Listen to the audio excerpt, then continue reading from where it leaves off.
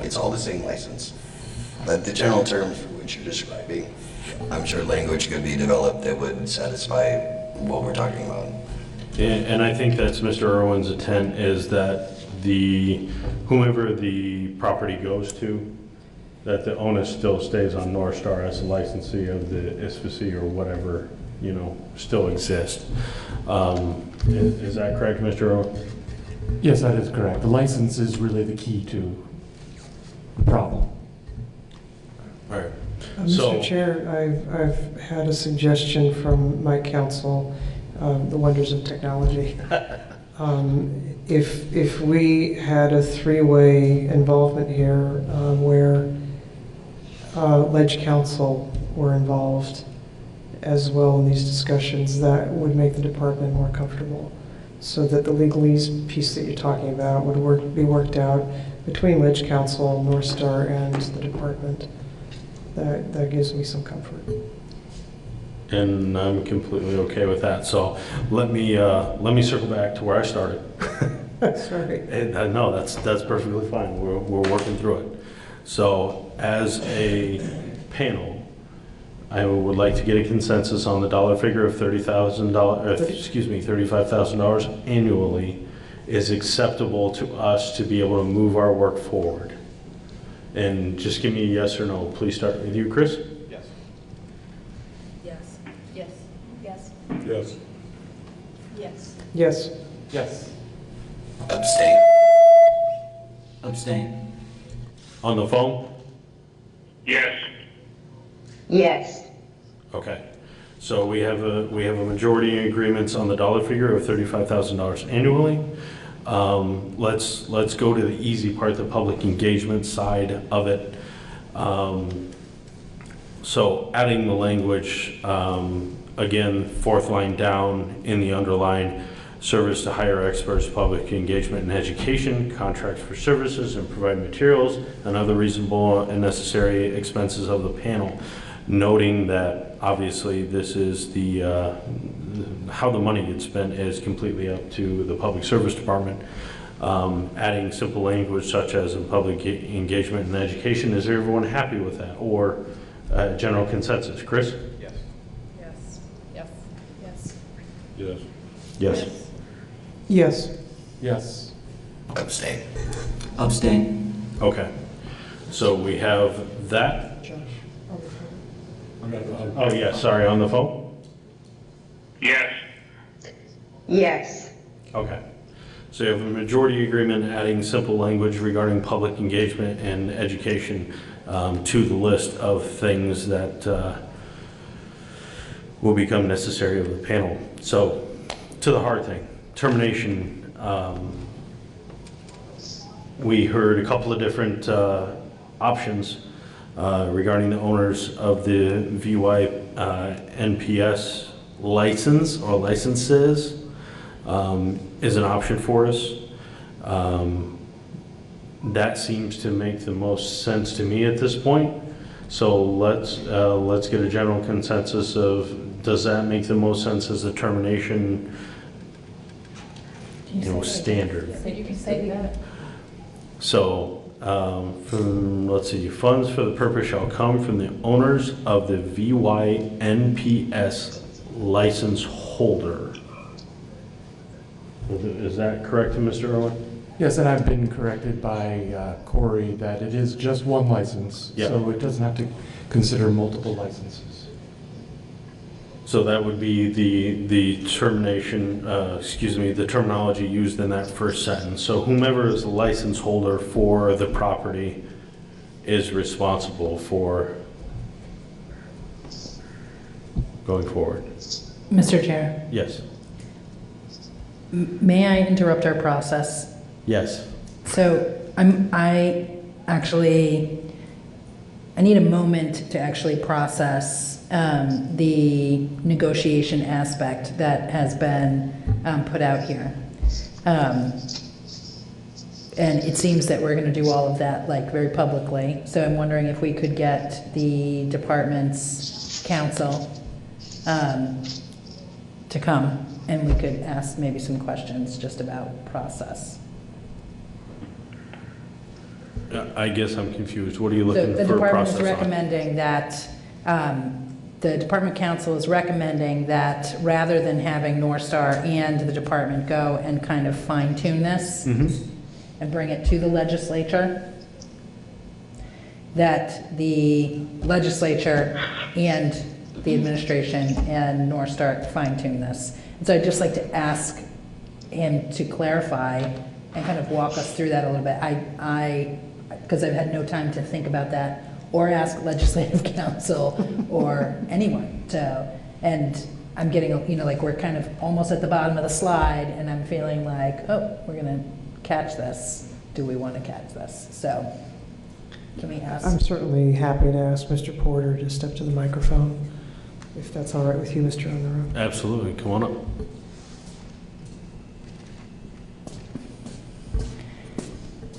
Thank you. Jim? Almost made it out of here cleanly. Yeah. Well, and I have to pick up a soccer kid. Okay. I have to leave in 20 minutes at the most. My question is, I want to understand the difference that you see between the department and North Star fine-tuning this, and the department and the legislature and North Star fine-tuning this, and what assurances you'd like to give me that Ledge Council will see those same. So what was in my mind when this came up was the commissioner seemed to have some reservations about the department and North Star going off in a room and drafting the consensus of what you vote on tonight. And I guess my thought would be to have a lawyer from Ledge Council, since we are talking about a bill or a bill amendment, and we've done this in the past with other parties, just sit down with Ledge Council sort of as an intermediary, another party to be there, and we could just both talk with them, was my thought. Okay, but I want to just make sure that we're all aware that whatever agreement we might put forward, we'll have to go through the whole legislative process. Any of the folks in the audience, in the public, anybody in the legislature that would like can engage in this process. And any legislator can access Ledge Council and work to. Oh, right, and to be clear, what I was only going as far as coming up with a draft of a bill that we would submit to the committee. And frequently Ledge Council has little fixes that help with drafting as well. Just that I think we would then come back and share with the committee, not necessarily at a meeting, but. Okay, great. That answers my questions and I am comfortable now. Thank you. Okay, so let's go back to the... Mr. Chair, it appears North Star's council may have something to say. Absolutely, come on up. Thank you, Greg DiCarlo, Counsel for North Star. I just want to clarify that my earlier comments were premised on termination at partial license termination, not later. Any questions about that?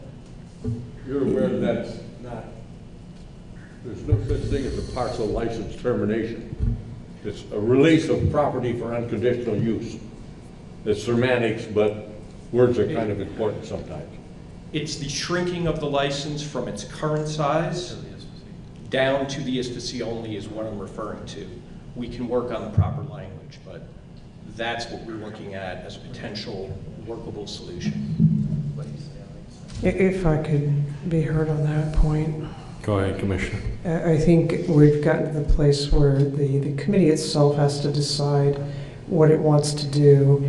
And then that conversation that Mr. DiCarlo is teeing up is one worth having, and exactly why I would want the antiseptic of Ledge Council being present.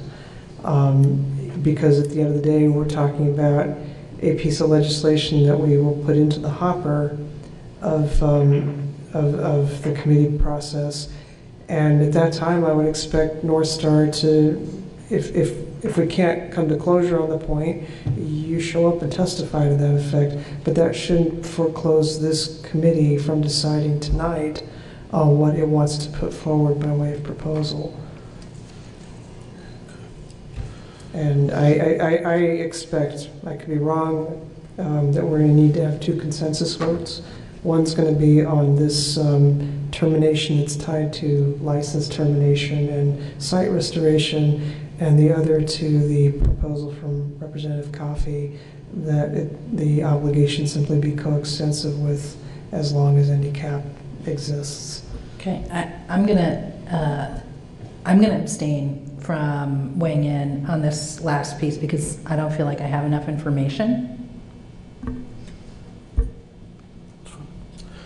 So I guess, Chris, there's a couple different options on the table right now, and I'm just going to be looking for the board, and obviously, feel free to abstain if you feel the same as Representative Sibilia, that you don't have the proper information to make a decision. So we have essentially 2 different proposals on the table as far as timeline goes. One from Mr. Irwin about license holders, and that, this is kind of perpetual to license holders to the end of handicap, and 2, to the partial license termination and restoration would be the second option to put an end to this particular agreement. So I guess I'm looking to you to see which one you lean towards to get a general consensus from the handicap panel. So we'll start with you. So I have to start with a question.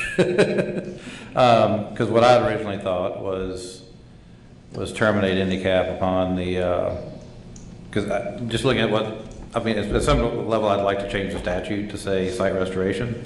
It's actually in our name because I was trying to figure out, was the intent of the statute nuclear decommissioning versus decommissioning and site restoration, but it's actually in our name, the nuclear decommissioning citizens advisory panel.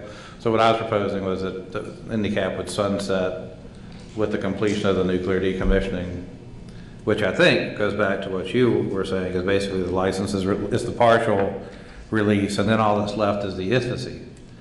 And then I'd also suggested potential language would be at that point the legislature could take up whether or not to continue, handicap should continue once it's just the ISFSI on the site. I know that sounds real complicated, but I think what I was, and I'm kind of looking down at Bill to see what he would suggest, because he's more of actually the expert on this question.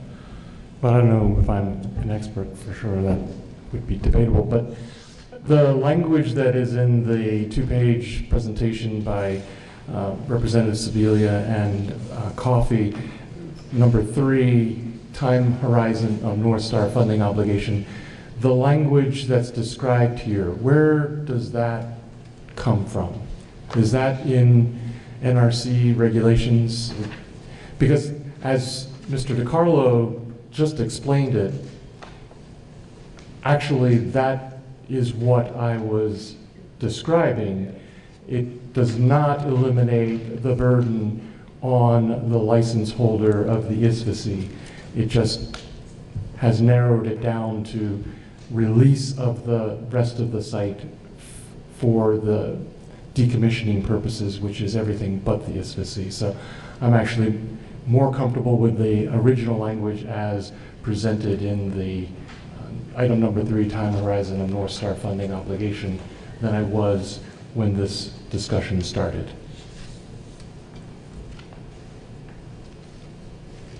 May I ask a clarifying point, Mr. Unruh? Yes.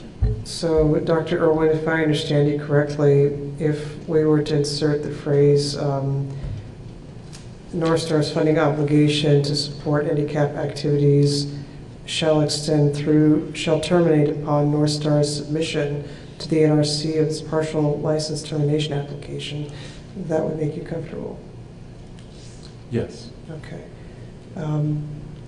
I guess I'd put that out for comment to the rest of the panel. I could agree to that too. I would be comfortable with that too. Okay. Chris, you good with that? Yes. Laura, you're abstaining, or are you good? No, I mean, that's clear enough. Okay. Sarah? Yep. Yes? Yep. Paul? Yeah. Okay. Yes. Commissioner? Yes, I'm sorry. That's okay. Yes. Yep. North Star representatives? Abstain. Abstain. On the phone? I'm good with that. Yes. Okay. We now have a clear directive from this panel to the Public Service Department, and from my understanding is that we are looking for the Public Service Department, the Ledge Council, and North Star Council to get together and make the legalese work. Is that my understanding, panel? Chris? Yes, and then the idea, I think, is we wouldn't meet to discuss it again, but whatever's negotiated would come back to the panel so that we can, individually if we like, or whatever, or however we want to communicate it individually, communicate that to committee. May I ask how exactly that is done? I'm hearing no further meeting, but come back to panel. I just meant like Tony would send us, this is the language they agreed to. And each individual, so there would be no hit return all. Unless folk want to meet again, I just don't know that we're gonna, I don't know that this panel is the best way, and I'm also being mindful of the public input, so the public needs to see what it says too. I just don't know that we're gonna need to be in the business of wordsmithing legislative language. So I think what we're agreeing to is the concept that's been presented here, so we're agreeing to the concept, and then the answer frankly may come back, hey, Public Service Department, in a meeting with North Star, with Ledge Council present, we couldn't come to an agreement, but at least we know that we agreed to the concept that was presented by the commissioner. So are you looking for, once the wording is acceptable to our parties, what are you looking for the handicap to do in your opinion from there?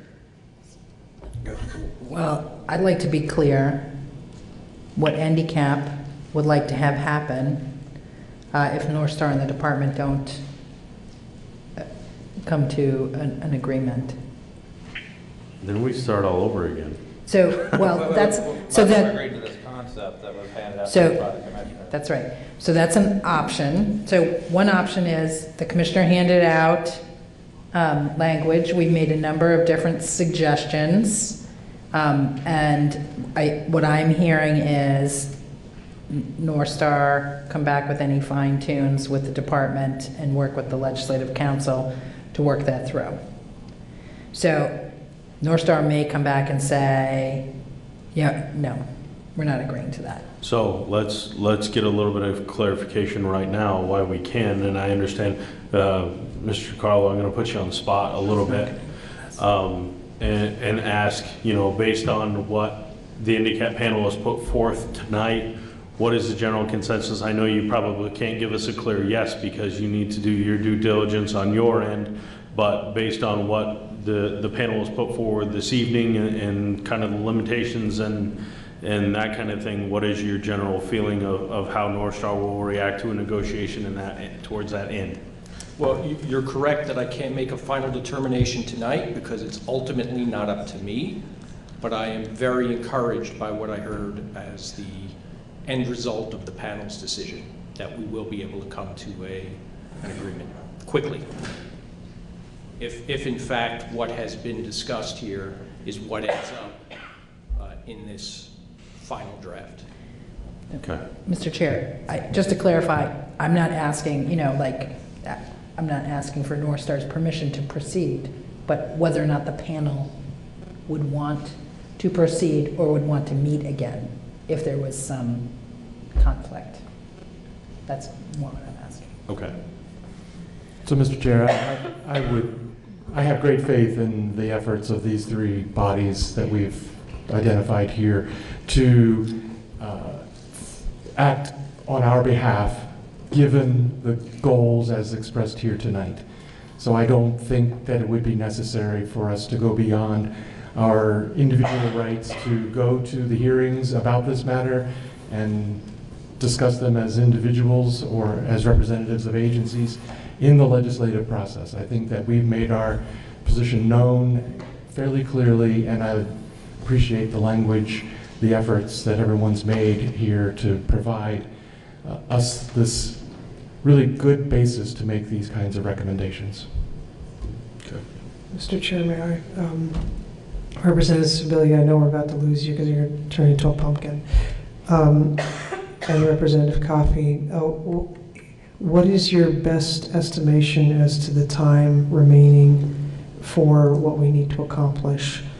If the department is able to sit down with a representative of North Star and Ledge Council, say within the week, and if the department is then able to kick back to the members of the panel individually the revised version of the language I've passed out tonight, and if that is posted on the website of the department for public comment for an acceptable period of time, a week perhaps, do you think that is sufficient, that there is still sufficient time to have this then go through the legislative process this session?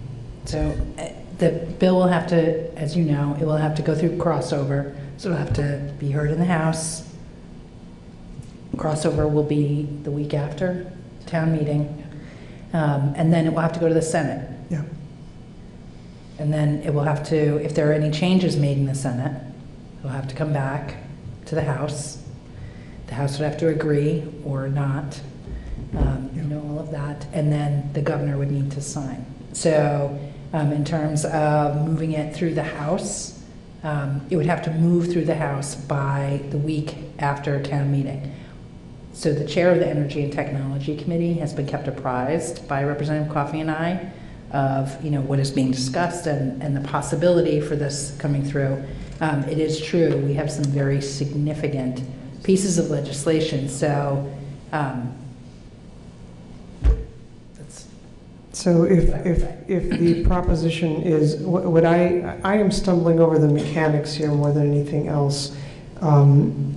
If we are able to reach the latest greatest version of this proposed language and get that back to the individual handicap members for their review, and to do so electronically, do we run afoul of any open meeting laws or anything like that?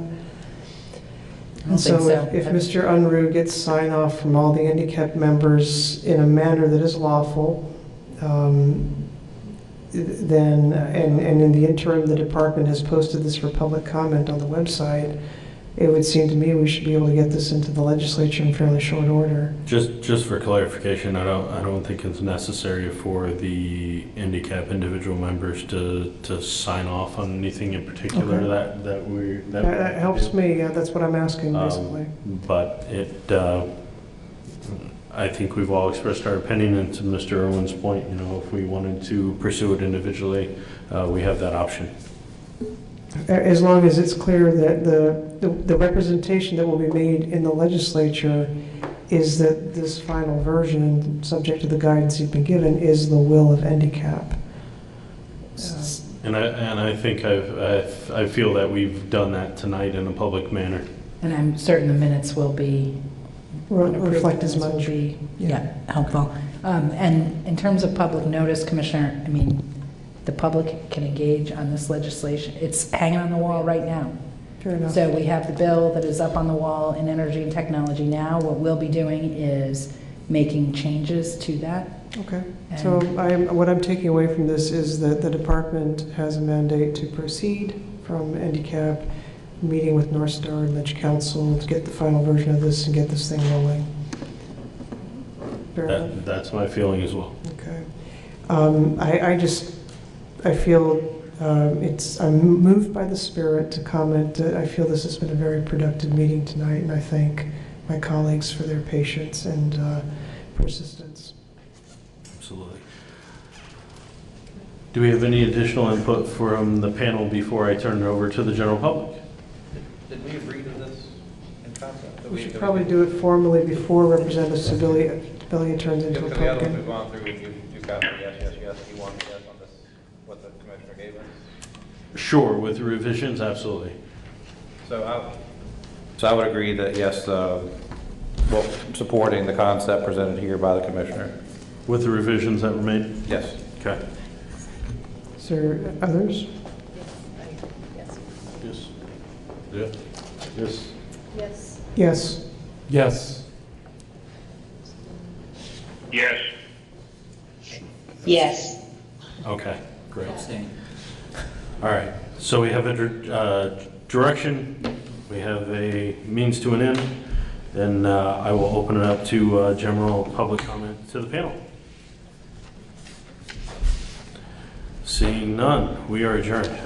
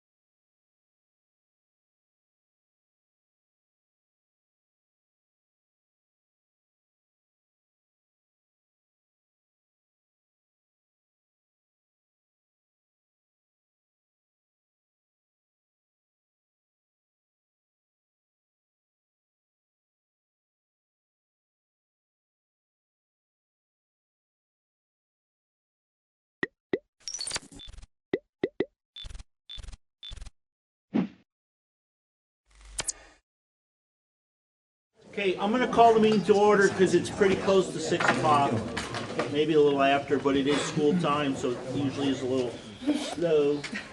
So the real world is probably a little after. So welcome to everybody. I'm going to go off agenda for a second. If we could, starting in that end, just introduce yourself because we do have some people in the audience which we usually don't. And we'll go through and we'll introduce the board. Sure. I'm Lisa Harris. I'm a school board member at Marlboro. Ken McFadden, representing Newfane for the West River District. Dan MacArthur from the Marlboro School District. Mike Foley from the West River District. Leanne Jolson, West River from Brookline. Rick Thorpe, River Valleys from Wardsboro. Al Clausen, Townsend, West River Vice Chair. And Rich Werner, I'm from the River Valleys representing Dover.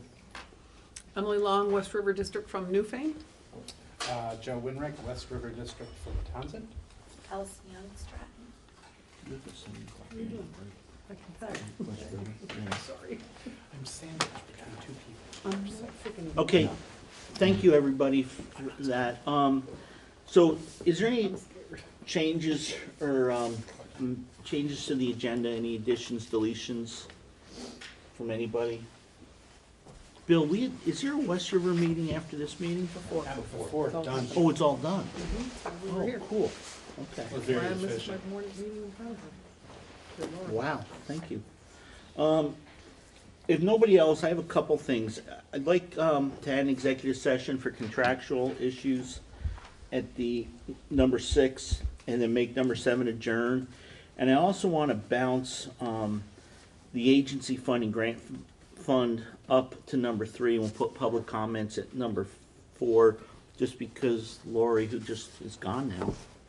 Did she leave? She did, Yeah, yes. so- Oh, well then we can leave it where it is. Perfect. Thank you. So public comments. Hi, public. Any comments? There's somebody in the back corner. Hello. No, you're right in like my line. No, that's okay. I just won't see you if you want to say something. Gerald was ready to say. Okay. She's a teacher. I'll poke you, because I can. Okay, you can see her. Okay, And so I know we're how kind it of is to have informal, so somebody behind a please, if I don't see you, just say, hey, dummy, or something. If we got no public comment, I'm gonna go to old business, and we have 2 things, and we're just gonna review them quickly, because we usually don't vote on these until, April 1st. right, after we have our, after the school budgets go through, so that we know that we're okay to approve them. The first one is the agency fund budget, and there should be a copy of that in front of folks. Is there extra copies for guests? So the agency fund really doesn't cost anybody except the schools that use it, and it's been something that Wyndham Central's done since way before Emily was on the board. It came, I think, from Frank Rucker. That's really mean. Well, no, I'm just saying, or how about it I came was before. only on one before year longer than you. I Before think. Dan MacArthur was There. ever on a school Dan- board. That's it. So Dan was on that's before really me. old. But anyways, what it is it's if different schools need like an art teacher, and they're only gonna have art 1 day a week, or if they have a phys ed teacher and they only need phys ed 1 day a week, it's a way for the schools to hire a person and give them a full-time job, so we're not just having a person who's 1 day a week. And then we can usually keep people better, and it goes to the central office, and what they do is the central office takes their salary and their benefits and divides it into 100, and then if you have 1 day a week, you got 20% of that person, so you pay 20% of that bill. It's actually something that schools in Brattleboro have talked about trying to do, and I was really surprised when they'd never heard of it. When I went and testified before the Senate Education one time, I told them about it. I thought they were gonna cut my head off because they looked at me like I had 3 heads, and they'd never heard of anything like that. So I think Wyndham Central is way ahead of the curve in sharing resources, before we were mandated to. So what happens is the administrators talk to the central office and give them an idea what, after discussions with their board, what they think they're gonna need. And then they give it to central office, and then central office puts together a budget, which you have in front of you. And we'll vote on that April 1st. We have to vote on it before contracts have to be issued, so there's RIF notices don't have to go out. But we also changed it probably the first time as chairman 10 or 12 years ago, because we used to vote on it in December, and we decided to push it off and vote on it after school budget meetings, so that in case somebody had their budget cut, they weren't committed to the agency fund. And then that way, because the central office has to issue contracts, and once contracts are issued, we can't, they're issued and we have to pay the people. So is there any questions on agency fund? And Lori was feeling a little under the weather, so we can throw questions at Bill if you want.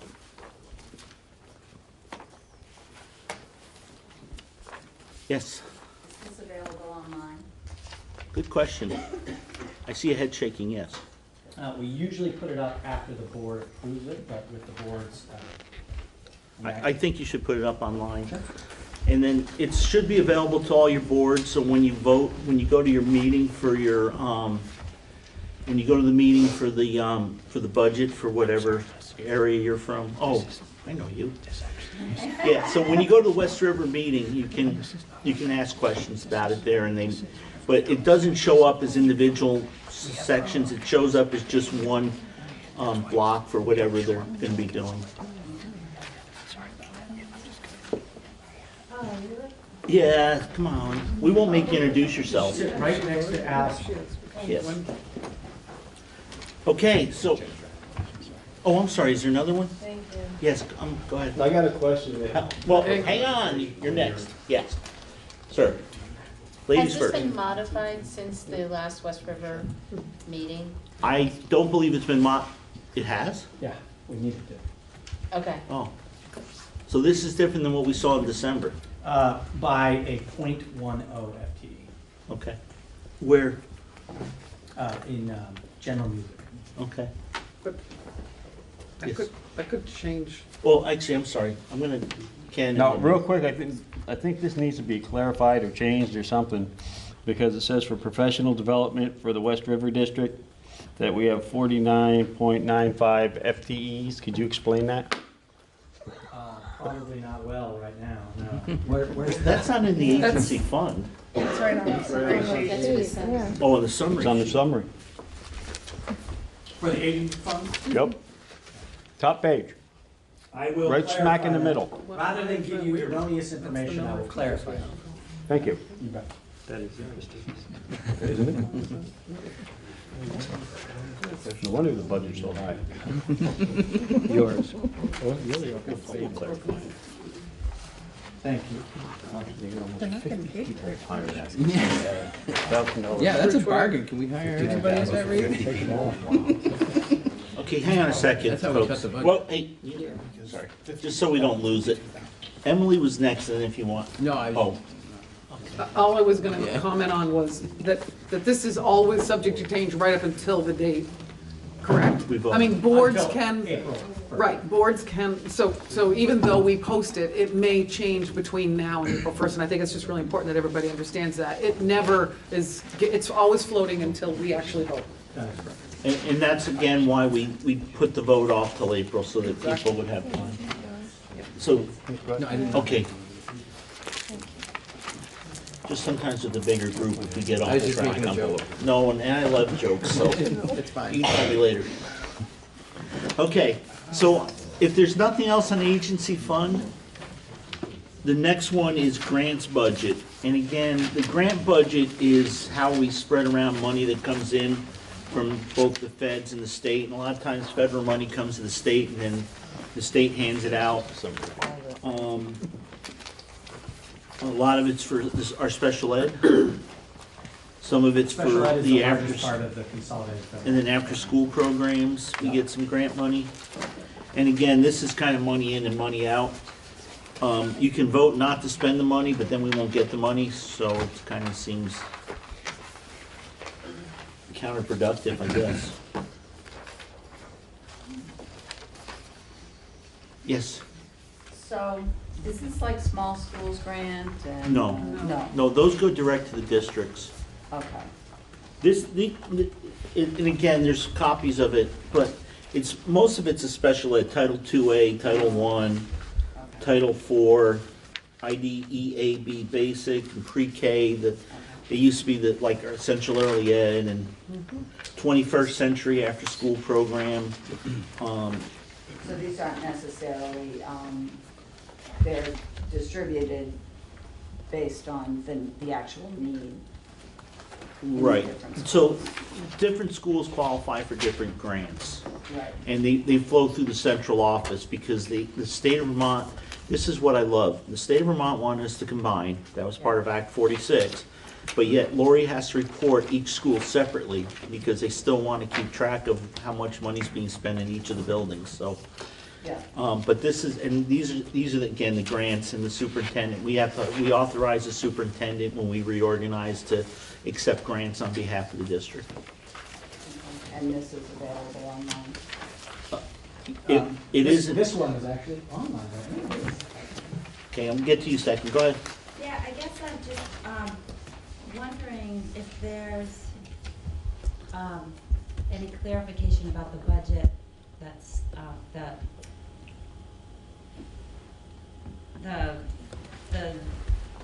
how the money's being spent down at the central office.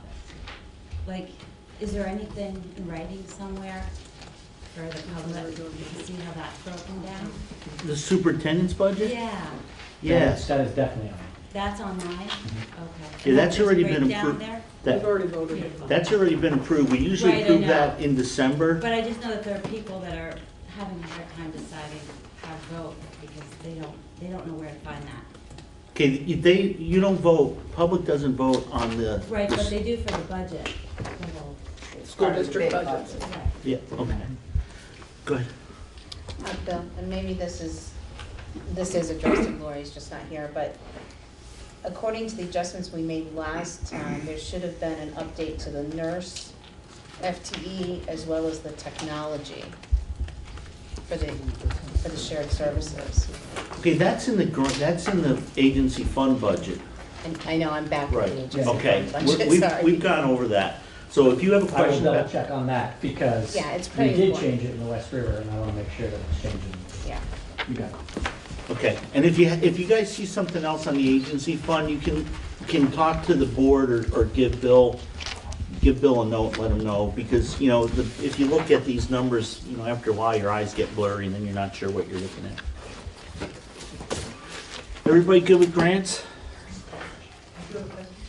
I'm sorry, go ahead, yeah. I'm Gerald Julian Cisse from Newfane. So I'm just double checking on the line here for student transportation. Okay, So- are you on the grant budget or the back Yeah, to I the guess agency fund? This is the agency fund. Okay, we've gone past that already, so if you have a question for that, go ahead and just ask Bill after the meeting. We're not voting on that tonight. Yeah, and you'll have another shot to discuss that before we vote on it. Okay, so on the grant budget, is there any other questions? Okay. Then I'm gonna move to new business. We have a regional calendar from 2021. And I think, Bill, when do they vote on this? So you see in your packet, you've got the calendar, and then you'll see behind the calendar is the statute. So I have to vote amongst all the feeding superintendents into the Wyndham Regional Career Center for a regional calendar. It has kind of been a non-issue for the 3 years that I've been because there hasn't been any dramatic changes to the calendar. But this year, the proposed calendar from the Career Center includes a changing of the February holiday week from President's Week to the week after. And so I need advice from the board on how to vote. I'm one of 5 votes. So the Career Center is for this, and we have 4 other votes that will determine what the regional calendar is. The other vacations and days are in alignment with the past. The most important are matching the 3 days in Thanksgiving, the days during December holiday, the days during February holiday, and the days during April holiday.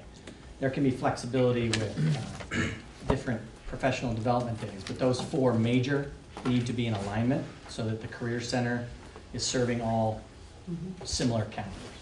So this is the first time it's been different. So. What happened to Veterans Day? Oh, hey. So those are individual decisions by individual districts. Okay, so Ken, you can go second after Emily. So this is then in alignment with what our Regional Career Center wants to do. That's number 1. Yes. Number 2, we have done this before. We've gone back and forth over the years, and I think it's really important that we all recognize that we haven't always had it on the week of President's Week. We've often done it to link it, frankly, to town meeting. break as well to lengthen the time, which this is doing. So this isn't outside of what we've done in the past. It's just different from the 3 years that, since I have been Got it. superintendent, so I thought it was highly important for. Got it, this- and I'll just make one, that was my question, making sure that we all understand that. No. I have been, over the many years, heard an awful lot of comments about which week we should do it, and frankly, when we've moved it to President's Week is when I mean, you guys all may be different, but I hear a lot more negative around that than having it this way. So, it's just a comment from, anecdotally, from what I've heard over the years. I don't know what anybody else feels. Ken? Well, I agree with Emily there. We used to have it there and go back right after town meeting, which worked out perfect. And I don't know why they changed it, but they did, and it goes back and forth. And it's funny because it actually, most of schools in the area and over across the border there are all next week. And for some of us who have families that have, grandchildren over on the other side, we'd like to spend some time with them too. But anyway, Veterans Day. We used to have Veterans Day off years ago. All of a sudden, we don't have Veterans Day off the last so many years, and I'm just wondering why. I'll represent the veterans from the district, okay? Can I? Yeah. I have no evidence as to why that was made, but those individual dates can be done at the district level. So since you are on the West River Board, I'd be happy to put it on the agenda for the February 24th for that particular day. So just a quick comment for people to think about too is, when we switched, we have a couple times gone against the Wyndham Regional calendar. And the problem with that is when parents realize that, parents have kids at the high school and the career center and in our schools, they get really ugly because then they get no time off because, they have to be around for the week that we're in session and then be around for the week the career center's in session. And the other thing is we can send Bill down with explicit instructions to vote against and do everything he can, but he's 1 of 5 or 1 of 6? 1 of 5. 1 of 5. So unless he, takes some backup, maybe Ken and some other veterans, he may not be able to do it for us anyways. But it seems as though, is there any other comments on that? Yes. I don't have the piece of paper, so are you talking about changing? Changing from February vacation. February vacation. Are you talking about it not being next week? It would be the week after next year. Next. So, just so we remember that probably conflicts with kids who work at Stratton and count on that week to earn some money. Yeah. And Mount Snow. And Mount Snow. We've gotten beat up for that before Yeah. too. Any other comments? So what do you folks wish? Do you wish Bill to go down with the ship, or do you wish him to just march along? Somebody tell me. I support this. Yeah, I Calendar. support this Okay. as well. Me too. Straw poll, is there anybody who doesn't support Bill to approve this? Okay, Bill, you've got your marching orders. If you All right. need backup, make sure you call Ken. Thank you very much, guys. Okay, so, number 5, waiting study. So, if you like to kill trees, you can go online, and here's a report, pupil waiting factors report. It's really big, but I can't do the computer. I have to see it in paper and read it in paper. So it's here if anybody'd like to look at it. There's like a 5 or 11-page executive summary, and it's very good. And basically, it's something that in our area, Ann Manwaring was a representative for Wilmington for a while. She had been trying to get something similar to this done. And then Laura, when she became a representative, she really fought for this. And even before, the town of Dover used to support or have a lobbyist and a person working with us to try to get some changes to education finance. And this was, we had some other studies done that we turned over to the legislature. But this is the first time the state actually had a report done. And if anybody didn't get a chance to read it, I'm going to put Laura on the spot and just ask her to give us a brief summary of it. And the reason I asked to have this meeting, and I did check with the officers, was I would, one of the thoughts is if everybody's in agreement, I'd like for Wyndham Central to write a letter to the legislators supporting that they enact this study, or at least, review it and allow us to testify, any of us that want to testify. Just so you all know too, though, it's not great for every school. Every town does not win in this, but I think it's part. Yes, they do. But I think it's a fairly good study. So you. I just want to flesh out your request. I completely agree, Rich. As I understand it, Laura has actually sponsored, I think, 4 pieces of legislation around this, and so I think if we do write a letter, we should write it in support of not only the concept, but these particular pieces of legislation. And I want to point out, too, that as your regional representative to the School Boards Association, we have a meeting on Wednesday, and if that could possibly be done, or at least the action taken around that by Wednesday, I'd like to present it there as well. So yes. So let's completely keep that supportive. in mind while we'll let Laura present the study. If there's any questions, if there's anybody in the audience that has some questions, Laura's pretty well versed in it, and then we'll have some discussion and decide what we want to do. So I do want to just, thanks, Rich. I don't know how much time you want me to take, and I will try to be brief. We're going to be out of here at 7. Perfect, because dinner is looking good once we get to it. I do want to note that Kelly Paella, who's here, Representative Kelly Paella, Carolyn Partridge. Oh, it's Kelly. Well, we've saved your seat up here, Kelly. Sorry, Kelly. We're going to put you on the spot. And John Gannon have sponsored that legislation, and I want to be very clear to note that we have been talking with and keeping Emily apprised of all of this, and she is very much aware and working with us. And Carolyn also, isn't Is that a fair characterization? Thank you. Okay. Carolyn, if I didn't say Carolyn. It is. Oh, she did, I'm sorry. Yeah. Okay. Does everybody understand? Does everybody understand the weights and why it matters? Does everybody in the audience understand the weights? And why it matters. So, But the people watching might not know. okay, so very briefly, with let's see if it's briefly. Very briefly with Act 60 and the requirement, to fix our education system so that we were providing substantially equitable opportunity for all of our kids. The legislature put in place a mechanism, statewide education property tax, as everyone knows, and the equity, the measure of equity, and feel free, anybody, to jump in and correct me if I go astray. Was really per pupil spending.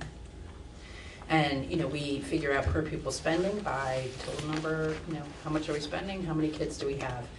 We acknowledged, or prior to Act 60, there was an acknowledgement that some students cost more to educate, and so they were weighted differently.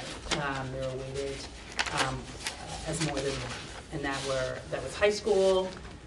There was some special ed and some ESL. I think there's a second language. Yes. Explain weight. It's not dollars. It's Weight is number of students. So, if we have a classroom of 10, if it's 10 middle school students with no special needs, they're all English language learners, no one is in poverty, that's 10 kids. When we start talking about kids with special needs or English language needs, or as this study has indicated, kids in areas with low population density or high poverty, you start saying that child's going to cost more to educate, and therefore we need to count that child as more. The weights are important because the construct that we have, that's how we deal with students that cost more to educate. Can I just add one piece Please about do. that? The one time that I remember that a weight changed, the weighting schedule was in place for a really long time, but there was a change made in 2020. For high school. I can't remember the date, for high school, and it went from 1.25 down to 1.13. And at the time, and I'm pretty sure Laura remembers it as well, but I was sitting on the Leland and Gray High School board, and I felt pretty concerned about the loss of having, So I asked why, over and over and over. How did you come to 1.13? And I, at the time, never got an answer. I'm sure For it was. that. There was no, I shouldn't have well, I described didn't actually say that, but it felt like that. There was no real metrics that they based it on. It felt like it was a means of dealing with Back of property envelope, taxes. right. Yeah. So we have been pushing, as Rich said, for years, saying that it just does not, and we've had these discussions here, it does not cost the same to educate every student everywhere. And the very basic example that we give, or that I will give to other legislators, if you have a classroom of 10, and you have a classroom of 20, and all things are equal with those students, and we're aiming for per pupil spending, legislatively, we're trying to get everybody aimed in the same direction, and it's, say, $10,000 per pupil. This classroom of 10 students has $100,000, this classroom of 20 students has $200,000. If they have good school boards in each one of those classrooms, which I'm certain that they do, they are spending those dollars to purchase as much high-quality education as they can for their kids. And what it means is, over here, they're buying more opportunity for their kids. And when all the residents get cranky and say, you're spending too much, we push down on per pupil spending, the penalties, the excess spending penalties, and we say, all right, guys, we really only want you spending $9,000 per pupil. I have $90,000 here and $180,000 here, and that's starting to hurt for these kids. And maybe their school board's saying we have to spend more, and now you're seeing tax impacts there, or maybe your school board's not saying spend more, one way or the other. You've got taxpayers or kids getting hurt over here. We're still probably pretty good with $180,000 over here with these 20 kids. So they're seeing a tax benefit and more opportunity. This weighting study, we've been pushing for years and years and years. And actually, Oliver Olson, preceding Kelly, I can remember him speaking on the floor and talking about the differences in opportunities amongst high schools and alluding to this. This study, Oliver calling. yeah, probably not. I think the Education Committee, and I think you probably were still on it at that time, we were fortunate enough that the chair really wanted to push on the poverty rate. Really wanted to, Dave Sharp at the time, push on that. And we took a look at all of the weights, with the exception of pre-K. And this study, I'm so ecstatic, with the quality of work that was done, the breadth of information that they considered across the nation, and they've come back with recommendations basically saying the weights that we have, they're historical artifacts, there's no basis for them, and I can see you laughing, but and it's sort of funny, but actually it makes me really angry, because not a lot of people, but some people have known this for a very long time. And a lot of kids got hurt, and taxpayers have been hurt as well. I'm sorry, Al, I'm not meaning, but I'm telling you, I'm really feeling the, injustice of this a lot.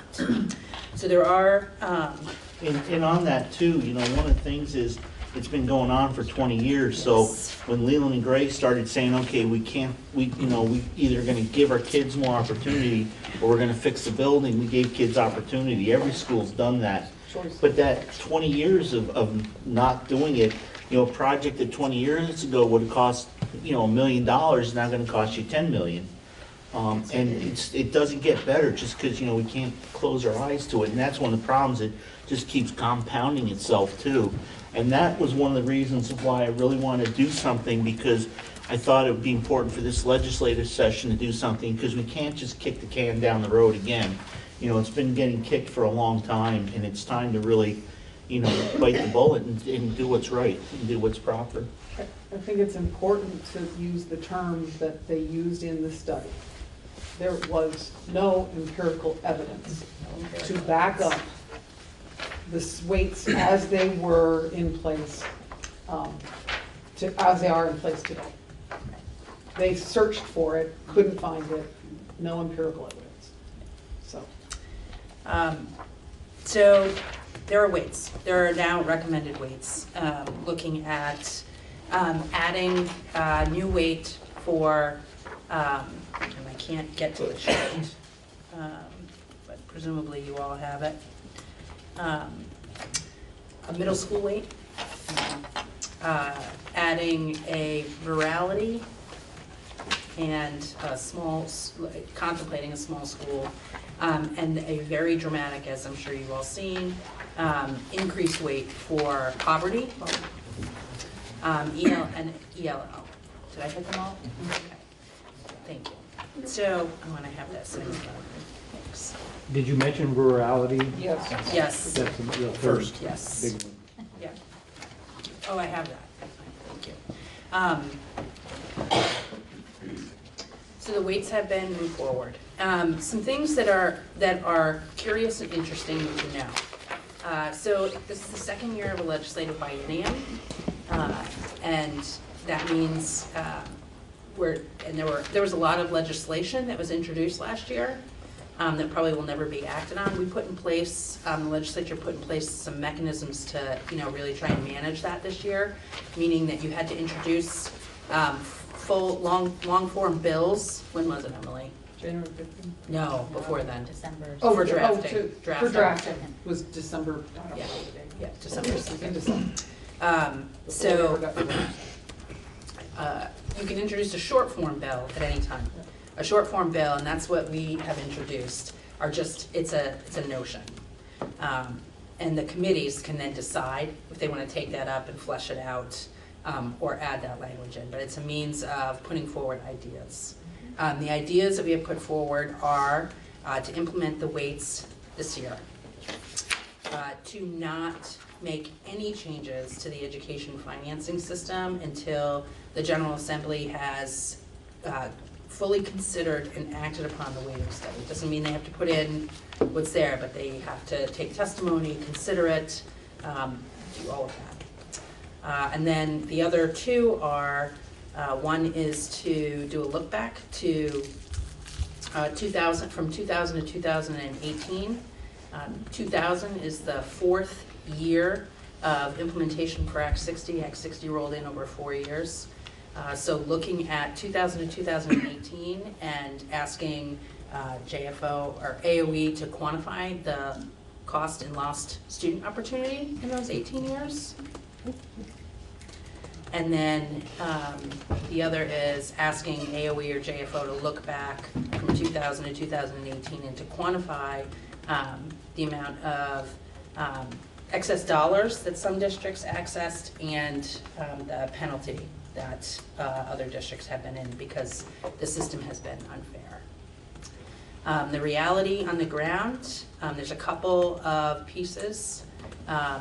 I've been told that Education Finance has moved back to Ways and Means. For a number of years it was in the Education Committee in the House.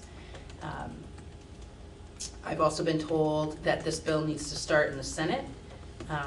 Senator Baruth has told me he intends to try and act on it.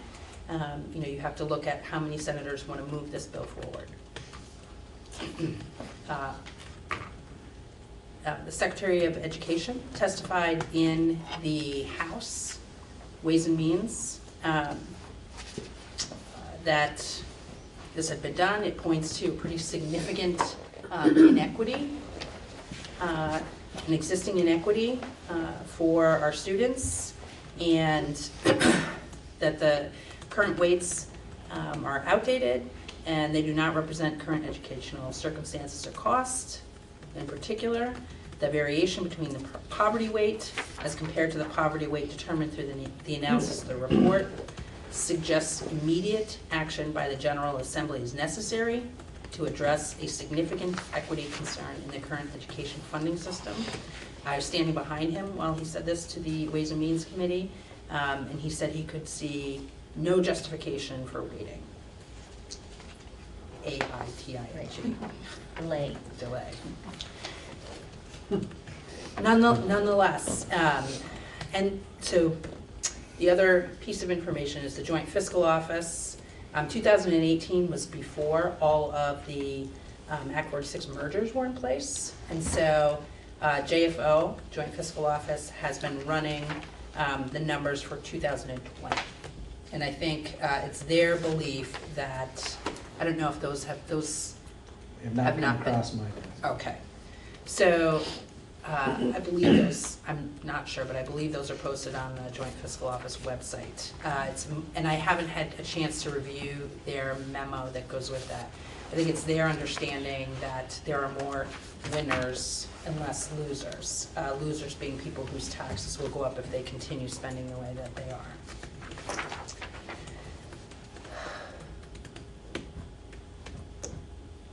So I think that's it.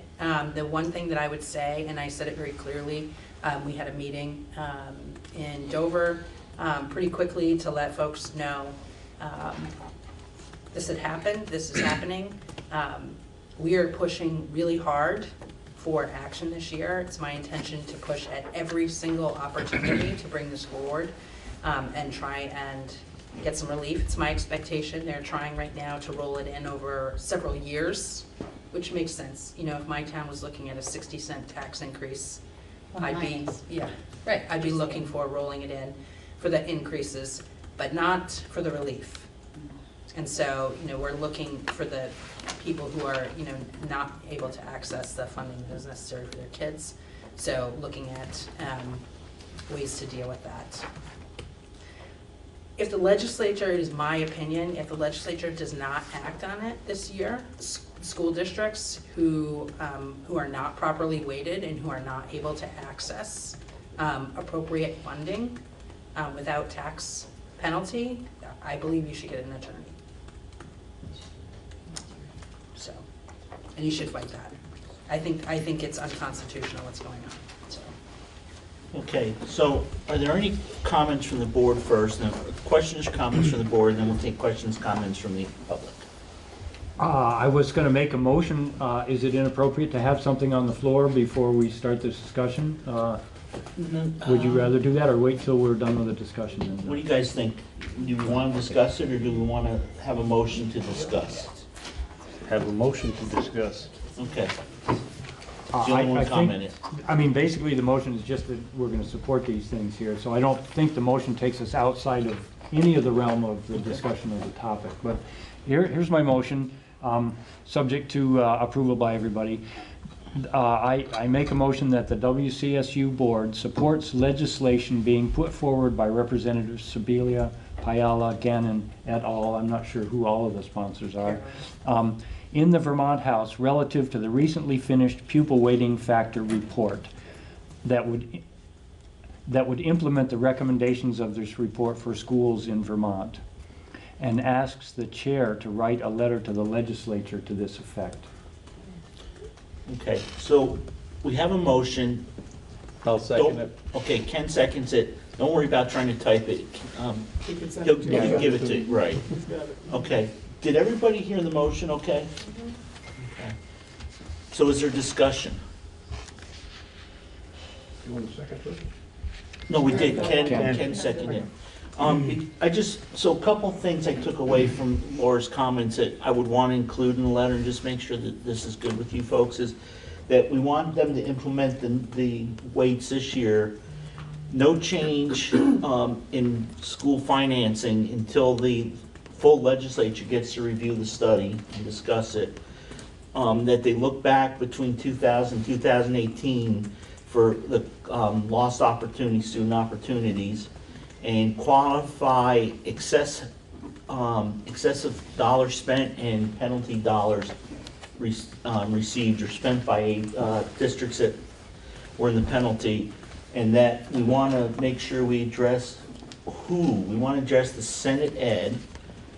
We want to address our senators, yes, our representatives, House Ed, House Ways and Means. yeah, and then Senate Senate, Finance. House Ways and Means, Yes. Senate Finance. The Senate Pro Tem, Senate Pro Tem and the and Speaker. Speaker. And I would also send it Hang on, to well, do we also want to talk about no justification for waiting and relief is immediate? no justification for, oh, waiting. Delay. For waiting. Not how, having it. And then, joint, so we want to do the Senate Pro Tem and the Speaker of the House, and was there, I would recommend AOE. And I think you should discuss whether or not you want to send it to the School Boards Association and the Superintendent's Association. I was gonna say, probably the special educators. 'Cause that's a pretty big piece of it. Huge. And the Principals Association, keep them informed as well. There you go. Do the Bs. okay. Can I just ask a quick question? Yes. What's the timeline on this, like, that you would expect that they would? Can you repeat it so? What is the timeline for this? It's not your fault. So a couple of things to know, which is the legislature can move on a dime if they are so inclined. This is very impactful, and so it's not gonna move on a dime. The Senate needs to move something out before crossover, which, Emily, do you know when crossover is? Yeah, but I have to pull up my calendar because we just decided on it. Did we actually both vote on it? I don't know. We did. It's crossover is- mid-March. It's right after town meeting.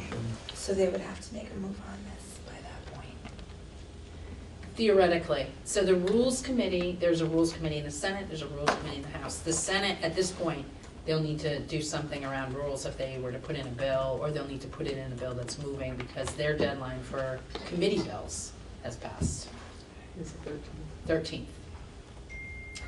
The 13th. Tentatively, there is a 13th of March. public information session on March 11th up at the State House as well, tentatively.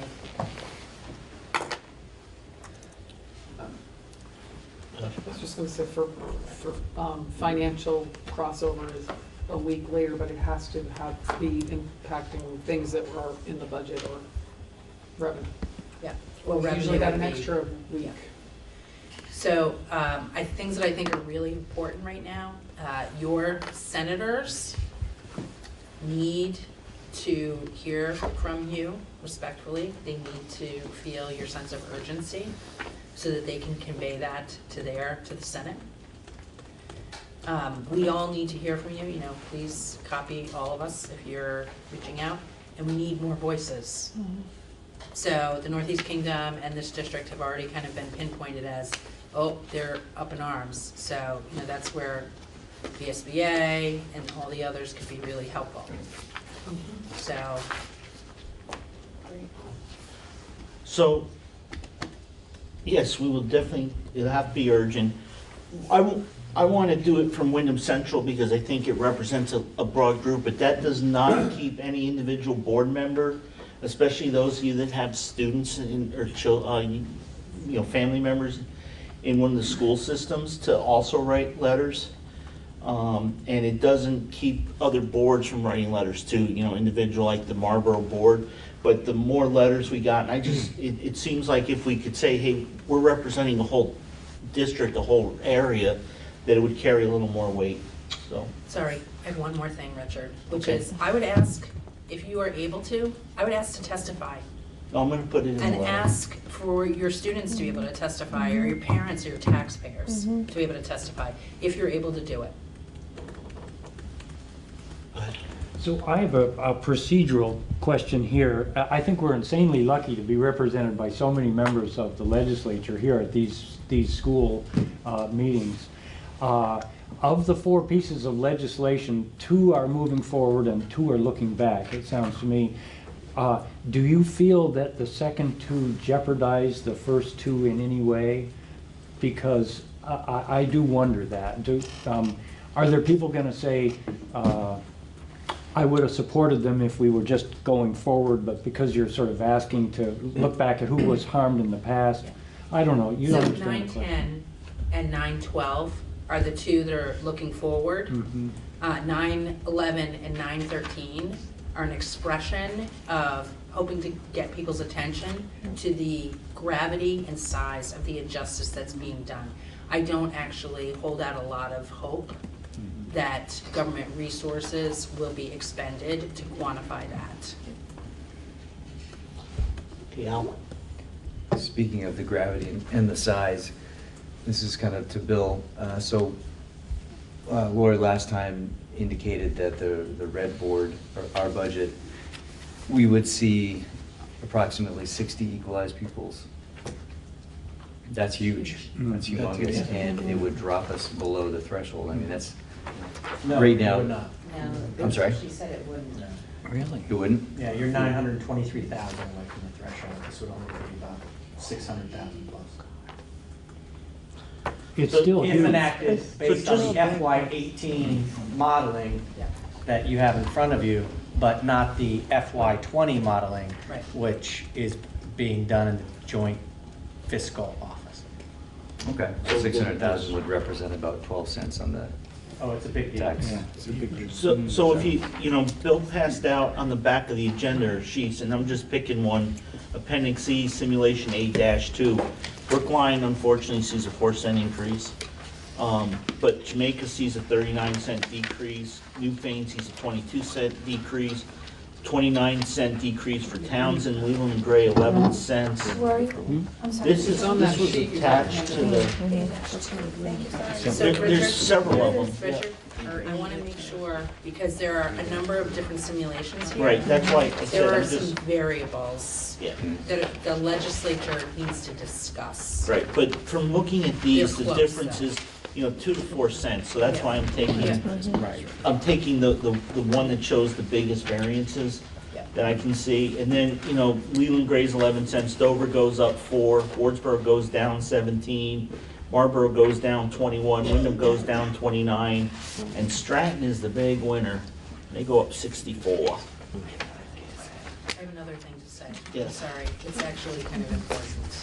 So Okay, one go of- and then we gotta take questions from the audience. One of the pushbacks on this that I've heard from analysts and Ledge Council, and they say it in the study themselves, is that there's no way of knowing what a town like, I will say, a town not in the supervisory union, but that I represent, what a town like Reedsboro would do with a 40-cent decrease in their tax rate in 2018. Would they have purchased more opportunity for their students, or they have pocketed the tax savings? And in fact, when I testified in House Education, there was a lot of concern expressed about that and whether or not I would support mandating that they use that to purchase opportunity for their students.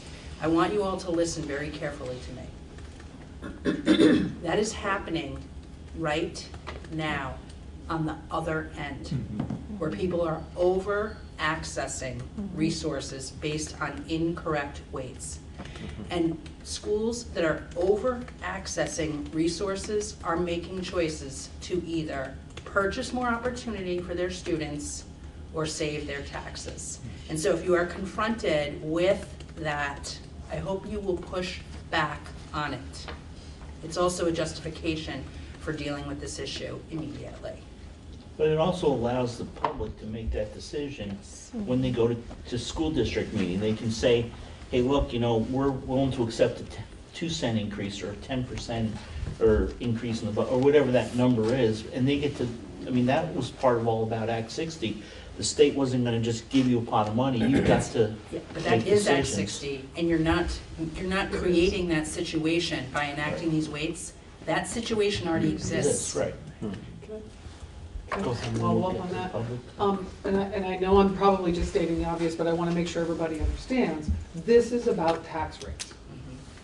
This is about tax rates and what you can buy. You feel that your voters in your district can support based on tax rates. So if for example, at the West River District, we're over the excess spending threshold, if we, and we're still, the reason we're over is because we have made decisions about the spending plan that we have here providing the education that we believe supports those values that we have behind us.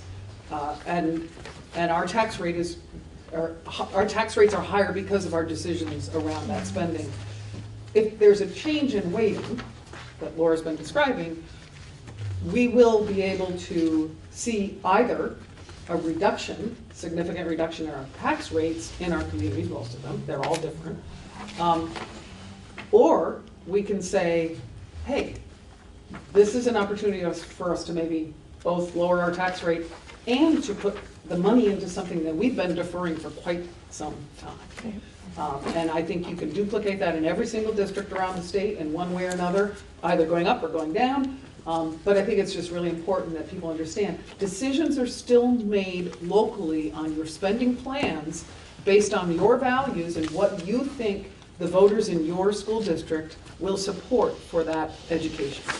And I just think it's really important we keep that in mind. And so decisions are still made locally around it. I have one more question. Yeah. Because I'm from Stratton. You know, talk to have him, Ken. Ken's very loud. I can hear Joe. him. Ken's on that. I'm sorry. Ken is loud, but Joe's loud enough. Just tell her. She's got laryngitis awful. I know. From Stratton. Yeah, she's from Stratton. Yes. Yeah. And so before I totally freak out. Yeah. We have been told repeatedly that waiting will work for us as well. And No, I mean, based on these numbers. well, no, but what I'm wondering is, because of the years that we had an incredible anomaly happen right around this time. So maybe this isn't necessarily representative of what would happen overall for Stratton. Is that an accurate? So there are FY20 numbers. I think they need to be looked at. This is not what you will see. Of course, there will be an immediate impact. There is the opportunity to see some spending maybe come down, because what is the effect of what is happening here are large, wealthy towns without a lot of poverty have been seriously overspending. And that is actually where most of our spending is in the state. Right, but Stratton's current situation is compounded by 2 years of unanticipated students and being significantly above the excess spending threshold. Right. And so that's why that number looks so scary. However, since you're a non-operating district, I think your numbers function somewhat differently than an operating school district. Because I like my hair, I don't want to get scalped. Oh, it's not bad. It happened to a couple of us. But I think if this is going to be addressed, you have to look at what this does to non-operating districts and see how they function within the funding formula. That maybe not has been as discussed. Right. And well, there are some non-operators who go down as well. So, I mean, we have to. That's true. Yeah. Right. So. And Winhall goes up, not quite as significantly, but also significantly. So, you know, and I know the two towns have had kind of mirroring challenges over the last couple of years. So we haven't given the audience a chance, so if any, go ahead and I just had one question. Is this gonna do anything with the hold harmless? Because we can't go, like, even if this was implemented today, we wouldn't see these declines because we're held to the, can't go up or down by more than 5% because we merged. Right? So the legislature can turn things around on a dime, which is great. It's terrifying. So would this be would your legislation be outside of that, like, so that it could go down, like it went down 29 cents, if it could happen, and not be limited by how much it could fall? I think we have to flesh all of that out by taking the bills up and working on them, as well as the, different, you have all these different scenarios because there are some, options to discuss. So when Act 60 was phased in, what they did was they said schools that are going up are only going to increase so much percentage. Like in Dover, we would go up to this certain tax rate that we were below, and then the following year we would go up to this other tax rate, whether you spent that much or not. And other schools were getting some of that money, but it didn't fully implement for 3 years or 4 years. And I think that was one of the things Laura was talking about, is they're looking at, so maybe not the schools that are coming down that would see an increase that would be phased in, but You know, one of the things they're arguing for is those schools that really need help. You know, we can't wait another 4 years to phase it in. It needs, we've waited 20 years, let's Right, move I was talking about the Act 46, right, where Yes, you are. they can't go up or down by, Right. yeah. Which phases out eventually. Right. Before you go to them, can I just ask? Yes, but we're gonna run out of time. I know, but I'm just, Laura, am I right that all 4 of those bills went to the House Ed? Even though House Education So I is wanna not just dealing with finance. clarify that House Education was given, in the 4 years that I sat on it, was given the duty of looking at finance as well. That was removed from them during this biennium. But I would say that House Ed never operated in even those 4 years dealing with ed finance. It was always in conjunction with Ways and Means. So these did get sent to House Ed, and that's a decision that gets made, but I'm not sure what action is going to be taken in House Ed. And here's my second piece to this. You may have an update for me or for all of us, but the Senate Ed Committee has had more conversations around this, I think, than the House. They've taken more steps and showing more action. Would you say that that's a fair assessment? I would say that that's a fair assessment. But you don't see any path yet. So last weekend, I sent a letter to, we sent a letter to the speaker and the pro tem, saying it needs to happen this year. Saw this pro tem last Tuesday, and he said, we're running the FY20 numbers, and then we're gonna start talking about, seeing if there's the will to move. And you can check back in next week, which is tomorrow, which I will be doing. So it could start in the House or the Senate, which is important that the motion gets sent to all both. But everybody's saying it's gonna start in the Senate. It has to go to both. Yeah, I just think it's really important. Okay, go ahead. I have a couple comments. Patty Dixon from Jamaica. First of all, everybody should write to all of these people, and you can find all their information online. I wrote a letter and sent it to Ways and Means, Finance, Senate, House, everybody. And everybody should, and I got responses from some people too. And my understanding of, I think it was from the executive summary, was the idea is more a redistribution of the original money that's always been there or always been sent, but it's meant to redistribute it more fairly to the places that really need it. Not necessarily to save money on your taxes, not necessarily. The purpose is to make things right, that we have all just agonized about every budget season. It's just, I'm sorry. Don't get me going. No, I know. Okay. It's divided boards, it's divided communities, it's just been horrific, and everything we try doesn't work. It just, very Unjust. long time coming. Yeah. Okay. Did you want to comment on that? Do you want me to mention Yeah. that? So- I just think it's also really important to understand that this isn't actual dollars that come into our district. This is buying capacity through tax rates. So when you say sending money, that's actually not true. It's not, and I'm not trying to correct you, I'm just trying to say, people need to make sure they totally understand what this means. It's not actual dollars being sent to your district from the state. It's buying capacity through tax rates. It's reducing or raising It allows tax us to spend more. Right. without impacting our tax rates. Impacting our tax rates. Right. Okay, just one minute. Yeah. Any other comments from the, go ahead. I guess Gerald Julian, CSA from Newfane.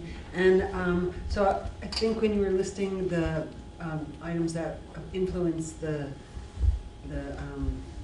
weighting, you mentioned rurality. So, because one of the issues that I always feel like down here, we should get some kind of a special consideration when we go over our threshold, and then we're penalized because we've gone over our threshold, but we're the second largest geographic education district in the whole state. And so yes, we have, even though we have a small population, we're traveling many, many miles. And so therefore, there should be some kind of consideration for that, that we still, just because our student population lives all over the place, and we have to get them to school. So I was looking at the figures here, it's almost $400,000 for transportation. That's quite a bit, and influences how much of that, a percentage of that then is figured into the equalized pupil spending, then we're going over our budget, then we're getting penalized. So how does that fit into there? Can we get some kind of relief? So that is part of the argument that we made for having the weighting study done. And there is a weight in here that recognizes that rurality. So we have to wait for these decisions to be made. I mean, just in the last few weeks when we've had our meetings here and having to cut, and we can't cut anymore. And yet our miles aren't changing. We still are educating the same number of students who live in the same spread out district. I will just say to you, I would encourage you, cannot wait for people to understand your pain or to do the right thing. We need you to help. We need you to be articulate about what you are facing, and we need you to work with your boards to be articulate about what you are facing and to communicate that. We need everybody. Any other comments from the public? Drew? No? Anything as a board member? No, I support the action that was called in motion, and I second the call to put in there that we will testify, parents will testify, board members.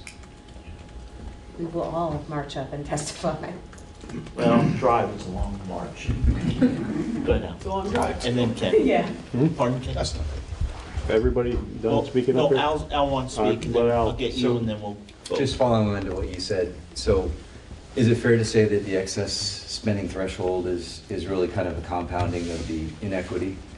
I mean, loan sharks don't charge you 100% on penalties. Right. It's Continues to be pushed back on the excess spending threshold from all angles. Yeah. right. So I'm just thinking, if we were not able to push this legislation through, at the very least, if we can knock that out. So that was a The excess suggestion that I made to the education committee. We were there, like I understand that you may need to roll this in, because of, the shock factor for places that are looking at tax increases. And, I encourage them to look for then one-time dollars or something to help us, or look at the excess spending. And, we've been hearing some good ideas about, ways to do that. Yeah, because you're not taking it away from anybody else at that point. Yeah. No, but your excess money's going to Well, other places. one of the other notions that is being put out there, that at this point I've heard nothing to help me not be alarmed by this, is the notion of doing categorical grants instead of adjusting the weights. And so if you don't adjust the weights, you keep the inequity in place, and you put some, temporary, will into categorical grants, which is simply going to increase education spending, which I'm sure none of our voters or your constituents will, weigh in with you It's about. also not adjusting what's wrong. Right. Okay, Ken. But it allows Well- you not to have to make I was difficult gonna call the question. decisions. Okay, well, we don't have to call a question. You guys ready to vote? That's one less vote. So I have a question. I'd be willing to revise this if my second will go along with it. Instead of saying this clause relative to the recently finished pupil weighting factor report, instead of that, mention House 910, 911, 912, and 913, or maybe leave them both in. No, but that's okay, because you said it. Yeah. So it's gonna be in there. I don't think we have to, I can reference it in the letter without you having to change Okay. your motion. Okay, unless you feel that the motion would be more I more think, effective. Okay, all right. So, yeah, I'll make sure I put it in, and you know what? I'll shoot it over to you, and you can look at it. okay, sounds good. Do you Okay. want me to reread as? I don't think so. Do we need to reread the motion, or is everybody okay? Okay, so if you're ready to vote, all those in favor of the motion from our gentleman on the left, signify so by saying aye. Aye. Any opposed? I Oh. feel like I might need to oppose just because this is glaringly awful for the town. Okay. But I don't know if I should do that. Well, it's up to you. You need to make a okay. decision. Yeah, it's okay. So I think I have to oppose. Okay, so we have one opposing. So the motion carries almost unanimously. Thank you, folks. Thank you for the audience. Thank you for your input. We really appreciate it. It's really nice to see you here. And then if you have any questions, send Laura an email. She'll tell you who to write to. She'll give you everything you need. So hang on, we're not done yet, folks. We're not done yet. Okay, we have a contractual, yes. Yeah, you can leave. So we have a fairly quick contractual issue, and we will make a decision after the executive session. So I need to have a motion for an executive session for contractual issues. So moved.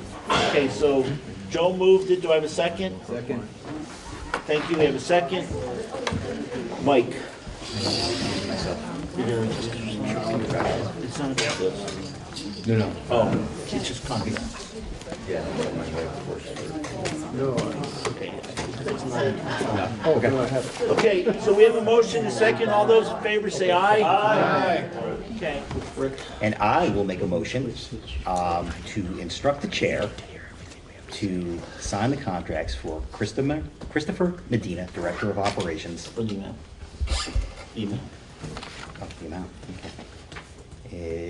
In the amount of $77,344 for fiscal year 2021. Oh, say that slowly. We'll give it to you in a minute. Okay. No, Would you like we'll it give slower, to him Peter? in a minute. We'll hand them to him. Okay, great. Director of Finance Lori Garland in the amount of $104,310 for the year 2020 through 2021. For Director of Curriculum, Instruction, and Assessment, Jen McCusick, in the amount of $106,339 for the year 2020 through 2021. And finally, for the Director of Special Education, Stephanie Beatty Hancock, in the amount of $101,274 for 1 year, 2020 through 2021. 102, 270? Yeah, we'll give them to you in a minute, Peter. $101,274. Okay, second? Second it. Okay, Dan seconds it. Is there any discussion? Hearing none, all those in favor say aye. Aye. Any opposed? And any abstentions? Okay, we are good to go. So our next meeting is April 1st. Good luck at your school district meetings, folks. And I'll entertain a motion to leave. You're not done yet? So moved. Motion to adjourn. Okay, got a motion adjourned by Mike, and somebody else is so moved. Leanne seconded it, and all those who are in favor say, let's go. Okay.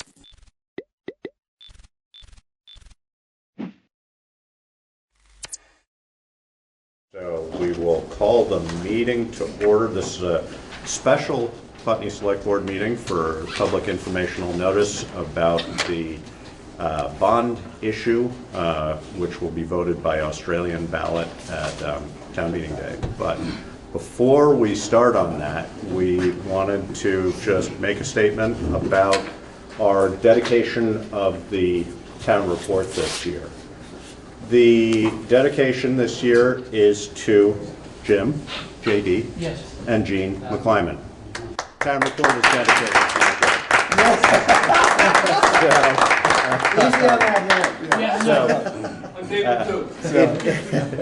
you. In 2003, Jim, JD, and Jean were visiting Putney and found our local pub, formerly the Old Welsh Tavern, for sale.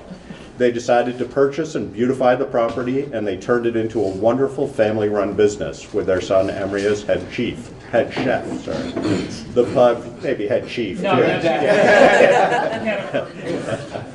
The pub has been a much-needed gathering spot for locals and visitors alike. The importance of having this vibrant social center in town cannot be underestimated, and its closing leaves a big void. Jim and Jean have always been very community-minded. Together with other business owners in town, they founded the Putney Business Association.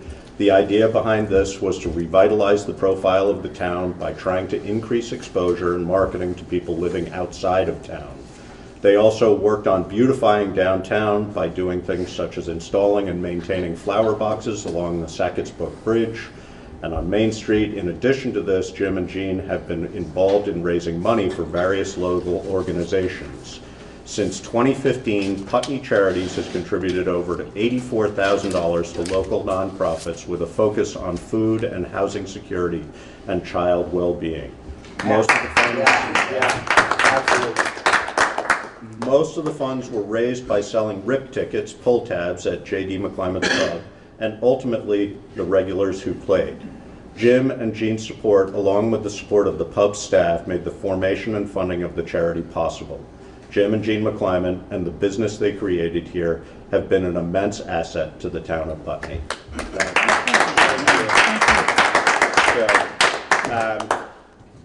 David, I know, wants to say something, and anybody else who wants to say anything is welcome to, but David? So here goes. This isn't my strong suit, so bear with me. yeah, that's fine, David. Okay. You have fed us and served us.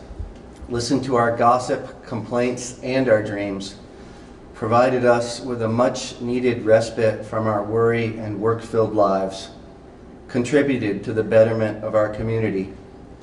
But mostly, you have been our friends and the kind of people we all should strive to be. Thank you for all the hard work and the years of fun. Thank you.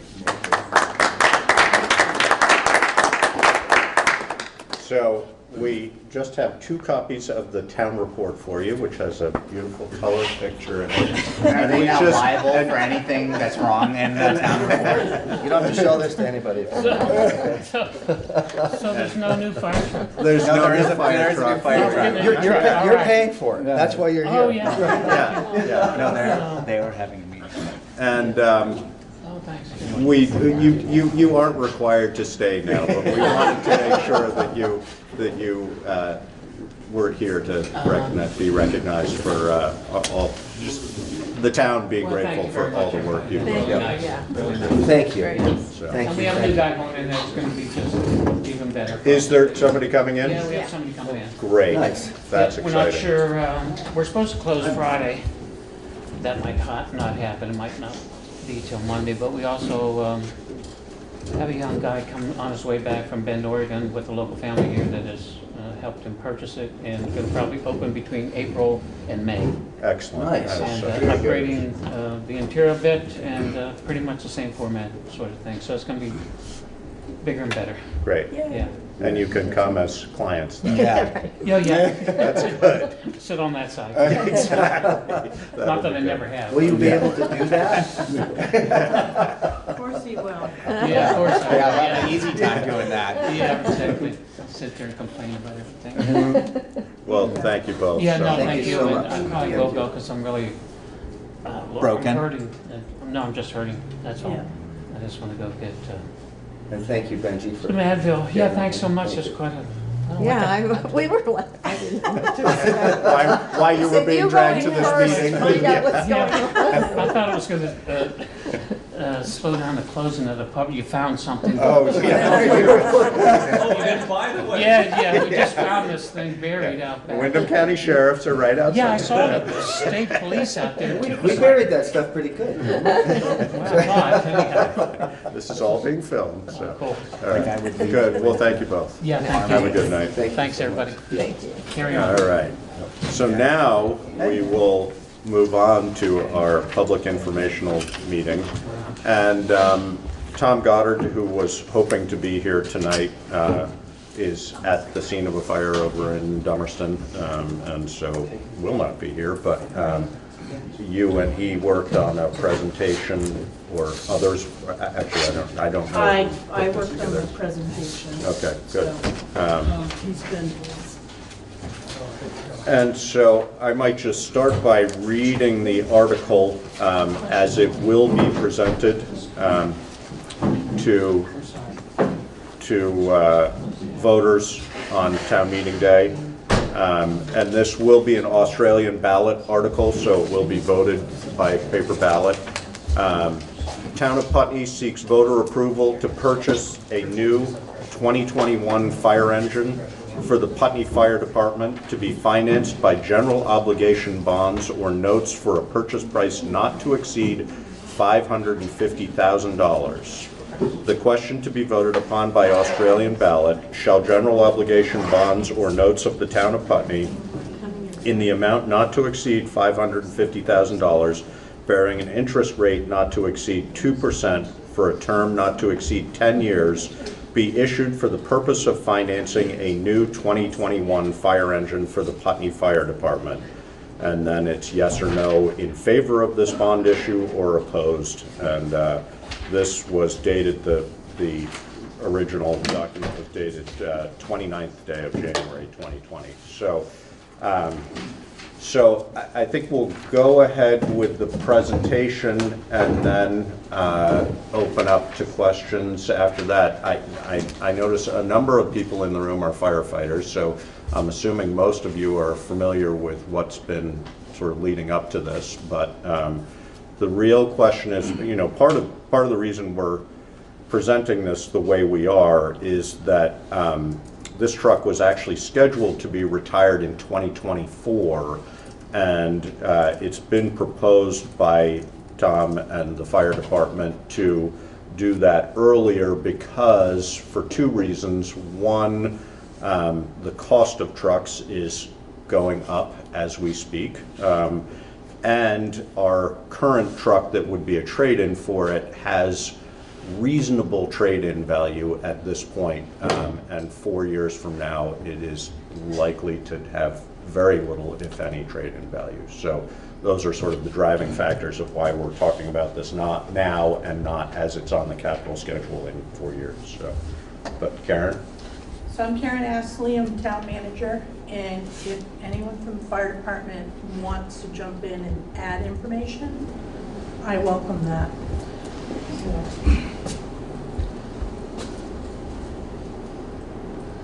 So the existing engine, so normally the retention for specialty equipment is 20 years. That's our policy here in Putney.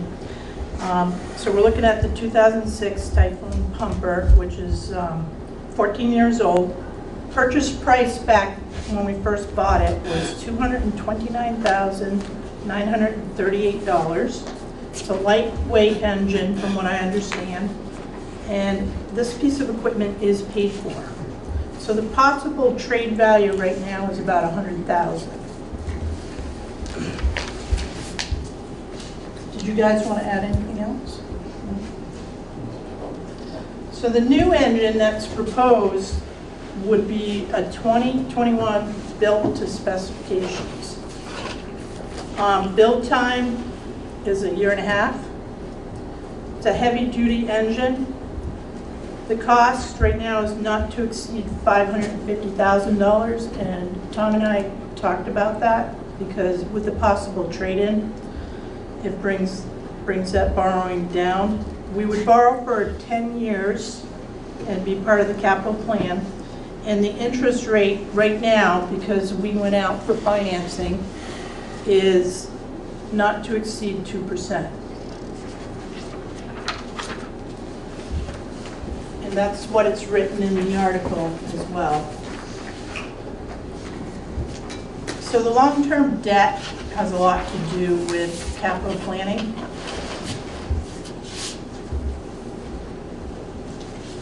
This sheet right here has everything that the town of Putney is paying for.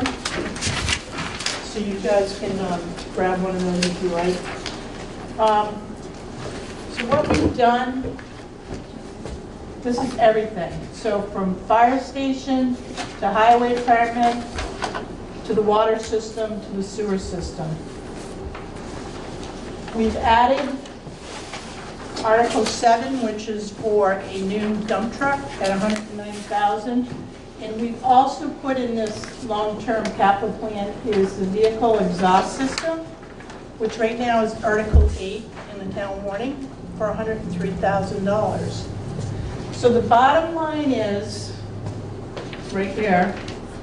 So the amount borrowed total would be $5,066,631. Now, someone had asked me a question.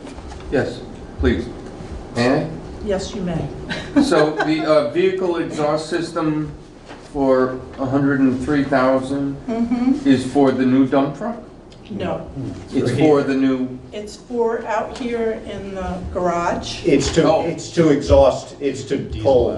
Okay, it doesn't state what that is. Right.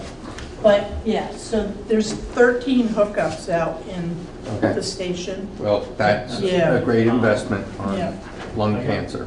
Thank you. Yeah, it's true. It was one of the things that got nixed when the station was built. Such is life. Such is life. But your lives are important and it should be included, Correct. aside from a truck. Right. Their lives are more important than a truck. Yep. Tom's about 10 minutes out. Okay. So I'll slow down. Carry a on, little bit. sorry. You're fine. You're fine. No, that's good. We need to take some time to get Right, till Tom right. gets here. Yeah. So that, can I ask you a question? The debt schedule here doesn't include the new truck. That's where we are now. No. Right, So this okay. debt schedule right here does Right. not include Correct, we got it. the fire truck. I think we got it. So the amount we borrowed, balance that needs to be paid. So somebody asked me, they're like, okay, so we got all this debt, right, $5 million. How much of that has been paid? So we did the calculation and we have it down to $4,052,355.32. Is it good? Some might think so, some may say not. We operate on a budget of about, is it 2.6 for operating. Ballpark. Yeah. So 4 million seems a little high, but we have options. So basically, this is the long-term debt, and as you can see, it gradually decreases. And that's because of all of these cells right here are zero. So as we pay things off, things drop off. But as we start, if we continue to borrow, this number will continue to go up. So at what point do we look at borrowing versus, another option? But that's what we have today. Yes, Robin? The difference between the amount borrowed and the balance to pay, is that due to grants or? No grants. So what? But It's the amount we paid off. It's the amount that's been paid since we borrowed. Right. 5 million was the original figure. I see, Right. okay. So it's principal and interest, Robin, that's been paid off. Okay. And Karen, one other question. You said something 2.6. What does that mean? operating costs for the budget. Yeah. What does that mean? So that's general fund and the highway. That means basically our annual budget, Mary, for running the town it's a little bit more than that, but it's roughly $2.6 million. So Yeah, it's just sort of a reference point. It's not, Right. it's Right, not it's related not- to this debt, it's not. just a I think comparative. you just said 2.6, so I didn't hear it. Right. Okay. And just to be clear about the majority of the debt that we have currently, that we make payments on, was all, well, there's a variety of different debts here, but a lot of it was consolidated roughly into a state-issued bond. Are you getting to that? No? Okay. 2015. Roughly 5 years ago. Yeah. We had a whole bunch of different debt to different organizations from borrowing from different places, and roughly 5 years ago, we took it and went to the bond bank Right. and essentially took out a new bond municipal bond for consolidating it all and bringing our interest rate. So our interest rates, we have benefited dramatically over the last 10 years from low interest rates.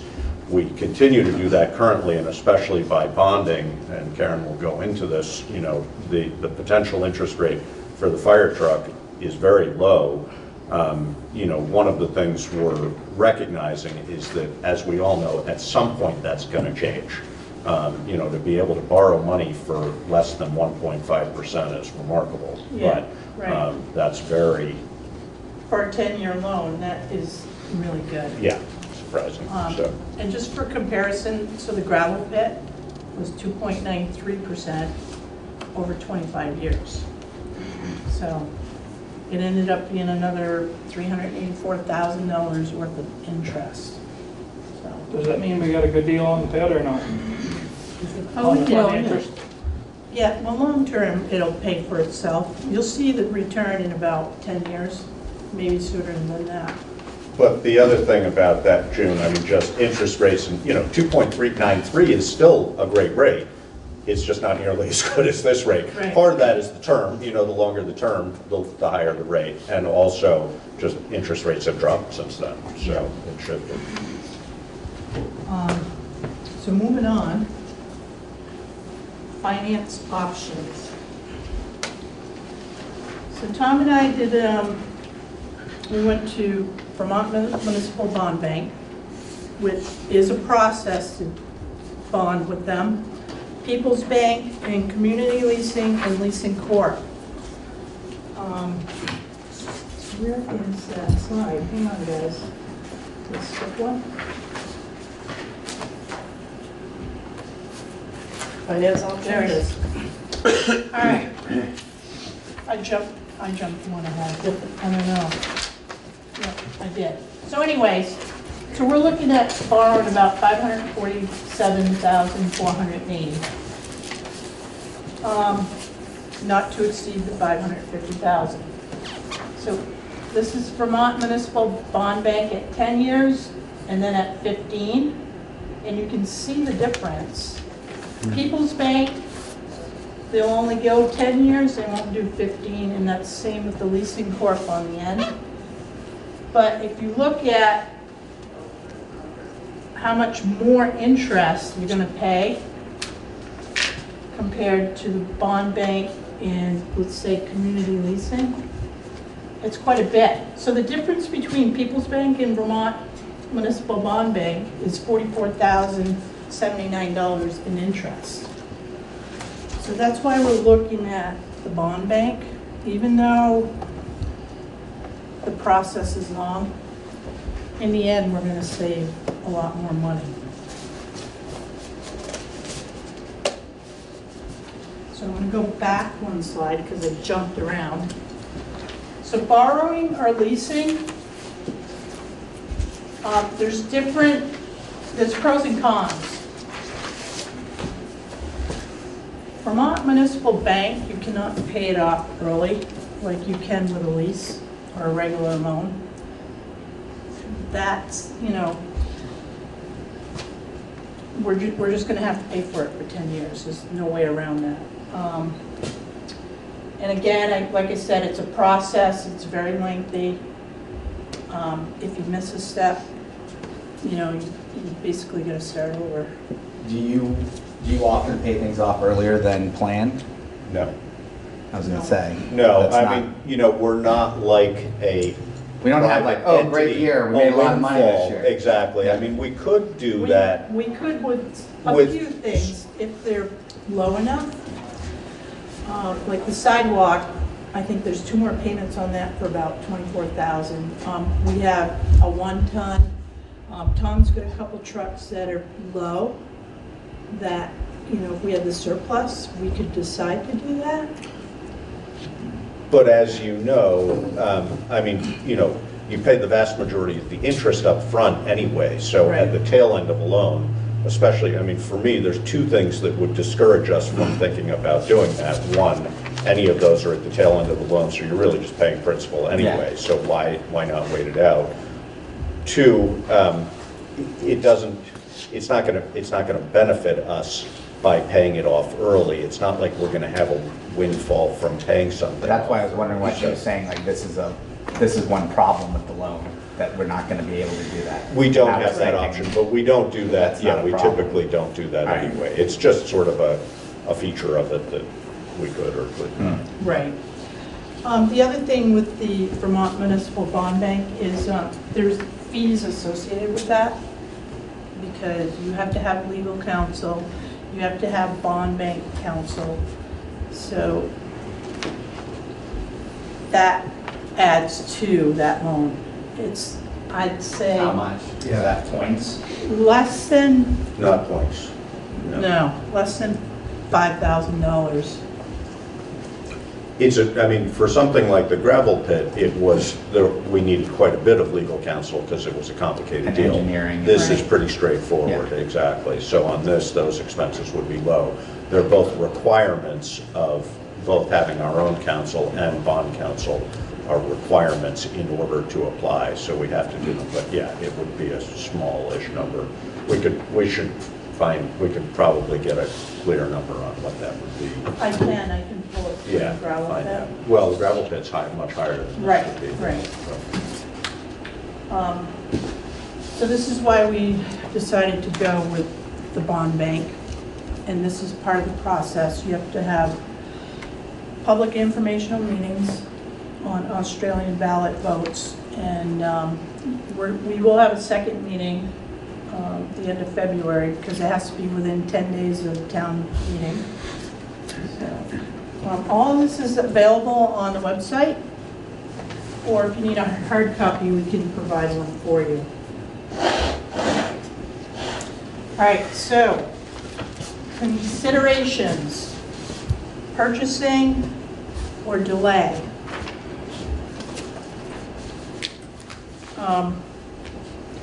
So if we purchase now, we'll add to the capital debt approximately $61,906 per year for the next 10 years. So keep in mind that we have $4 million in capital debt already. So overall debt would increase to $5,543,090.32. Does that figure include interest? Karen, you read the wrong number. 4,543,000. You said 5. 45309.32. So current debt is 394935532. You ready to take over, Tom? No. He needs a timeout. Tom needs timeout. Karen, does that include interest payments too? Or is that Yes, just, that is? yes. What that's- part of that 61,000 is interest? I think it was about, I think we can go back on 60. It's a year now. Yeah. Up front, and then going down. what did I figure about? 46 and 61, is that it? Yeah, about 3,500. Okay. Yeah. Okay. And of course, that's gonna, change. Per year Right. or over the life of the term? No, that's for the first payment, so, Okay, so Yeah. declining over the Yeah, 10-year declining, yeah. period. Yep, I mean, the total, if we do a 10-year, the total interest is 46,000. So you can Correct. average that out to Yeah, 4,600 a 46 out year. of 61. Right. So yeah. So with Vermont Municipal Bond Bank too, so you have one interest payment with a principal payment, and then later in the year, you do another interest payment. So they make you pay like 2 in 1 year. Whoops, sorry, Em. So we know what the approximate trade-in value on the engine is right now. We will have to wait for the build-out, which could be, up to 1.5 years. And we would not bond until we actually had the engine. You said the build-out, you mean the build time for the new truck? Yes. Between 9 months and 12 months. Okay, so it's less than a year. Yeah. All right. Is the cost of the truck, is that including the 100,000 that you're expecting to get for the old truck? No. No. So it's 540. Wait a minute. I don't know, obviously I showed up late, so I don't know what was said. The 100,000, that's absolute best case scenario. Right. We're gauging everything, all the costs in the bonded, the amount to be bonded off of 80,000. So if we get greater than 80,000, all the better for us, for the town. If we don't, then but the minimum will be 80,000. So if we didn't have a trade in the truck, would it be 550, or would it be 650? If we, 550 plus 80,000 is 630. That's That's So where. yeah, so it's a $630,000 engine. Sorry. Which is average number. Right. For a heavy. Can I ask a bunch of questions just about about the truck? So how many engines do we have? 2. We have 2 engines, and are both of them lightweight? No. No, one's a heavyweight. To go back in time, when engine 2 was originally built in '94, that truck was spec'd quote unquote heavy. So it's got the heavy front end, the heavy transmission, the bigger motor, the heavy rear end, the bigger frame rails. Does it pump more? All of that. No, it doesn't pump more. Okay. The reason that was done is because historically prior to that, everything had been lighter duty. So everybody realized at the time, if you're gonna get a truck to last, then it needs to be built as heavy as you can do it. So when engine 2 came due for replacement 4 years ago, 5-ish, at that point we looked at everything and said, are we going to be good to replace it, or would it be just as good to do a minor refurb on it, which is what we ended up doing. In a refurb, it's about a quarter of the cost of a new truck, and we'll run it another 20 plus years, and that'll be its life. From a 1994? From a 1994, yep. And how come we can't do that now? That seems like a lot. Excellent question. Yes, because everything is so lightweight. So not only are all the major components, the motor, it's got the smaller motor, the smaller transmission, the smaller drivetrain, axles, front end, rear end, but also all the stuff that nobody thinks about, the wiring, the way it's wired, it's all lighter duty. So at this point, it'll be it's a 2006, so 16 it'll be 15 years. Everything it's got lighter frame rails, the whole 9 yards. So everything would have to be redone / tweaked / whatever we do with it. Still, at the end of that day, you end up with still a lighter truck that's just been refurbed, but not at a quarter of the cost. It's going to be a lot more expensive than that. And the manufacturer has told us we won't even refurb this because it's not worth it. And the reason that truck was purchased at that time, after, as Tom said in the beginning, in '94, when that guy was purchased, engine 2, sorry, when engine 2 was purchased, it was recognized that having a heavy-duty truck made sense, given our circumstances here with the roads we have, et cetera. When the 2006 was purchased, essentially the select board was in the middle of building this building, the library, something else was The going water on. system. The water system. And so significant upgrade. so the budget was really tight, basically, for a number of years surrounding that purchase of that vehicle. And the select board that was sitting at the time said, you can't have the money to build a heavy truck, you need to buy a light truck to replace the one that we were replacing. So they went light on that truck, and now we're seeing the expense of that in the long term. You know, not that that was a bad choice at that time, we've gotten good service out of that truck, but we're gonna get 15 to 20 years out of it and it's done, as opposed to, as Tom was saying, getting 20 years, then refurbing, and then getting another 20 years. So. And it's done, meaning like frames cracked, rusted, wiring shot. What's done? Well, like the sign, free, come take me. Well, no, I mean, you know, because here's the thing. I mean, I'm just wondering about. I mean, how much time are these things out driving around and stuff like that? I understand, like the town dump truck. You know, you're salting, you're pouring salt all over the place. You're running up and down the road. You know, day in and day out, those things get beat to hell. I don't know. That's why I'm here for the informational meeting. I don't know how often this goes out here. How, you know, like, do you do hours or miles on Both? Both. I mean, how many miles are on this thing? Right now it's got just over 38,000, 38.4, and it's got about 3,200 hours. So it's not a huge. Neither of those are huge numbers. It's more what you have to look at is the abuse that all the components get, because certainly these aren't like not that we beat on these at all, or no fire department does really, but it's a lot different than your own vehicle in that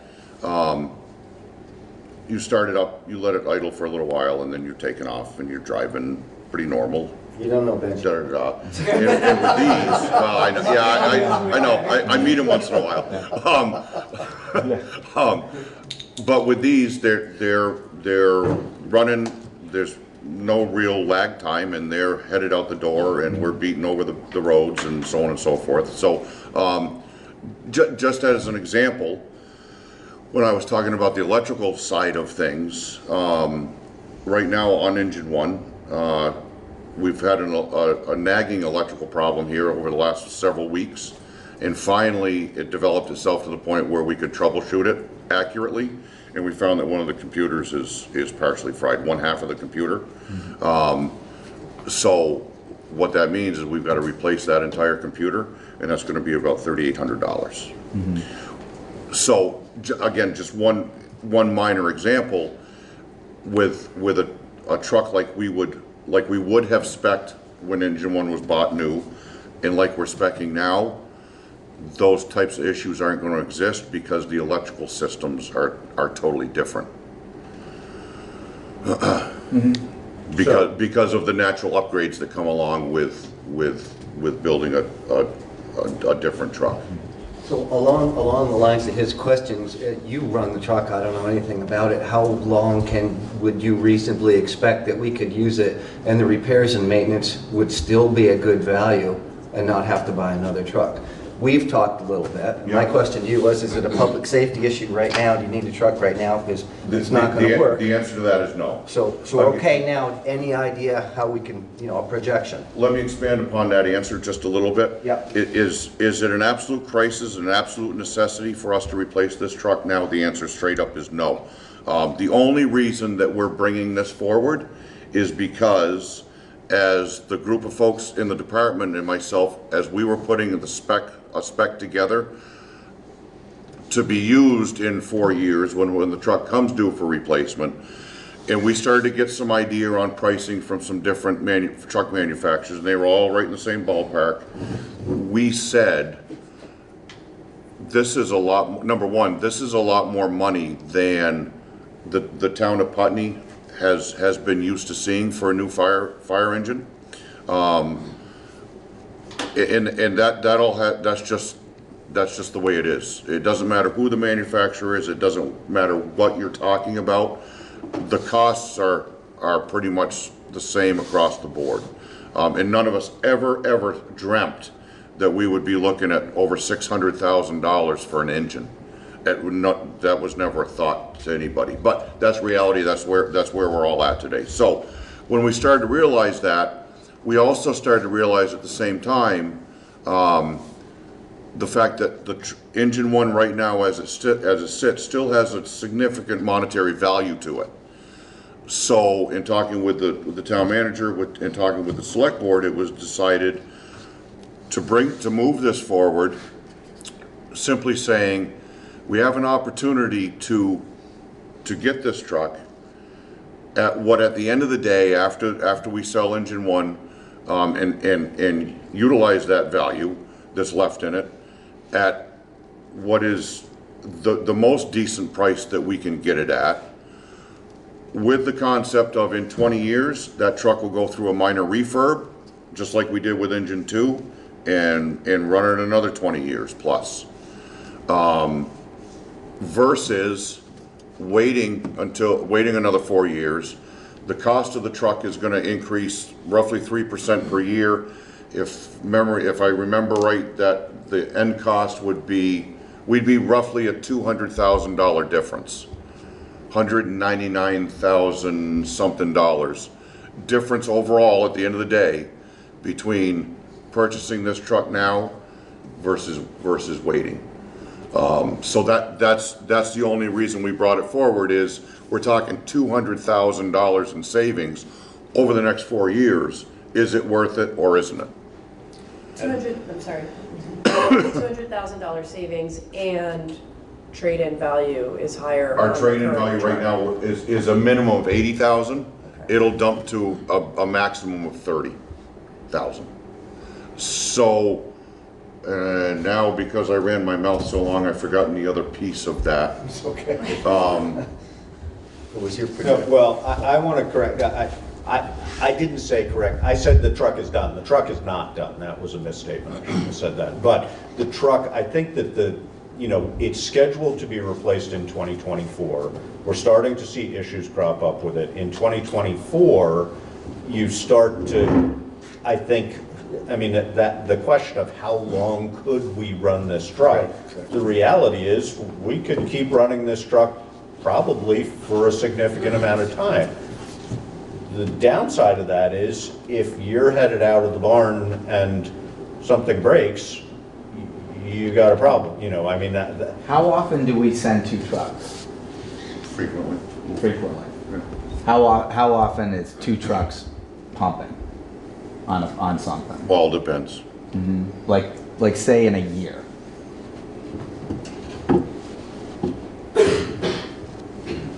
50% of the time. Mm-hmm.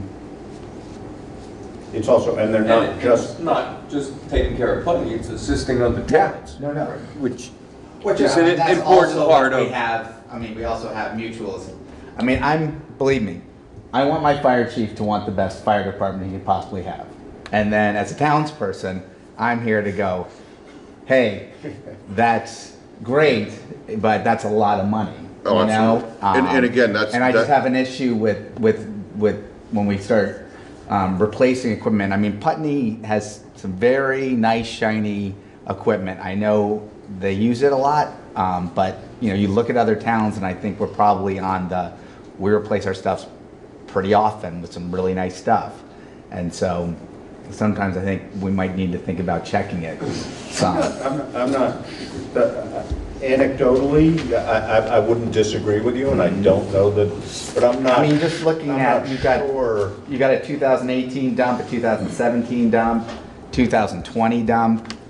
We replace the dump trucks every 10 years. Yeah.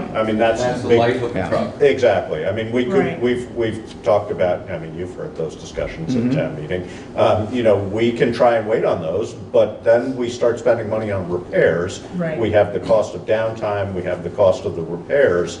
A 10-year replacement phase for highway trucks is not unusual. I mean, yes, some trucks, some towns choose to do it otherwise, but that's a pretty, I would say that's a pretty typical replacement period. I think the trucks, the fire trucks, we also sort of have on the capital plan as typical replacement periods, and that would put us at 2024. It's the question of whether it's worth investing in this earlier in order to save and gain from the increased trade-in. You know, that's why we're here, to talk about that, whether it's worth it. Robin? Two questions on that. That 3% increase a year, has that been pretty consistent, and over how long a span, and has there been any increase or decrease in that rate of? The answer to that is no, it's not been consistent. And what we're being told by all the manufacturers, and we can only take this for what it's worth, because I mean truly we don't know.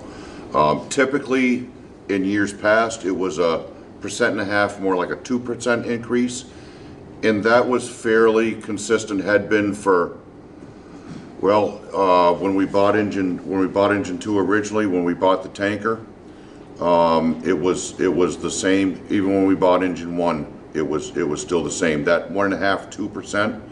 Now they're saying 3%. However, in the next breath, they're all saying, but don't hold us to that. The other thing that's been it's because a lot. I'm sorry, Josh. A lot of it is what they're telling us is because what the federal government's doing. Tariffs. Right.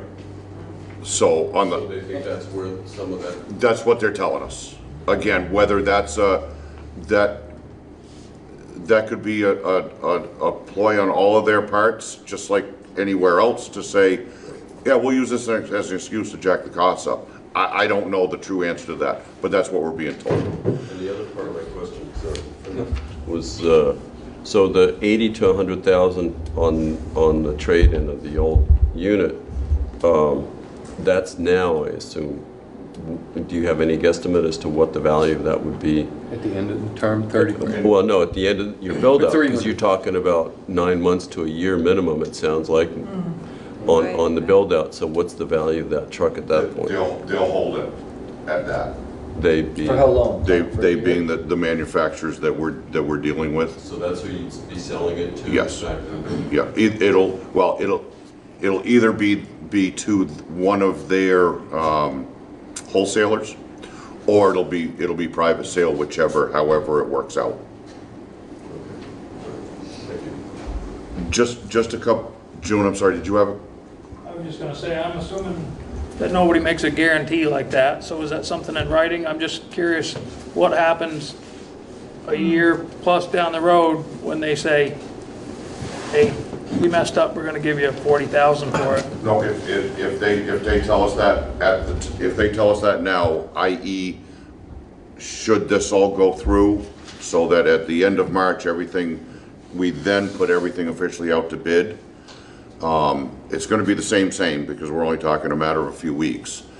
Whatever they tell us at that point, which will be what we're saying now, it'll be held. No questions asked. So to kind of back up a little bit, Benji and David, we're kind of asking the same questions. What can we anticipate as far as costs, maintenance costs moving forward, and maintenance issues? One thing that at this point I'm going to assume we'll see again is another computer go. The reason I say that, on that particular truck, there are 16 computers that run the truck in different components. Where they're physically located, they're not being drenched by water and affected by salt all the time, but they are being affected by those things. So again, because everything is lighter duty, if you will, they're able to be affected more. So we'll be replacing in the next 4 years at least another one. I'm going to assume 2 computers. I know if not this next year, the following year, we're going to need to put springs in the rear end. The frame rails right now, they're all still good, so on and so forth. So I mean, just that kind of stuff. And just just one other thing so that everybody knows. When the group of folks that were looking at the trucks, we were looking at the big picture. So essentially our smaller vehicles, I'll start there because those are easy. The brush truck, car one, and our squad. Those are vehicles that will get longer life out of, and relatively speaking, they're inexpensive compared to the other larger trucks. So those will be just on a as we need to replace it basis. The ladder right now is in absolutely fantastic condition. That's a 1994. We got that because we were just plain lucky, and there were some people helping us out. We got that extremely cheap at virtually no cost to the town at the end of the day. Inexpensive. Inexpensive, thank you, okay. In that truck, unless something catastrophic goes on with that, like we ruin it somehow, that truck is gonna last us a long time. So that's not even in the replacement mix.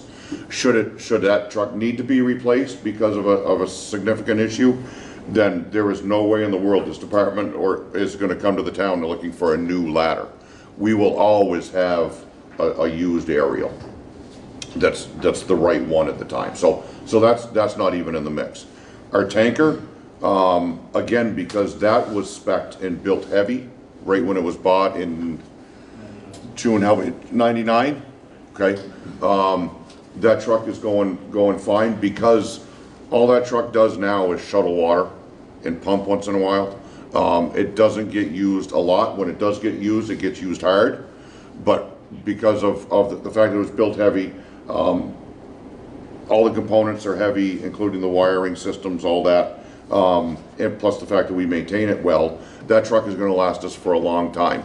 When it comes to time to replace that truck, when that was new, it cost $232,000, I believe.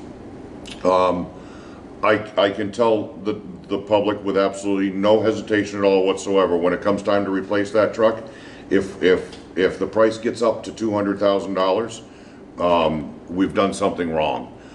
The reason I say that is because tankers in today's world, they can be built a lot less expensive.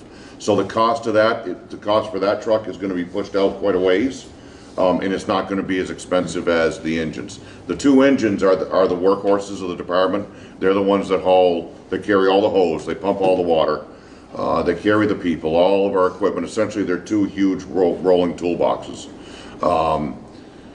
So those are the two trucks where the investments need to be made. And are they significant investments? Yes, they are. But at the end of the day, again, engine 2, that's good to go at least for another 15 years before it needs to be replaced.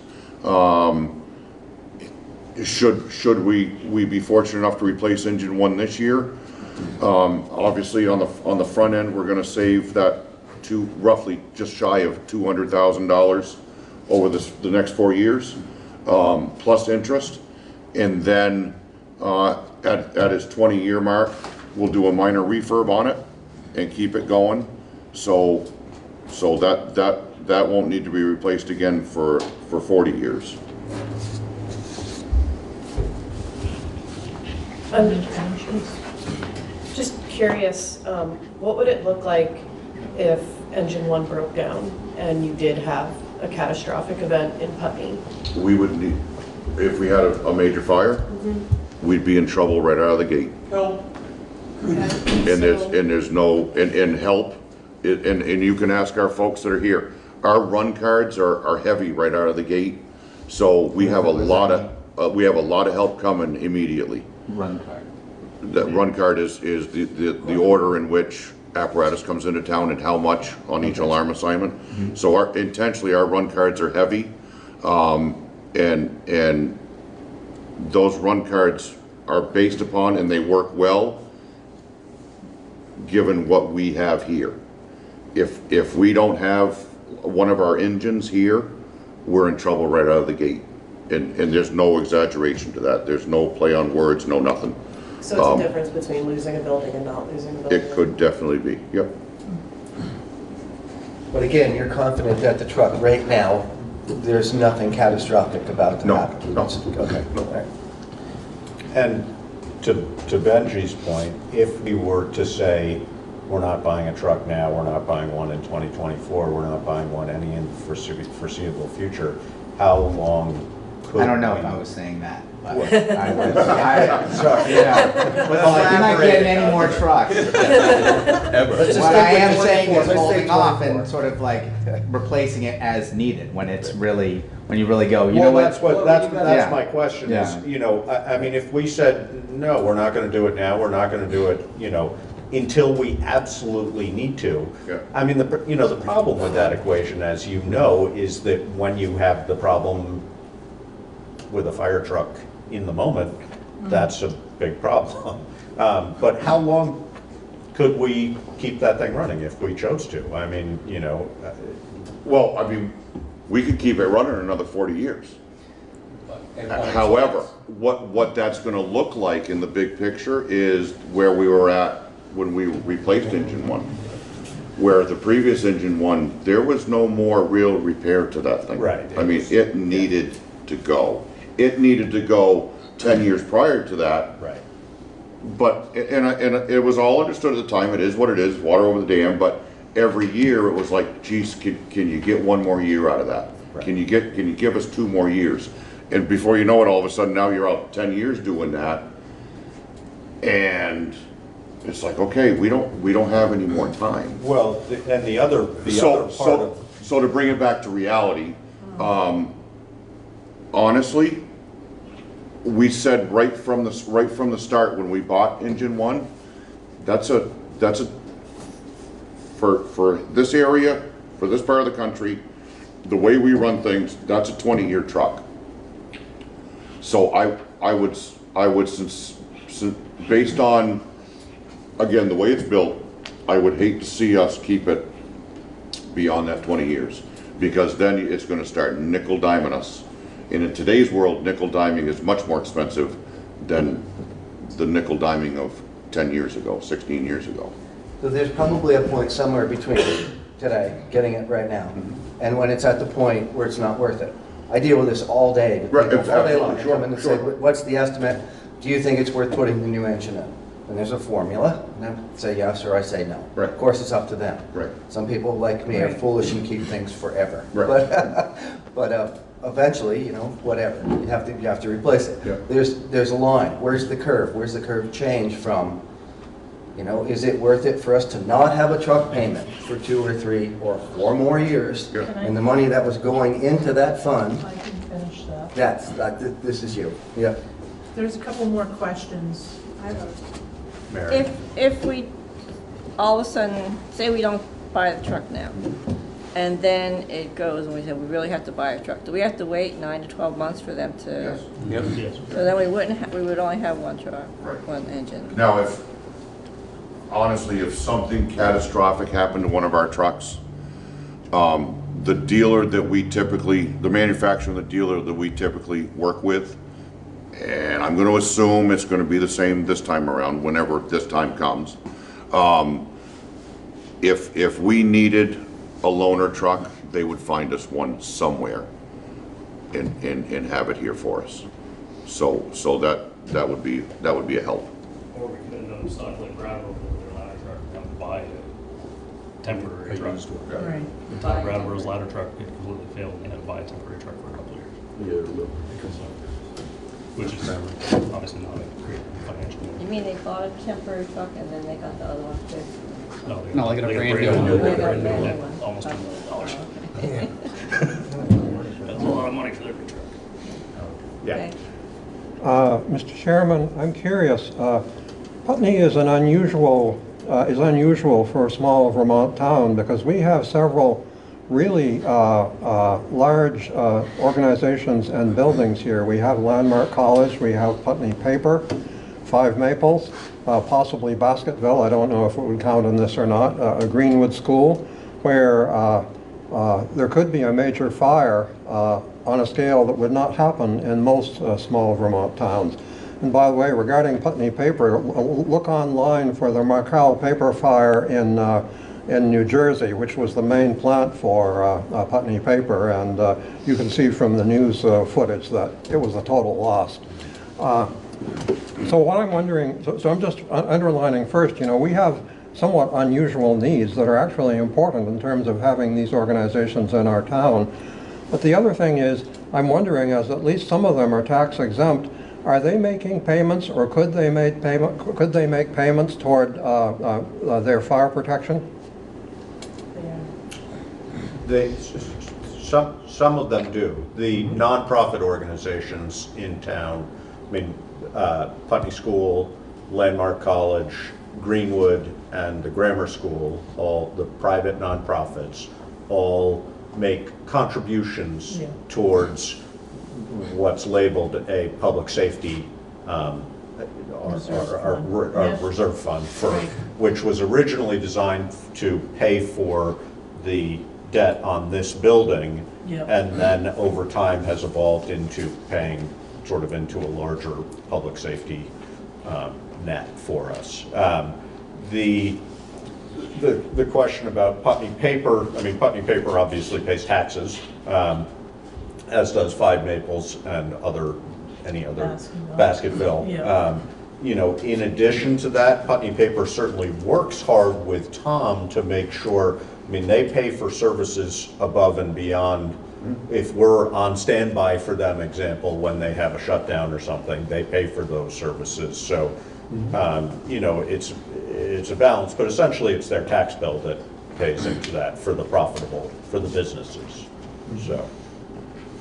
Do you want me to finish this? We're almost done. Yeah, that'd be awesome. And then we can take more questions. All right, so delay purchase of the engine. So this building will be paid for in 2027. And the payment on this building is $40,277.12. That's the principal payment. So 2027, this will be paid off. If we considered an equipment fund or a reserve fund, by delaying, we could, the 1994 engine, the last payment is this year. And that payment is $37,678.59. So if we carried that payment and put it in a reserve through fiscal year 2028, when the fire department building, or excuse me, 2027, when this building is paid off, we would have in that reserve, just from that payment, about $263,750, okay? Now Josh mentioned the Public Safety Reserve Fund. There's a current balance in there right now of $65,669.75. So, you know, depending on which way the community, you know, feels and how they want to go, there are other options. So the price of the new truck, if we delay it, it could increase. We don't know this. The interest rates could be higher. We're not going to know that. The trade-in value could be a lot less. We're not going to know that. So, you know, right now the engine's 2006, and if we wait those 7 years, it'll be 21 years old. So. Has there been any thought of saying, okay, we don't buy it now, but we start putting the same amount that we would have dedicated into a dedicated fund in which we could invest in, so that when then we actually do purchase it, we would have money that would have made some money there. We could put way more down. Has that been, have you? That's something the select board can decide on. We can also do an article. So if this article fails, it will probably come back to the community because it is a presidential election this year. So in November, there'll be, And there are 2 billionaires running for the Republican Party. so there'll be another ballot in November? I'm sorry, say that again? Another ballot? Uh-huh. So there, we could do a special meeting then and put the article back on, but, so I just wanted to lay this out though. So you purchase now or you delay, you know, it's up to the community, you know. So looking at this as part of the big picture and all the long-term debt, are there other things coming up that will be paid for that they won't, those payments could also fund this? So instead of just the truck payment not being there? Well, so the equipment fund, we're looking at this for the highway department too. So if we do a equipment reserve fund and pay for equipment and get away from the borrowing, we could save some money. You could save a bit of money, because you could also invest that money. Right. Yeah, which is a risky business. I mean, Well, you know, I mean, depending penny on. stocks and stuff like that, and you're day trading it, you know? I mean, Right, no, I they're so know, pretty. but, you know, as it is right now, return on safe investments is really low.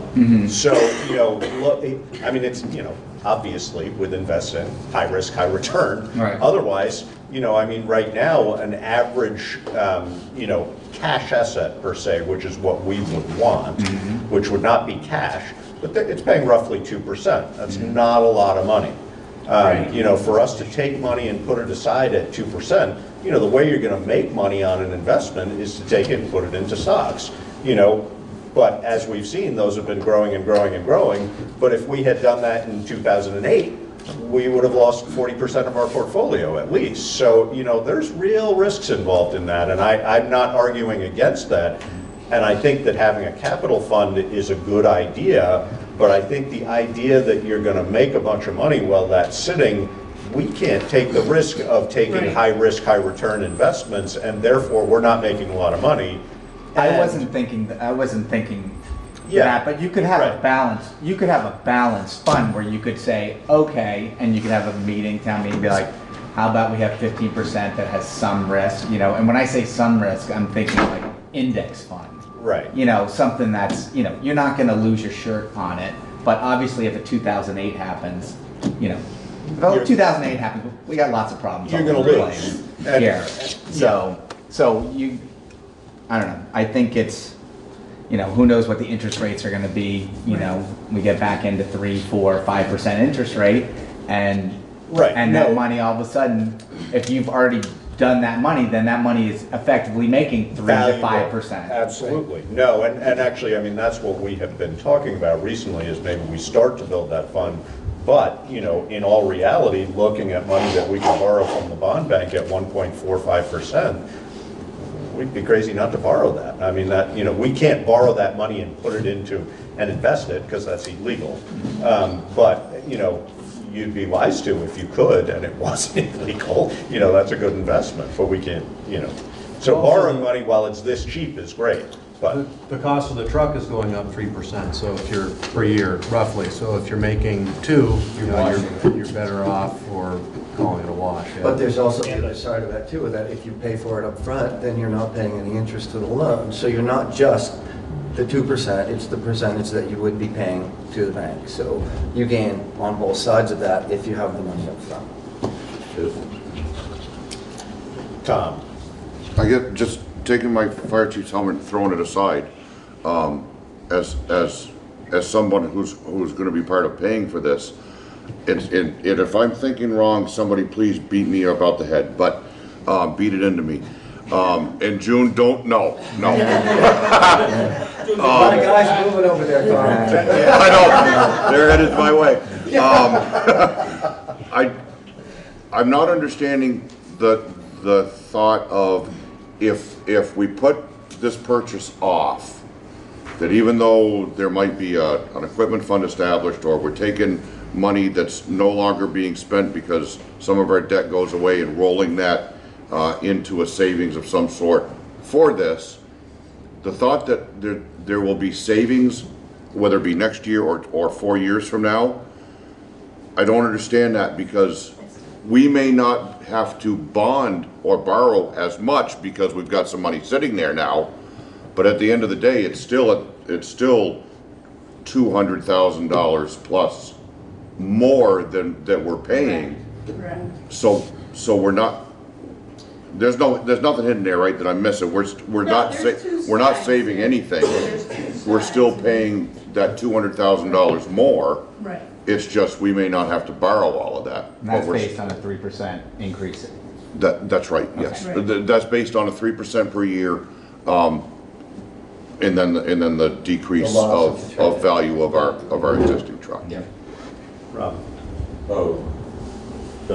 That just answered that question, but the other one was, do we have any other major capital expenditures that we kind of know are coming down the pike in the next couple of years? I mean, we had to replace a road grader here a few years ago that was pretty expensive, and the dump trucks, I understand, with the number of them we have, Right. you're going to have to basically do one a year, every other year, but All right, so the backhoe, not the backhoe, sorry.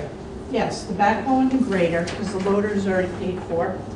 So those two pieces of equipment will be paid in fiscal year '21, okay? So those are gonna go away. But again, I mean, how long can you keep them? And Brian and I had a conversation too about his equipment, and it's like, is it possible for you to, run these two pieces for another, 2-3 years? And, you kind of bank those payments too, you put it into an equipment fund. And we can build it up slowly like that, because like this year, Article 7 is $190,000. So if we had an equipment fund and we put that 190 right into the budget, that's taxes to be raised. So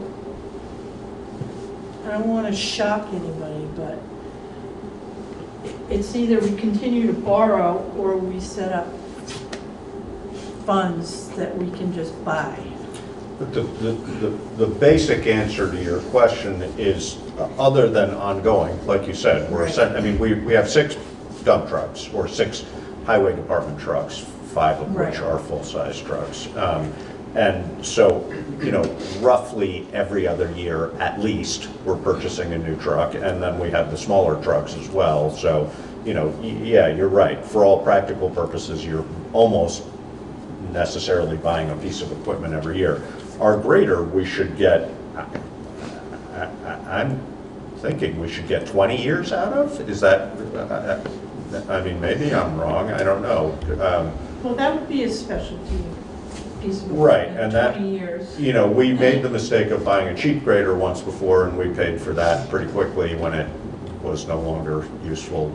I don't know, whatever it was, 8 years later or something like that. So we bought a nicer grader the last time, and we should get a significant amount of time out of that. A 2015 backhoe should be lasting us a solid 12 years, I would think, 15 maybe. I don't know. I mean, I'm sort of speaking off the cuff, but we're going to have delay time here in payments, but those are going to come back around no matter what we do. But the answer basically to your question is, we don't have another huge big ticket item coming. Depending on how huge big ticket you're talking, we will have more trucks coming up, and more trucks now are $200,000 or not quite, but they're pretty darn close. So it's a constant evolution. Do we have another $600,000 item coming up? No time soon. not that we can see, obviously. Exactly. Nobody can expect you to. Right. Unless you want to buy us a ladder. Well, I want to point out too, though, that A 12-foot or an 8-foot? Yeah, exactly. with this next dump truck, there's no more dump trucks until 2027. So, because our oldest one now is 2017. Right. So we're good for a little while. Yeah, but the loader, we don't, who knows? Is there grant money for fire trucks? Is that real? Is that a thing that happens? It's real. There is. Yes. Because you've got all that money for the air That's right. tracks and all Through that? Is that through something? that same avenue, Yeah. there is grant money for fire apparatus. Okay. However, Number one, I can tell everybody because we looked into it. Okay. We've asked last year, just a few month ago, I talked with our regional rep from FEMA, just to say, hey, I'm ringing your bell again. The answer was the same. There is no way that we would get that money, even if we applied. The reason for that is because we don't even come close to meeting thresholds that would need to be met in order for that funding to come through. Like disasters. That plus the equipment we have is extremely well maintained. It's not new, but it's Determined by need, and our need isn't as great as other departments' needs. Exactly. So what I kind of equated to is if Brattleboro, if Bellows Falls, if some other smaller towns within our mutual aid system, both sides of the river, if where they truly do have a need, because they're running 50-year-old trucks that on a good day they'll run. If they're not receiving those grants, there's no way that we're going to. And in our rep from FEMA, he's saying exactly. We're not a metropolitan area. We can't demonstrate the true need. We just don't meet the thresholds. Can I add one more thing to Robin? Yeah. Your question, Robin, was, so long term, we have the gravel pit. The last payment on that is 2044. The water system is 2042. And then the sewer system is 2037. So there's 3 long-term loans right there. And I would say of all our current infrastructure and capital investments, it's the treatment plant that probably is going to need real money put into it sooner rather than later. When that is, I don't know. I mean, But we you're right. we did a bunch of upgrades 6 or 7 years ago, which were very good at increasing our efficiency, prolonging our life. But the fact is that system was installed 1973. yeah, almost 40 Yeah. plus years ago now. We're going to be looking at working on that. So that's probably the next sort of big investment that we need to do. Those, of course, are long-term investments, so that's more like a 30-year bond just because of the money Right. involved in something like that. Tom? Just a clarification with that specifically,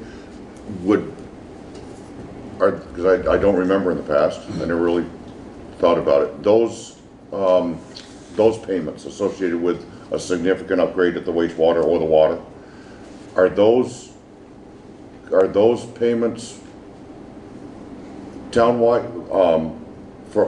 Is that borne by all the taxpayers or No. strictly the users?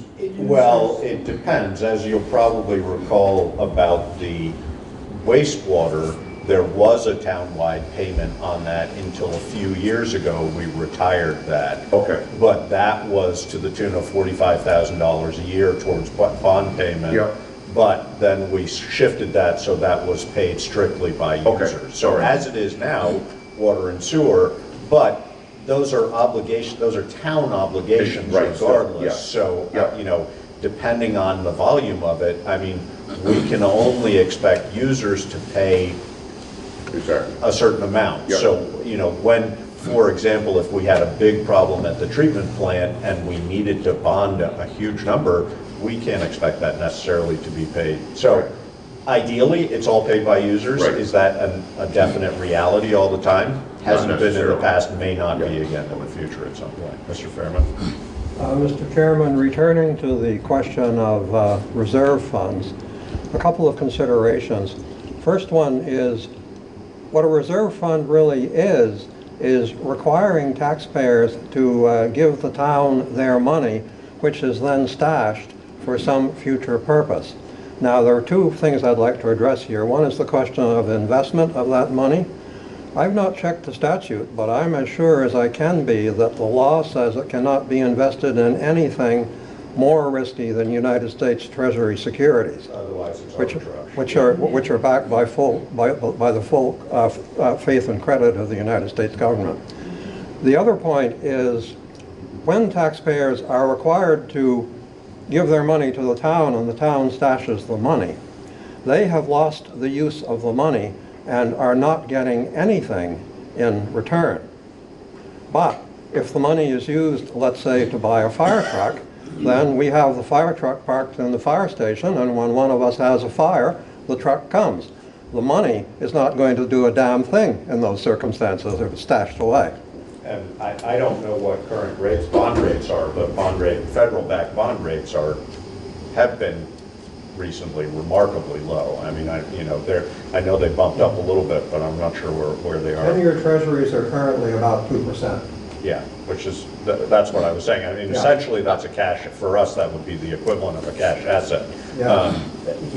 2% return is not a lot, so, but, I mean, my own personal feeling is that some balance between the two is good. I mean, what's worked well for us in the past is, hey, if we can make 2 payments out of a reserve fund and then borrow the rest, that's great. That reduces our long-term debt on it, and we're not tying up a whole bunch of money in a fund. So some balance of the two, I think, is the best way to go. But, that's a discussion, obviously. All right.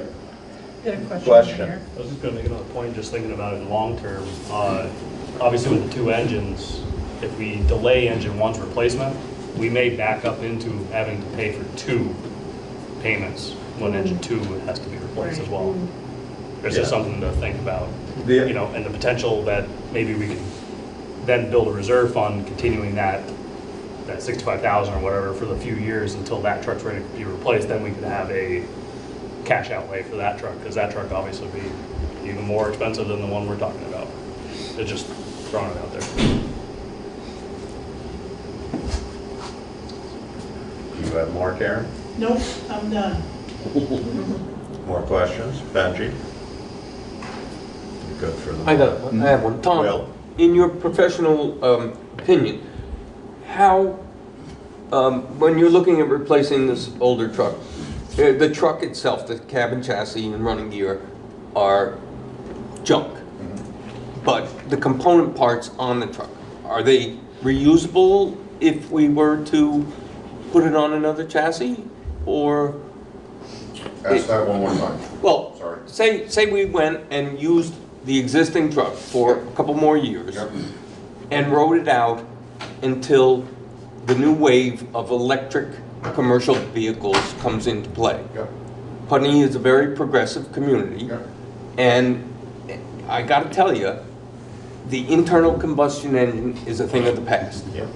So, if we held out for 4 years, or maybe 3, had a year and a half to build the new truck, and had a state-of-the-art electric, no combustion necessary before you get to the fire, wouldn't that be a statement to the rest of the world about our community? It would, absolutely. Hypothetically, if that could happen, would you be in support of it? Do you think that the old truck could last 3 years with minor repairs, possibly major? Tough telling, not knowing. We don't have a crystal ball. It's funny that you should bring that up, because I was reading an article 2 days ago. LA County Fire Department has just purchased the first electric fire truck in Northern America. Okay. Here's a now, in saying that, it struck me that the manufacturer of that truck is from that they're based out of Europe.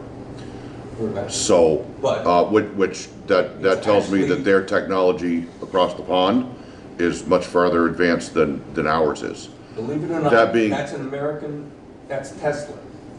Tesla. I don't know if it was or if it is or not. It is. Okay. It is. And Tesla just opened a new plant 6 miles down the road from Audi, which is shutting down, and they laid off 6,000 people, and Tesla snapped up 4,800 of those people. Yep.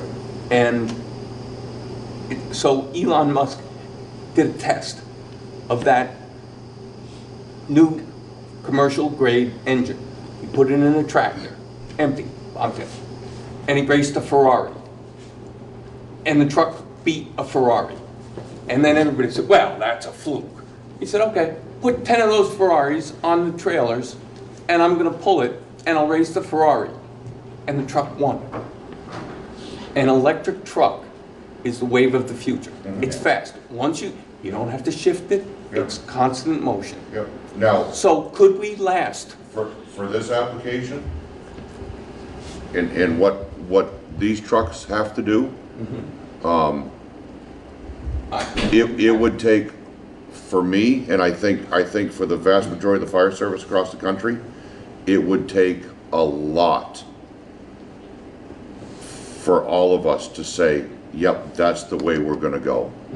Whether it's 3 years from now or 20 years from now, I don't know. I know. I hate But phrases. what What these trucks, number one, have to do, and they have to be successful at it every single time. And I'll use the term loosely, the abuse that they get. I don't know whether in New England it's worth the risk. it would be worth the risk. There would have to be a lot proven out before, at least in my opinion, we would leap to that. Am I objected to it? Absolutely not. If it works, all the better. But if it's gonna take a lot to prove that out, that yep, this is foolproof, and we can, as foolproof as anything can be. Right. But speculating that this is going to be a possible wave, a changing of the guard with climate change and everything being And essentially, in all reality, at some point, all the and I don't know when it's going to be, whether it's 3 years or 20 years, but all the manufacturers will have it down pat, and you won't even be able to get a diesel motor anymore. Same thing with dump trucks, backhoes, the whole 9 yards. I think that, the one part of that for fire trucks makes it complicated is you don't have a specific, like if you're on a root truck, but you it's know already how in the far works. you're going. It's not I'm with you. commercially viable yet. Yeah, but It's around the corner. 3 years from now, it could be a viable alternative. And what I would take a leap and say to that is, in 3 years we would still not purchase one.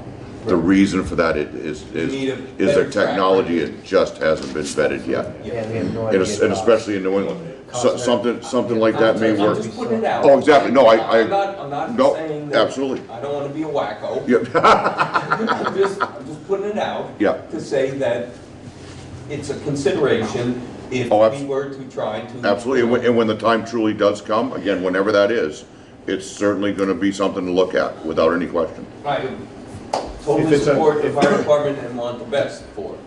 And if, in your opinion, the new technology in its infancy is a detriment, we don't consider it. Right.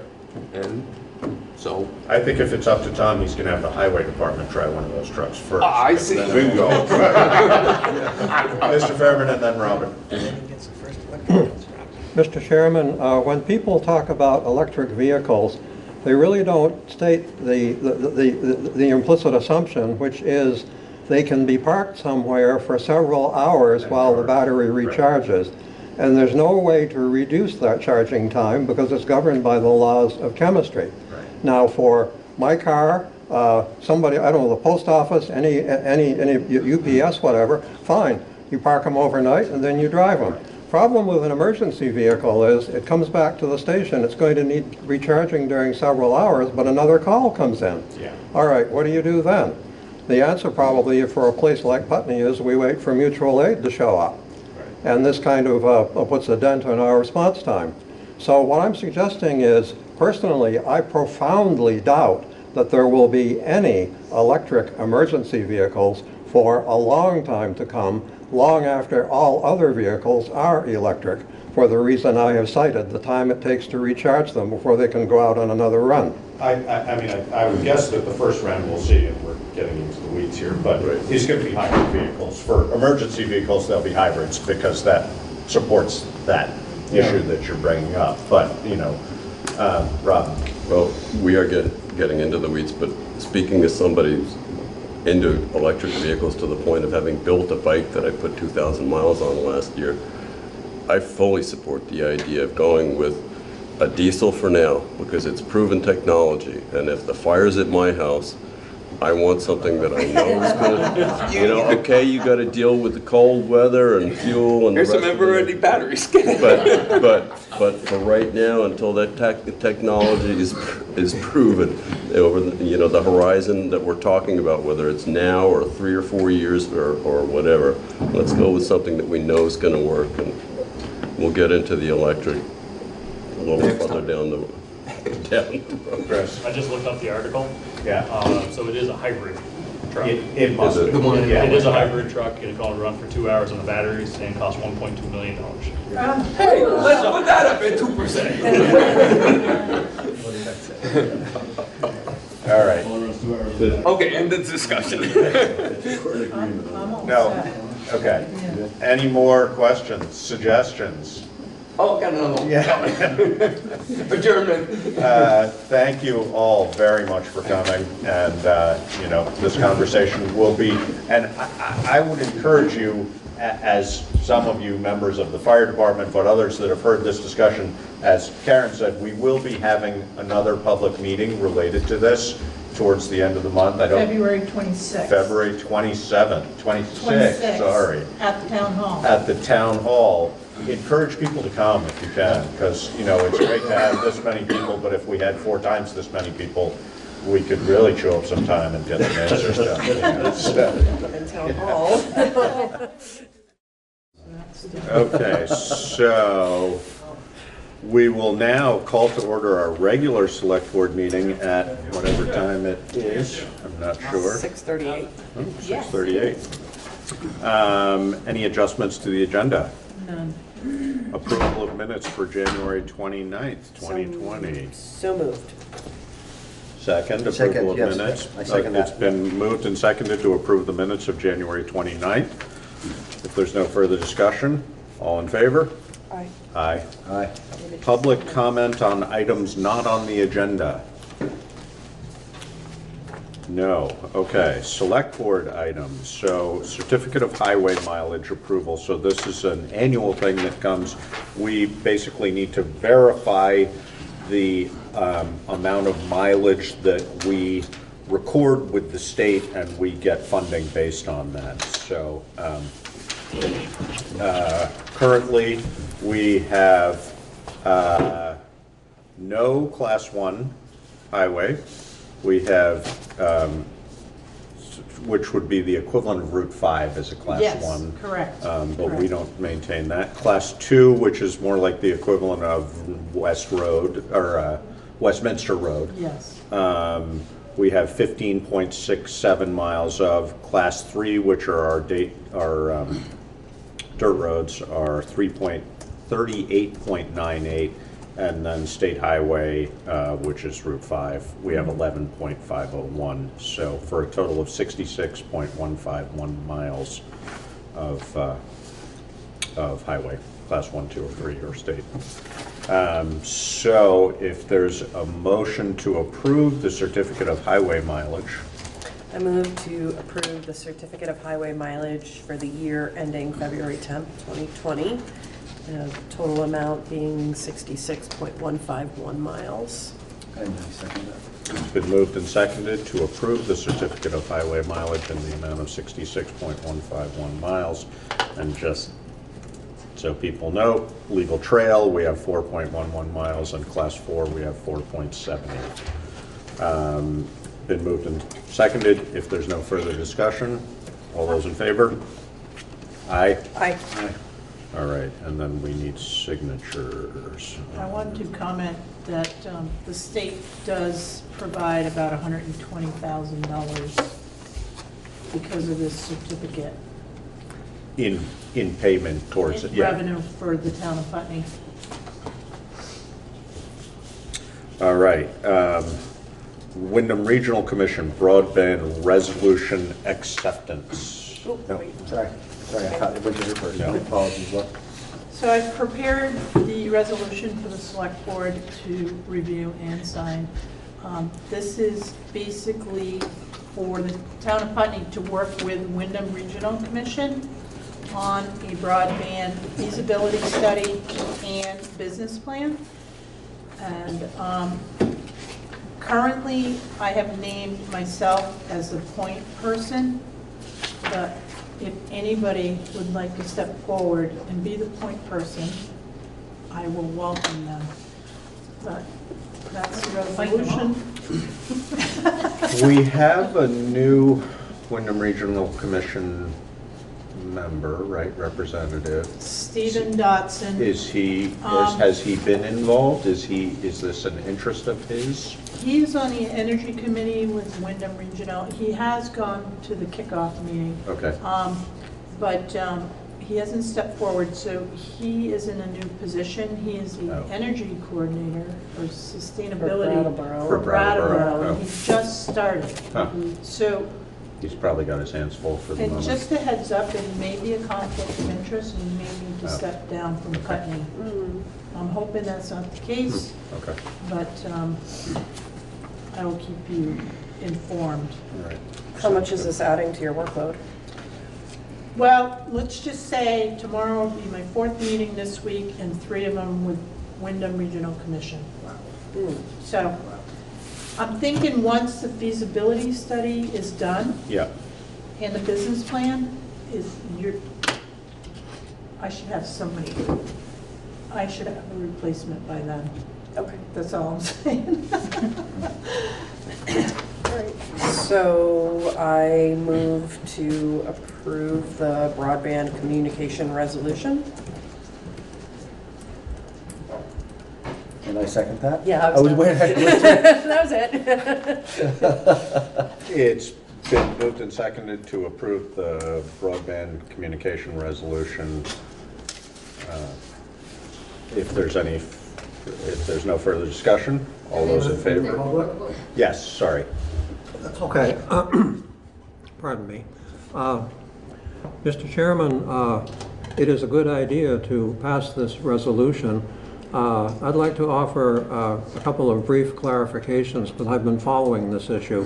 First thing is what we're talking about here is a communications union district, which works similarly to a fire district or a union school district. It is actually an entire chapter of Vermont statutes. 30 VSA Chapter 82, I have it here, 13 pages. But there's actually 55 words that talk about what's really going to happen. The rest is, or what they really hope to have happen. The rest is all about how the district itself operates administratively. And these words are, 2 or more towns and cities may elect to form a communications union district for the delivery of communications services and the operations of a communications plant. Communications plant means any and all parts of any communications system owned by the district, whether using wires, cables, fiber optics, wireless, other technologies, or a combination thereof.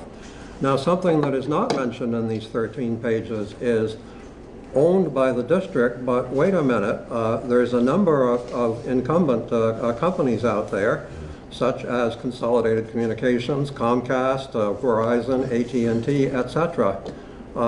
What's the relationship between a communications union district and these people who, among other things, one of these companies owns poles along all the roads. Right. And if you want to string anything on their poles, you're going to pay them for the privilege, and they're not necessarily obliged to let you do it. So this is the area of communications union district that is not being put out there. And it's not simply, oh good, we're all going to get together and it will work. Because the intent is that the district will actually own telecommunications, and therefore effectively is a telecommunications company.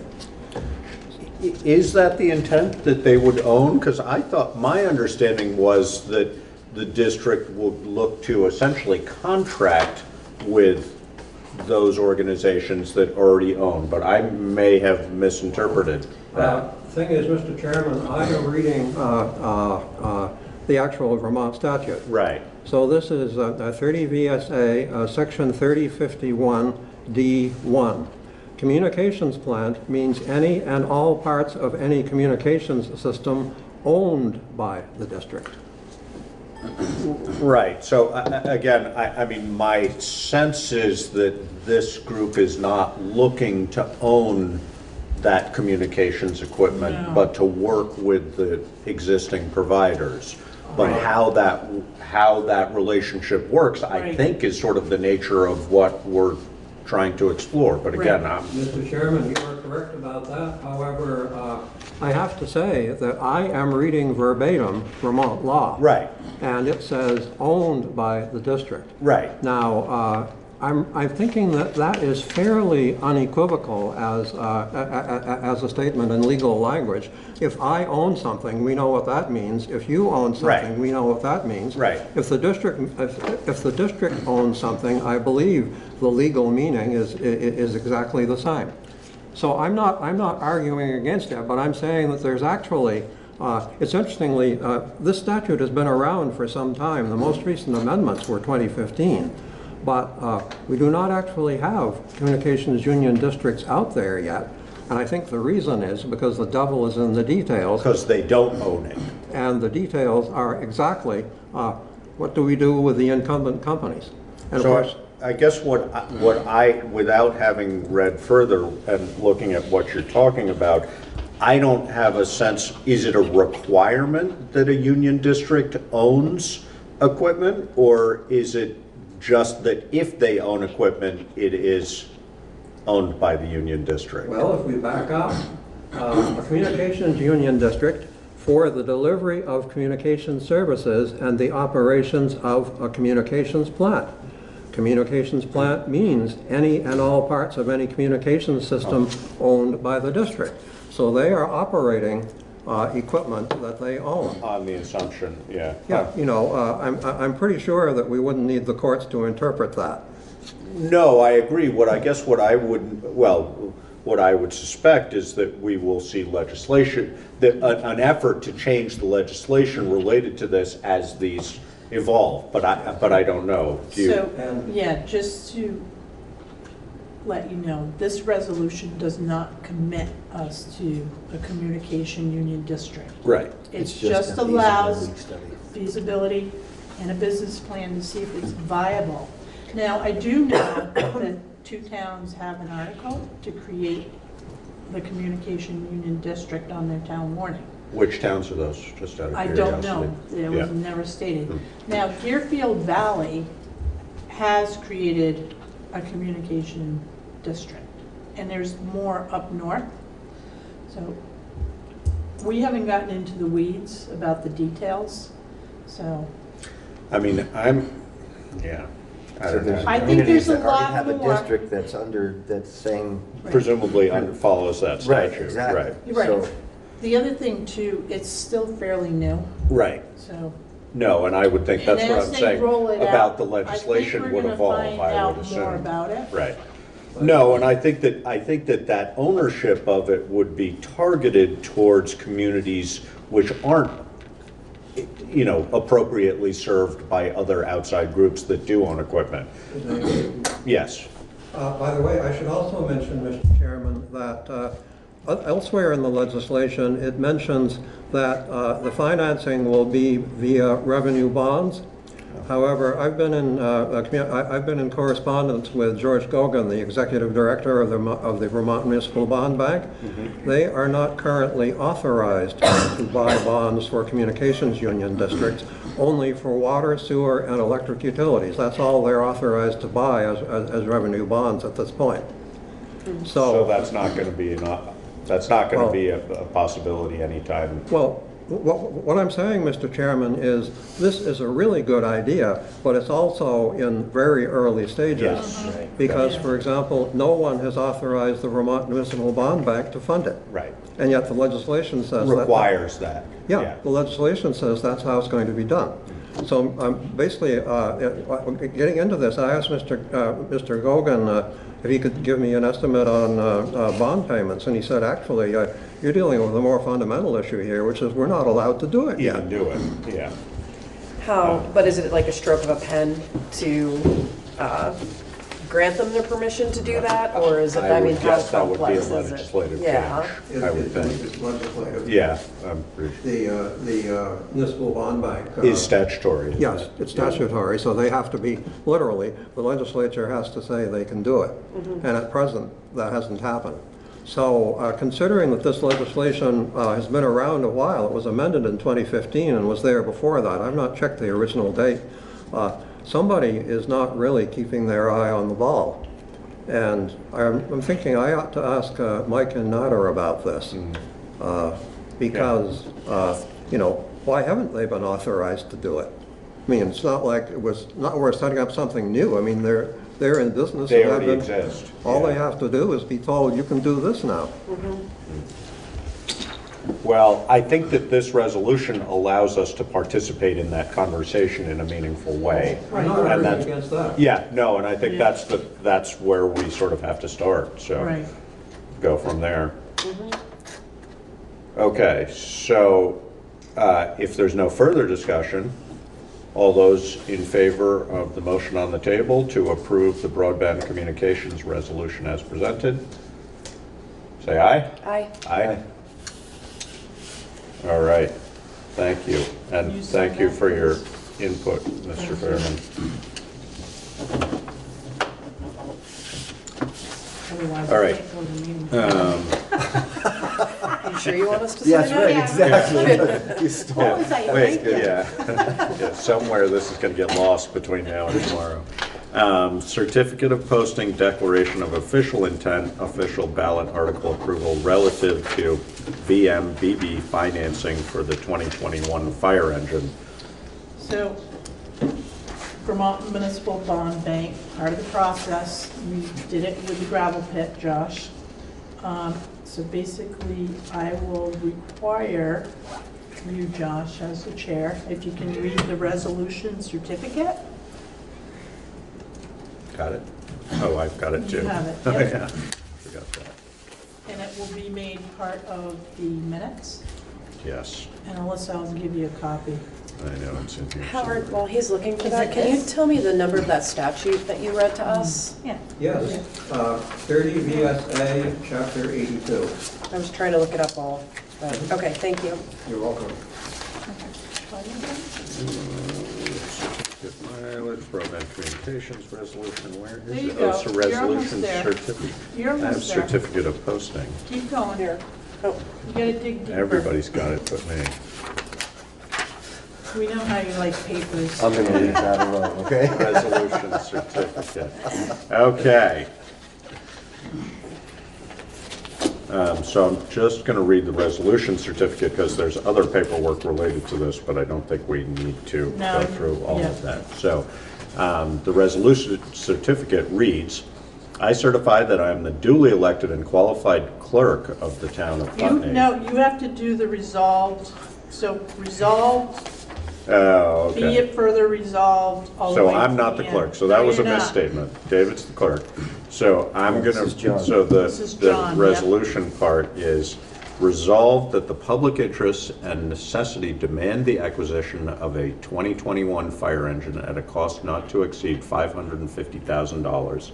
And be it further resolved that the cost of purchasing a 2021 fire engine apparatus after application of available state and federal grants and aid and the application of available reserves will be too great to be paid out of the annual revenue of the town, and be it further resolved that a proposal for the issuance of general obligation bonds or notes of the town in the aggregate amount not to exceed $550,000 to pay the cost of the town's share of such equipment, subject to reduction through the receipt of any state or federal grants and aid, the application of reserves and other financial assistance should be submitted to the legal voters of the town at the annual meeting thereof to be duly called and held on March 3rd, 2020. And be it further resolved that all acts relating to the proposition of incurring bonded indebtedness and the issuance of general obligation bonds or notes of the town for the purpose of purchasing and said equipment within and without the corporate limits of the town, be in accordance with the provisions of Chapter 53 of Title 24 Vermont statutes annotated, and be it further resolved that the attached proposition of making said public improvements and incurred bonded indebtedness therefore shall be included in the warning for the March 3rd, 2020 annual town meeting. Thank you. So, and then we need to approve that? So, yes, you need to someone needs to make a motion to approve the certificate. So moved? Yes, so moved. Okay. It's been moved and seconded to approve the resolution certificate as presented, and that will be turned over to our town clerk to attest to. Yeah, because he'll have to attest to the other documents as well. So, and we have it on film so that if he doesn't have to, so that he, all right. If there's no further discussion, all those in favor? Aye. Aye. Aye.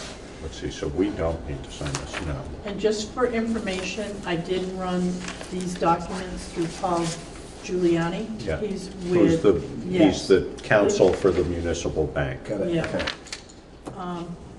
So second, we need a motion to approve or accept the declaration of official intent. Again, needs to be in the minutes. Okay, so. You don't need to read this. No, You've so we already have read a it. copy of the declaration of official intent of the town of Putney to reimburse certain expenditures from proceeds of indebtedness. Okay, so I So moved. Yep, And so moved. Moved and seconded. Yep. If there's no further discussion, all those in favor? Aye. Aye. Aye. And these will be submitted to be included in the minutes. All right. So third is the official ballot, which you already signed on January 29th. Okay. So we don't need to, yeah, so we don't need to take any action on that. Correct. Okay. And then, so town warning approval, and then official ballot article. Okay. That, So. because remember we made an amendment, Josh? That's right. So you Yeah, should I read this read- early, oh, that was Yeah. in the last meeting. Yep. But, okay, so this is the official ballot article as presented, as it will be presented at annual town meeting on March 3rd. The town of Putney, this is Article 2, and it reads, "The town of Putney seeks voter approval to purchase a new 2021 fire engine for the Putney Fire Department to be financed by general obligation bonds or notes for a purchase price not to exceed $550,000. The question to be voted upon by Australian ballot is, shall general obligation bonds or notes of the town of Putney in the amount not to exceed $550,000, bearing an interest rate not to exceed 2% for a term not to exceed 10 years, be issued for the purpose of financing a new 2021 fire engine for the Putney Fire Department?" And this will be voted by Australian ballot. And there are boxes in favor of this bond issue, make a cross in this square. If opposed to this bond issue, make a cross in this square. All right, so, and we've already approved that, but this is amended. We approved it with the. With Yeah, the with the amendment, amendment. So right? Yeah. that's with the This is the amendment. so this is what we Correct. approved. Yep. It's the printed version. All right, good, so we're all set. Can you just make a motion that? let's To accept the, Yes. yes. Make a motion. I move to accept the amended ballot article. And I second that. Been moved and seconded to accept the amended official ballot article as just read. If there's no further discussion, all those in favor? Aye. Aye. All right, Thank you very much. town managers report. Wyndham Regional Commission broadband meeting is tomorrow evening at Newbrook Fire Station, 6 p.m., and that is for the survey rollout. So prior to town meeting, we should have a survey that we can pass out to see what the needs are in Putney for broadband. And once they get the survey back, then they'll look at it and start doing a business plan and see if it's viable. And administratively, you're not responsible for that. This is WRC doing that. Oh, no, the towns are responsible They for are, it. okay. So we figure town meeting, Survey Monkey, libraries, postcard maybe to people. The census is gonna kind of be maybe happening at the same time. But this is, has to move quickly. Yeah, okay. So, like, they only have 6 months to do this. Mhm. So if they get 20% return. That's acceptable. It is. Okay. But all towns should participate. Otherwise, they may not get what they're really looking for. Right. So we could send the Survey Monkey through the school too. Yep, That would be- surveys at the school would Yeah. be good. We should certainly announce it at town meeting. We can have Yeah. copies at We'll town have, meeting. yeah, we'll have copies at town meeting, being a presidential primary. I mean, Oh, we may could get have a them larger there. crowd. Yeah. So. Yeah. So that's our plan, to get the survey out. Sounds good. So Highway Department? Question? Yes, Sorry, go ahead. Howard. That's okay, you know. I sort of disappear here, I know, you know. That's okay. Some of the furniture. I've been working on that for years. How do you do that? Oh, yeah, it's taken a long time to perfect. The question about the survey, Mr. Chairman, which I probably should address to the town manager, have you seen the survey, and if so, can you give us an idea of the questions it asks? I have not, Mr. Fairman, and I will tomorrow, so I should have a hard copy. I asked if they could email it to us in advance, but that's not happening. So I will be at Newbrook tomorrow, depending on weather. So it did get, the original meeting got Delayed, canceled right, yeah. from last week Right. because of the weather. Right. And they are gonna have this meeting tomorrow, rain or shine, snow, sleet. Well, I can stop by and see you Friday. Yep, and I can scan it in and email it to you too, if you like. Well, you know, whatever works is fine with me. I'd just like to see it. No, That's convenient. yep, you can stop in, I'll be in all day. Sure. I'll be there Friday too. At least the meeting is closest to home for you. I like it. Yeah, no kidding. I do too. So the Highway Department report, I just wanted to let everyone know that we're down 2 men right now. And they'll both be back next week. So, so things have not looked up to par. That's part of the reason. I did get a quote for the wall in front of the greenery. Yeah. So Paul Bemis came in and it's a $9,000 fix. The wall in front of the greenery. The stone wall? The The tab. repair? Oh, So, on the side on Kimball Hill? Yes, so our sidewalk plow caught the corner of it, but the wall's been dipping anyway because of the frost. So this is, so that's a repair for that whole wall. That's not, that's to rebuild the whole wall. That's not a result of the damage that was Well, it's done. to rebuild the section of the wall. No, it's No. to Is it the whole wall? It's to rebuild that section, yeah. So if he I'm confused. If he repairs it, it's gonna continue to keep coming out because of the frost. So the drainage from that building, the water gets behind there and it's pushing that Right. wall out. And the sidewalk plow right now only, that's why it got Because caught. it doesn't fit. Right, it's either hug the wall or you're off the curb. Right. So Paul has been maintaining that wall. I'm gonna share this with you. And I'm like, well, so who's been paying you? No one. He goes, I can't stand looking at He it. actually talked to me about when Yeah. those walls went up. Yeah. So, that price too is, that's bare minimum right there. What's, We own the wall? No. is it part of the sidewalk? It was built I with don't- Mabel Gray, I believe it was, Josh. We talked about trying to come up with some We need a description sidewalk of policy. whose responsibility is and Right. who owns it and all that. Right. So I can dig a little bit deeper just to make sure, but I don't think that wall was put in when Maple Gray was done. I don't think. that's not what I've been getting for information from Brian. So I will pull the Brian's not old project. enough to- Sorry.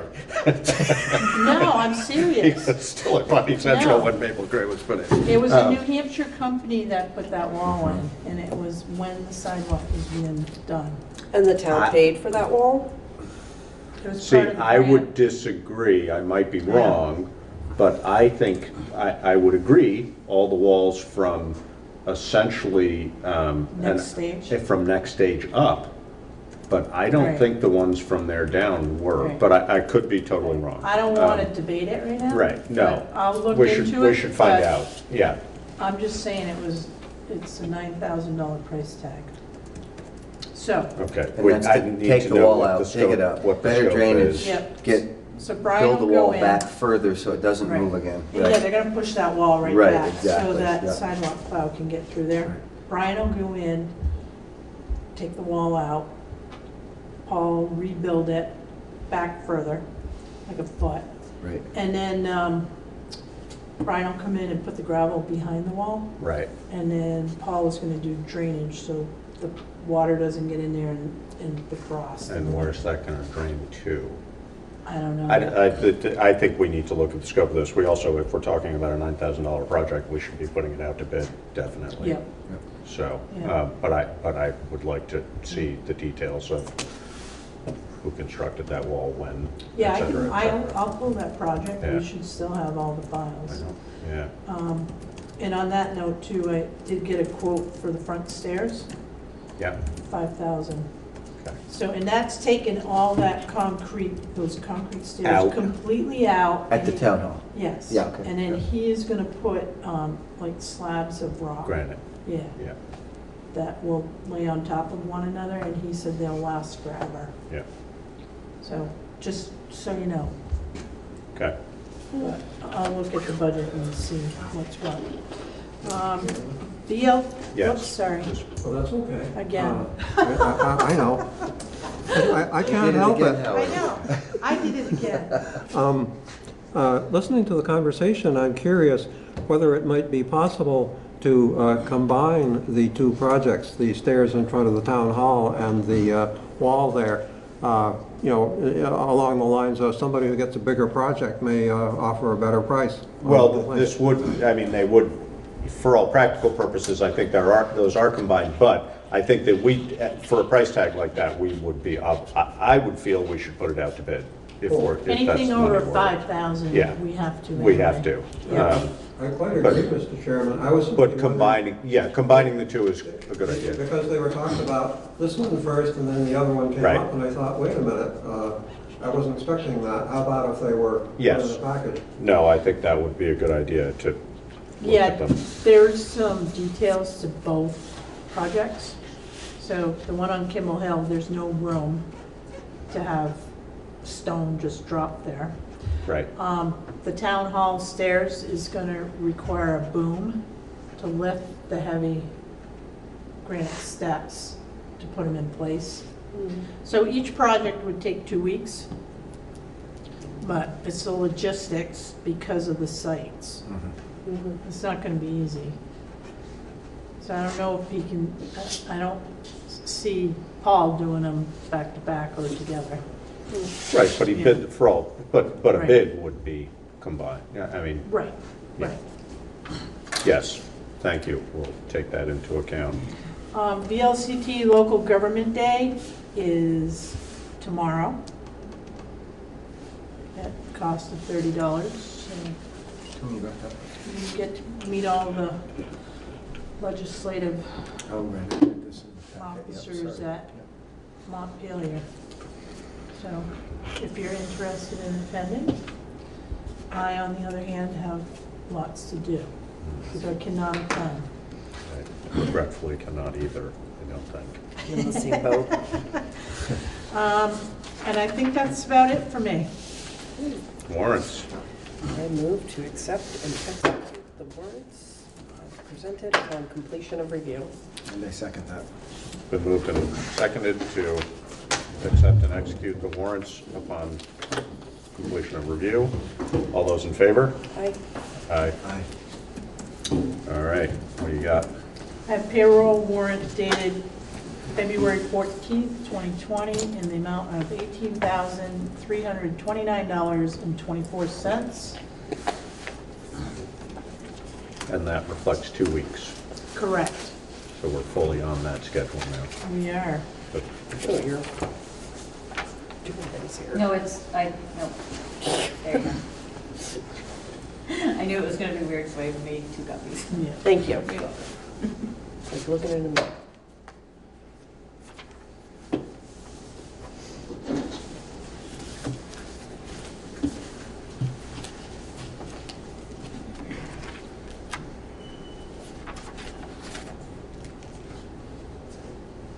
Safe walking, Howard. I said safe walking. Thank you. Good night, have a Howard. good night. Good night.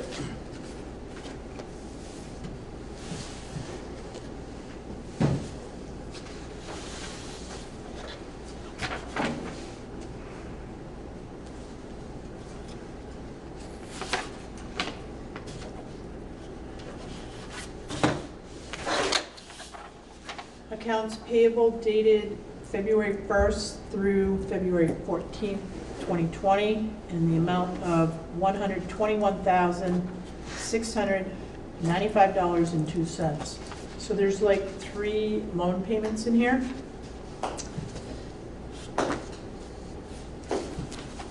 The sidewalk,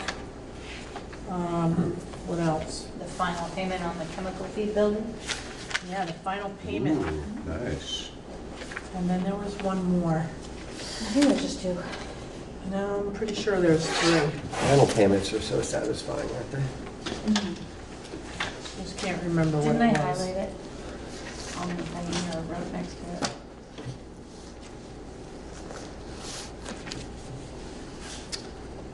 Walk. Oh, one was the truck, the, 2017 Ram. yeah. In the amount of $19,473.16. Payment 205.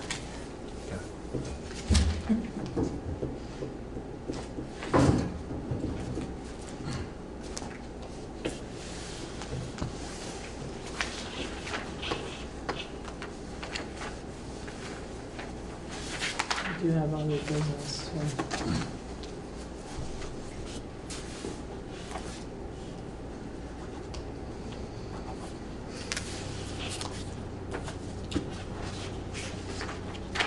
I have other business, All right, and I should have brought up from the town manager.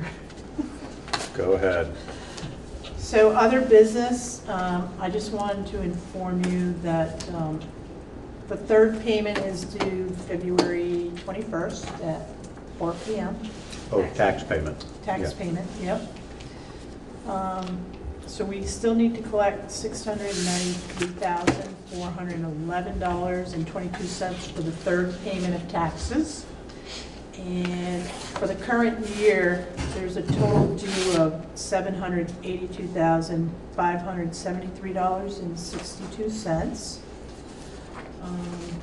So there's a difference of like 90. Yes. Yeah, about, 89, yep. And then delinquent taxes, so 2018 and beyond, what is due is $73,399.01. So that's come down quite a bit. I like that. After the 3rd property tax payment, we will be looking at 2 years or more in arrears, and we'll start the tax sale procedure. Utility, what is due right now is $27,147.50, and of that, the current amount is $5,857.18. So the vast majority of that is. Yeah. 22,000 is past. 27,000. That's what we were looking at. So over 120 days, we have outstanding 107.90. So we're gonna, Alyssa and I'll work together. Again, anything over 1 year in our policy, but I go 2 years. Can go to tax sale. It can go to tax sale even if you owe water and sewer. That's right, we talked about this. We can Yep. go to tax sale, but we can't shut it off if it's sewer. We can shut it off if it's water. Correct. Right, okay, And right. we could do the lien, but it doesn't make sense because that figure changes every time, every month. Right, right. So, Is there just a small group of people that own that? So So it's not like you're putting 24 places up for tax sale. It's a small group. right, it's a small number, but, you know, when Yeah, you send 5 or them 6. a tax sale letter, they come up with Some of money. them Yeah. will get paid. Yeah. It's really what all you have for leverage. Right, Yeah. right. So that's all I have. All right. We don't need an executive session, I don't believe, or do we? No, Okay.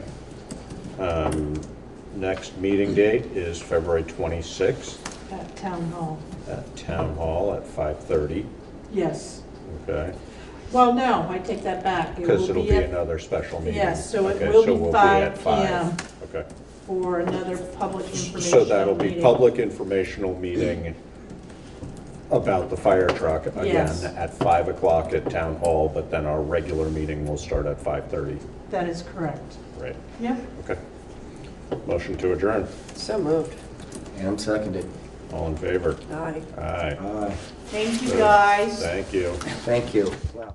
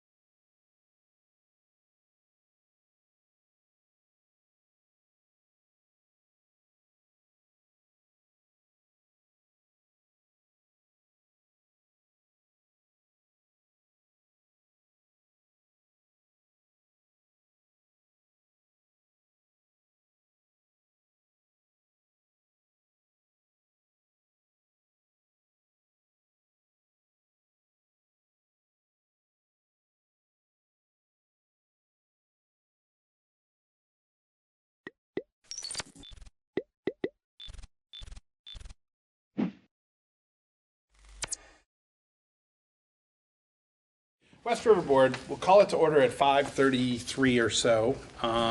Thank you all for coming. Apparently, we just dropped this off the last agenda. Single purpose meeting. All we got to do is make a motion to approve the warning. Everybody has a copy of it attached. Skim through it, make sure we have all the right dates in there, you know, no 2019s. Second page. No polling date, no polling hours wrong, your or own places town. wrong. Check your towns. We checked with all the town clerks on those because specifically Wyndham toggles between, and Jamaica wanted to be at 9 a.m. I think historically, are they 10 a.m.? Yeah. Yep. So they I want mean, to be 9. I went through it once, but I'm like, just do it again one last time. Because I'd hate to have an emergency meeting to correct the warning that was improperly warned. Jamaica wanted to open at 9. It says It says 10 for Jamaica. Oh, that's Wyndham. That's Wyndham. No, It says look at it 10 for from- Jamaica in the preamble, it says 9 for Jamaica in the back. In the back. Page 2. Oh, I was gonna say the hours on the back. Yeah, very go to the top, first it's page. Brookline, and First then- page. Yep. Okay, Yeah. well, check in here and see. Says 9 a.m. Brookline, 10 a.m. Jamaica. It's Yeah, supposed it's to be right in 9. the other spot. It's right in the back, but not in the front. Correct. Okay, so this should be 9 9. in Newfane, 9 in Townsend, and 10 in Wyndham. Perfect, though, but the sign-in This sheet, one so I is can the one change that's- that. Yeah, you can slip sheet the front cover. Thank you. I'll make a motion that will accept the warning with the adjustment of the time for Jamaica. I second that. All right. Any discussion on the warning? Anything on the warning? All right, ready to vote? It's been moved and seconded to approve, accept, approve, adopt? What's the right little word there, You're going to Bill? approve the warning. Approve the warning? And you can make one motion where you approve the warning and allow the chair to sign. That was your motion, right? And on to my motion, allow the chair to sign for the board. You were seconding that? Sure. Excellent. All right. All in favor, please say aye. Aye. Opposed? Abstentions? Beautiful. Thank you all.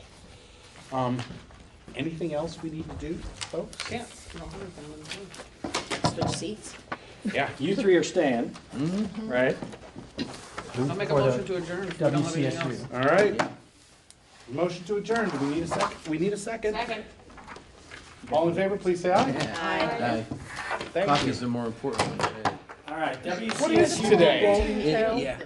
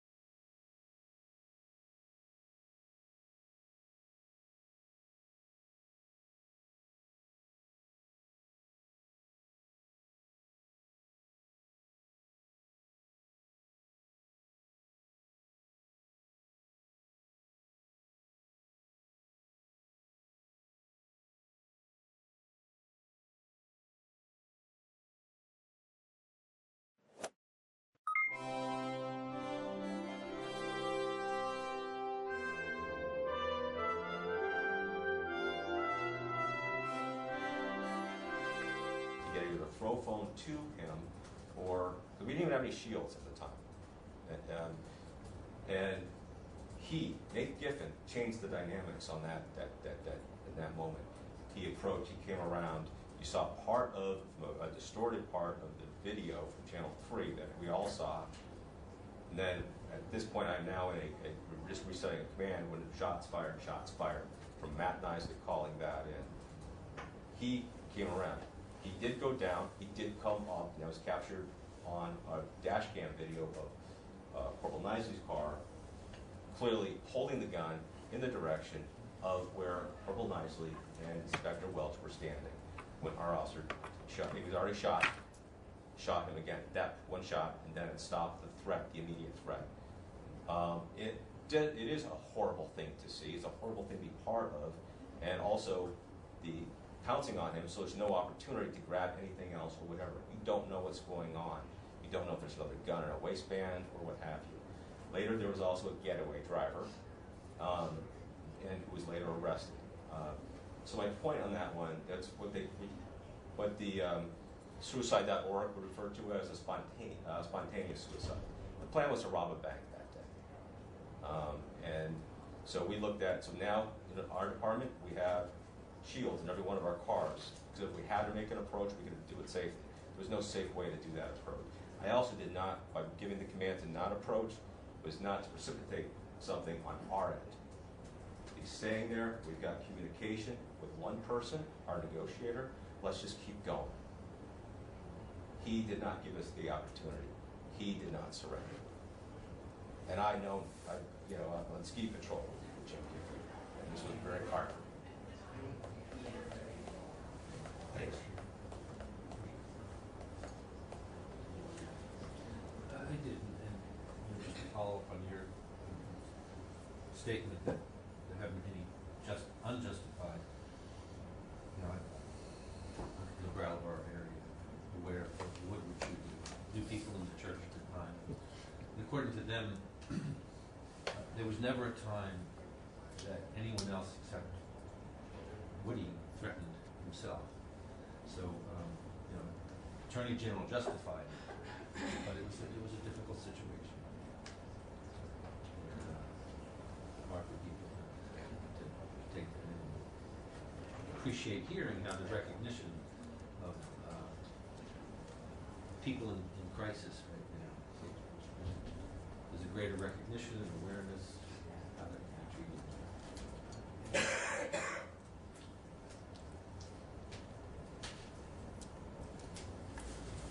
Thank you. Thank you.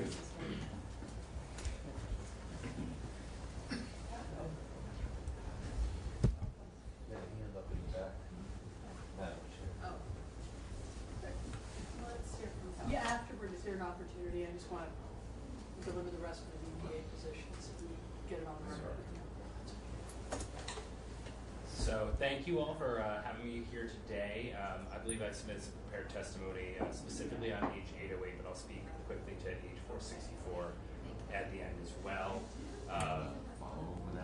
I just got some notes, so you can just leave it up, and I think there's at least one slide that's just referenced in there that I'll kind of show you a visual so you can see it as well. So thank you for the opportunity to come before you today to speak about these two big pieces of legislation. In short, the ACLU of Vermont supports both pieces of legislation. I'll speak to H808 first. So H808 would create a statutory standard for the use of deadly force in Vermont. And Vermont currently lacks a statutory standard. While at the same time, we do have a statutory standard for the use of less deadly force in the form of tasers. And so we would support instituting a statewide standard that says that it that requires an officer to use deadly force only when it is necessary. So this would be the necessary standard. This is, as you know, recently adopted by the state of California. And the necessary standard established in H808 requires officers to use other techniques and resources other than deadly force when reasonably safe and feasible to do so. Then also, the bill also determines that the propriety of deadly force can be used when misread a sentence. So the bill requires that when determining the propriety of the use of deadly force, decision makers must consider the conduct leading up to the use of force. And so this bill is especially timely right now just because we've seen a consistent rise in the number of officer-involved shootings per year. So this is referenced in my testimony, but this is just a very simple graph. This is compiled by the Vermont State Police. It shows officer-involved shootings between with the Vermont State Police and other state departments. So you'll see it's a pretty standard linear progression, increasing over the last couple of years. There's been, I think, nearly as many shootings in the last decade as there are in the previous 3 decades. And if you look at 2019 compared to 1999, there's a 4-fold increase. So we have been seeing an increase in officer-involved shootings, and think that this would be a time to create a statewide standard for consistency.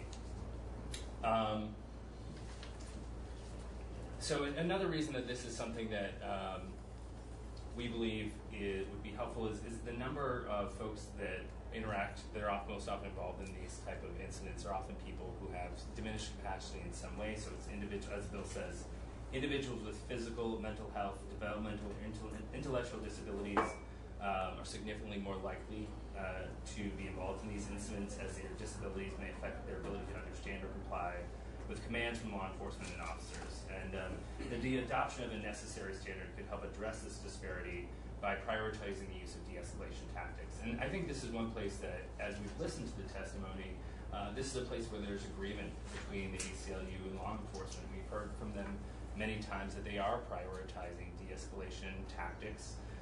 This is something they say they use in their training, and we think that this bill codifies those values.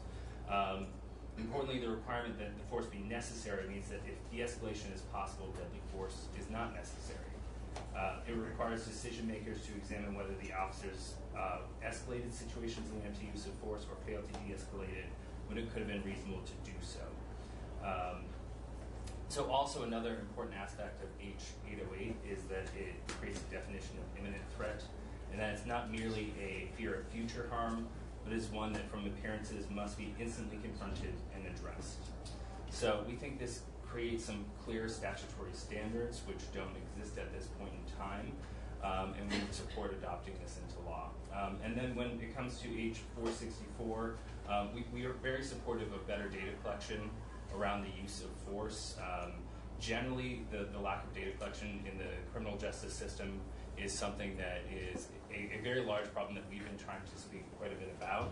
I will say that actually law enforcement is providing probably some of the more comprehensive data around these things now, so in terms of police stops and other pieces of information, but I think this is one more piece of information that would be helpful to have. And as 464 speaks to the process of creating more training and programming in collaboration with other stakeholders, we think that that collaborative approach is something that could be helpful. It sounds like something like you were describing in your comments earlier, and think that that could be helpful to get those different perspectives. So we would support that legislation. So that is our testimony today, and I'd be happy to take any questions. I've heard the reference to this California model a couple of times that they just implemented. Yep. Why would we point to that as an example of success when there's no data? We have absolutely no idea how it's going to turn out. Couldn't it wind up worse than what we've been dealing with? Well, we think that bill says, and we think that this bill says, that deadly force would only be used when necessary, and that's why we're supportive of it. And that is a bill that, as passed, I believe, law enforcement originally objected to it. They withdrew their objection. They didn't full-throatedly support it. And I think understand there's a difference, and I think working in this building, you all understand there's a difference between that. And but it is one that it says deadly force was only going to be used when necessary, and we support that. So is it the ACLU's position now that deadly force has been used when it wasn't justified? Well, I think, as you heard, that under the current standards, that there are times that we have not seen any of these shootings been declared unjustified. But going forward, we're looking prospectively. This is what this legislation will do. It's not going to go relitigate anything that happened in the past.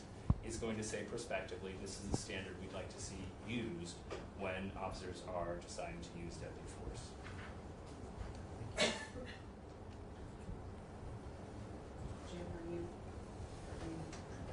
Jim, I'm trying to restrain myself, but you gave me an opening. So. I did. I can also go to Marcia. And it's just so unusual that you're not first out of the gate. It's Friday. Thank you for your testimony.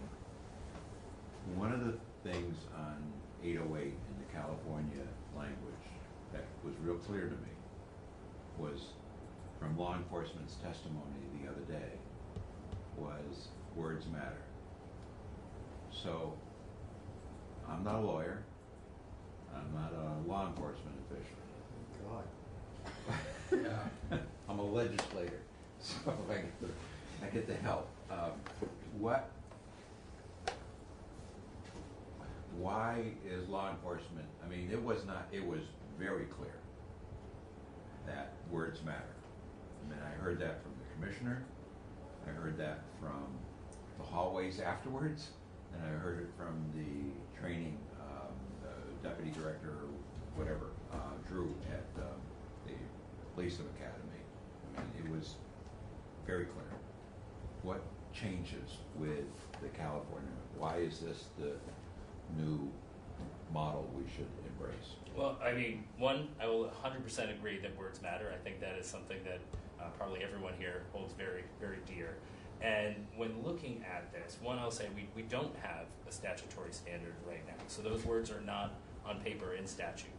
And in terms of those words, we believe that necessary is the correct standard. And I think that's something that people can agree on. And by doing that, implementing that standard, it does prioritize the use of de-escalation in these interactions. And that is something that we're not saying that law enforcement is not doing, but it sets that standard in statute.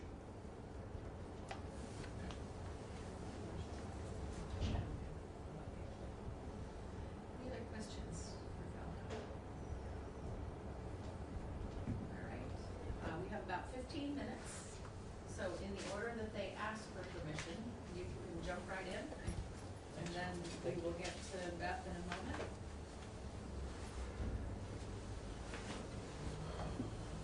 Thank you. My name's Stephen Whitaker from Montpelier.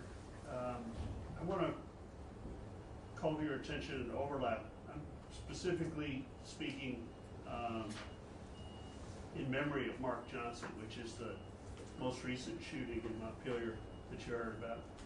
We had had no shootings, and we have 2 shootings in as many years, and both of which involve a mentally distressed individual, both of which involved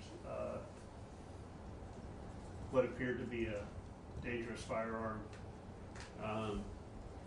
So I think we need to be very careful in recognizing that justified is a term subject to interpretation.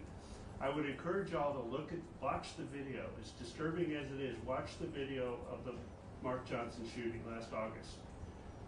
Here's a mentally distressed person who had locked himself out of his own building, trying to get back in with a knife, allegedly. I haven't, there are some public records overlaps that I'll speak to here. I've not seen all the records that I need to see on this. He flees, he's apprehended or challenged on the bridge by the only 2 officers, the cruiser on. He attempts twice to jump into the river from either the south side of the Spring Street Bridge or the north side of the Spring Street Bridge. Instead of allowing him to jump into the river, he might have broken a leg, he might have gotten a little water in his lungs. He would not be dead. So instead, our officer orders him down repeatedly, and ends up putting 2 fragmentation rounds in him because we didn't have the 12-gauge beanbag shotgun in that cruiser. If you've only got 1 cruiser on the road, maybe that should be the one with the beanbag shotgun in it. We could have waited. It appears to me, and I'm not an expert on psychiatry, but this appears to be an intentional suicide by cop. a very distressed individual waving a toy pistol or pellet pistol. The individual was known to the police department prior. The police department might have known that he had a pellet pistol. So there's a lot of ambiguities here that would have warranted to wait, move slow, de-escalate, and instead we had 2 fragmentation rounds into his abdomen from a rifle. You listen to the audio on the tape, you realize that these people realized he couldn't hit the side of a barn from 20 yards. He was that distressed and just waving a pellet pistol in the air. So the idea that this couldn't have waited on a mental health professional or waited on a backup cruiser with the beanbag shotgun or, last resort, hit him in the leg, but to basically kill someone unnecessarily who's facing a mental distress, intending to get shot, possibly, is unwarranted. Now, there's a public records issue here, in that I would ask the committee to consider clarifying that the independent investigation that would have been done by the Vermont State Police was undermined by a decision of our chief, and I do respect our chief. I see he's in a tough spot here. At the end of his career, I want him to, have all due respect. But there was a decision in the Burlington case where a judge ruled that the officer had the right to review the video before giving his statement. That needs to be clarified because the state police warned the police department here, do not let him review that video before we get his statement or even do a deposition. I'm not privy to those communications. But our chief overruled that and let him watch the video before he gave his statement. So, in effect, we subverted what would have been an independent investigation by the state police and would have done a lot to restore public confidence in this. Since then, our city council has offered to hold a public forum and instead put 5 minutes on number 7 on an agenda and swept it under the rug. But pending public records requests for the affidavit that the state's attorney requested, the state's attorney requested an affidavit from the chief. It's been months and that still hasn't been produced. Our city council, mayor, city manager ignores appeals to the head of the agency on the public records appeal on this issue. So we have a problem in the accountability, the transparency, and the undermining of public confidence. So, but the issue of whether or not a video of an incident should be withheld pending an investigation from the shooter is clearly a public records issue that needs clarification, possibly to avoid this ambiguity where an independent investigation could be undermined.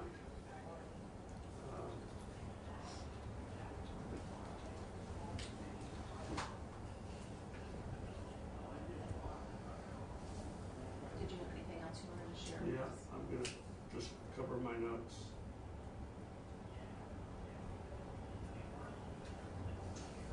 Yeah, the interpretation of a violent felony, and when you've got a resident of a subsidized housing, Montpelier Housing Authority, trying to jimmy into a building that he lives in, it's hard to characterize. It may have been mischaracterized as a violent felony in progress.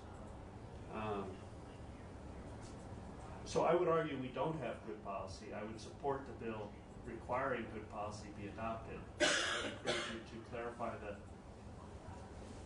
ability to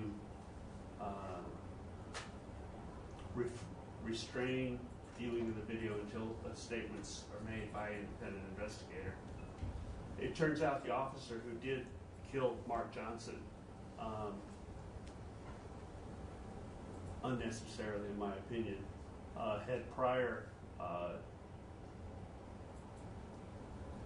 in an incident of a teenager smoking pot, broken a woman's ribs. And then in a separate incident, a mentally distressed person snapped a guy's arm who was holding on to his wife, who clearly understood and communicated that he was distressed. The man died as a result. So this is the third incident with this particular officer that should give us all pause. Thank you. Thank you. Wants to be on the record in support of a request from the Vermont Criminal Justice Training Council and the Vermont Police Academy. That was underway well before any bills were introduced here. There is a lot of, well, I think it's pretty universal support by all law enforcement that we expand the basic training an additional 4 weeks. And I think you'll hear from Rick Gauthier, I hope you do, who will come in and sort of explain that to you a little bit more in depth. You heard a little bit of it in that first hearing. And we would support whatever this committee can do and this legislative body can do to support that appropriation.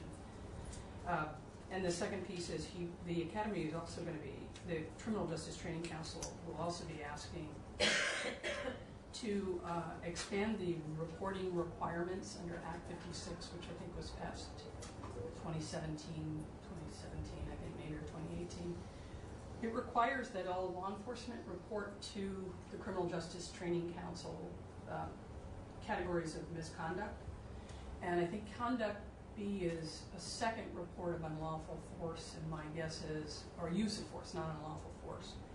And law enforcement supports actually the expansion of that. Again, something that they all agreed upon well before any legislation came before this body. So we would ask that this committee support that change. We think it's a good idea. So I wanted to get those two things on the record. And also, as you pay attention to the requests for the resources of the folks who are dealing with these community issues, are telling you what they need to have better outcomes. There's a difference between Chittenden County and the ability to share and pool resources when you're nearby, Richmond, near to Williston, near to Burlington, than in some of our more rural communities. So I think it's worth paying attention to the disparate level of resources available to everybody. And lastly, I just want to follow up on some of the testimony around some use of force cases, including the Woody case. I was actually general counsel at Public Safety, and they did the investigation into that case.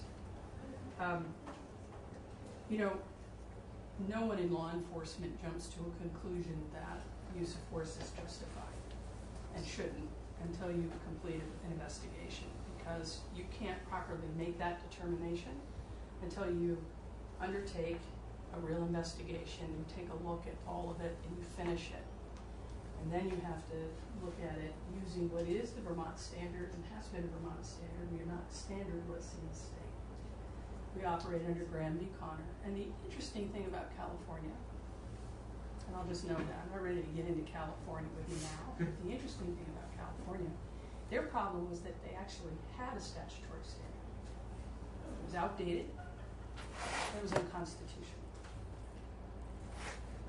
So the problem with codifying what you think is the standard today is this is really comes from the Constitution. And the courts interpret it, and you'll, I'm sure Representative Gannon will assist you with this, but you know, courts are always examining this. Here in the Second Circuit, it's under examination, and we are responding to that. That information is in real time to law enforcement, and then they make changes, and they update their training, and a bulletin goes out, and if the standard or some interpretation gives them some guidance, they act on it. So I just want you to keep that in mind. California had a unique reason for undertaking its effort. And the last piece of that puzzle is, yeah, law enforcement did object to it, but they were in a legislative process. And as you all know, when you're in a legislative process, sometimes you have to get to a point in the process where you get something and you have to give something. That support did not come at the beginning of the process. It came after there was some back and forth, and they were able to secure some language that made them feel a little bit more comfortable. But I don't think it was the whole ask. So I just want to keep that in mind.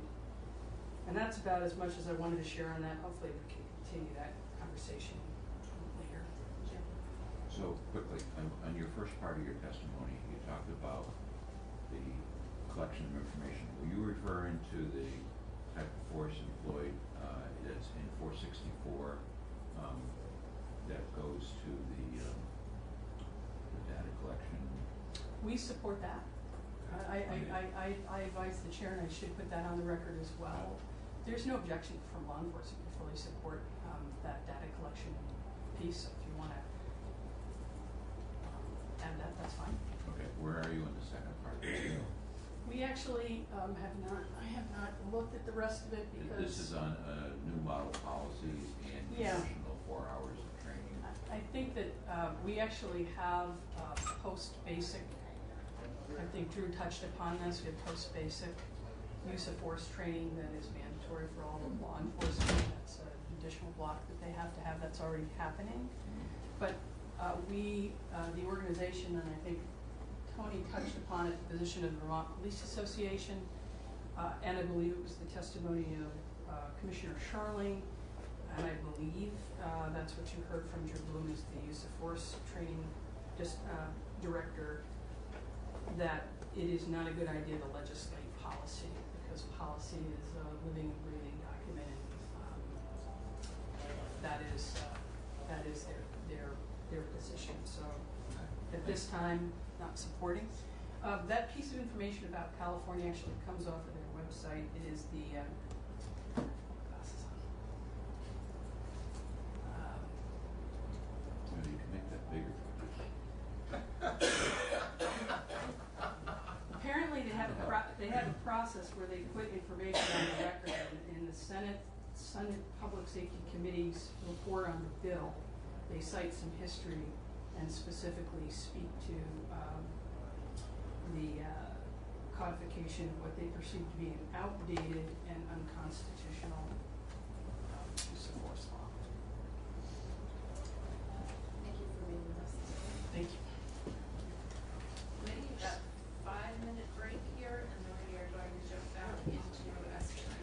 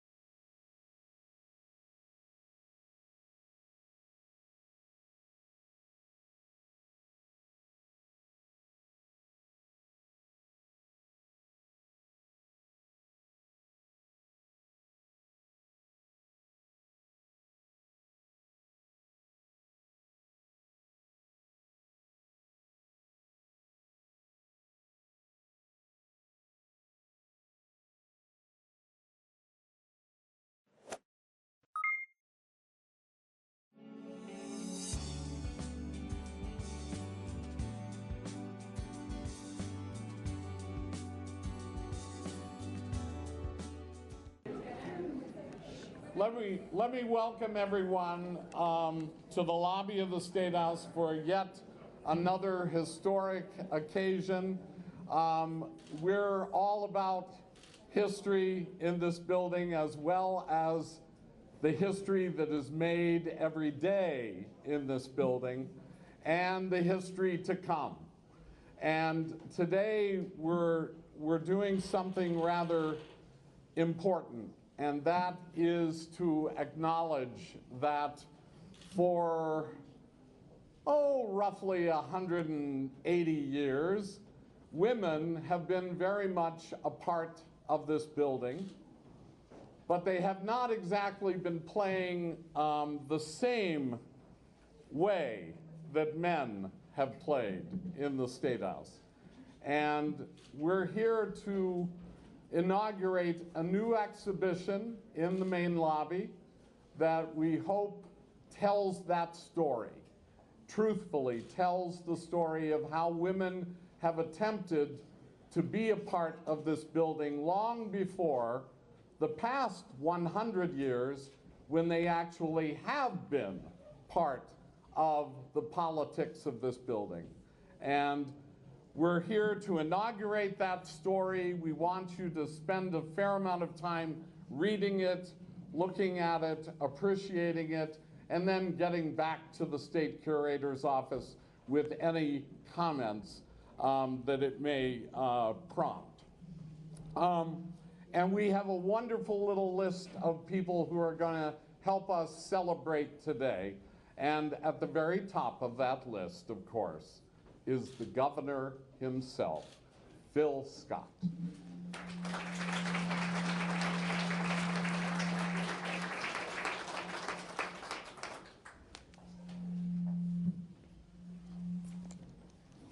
Sorry.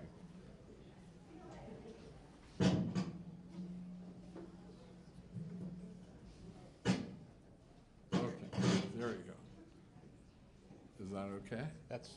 And that's about all I have to say. Thank you. Well, good afternoon, and thank you all for having me. It's great to be here for this dedication.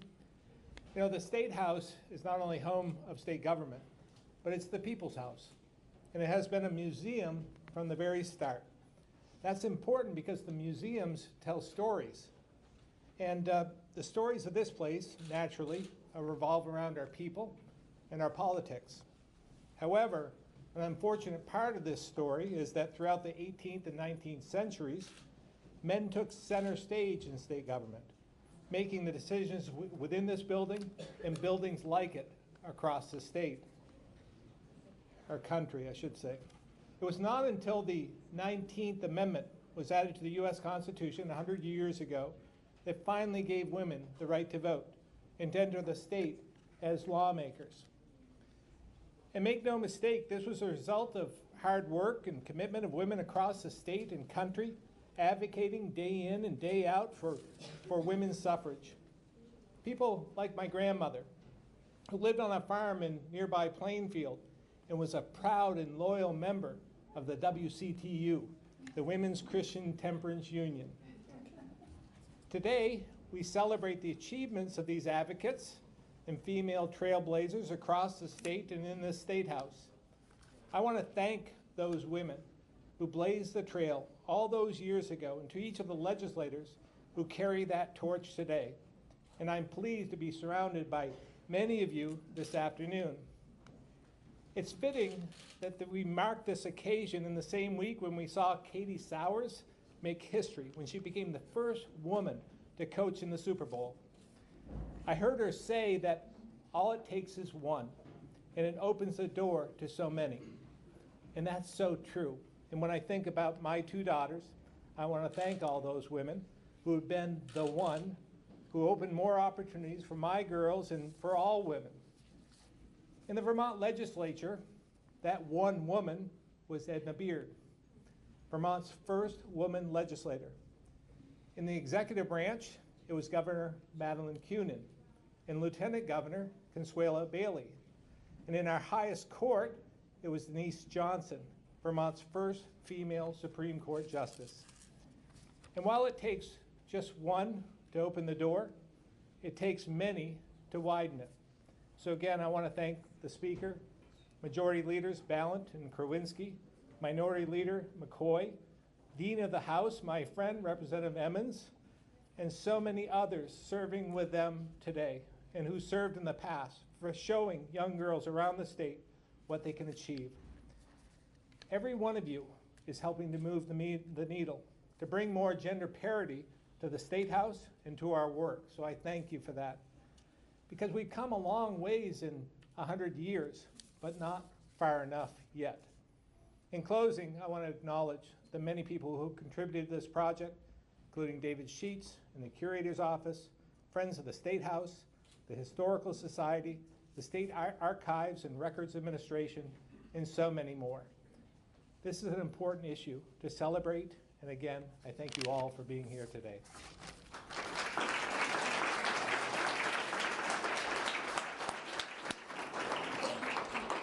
And now, Vermont's third woman Speaker of the House, Mitzi Johnson.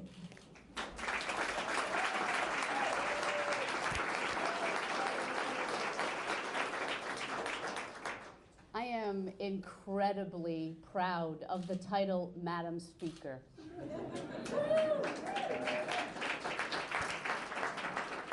Now here's a quiz.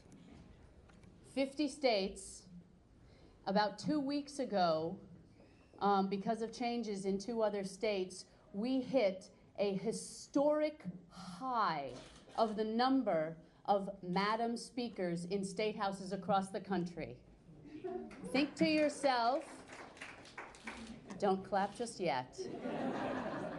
How many is that? Good job, sir. Thank you for noting. 8 out of 50 is the high that we are celebrating. I'm not okay celebrating 16%. And while it takes that one woman to be the first, it takes systemic changes so that others can follow. On the House floor today, we clarified campaign law so that you could use campaign expenditures for child-independent care.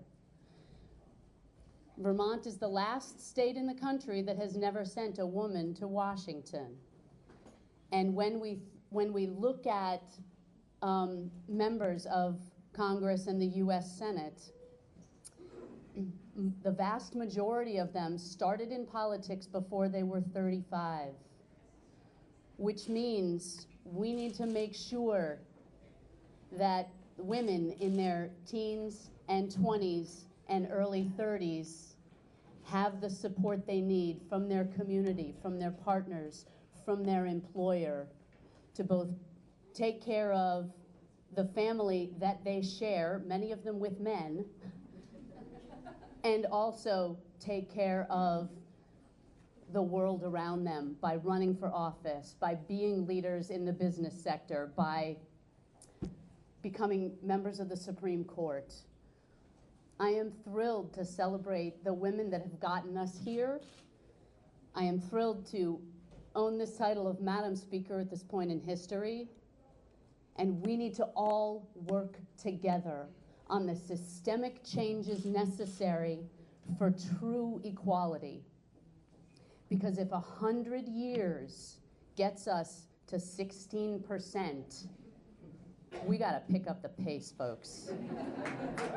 Thank you.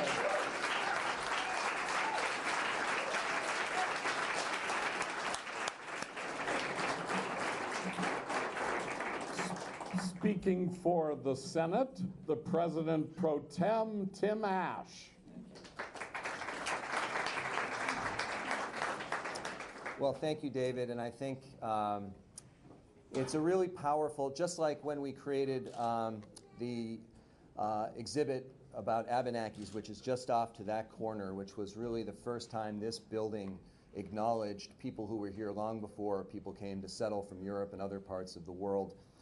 what we start with today, and this is really a starting point, is a rather modest but important first recognition of the influence that women have had in this building. And I think it's just in the last 2 days we've had hundreds of students from across the state walking through the hallways.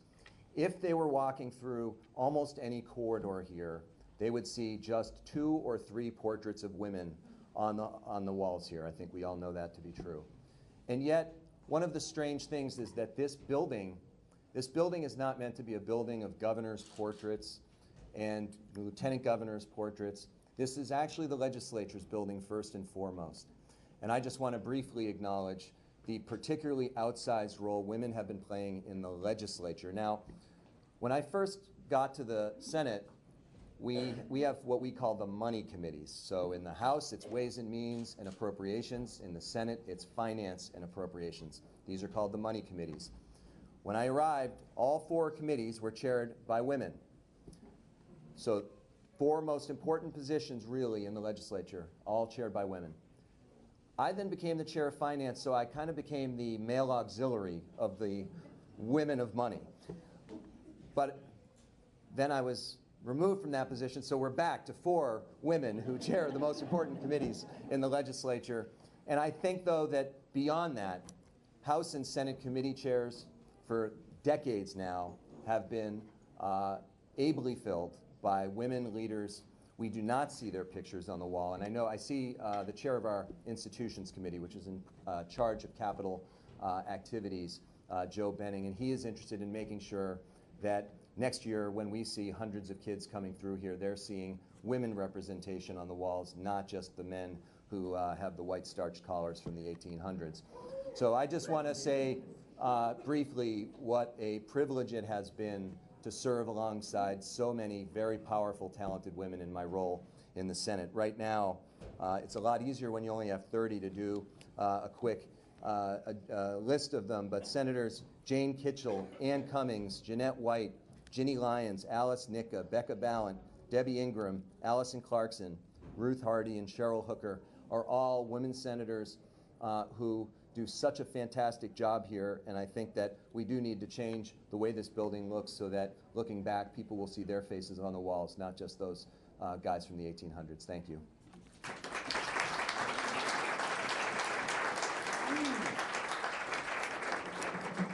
I started my tenure as curator back in the 80s when Madeline Kunin was Vermont's first governor. I vividly remember that long after Madeline left this building, in 1993, the State House did something even more monumental and unthinkable at the time. Teresa Randall was elected as the first female sergeant at arms. And I still remember that there were a lot of guys in the building who had trouble with that. They could accept a governor that was a woman, but the sergeant at arms? And happily now we're on to our second, and that's Janet Miller.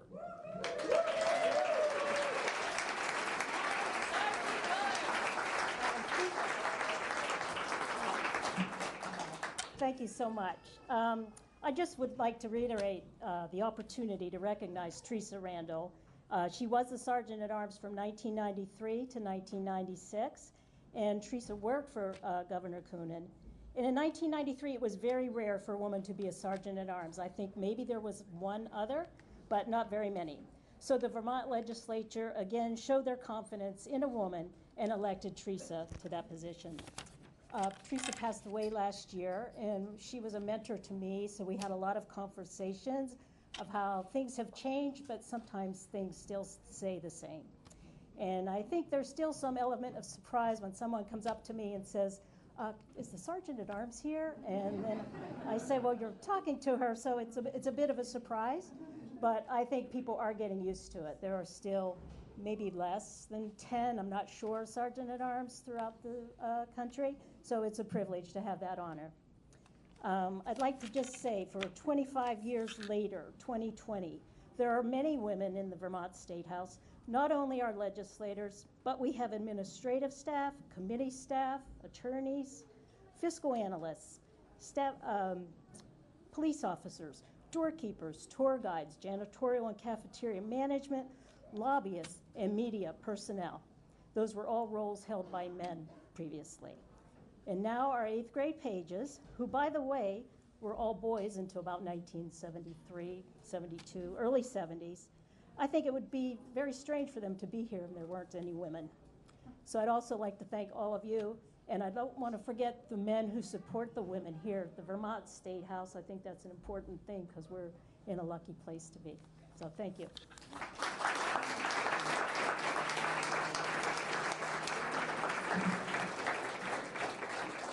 Our last speaker is one that we wanted to reflect on the long picture here at the State House, the long view. And so naturally, we turn to the Dean of the House, Representative Alice Emmons.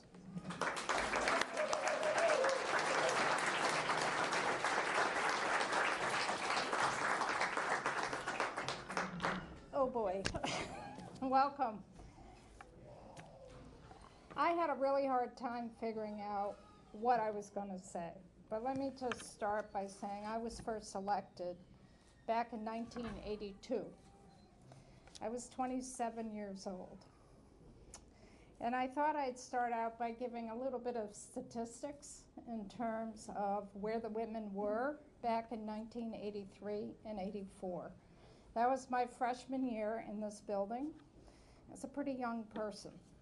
And at that time, in the Senate, there were 4 women senators. In the House, there were 30 women in the House. Of the 30, 10 came in with me. So in 1983 is when we started seeing the trajectory of going up. At that time, we only had in the House about 3 chairs that were women. To this day, we have over half of our committees that are chaired by women. The other thing I looked at, too, was the division between the 2 parties for the women, and they were pretty evenly split. There were 14 Democratic women and 16 Republican women. So in context, in looking at that, we have grown, but we have a tremendous way to go. We also had a women's caucus back then, and our first priority in the women's caucus was a law for child seats, a requirement that our children be in a car seat and not just strapped in with a seatbelt. And I remember that was one of our first debates on the floor of the House, and that was pretty split in terms of gender, in that the men did not want to have to put a car seat in the front seat of their pickup truck to drive around the farm. That was the debate at that point. So here we are 20 years later, and we have 10 women senators and 62 women House members. So we're getting there.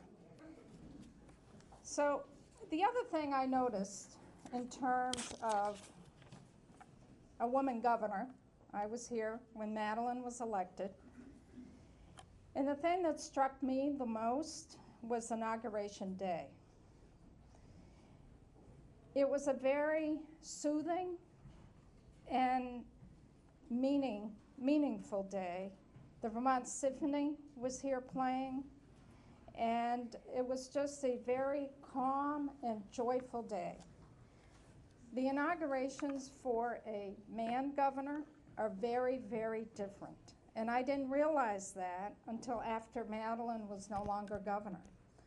There were brass bands, there were military. It was a very, very different feel. And that's how it has changed over time, because even now with a male governor, it's a softer tone, which I think we bring to the table. And the last that I'll say, this is a little strange. It's a little strange, but it shows the impact that we had back in the late 80s. We built an addition to the State House. And one of the major pieces of discussion was how many bathrooms for women, because we didn't have enough. And that was a large discussion when we did the expansion. And the other part that was really important to that were changing tables. We did not have changing tables in the State House. And we very seldom even had legislators that could bring in their children. And now that has all changed. So we've made progress. Thank you, and we have more to do. Thank you.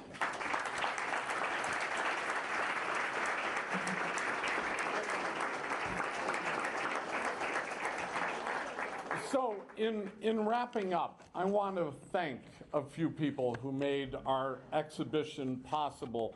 At the very top of that list is the Assistant State Curator, who I am so proud is among the foremost women's historians in Vermont, Jack Zylenga.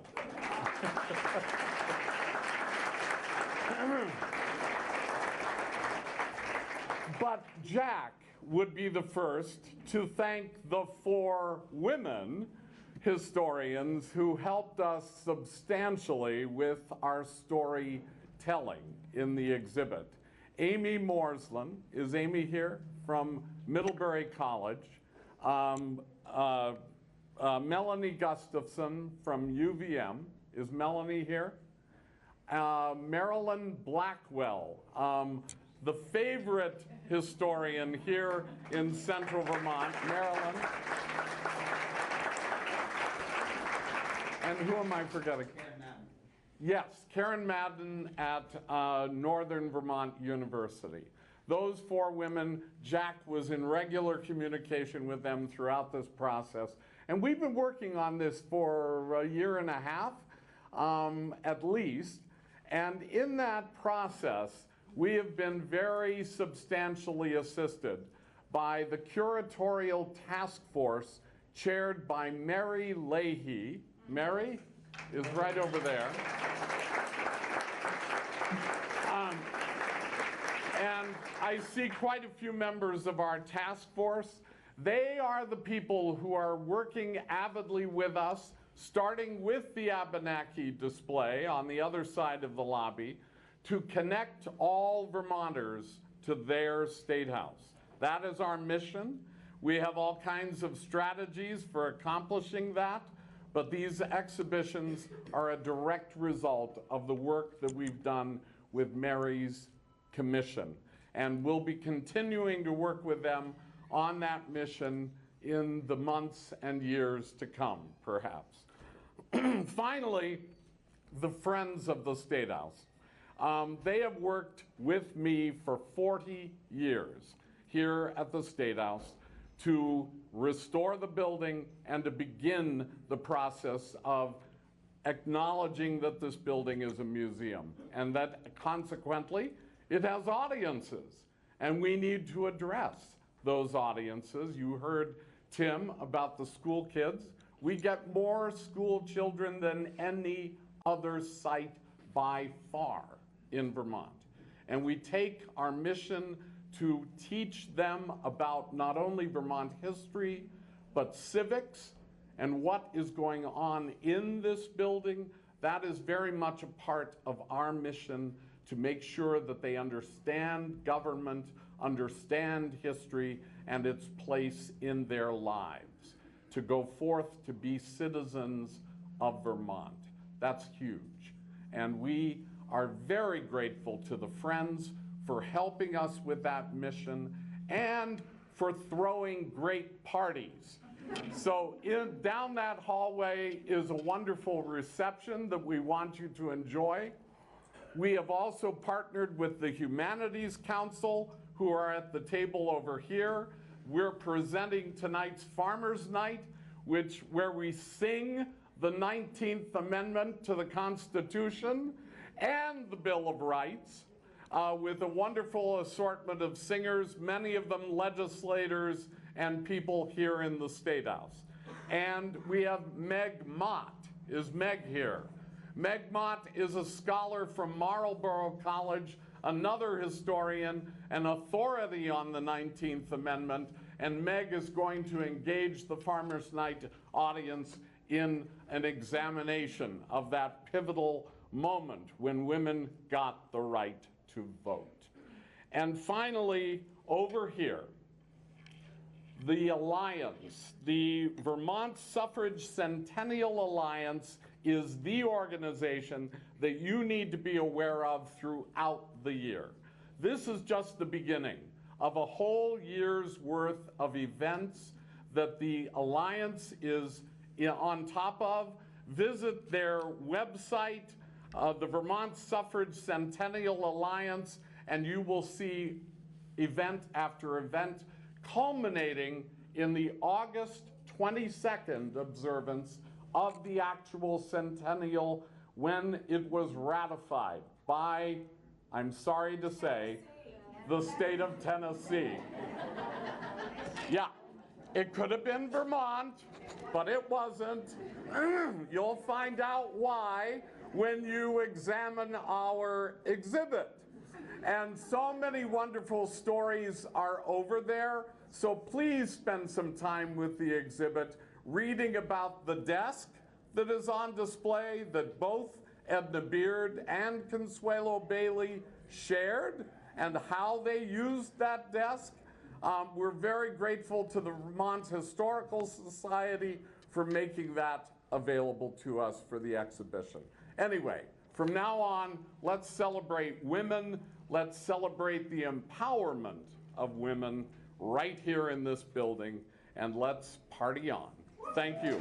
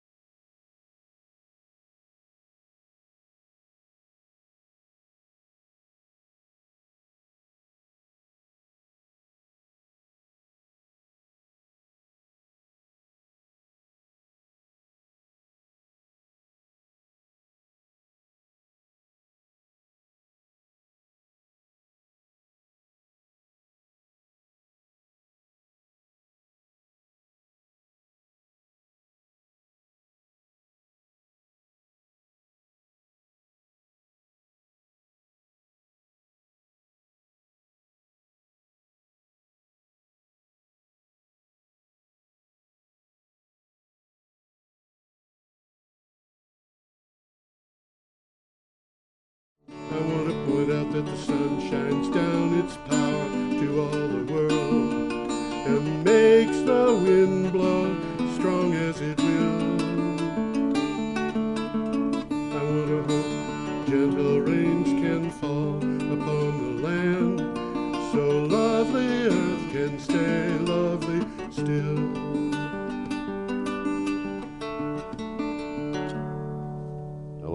and gentlemen. This is Energy Week with George Harvey, me, and the amazing Tom Fennell. In the flesh. In the flesh. I am only partly in the flesh. Not Yeah, doing you good. look under the weather today. I am a bit under the weather, that's right. Tired, sleeping a lot, sore throat, sneezing and coughing. But hopefully we'll get through this show without too much trouble in that regard, because it hasn't been too bad. Okay, every day I go to my blog and the internet, and I find everything that I can about energy and climate change. And the 10 to 15 items that I think are the most interesting, I put up on the blog. The best of the blog. Best of the blog. A synopsis of each with a link to the original article. And then once a week, Tom and I get together and we take the best of the blog and talk about it here on this show. Yeah, I get a chance to read them, obviously, you know, and Yeah. some of the ones are very well worth reading. Yeah. And I'll try and call that to your attention. Yeah. And some of them are very interesting. The first Yep. one coming up is very interesting. as a Yeah. matter of fact. Well, the first one coming up is from Sour Energy. And we got a picture. Let's coming have a up, don't picture. we? There Yeah. you go. That picture, I don't know. I tried it on a different computer, and all the letters and so forth were disappeared. But clearly, this seems to be working. This one's okay. Yeah, this is a picture of three things: coal, solar, and wind, over a course of 20 years, starting in 2000 and ending in 2019.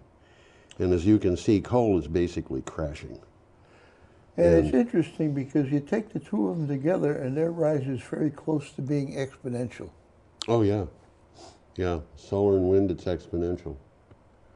And when you throw in batteries, it's going to be, I don't know what the word is for going hyper-exponential. Well, let's talk about it. CO2 emissions fell by 12% as wind and solar took the lead in Europe. A report, the European power sector in 2019, was recently published by climate think tanks Sandbag. Does that sound like a think tank to you? Doesn't sound like a think tank. And Agora Energiewende. It says that wind and solar provided 18% of EU electricity in 2019, while coal fell to just 15%. That's the first time wind and solar have provided more electricity than coal Yeah. in the EU. Yeah. This is the first time it's actually done Yep. so. Yep. And a little takeaway from it, 5 years ago, that wasn't too long ago, the EU generated twice as much for coal Yeah. as it did for wind and solar Well, combined. you can look at that graph, and Well, you we can. will. It's very believable that 5 yeah. years ago it was twice as much. Interesting article, interesting details. This is a good article. Yep. The next article is kind of more of the same. It's from CNN. Exxon's market value has crumbled by $184 billion. Well, it was high to begin with. ExxonMobil, the world's most valuable public company in 2014, looks like it is in a steady decline. A stunning $184 billion, 41% of its value, has been wiped off Exxon's market valuation since the 2014 peak. It just posted dreadful results that suggest turnaround is unlikely anytime soon.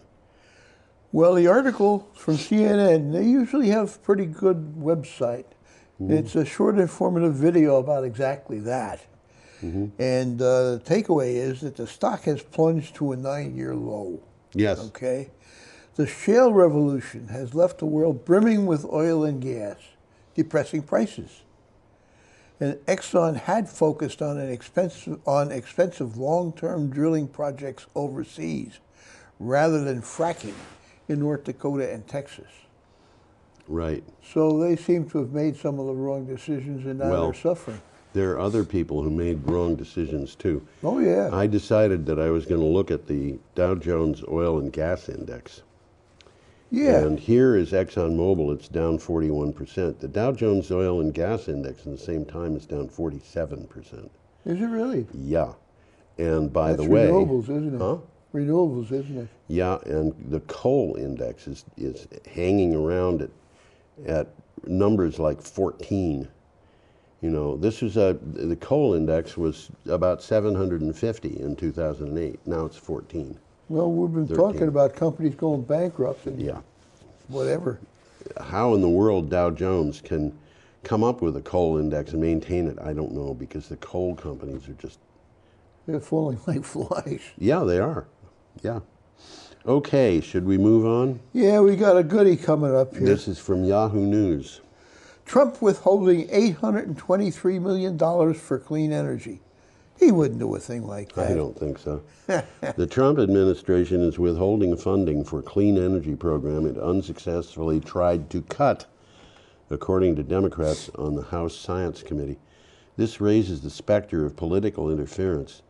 The unspent funds now amount to $823 million. Well, what he's saying, if you're not going to play by my rules, I'm going to take my football and go home. Yeah. This delayed funding was said to be an example of ideologically driven efforts that thwart action to control climate change. Yes. But how can you do that? That's a myth. Well, the problem that they've got is that, you know, I think about this, and it goes back to Ayn Rand. She had this idea called objectivism. Yeah, I remember that. And there's a difference between objectivism and objectivity. Yeah. And the highest value is the value of objectivism, which looks to me like it's probably money and power. And I wouldn't argue that point. It wouldn't at all. okay, we are up to February 7th, which is a Friday. And by the way, I want to point something out here. When we prepare this show, Tom and I use a blog that I've had up for years, not with the intention that anybody use it except us, but it's there. It's a good blog. It's a good blog. And that blog provides basically a script for this show. Yeah. I mean, it's a very kind of loose script, but it's there. And, you know, it occurred to me as we were talking about turning Energy Week into, not turning it into what do they call those things that are done on radios? I'm missing you. I don't know. Okay, well, there's a thing that we could do with Energy Week where it would be in a television format and then also in a kind of radio format that could come to a smartphone. And it occurred to me that we could make that blog available for people who are following it. Well, okay, so we can make it available for people who are following it on television too. So why not? There it is. If you look at the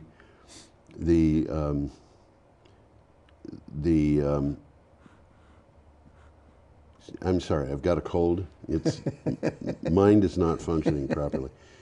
If you look at the links that are associated with this post, you'll find one that goes to Energy Week News, and that will take you to this week's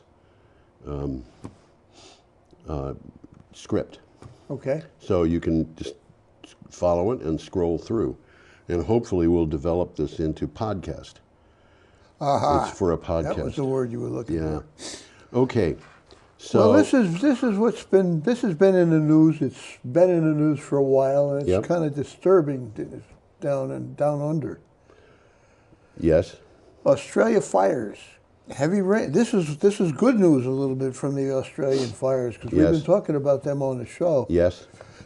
Heavy rains extinguish 1/3 of the blazes in New South Wales. And that's only one state in Australia, but it's a huge state. But the fire authorities are saying that they expect all of the fires in New South Wales to be extinguished by the end of the weekend. Well, that's good news. Sure is. Because they've been pretty harsh down there. Okay, torrential rain. I knew a person who always called it torrential rain. I don't think it was done for as a real, joke. or, yeah. Across the east coast of Australia has extinguished about a third of the fires in the region and could put out more, officials say. A wide band of rain sweeping through New South Wales has put out 20 of about 60 fires in the state in the past day. Now, authorities are warning about flash flooding. Yeah, they're having problems with flash flooding. Yeah. We're going to get back to this. Yeah, we'll be talking about this again. Yeah. There's a minute and a half video here Yes. that's worth looking at. Sydney has had its wettest day in well over a year. Well, you know, here we've got drought, horrible drought. And then floods. Fires, and then all of a sudden, the thing that we flip to is excessive rain. And not just excessive rain, but in some places record seriously excessive rain. Yeah. Well, from the article, as much of New South Wales has been in drought for over 3 years. Yeah. The largest blazes in the state's inland south have received only limited showers so far and were still of concern. Yes. Now, this was last week they were talking, but heavy rains are predicted to continue until next week. And apparently they have been. Yes, they have been. Okay, we have a picture here. Amazing, we and do, it comes from Natalia Fedosenko, who works apparently for TASS. I'll take your word TASS for it. TASS is a Russian news agency, which you know, in most of my life was associated with the communist government. Well, in case you haven't figured it out, that's a bumblebee. Yeah, there it is. And the article states that bumblebees' decline points to a mass extinction, which is kind of scary. It is. Bumblebees' decline points to, well, you've already read that. Bumblebees are in drastic decline across Europe and North America, owing to hotter and more frequent temperature extremes, scientists say. Data collected for a 115-year period on 66 bumblebee species now show how bumblebee populations have changed over the years. The bumblebees are the wild population of bees. They're slightly larger than honeybees. Yeah. And what the article says here is populations are disappearing in areas where the temperatures have gotten hotter. Yeah. Okay, the likelihood of a bumblebee population surviving in any given place has declined by 30% in the course of a single human generation. Yes. They don't like heat. The rates of decline appear to be consistent with a mass distinction. And there's a little bit of advice in here. Help bees by not mowing dandelions. There you go. Interesting little sideline there. Absolutely. Okay, that was from The Guardian, and our next item is also from The Guardian. It is that. When it comes to climate hypocrisy, Canada's leaders have reached a new low. Yeah.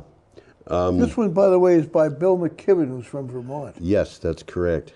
Canada made pledges about net zero emissions by 2050. The government would seem to believe that the climate crisis is real and dangerous, but it is about to approve a shale oil mine that could put up about a third of the Earth's carbon budget. Well, from the article, it says there's oil in the ground and it must come out. That's what Justin Trudeau said. I didn't...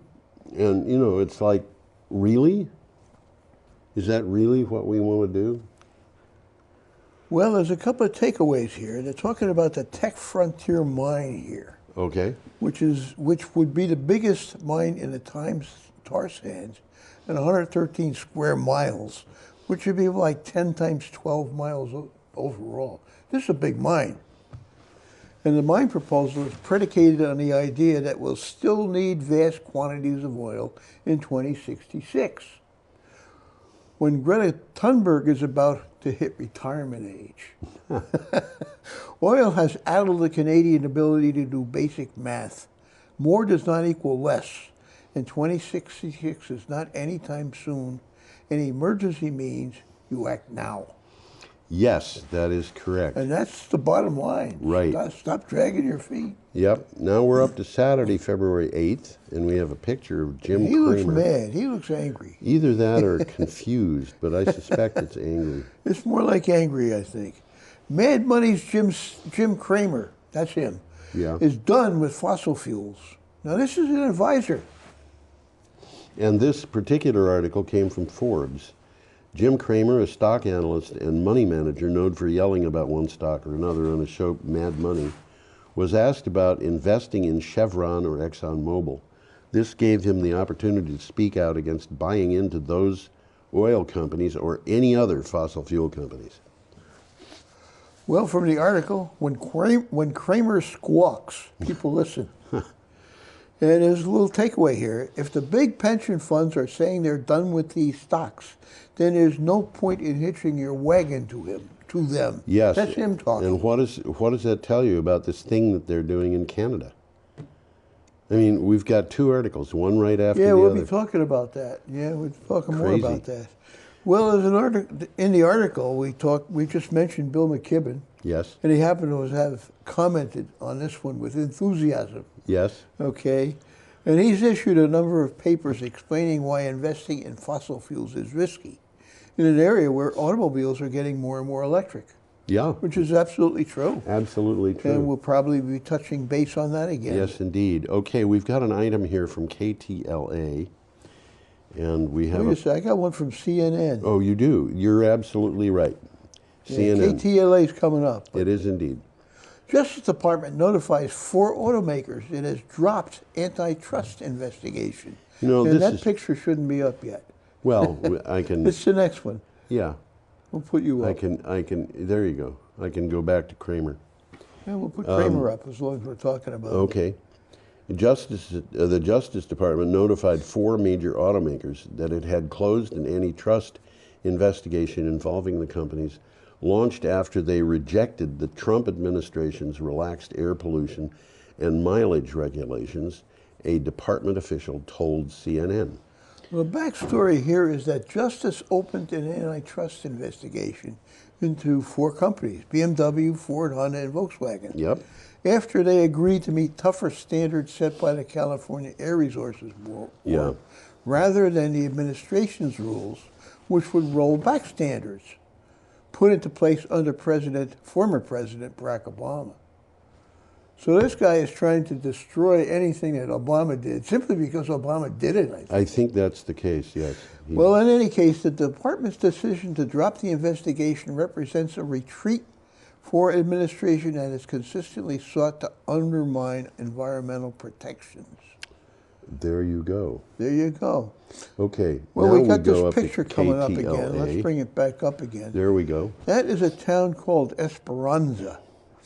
And Yes. Esperanza is located on the extreme tip of what they call the South.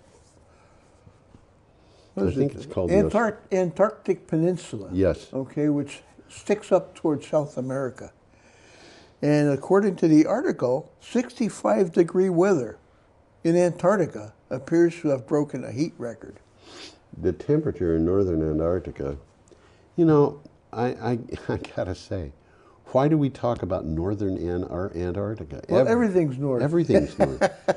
But there's a conventional way of depicting Yes, I know. Antarctica where that looks like it's in the north. But But you're is right. Everything strange. is north. The temperature in northern Antarctica hit nearly 65 degrees Fahrenheit, which is 18.3 degrees Celsius. A likely heat record on the continent best known for snow, ice, and penguins. The reading was taken at Esperanza Base, an area that has warmed almost 5.4 degrees Fahrenheit, which is 3 degrees Celsius. Well, over the past Esperanza is one of century. the few places in Antarctica that's actually north of the Antarctic Circle. Oh, really? I didn't know that. Yeah, it's just outside of it. Well, in any case, climate change is heating up the Earth's polar regions faster than other regions of the planet, and we will be discussing this more later on. In detail, yeah. So we got one coming up on Sunday, February 9th. Sunday, February 9th from And I don't have a Forbes. picture yet. That's for the next one. But the Trump administration is not trying to save the coal industry, the new energy secretary says. Well, what's he trying to A do? little bit confusing. Coal will probably continue to decline as a fuel for U.S. power plants, the Secretary of Energy said, but it might supply rare earth elements needed for batteries.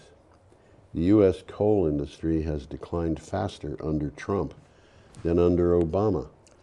And what they're saying is, there's a lot of these rare earth elements which most people have never even heard of, But they use them in things like cell phones. They use them in all kinds of things. Yes, yes. When and I they're was, not as rare as they might No, be they aren't indicated. rare. What they are is hard to isolate. Uh-huh. And they were found rather late because it's really difficult to tell them apart. I used to work with them. And, I worked with gadolinium, and it's... Can't get any rarer than that. Well, in any case, what's happening here is competition from natural gas and renewables. That's Yes. taking a toll on coal. Taking its toll on coal. That's right. The Secretary announced a $64 million research initiative to develop smaller, cleaner coal plants. Huh? But primarily as a technology to export. This is whole... dwarfed by the $125 million Department of Energy, $125 million the Department of Energy just announced for solar research. Well, the clean coal... Yeah, no such thing. If you think about it, the reason why coal is falling the reason why coal is disappearing is because it's too expensive. I was just going to say, it's money. If you add carbon capture onto that, it just becomes more expensive. Absolutely. So how are you going to have clean coal? I don't think you can. Well, that's why I said there's no such thing. Yeah. I mean, coal has done very well for this country, but its time is over. Sell your coal stock, guys. Time has been over. As I said, the coal index is down around 14. Yeah. And in 2008, it was up around 750. There won't be one in a few years. It's not going to be revived, I don't think. It would take a major shake-up, something really big to revive it, I think. I think it would. Okay, now we have a picture coming up of Spec Boom. This is interesting. It is. And I looked at that and I thought, what kind of a name is Spec Boom? And then I thought, okay, it's from South Africa. Yep. Which means that it's probably Afrikaans. Afrikaans is a Dutch dialect, and it's related to German. And boom is probably the same word as baum. And if that's the case, speck would mean bacon. So this is bacon tree. And I looked it up, and in fact, that is correct. Bacon tree, huh? Bacon tree. Yeah. Well, there's a lot about this one here. There is. How shrubs can help solve climate change. In South Africa, there used to be a thicket about the size of Cyprus. Cyprus is pretty big. That's about a third the size of Vermont. Cypresses? Yeah. Really? That could suck up the equivalent of 3 times the U.S. annual carbon emissions. Okay. That happens not to be correct. I know this came from the BBC. Yep. But it is well, not you got to know correct. about exactly that. Yeah, speck boom is a shrub that grows in semi-desert. Not only useful as a carbon sink, it has the ability to alter local soil and weather conditions.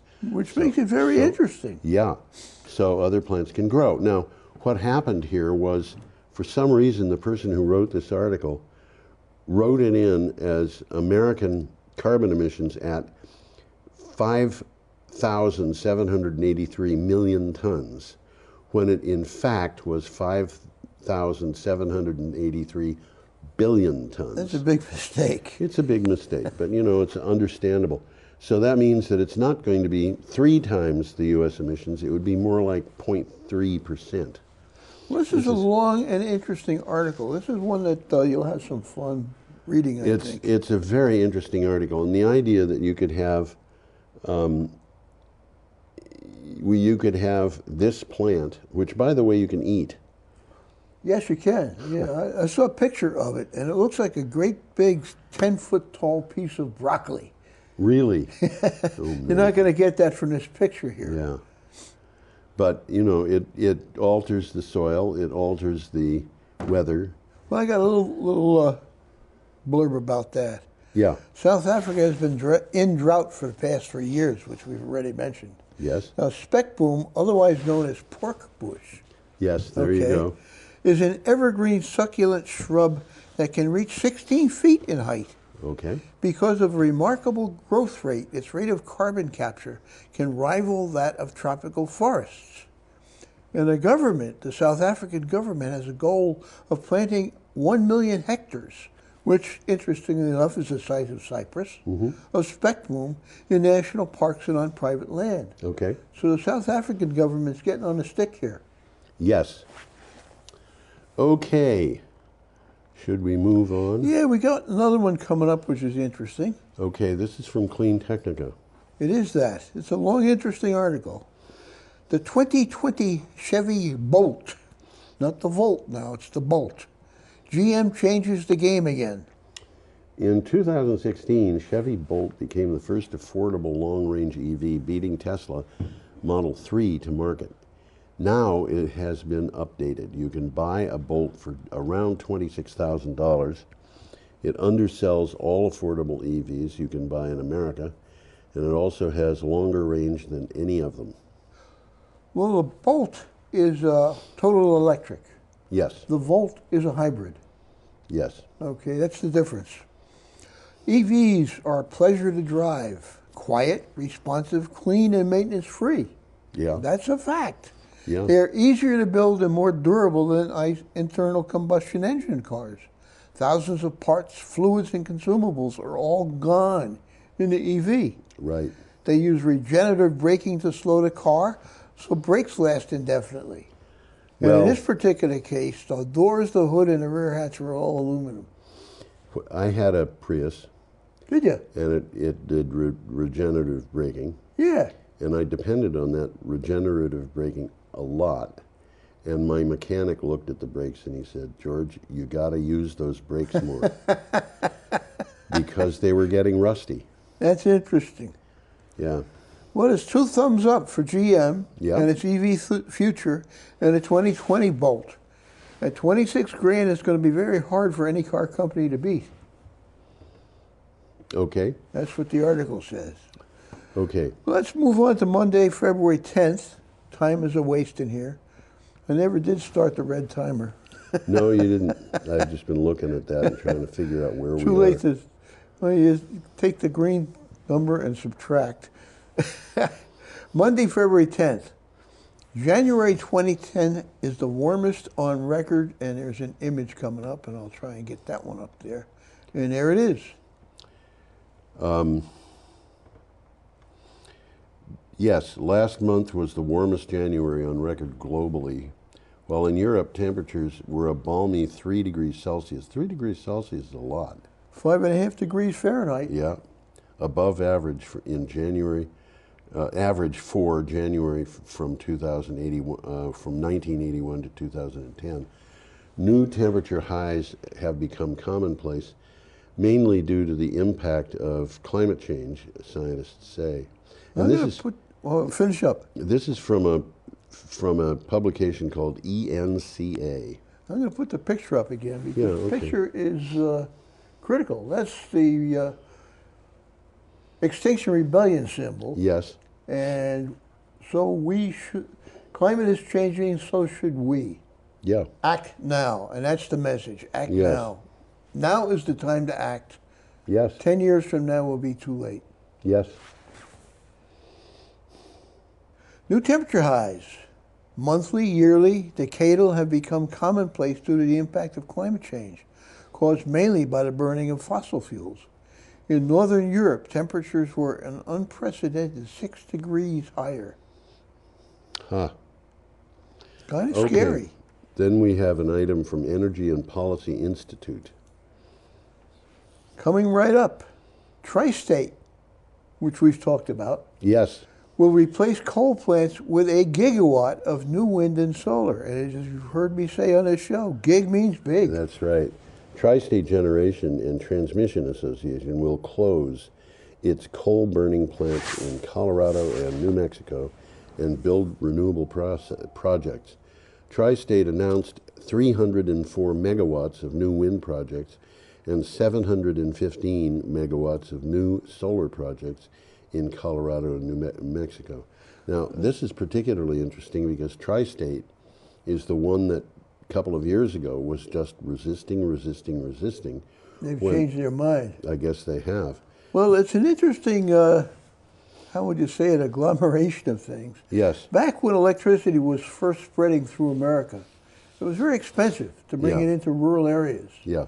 So a lot of the local people took it into their own hands and created co-ops. And there's even a few left in Vermont. Yes.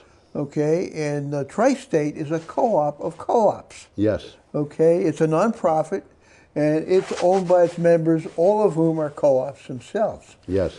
So they are a distribution co-op. And what happened was they had a deal, an agreement with their members, saying that the members would not put more than 5% of the power generated on the grid from themselves, which meant that they could not have more than 5% of their electricity coming from their own solar or wind power. And they had to buy power.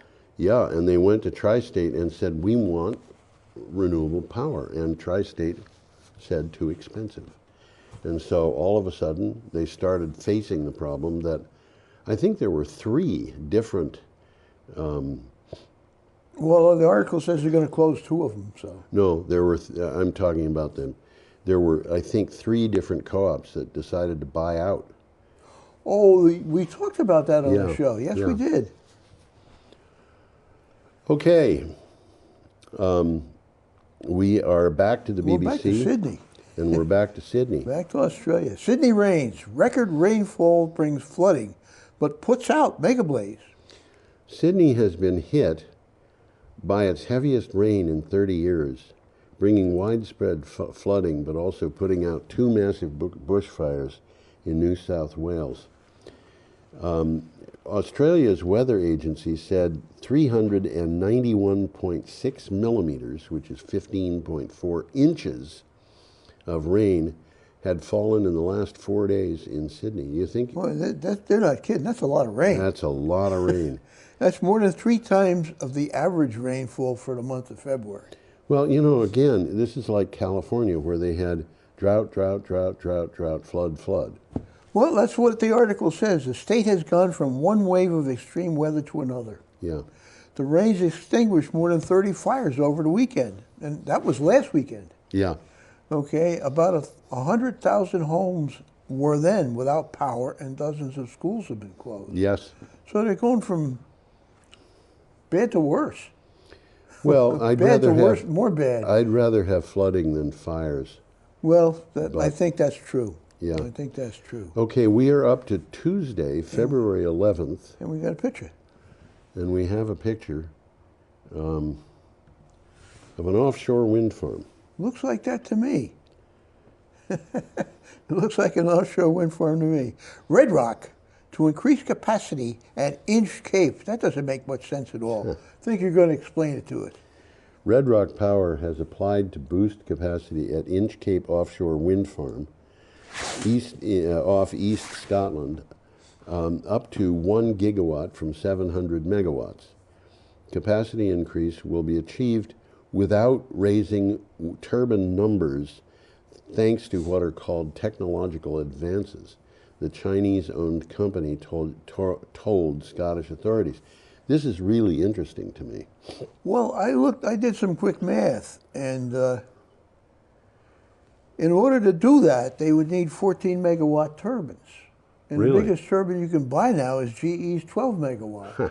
So maybe they know something we don't know yet. Yeah, it may be either that or they're complete con artists. That happens sometimes. There could be an error in the article. Yeah. But, in any case, they're still going to put in bigger turbines than they had planned. Yes. And there's not going to be any fewer of them. They're going to be putting them in the same spots. Yes. So Red Rock believes the jump to a gigawatt will have no additional impacts as laid out in environmental habitats and appropriate assessment studies already conducted. So nothing's going to change except the turbines are going to be bigger. Yes. Yes. Okay, we have an item here from, that by the way was from Renews. That was from This Renews. one is from Clean Technica. Yeah, I had a hard time getting Renews up. Yeah, you told me. It happens, that happens to me every once in a while. Something happened to them. Yeah, it happens. I tried it with like several browsers. And yeah, every week, was coming something like that. They have. But then it came back back up again, Yeah. so it looks like their browser was down, or They may have had maintenance going on. yeah, something like that. Anyhow, this is an interesting article. Arctic permafrost thawing will double previous carbon emissions estimates. Not good news. A study from the Colorado University Boulder shows that the abrupt thawing of the Arctic permafrost will double previous estimates of potential carbon emissions. In fact, it is already changing the landscape and ecology of the circumpolar north. Well, what they're saying here, permafrost is the world's largest freezer. Yes. Okay? Warming will trigger a massive defrost. Yes. That will thaw out not just twice as much carbon as is in the atmosphere now, but also the remains of life that once flourished in the Arctic. Yes. Okay? It's buried in the permafrost. Yes. Okay, this matter, which never fully decomposed, has been locked away in this freezer for thousands of years. And it says permafrost collapse is irreversible. Well, it is, yeah. So here's the takeaway. These fundings bring new urgency. Yes. We can definitely stave off the worst consequences if we act now. Now. Now is the Now is operative now. word. Okay, we have an item from CNN. And This we one have a is picture. from CNN. Yeah, this is a good picture. This is a good article. That is a chin Lots strap. of pictures in this. Chin strap picture- penguin. I like penguins. I do too. Some Antarctic penguin colonies have declined by more than 75% over 50 years. Penguin colonies in some part of the Antarctic have declined by more than 75% in the past half century, largely as a result of climate change, researchers say. The colonies of chinstrap penguins were last surveyed almost 50 years ago. And you know, Tom, that makes me wonder about how good this data is. Because if They're not looking at it. Yeah, they're not looking at it. And it might be from climate change, but it might be that a lot of it came from something else. Well, this is a good article to look up. There's a lot of pictures on it if you Yes, like pictures. absolutely. And the takeaway is that climate change has led to warmer oceans, which has meant less krill, which is the main component of Yes. the penguin's diet. Yes. And other down species. there too, a lot of fish. Yeah, they need food. Now, and they're- Greenpeace, this is a good takeaway. They've been campaigning for the establishment of Antarctic sanctuaries, which would offer protection to penguin colonies and would be off limits to humans. Yeah. Yep. Okay, we have a picture of a koala. I think we do. No, we don't. No, that's for the next. That's the next one. Our next item is from Renews. Global carbon emissions flatline in 2019, which I guess is good. Global carbon dioxide emissions plateaued in 2019, defying expectations of a rise, according to International Energy Agency data. After 2 years of growth, global CO2 emissions were unchanged at 33 gigatons in 2019, but even as the world economy expanded by 2.9%, according to the EIA. Yeah, this is one of the ones I had trouble Yeah? downloading. Really? And finally, it came back up, but Yeah. apparently their server was down. Yeah. Well, anyhow, the main reason for declining emissions from electricity is due to the expanding role of renewables, as you would know if you listen to this show. Yes. Fuel switching from coal to natural gas is also helping, and higher nuclear power generation. So there's a lot of reasons why global carbon emissions are flatlining, and that's good Yes. news. Okay, now we have an item Now from we the got that BBC. picture coming up. This is a koala with mittens. Well, I don't think they're mittens. I think they're bandages. But They're bandages. They're bandages. in any case, nice picture of a koala. Koalas are that very, very, how would you say it, endearing. Yes, like they teddy are. bears. That's right. Australia fires. 113 animal species need emergency help. A lot of pictures on this article. Yes. Australia has identified 113 animal species which need urgent help after their numbers and habitats were devastated by recent bushfires. There appear to be no extinctions, the government said, but almost all species on the list had lost at least 30% of their habitats due to the fires. So these animals, the ones that survived, have nowhere near what they had to live in. Well, according to the article, it says there appear to be no extinctions, and I would add to that yet. Yes. Okay. True enough. Well, because one of the things that's happening is many of the animals that have survived the fires are going back to their habitats, and the habitats have been There's no food. destroyed. There's no food for them. There's no food.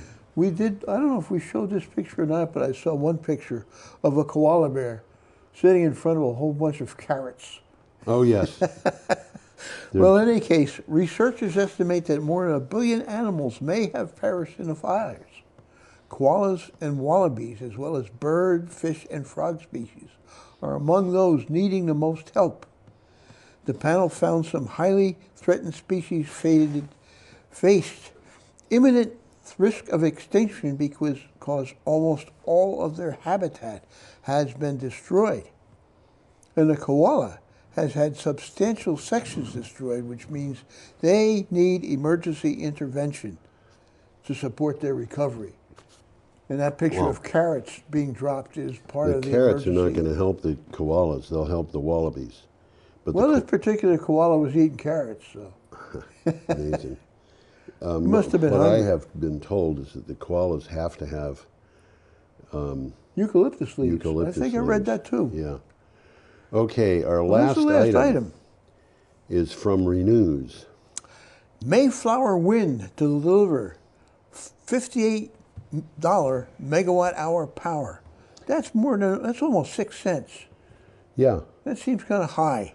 I don't think so. This is offshore wind.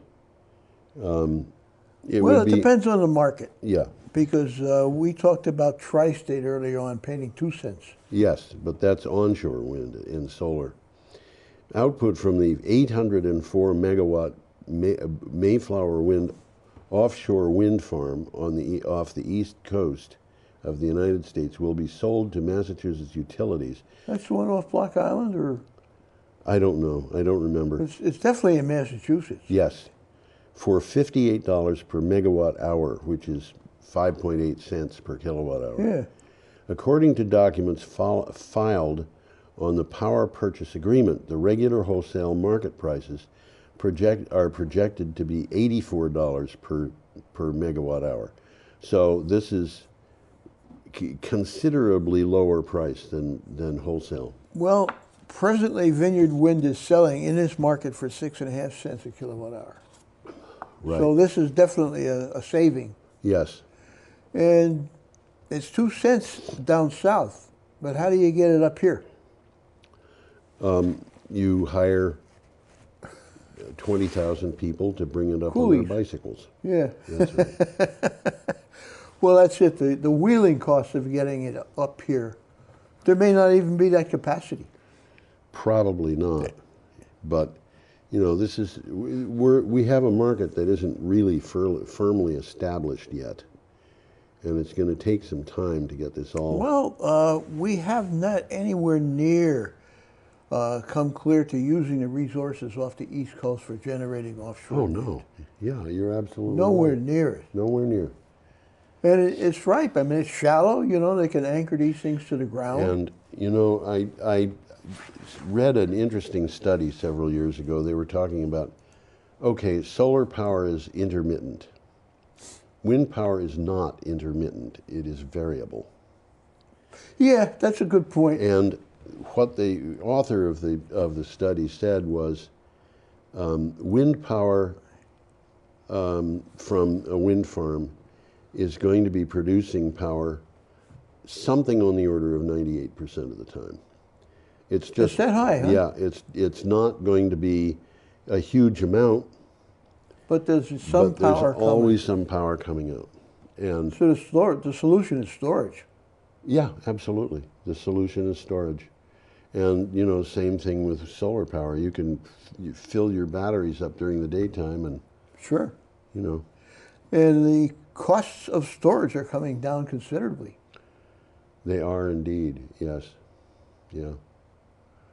Now, Tom, we have done our last article. I think we have. And we're actually way ahead of schedule here. Anything you want to go back and talk about? No, I'm, you know, I'm not really feeling very good, and I'd like to go take a nap. Go take a nap. I really would. So. Well, let's say goodbye. Yeah, we can do that. Adios, folks. Have a good weekend. Have a good week. And here, have a perfectly lovely week. That says, I forgot to put the thing in. I'll put that one up. I have a different one every week, and perfectly lovely is the default. So have a perfectly lovely week.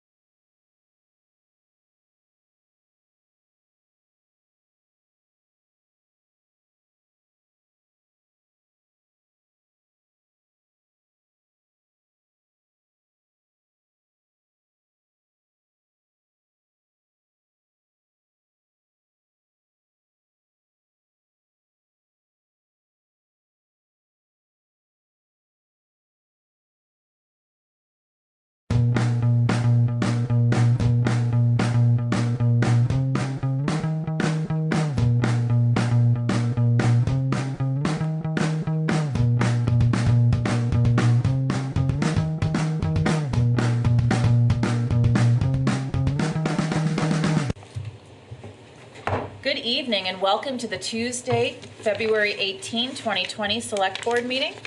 We know the meeting has been properly warned because we came at 5:30 for executive session. At this time, I would entertain a motion to approve the minutes from the January 21st, January 28th, and February 4th meetings of the Select Board. So moved. Elizabeth has made that motion. All those in favor? Aye. The next section is Chair's Remarks, and I do have Chair's Remarks that were left right here on my binder while I was gone. And those remarks are that tomorrow night, which is Wednesday, February 19th at 6:30 p.m. in this very room, the Select Board room, second floor, Municipal Center, will be the Select Board Candidates Forum.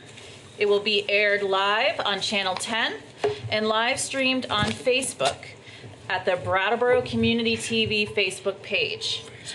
If you need to come to the meeting and you want accessible entrance, please make sure to come and park in the back parking lot where you can use the elevator to come up to this floor. Okay, those are my comments. Peter? Thank you. I have two this evening. One is an immediate follow-up to that, just to remind everyone that early voting has begun for both the presidential primary and the town's election. Early voting is occurring on the first floor of the Municipal Center every weekday during business hours, between 8:30 and 5.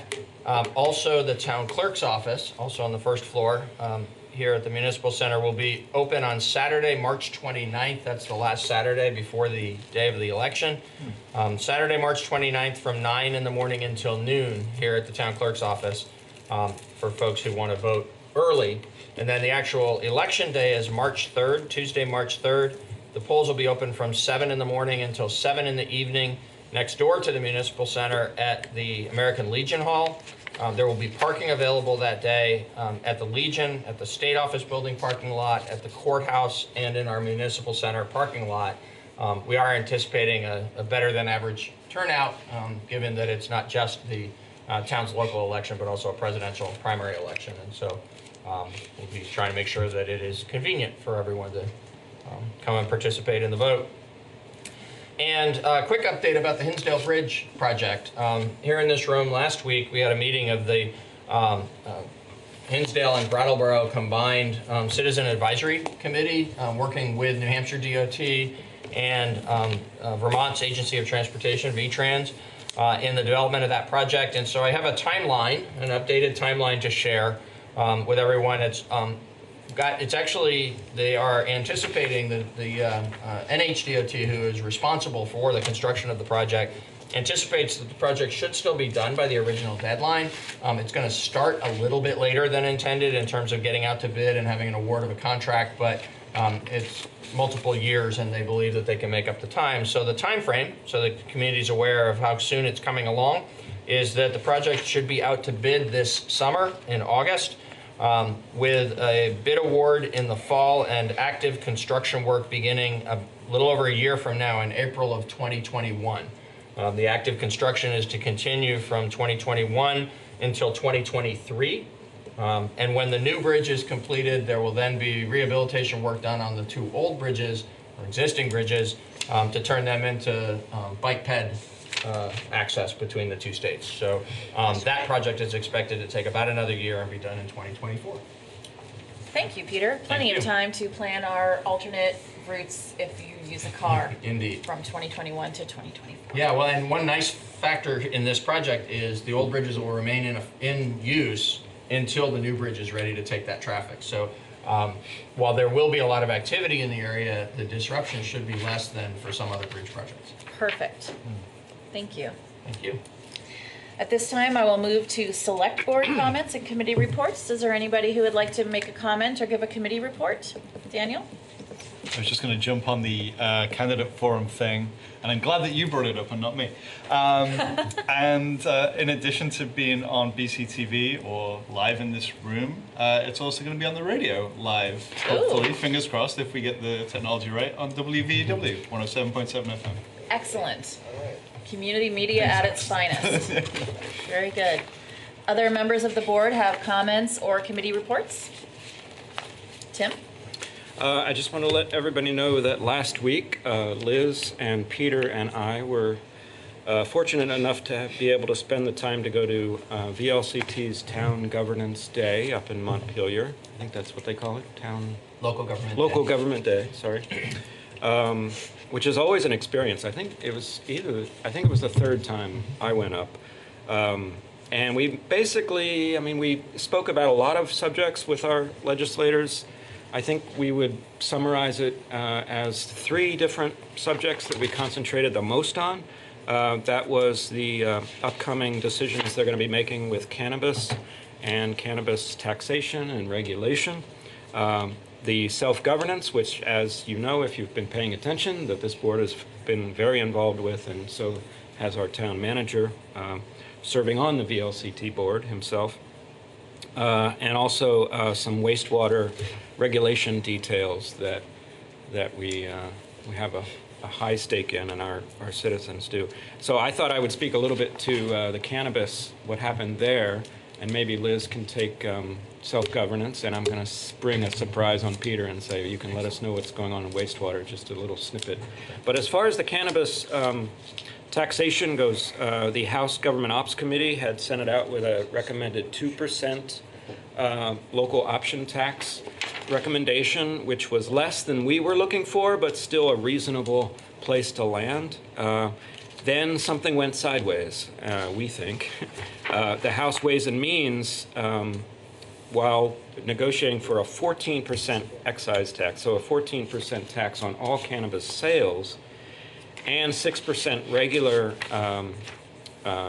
sales tax sales on the cannabis, the only thing a town would get in that scenario is a 1% local option tax, which only if you're a town that passed the 1% local option tax like we did last year, luckily. So that would be a small amount. But what they're moving, they seem to be moving to the idea of, instead of giving all the towns and all the municipalities the ability to take a portion of the taxation, to instead have us participate similar to the way they give us fees for liquor commissioners. We charge in parity the fees that the state can, for the most part, which is a much less amount.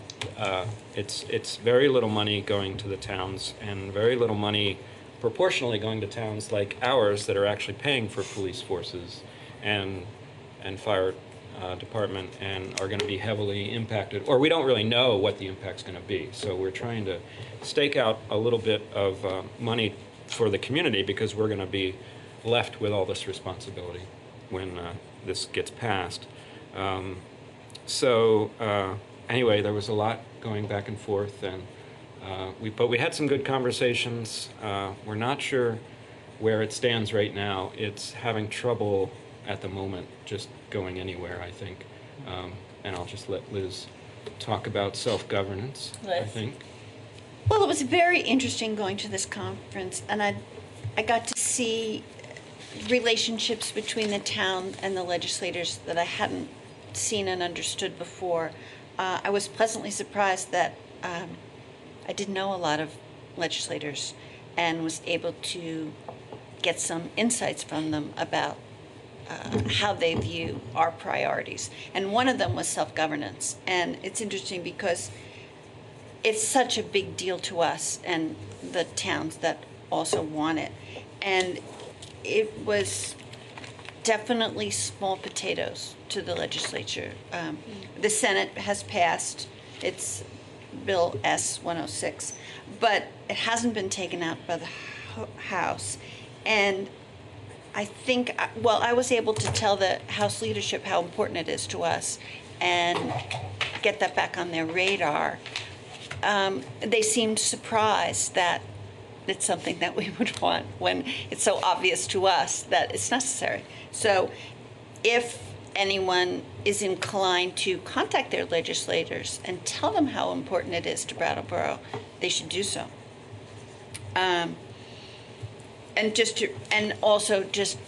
I think we should just mention what a great job Senator Jeanette White did for us in getting this passed by the Senate last year. And that's it. Just local decision making is so important to us.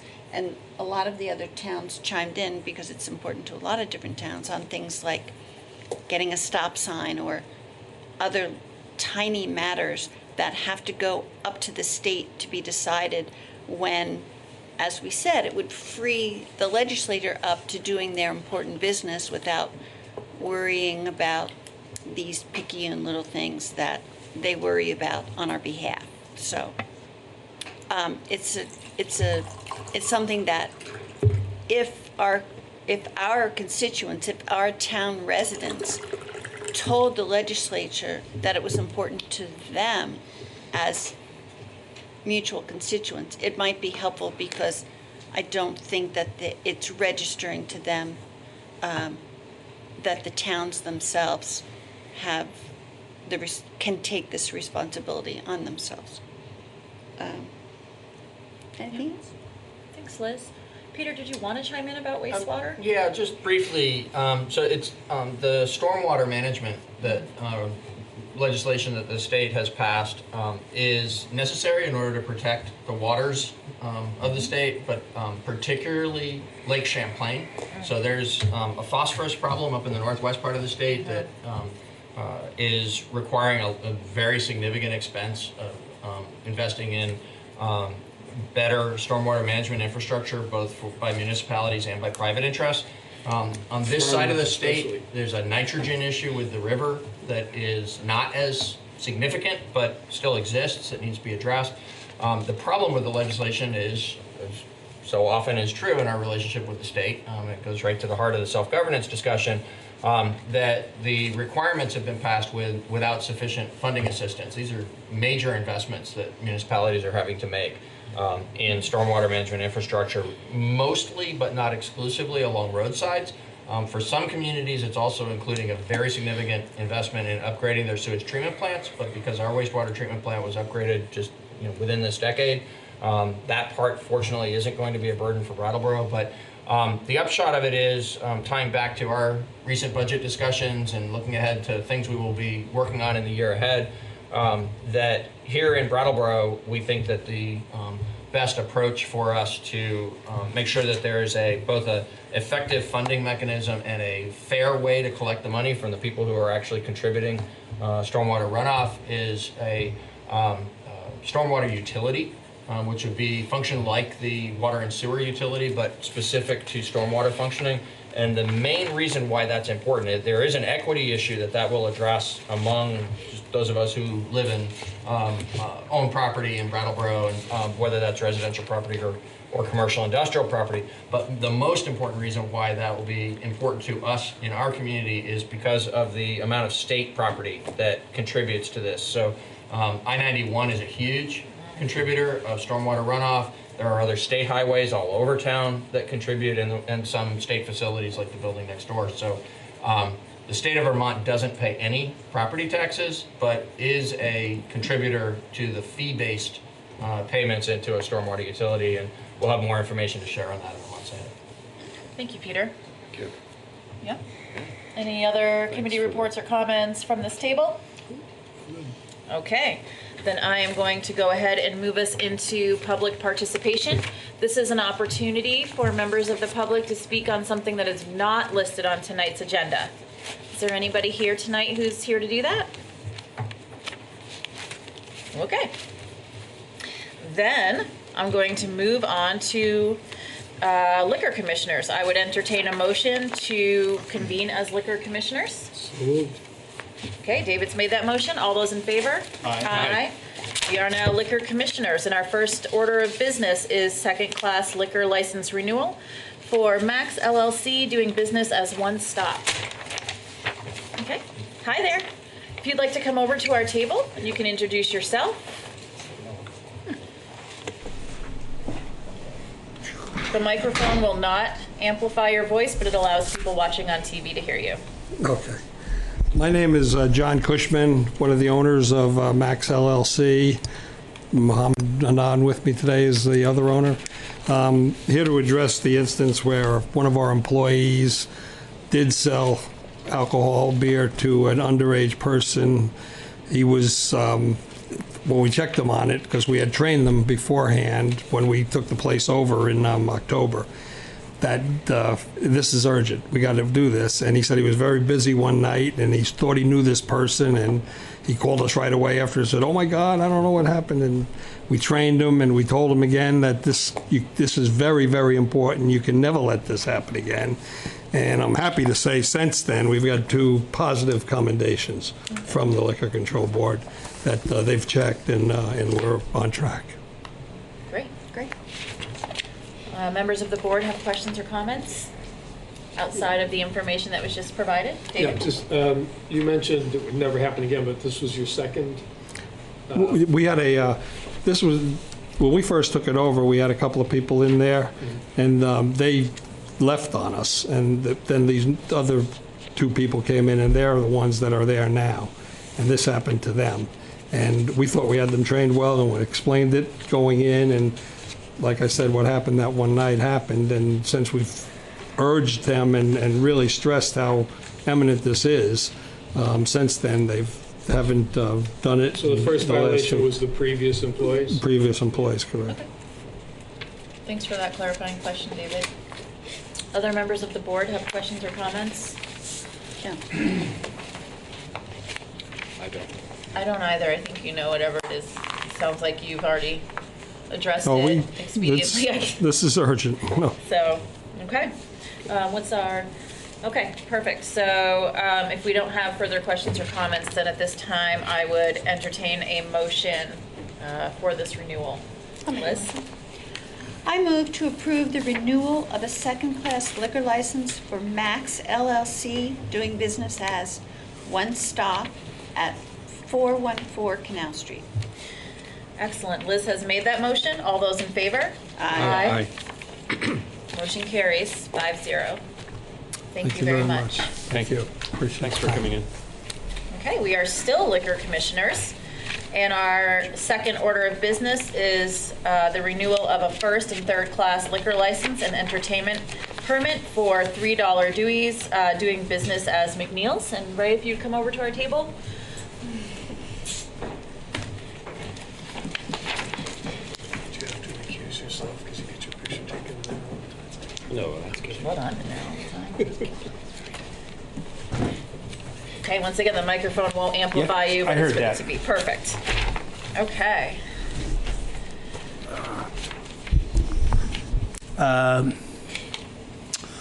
Well, I'm somewhat at a loss of words here. The server, one of the servers failed a compliance test. Okay. And she has worked for me for 8 years. This was not, she's not new by any means. In fact, she works more than any other employee, any of the servers, that is. And she made a mistake. I don't know what else to say. She was preoccupied cleaning the place and not paying attention. She and I were both required by the state to take the server training course again. I've taken it probably 20 times. Yeah. And I would just like to point out that this is the first time that anything like this has happened in 35 years. Wow. Yeah. You're Yeah, not that's likely quite to the be record. back here again. Well, if it happens again in 35 years, I'm not going to be here. I won't be here, and a lot of us, will not be here. I'm planning on it. You're planning on, okay, that's I won't. Okay, thank you for that explanation. Are there members of the, members of the board that have questions or comments for Mr. McNeil? No. That was a pretty cut and dry explanation. Tim, David? Nope. We're all set. Yeah, a letter of warning from the state, I guess, is what you've got. Can I ask you a question? Because I've never known Sure. the answer to this. Why is it known as $3 Dewey's? That's the corporate name. Oh, yeah. We started doing business as McNeil's Brewery, and then our legal name now is McNeil's Pub and Brewery. But that switch happened around 1992, maybe 93, somewhere in there. 92. So.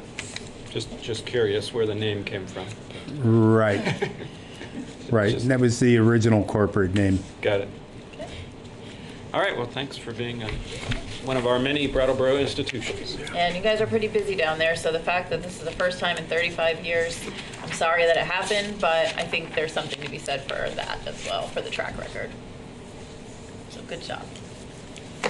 I would at this time entertain a motion for this renewal. I move. Go ahead. Go ahead. Okay. I move we approve renewal of a first-class liquor license, a third-class liquor license, and an entertainment permit for $3 Dewey's, doing business as McNeil's Brewery at 90 Elliott Street. Perfect. David has made that motion. All those in favor? Aye. Aye. Aye. Sorry, I was distracted signing the liquor license. All right. Please do sign the liquor license. That's important. All right. Motion carries 5-0.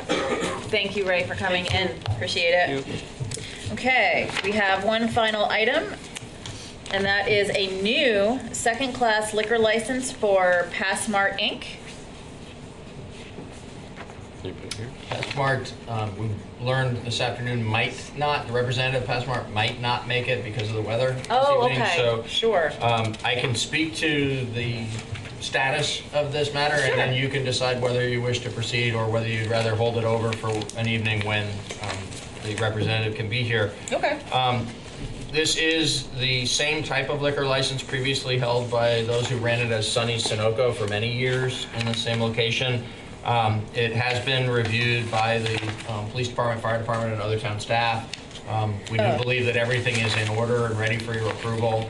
It's unusual, but not improper for the select board to approve a license like this when it's been thoroughly vetted, but when the representative of the business is not present. So it's really a discretionary call for you. Is this just beer and wine like it's always been? That's right. Yeah, okay. Second class is the sale of beer and wine to take off the premises, not to be consumed on the premises. Yeah, just it's always been, as long as I've known it anyways. Did this entity have a problem in the past year? No, not at all. So the other two that were before you tonight to address violations that had occurred were because they were part of the batch of renewals 2 weeks ago tonight. And you asked that they come in and talk about what had happened with the violations. This is completely separate from that. It's a new issuance. If you approve it, it'll be the new issuance of a license to the people who are going to be the new operators of that facility that's been there for many years. But I understand correctly that it's a new issuance, but it's not a new location for selling. Yeah. That's correct. Yeah. We're not adding It's another outlet. basically Vermont doesn't allow transfers of liquor licenses. In other jurisdictions, often something like this would be a transfer from the old owner to a new owner. Here, what happens is the old owner permission evaporates because they're no longer operating the facility, and the new owner needs to obtain a new license. And go through the training and go through the whole process. Exactly. I think given that we may not be meeting at our regular time, I would be willing to make an exception and approve this. And since the police and fire have already said everything is in order. I don't really have a problem approving it either, just because it's not an additional point of sale. That would usually raise more concern for me than continuing the same establishment or the same location point of sale. Yeah, I mean, I'm going to trust that everyone did their work and their due diligence, and by the time it gets here, if it's recommended for approval, then it's good enough for me. Okay. Then I would entertain a motion on this item. I'll make a motion. All right. Move to approve a second-class liquor license for Passmart Inc. at 228 Canal Street. All right. Daniel has made that motion. All those in favor? Aye. Motion carries 5-0. I would entertain a motion to adjourn as liquor commissioners. So moved. Liz has made that motion. All those in favor? Aye. And so we now move to unfinished business, and our one and only item is Communications Union District, CUD, planning process. And our first item under that item is an update from Sue Westa from the Wyndham Regional Commission. If it's okay with the select board, Patrick has a couple of Absolutely. table setting remarks. Please do, Patrick. Thank you. So, as you know, we have a special guest this evening, and before I pass the microphone over to Sue Westa from the Wyndham Regional Planning Commission, I thought it might be worthwhile to remind particularly the folks at home about the nature of the conversation which has been ongoing in Brattleboro for about the last 2 years. For those who are frequent watchers of select board meetings, you might remember that in late 2018, a member of the library staff actually approached the select board during public participation to say, hey, you know, there are communities out there that are developing and building out municipally owned fiber optic internet services, and maybe that's something Brattleboro could take a look at. The board at the time thought it was worth exploring, and so they sent staff on a mission to investigate. I later came back to the board in September of last year with a fairly lengthy report that tried to outline the existing level of service in Brattleboro today and sort of comparing that to other areas of Vermont. It detailed a number of municipally managed fiber optic internet service projects from several towns within a couple hours drive of Brattleboro, some that were down in Massachusetts, others in Vermont. And lastly, that report attempted to explore the current state of state statute as it relates to public financing for municipal internet service or communications plan. And I'm sure the board will recall that what we discovered there is that in terms of public financing, the only allowable methodology in the state of Vermont is for revenue bonds and not for general obligation bonds. There was a lot to chew on there at that meeting, and so the board took this matter up again in October of that same year, last year. And at that point in time, staff was asking for some direction. What would you like for us to pursue? And at the time, the board concluded that we should move forward on two fronts. The first would be to let the state know of our desire to at least have the authority to use general obligation bonds, should we choose so. And to that effect, we worked with an existing small committee of state folks who were asked by the legislature to explore that idea. So that included the head of the Vermont Municipal Bond Bank, the state treasurer, Beth Pierce, and also the secretary of the administration. We provided our input to them in a letter. Our views eventually made it into their report to the legislature, but unfortunately their recommendation to the legislature was that we not permit general obligation bonding at this time. So that's sort of where that sits at the moment. The second direction that the board gave to staff was to continue to participate with regional discussions around a communication union district. In the months since that time, the Wyndham Regional Commission sought out and received funding from the Vermont Department of Public Service. They got what's called a BIG grant, or a Broadband Innovation Grant, the amount of $60,000. And the purpose of that funding was to provide professional technical assistance to participating Wyndham Region municipalities in the exploration of a communications union district. That project got underway formally just last month in January, and that project has been specifically assigned to Sue Westa, a senior planner at the Wyndham Regional Commission. And Sue's here, and she can walk us through a little bit about what that project entails. Thank you, Patrick. Sue. Okay, so yeah, I think I'll start by giving you an overview, kind of high-level overview of our project, and then if you have questions, we can go from there. So as Patrick said, we got this grant from the State Public Service Commission, and we are kicked off the meeting. We signed the grant in December, signed the contract, and then held our kickoff meeting in January, where we had over 60 attendees. at the Newfane Fire Department where we had the meeting. There seems to be lots of interest. I'm getting calls all the time from communities and folks who are interested in this project. And this effort is really about developing a feasibility study and a business plan, looking at whether or not we should form a community, or our community should form a communications union district, or maybe multiple communication union district in order to implement fiber broadband throughout our region. This is really focused on, the communication union districts are really focused first on serving those communities that are unserved and or underserved. However, all communities throughout the region are able to participate. It's following a model that was developed by ValleyNet and EC Fiber just north of here.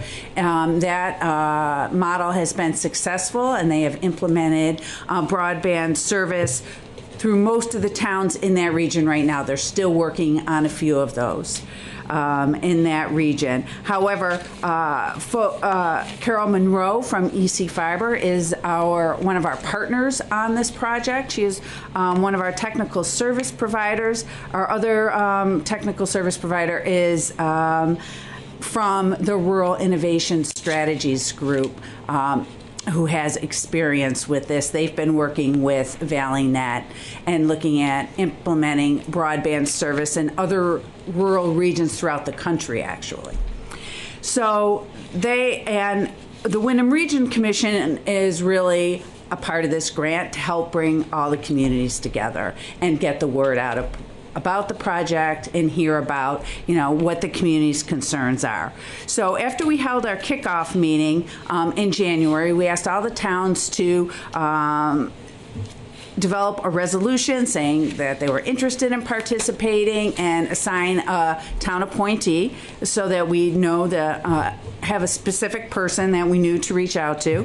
And then last week, we held a survey training meeting. So one of the things that we're doing in order to hear from the folks in the region is a survey that just went up online today. It's on our website at wyndhamregional.org/broadband. There's lots of other resources for communities who are looking to get the word out about the survey. So not only is the survey available online, but there's a paper copy for those folks who don't have access to the online version.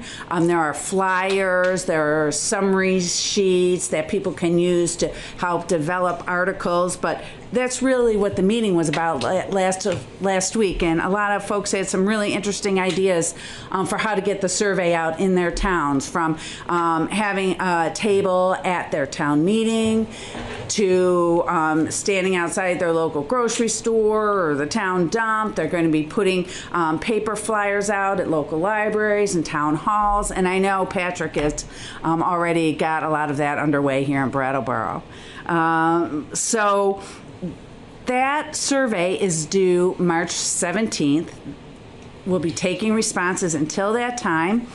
At that point, our technical service providers will finalize their feasibility study. That should be done by the end of April. Then the state will take a look at that and approve it. They have promised that they would do that within a couple weeks, and once that is approved, the business plan will be developed, and that is targeted to be completed this summer, July or August. So, taking a step back a second, in terms of communication union districts, we're only 2 towns are required to have a town meeting vote in order to form a communication union district. And then if other communities are interested in participating, they just need a vote of their Board of Selectmen to participate in the communications union district. So we have a couple, at least I think 3 or 4, who are bringing it to town meeting this March, and I'm sure others will join on. Others have certainly expressed interest, but depending on the results of the feasibility study and the business plan. And then that information would be handed over to the Communications Union District, however that forms, and then they'll begin the work of trying to figure out how to finance the development. And there are grants through the federal and state governments. They can use revenue bonds, and but it's not connected to the municipality at all. There's no way that the municipalities will be responsible for any of these the finances related to the Communications Union District. That is all through the Communications Union District and its board, and the folks who, of course, are participating in the service. So, do you have any questions specifically? Great. Okay. So, the first thing I want to do is that was so much good information. I just want to pull us right back to saying, if you want to be able to participate in the survey, which needs to be done by Tuesday, March 17th, one way to do it is to go through the project website at www.wyndhamregional.org/broadband. And Patrick, where in Brattleboro can people get paper copies? Sure. Paper copies are available in the town manager's office, at the town clerk's office. By this time tomorrow, it'll be available at Brooks Memorial Library and also at the Gibson Aiken Center. I would point out that there is a link to the survey already on the town's website, right on the front page. And later this week, we are doing a mailing to every residence in Brattleboro, indicating, here's the web address. Please take a few minutes and provide us with your feedback. If you're unable to, get online, we understand. Please reach out to the town manager's office, and we'll make arrangements to get a paper copy in your hands. That sounds great. Thank you for that. Sure. Now, are there questions or comments from members of the board for Sue or Patrick? But Sue. David? I have a couple, but I was assuming you might want to jump. Okay. Thank you again. First of all, so much for taking time to come here and let us know what's going on.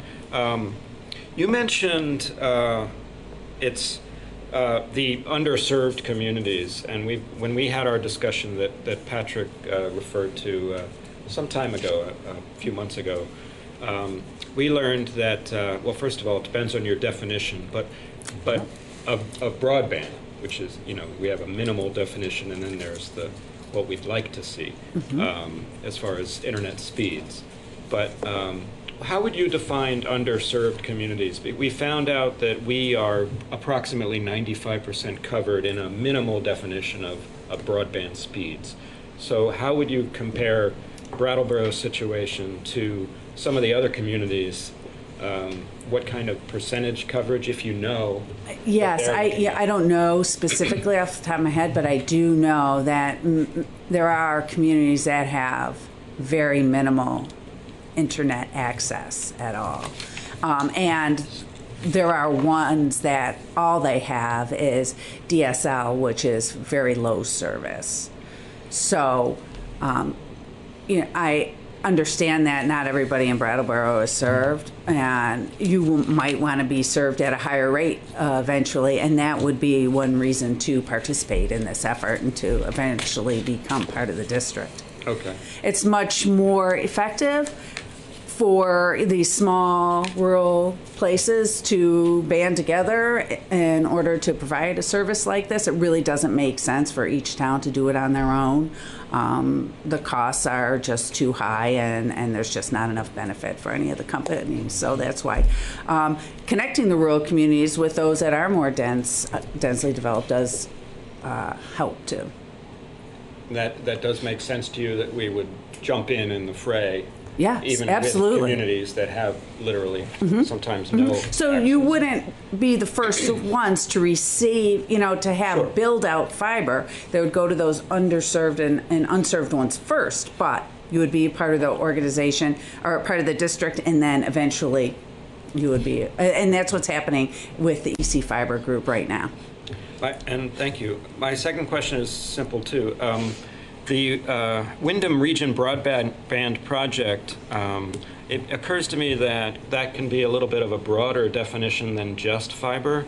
Do you happen to know if these monies can be used for other technologies such as wireless, cellular communications? This grant is specifically focused on broadband fiber. Okay, Yes. so physical line fiber. Yes. Infrastructure build-outs. Yes. Okay, thank you. Mm-hmm. I just sort of want to follow on from that. Yep.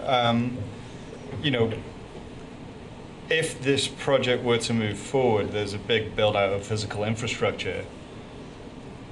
And also we're at a time where technology is leaping forward.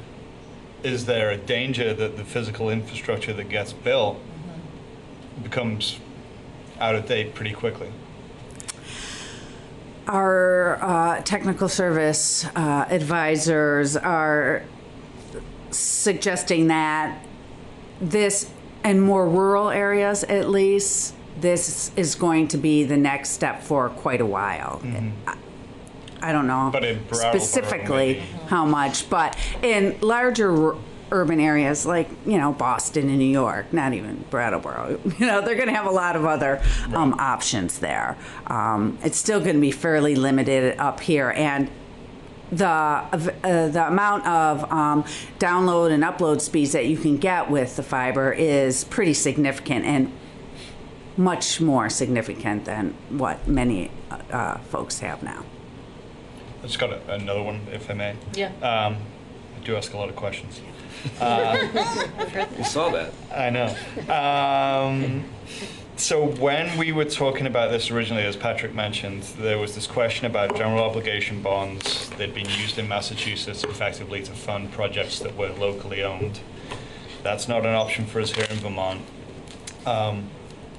And you reminded me that the Communications Union District would be the ones seeking the revenue bond, that's correct? Yes. And so a town participating, the taxpayers of a town participating in the Communications Union District are sort of insulated from Yes, losses? they are, and that's very clear in the statute. Can you say more about that? Explain it for me like I'm 5. So the Communication Union District functions similarly to a town. Instead of having a board of selectmen, they would have a board of the Communications Union District.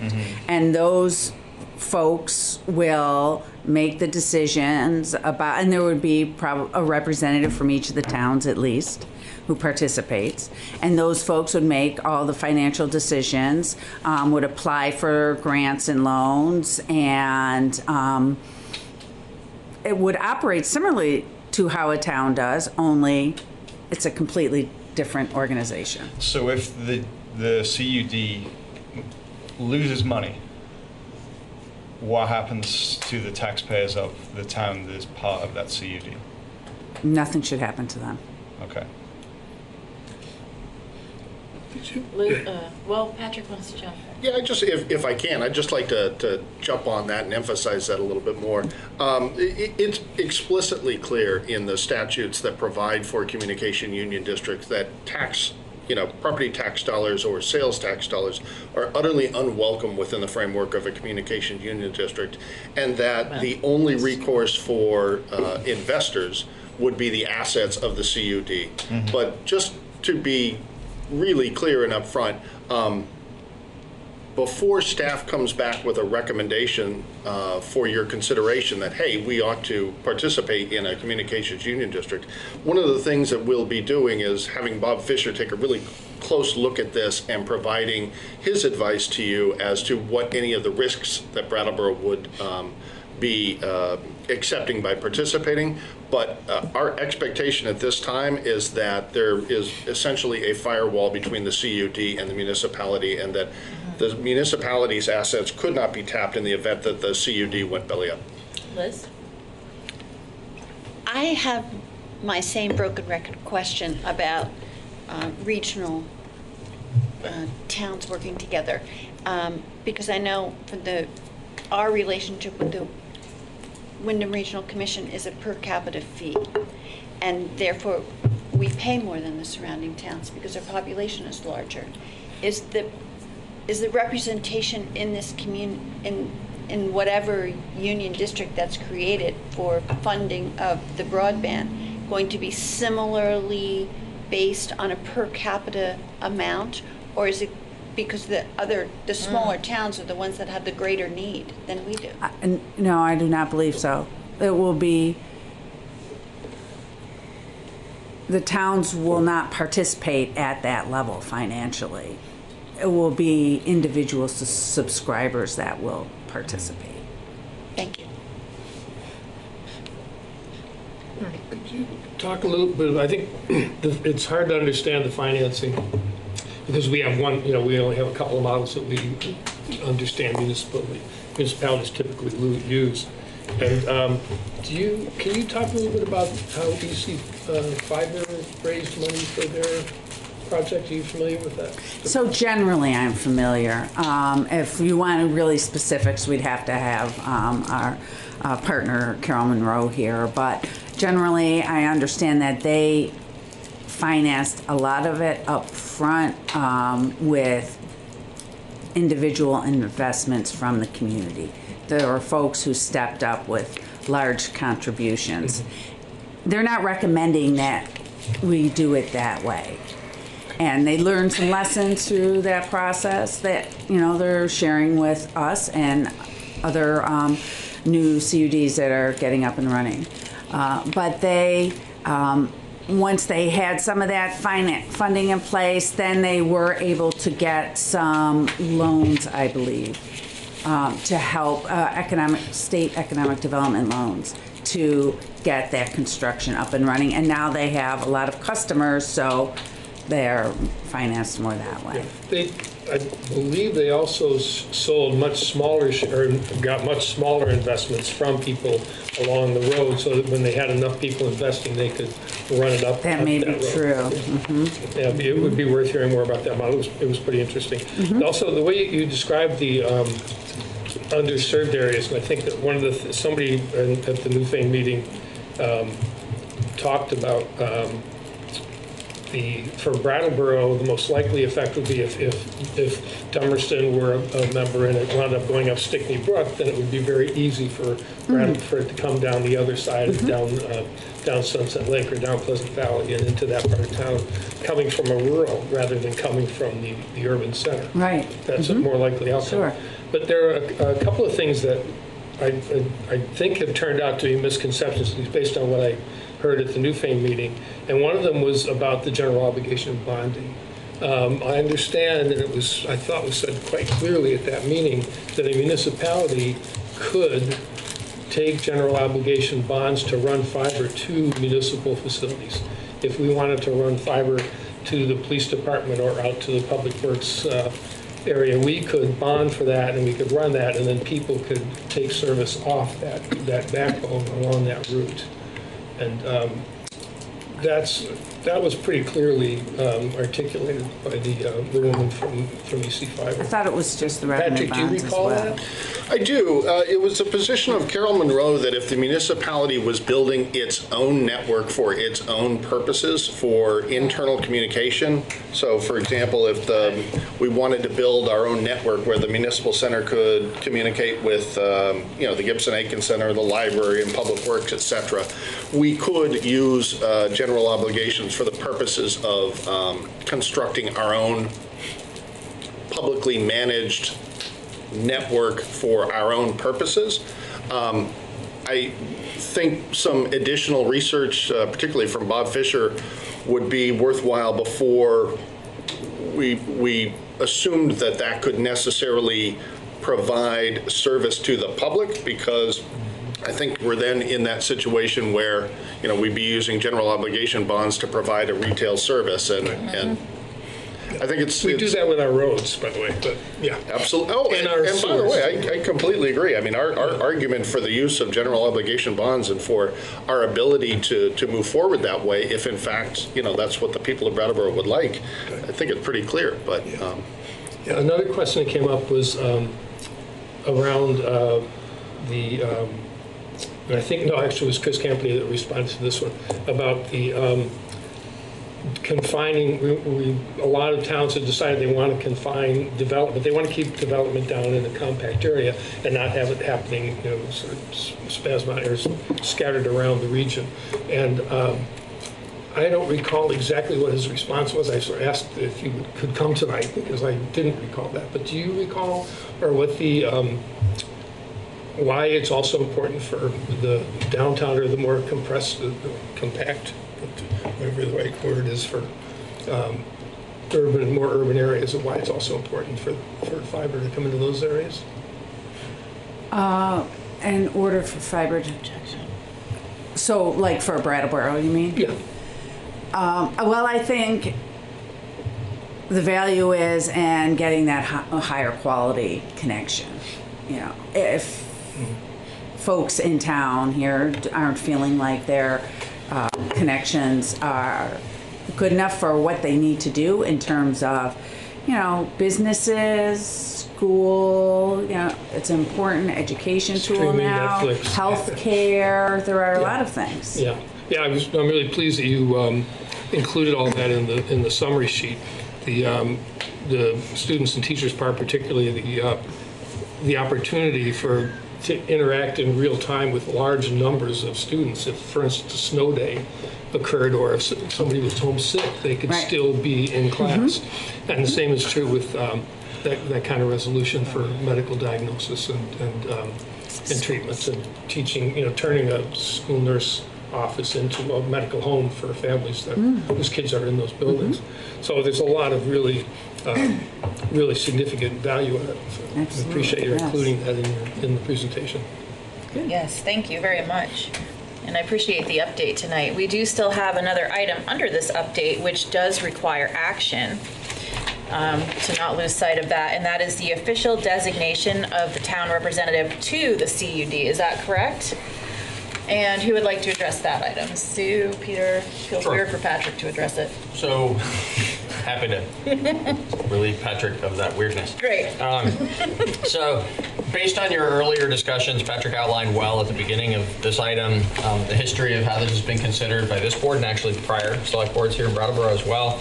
And based on the action that this board took last fall, directing that we stay engaged with whatever regional effort might evolve, Patrick has been doing that on behalf of the town.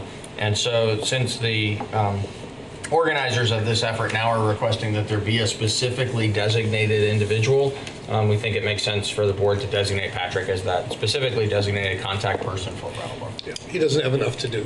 Nope. Nope, he needs one more thing. Okay, then I would entertain a motion for that appointment, designee appointment. I move to designate Assistant Town Manager Patrick Moreland as the town's representative in the regional planning effort for a communication union district. Okay, Liz has made that motion. All those in favor? Aye. Aye. Oh, before we voted, I guess I should have asked if you accept. Well, this Too is late. weird. Yes, I'd be happy to. Great, thank goodness. Then we are all unanimous. Wonderful, thank you so much, Sue. Thank you. Drive safe tonight. Okay, that concludes our unfinished business for the evening, and we will now go ahead and move into new business. And our first item under new business is the financial report, the monthly report for January. Peter? Thank you. So the basic report that I have to offer tonight is not particularly noteworthy. It's about like you usually see for this time of the year. There is some really good news I want to share at the end. But the written report that was in the materials for this evening's meeting is a memorandum from Finance Director John O'Connor dated February 5th, 2020. Indicates that after the prorations that we do in order to factor in for the very large payments that are made on certain items either once a year or semi-annually, after those prorations, the general fund expenditures are at 56.1%. We are 58.3% of the way through the fiscal year, so those are in good shape. Yep. Likewise, the expenditures in the parking fund and the prorated expenditures in the utilities fund are respectively at 56.1 and 56.0% for the year. So very solid shape in all fronts. The loan report shows $4,206,141 in outstanding loans. And of the many loans that are being repaid, there is one that has a payment overdue and one other that is in default and is fully reserved. The program income report states $487,765 of available funds for additional grants and loans to be made for housing purposes and economic development purposes in Brattleboro. And the grant activity where we go out and seek grant funds from others to accomplish good purposes here in town. We currently have 41 active grants being implemented and 5 grants in the application process. We have an additional one that's on your agenda this evening. Revenues in general are on target as well in the general fund and the other funds, but we have really good news that we've received now just last Thursday, our second quarterly installment for the local option sales tax, and it came in at $227,215. So added to the first quarter receipt of $211,673, we're currently halfway through the year at $438,888 received. From a source that we had predicted, we knew it was a conservative prediction, but we didn't expect it to be this conservative. We had predicted that halfway through the year we would have $315,000, and that was actually based on data. It wasn't a number out of the air. It was based on prior year's receipts.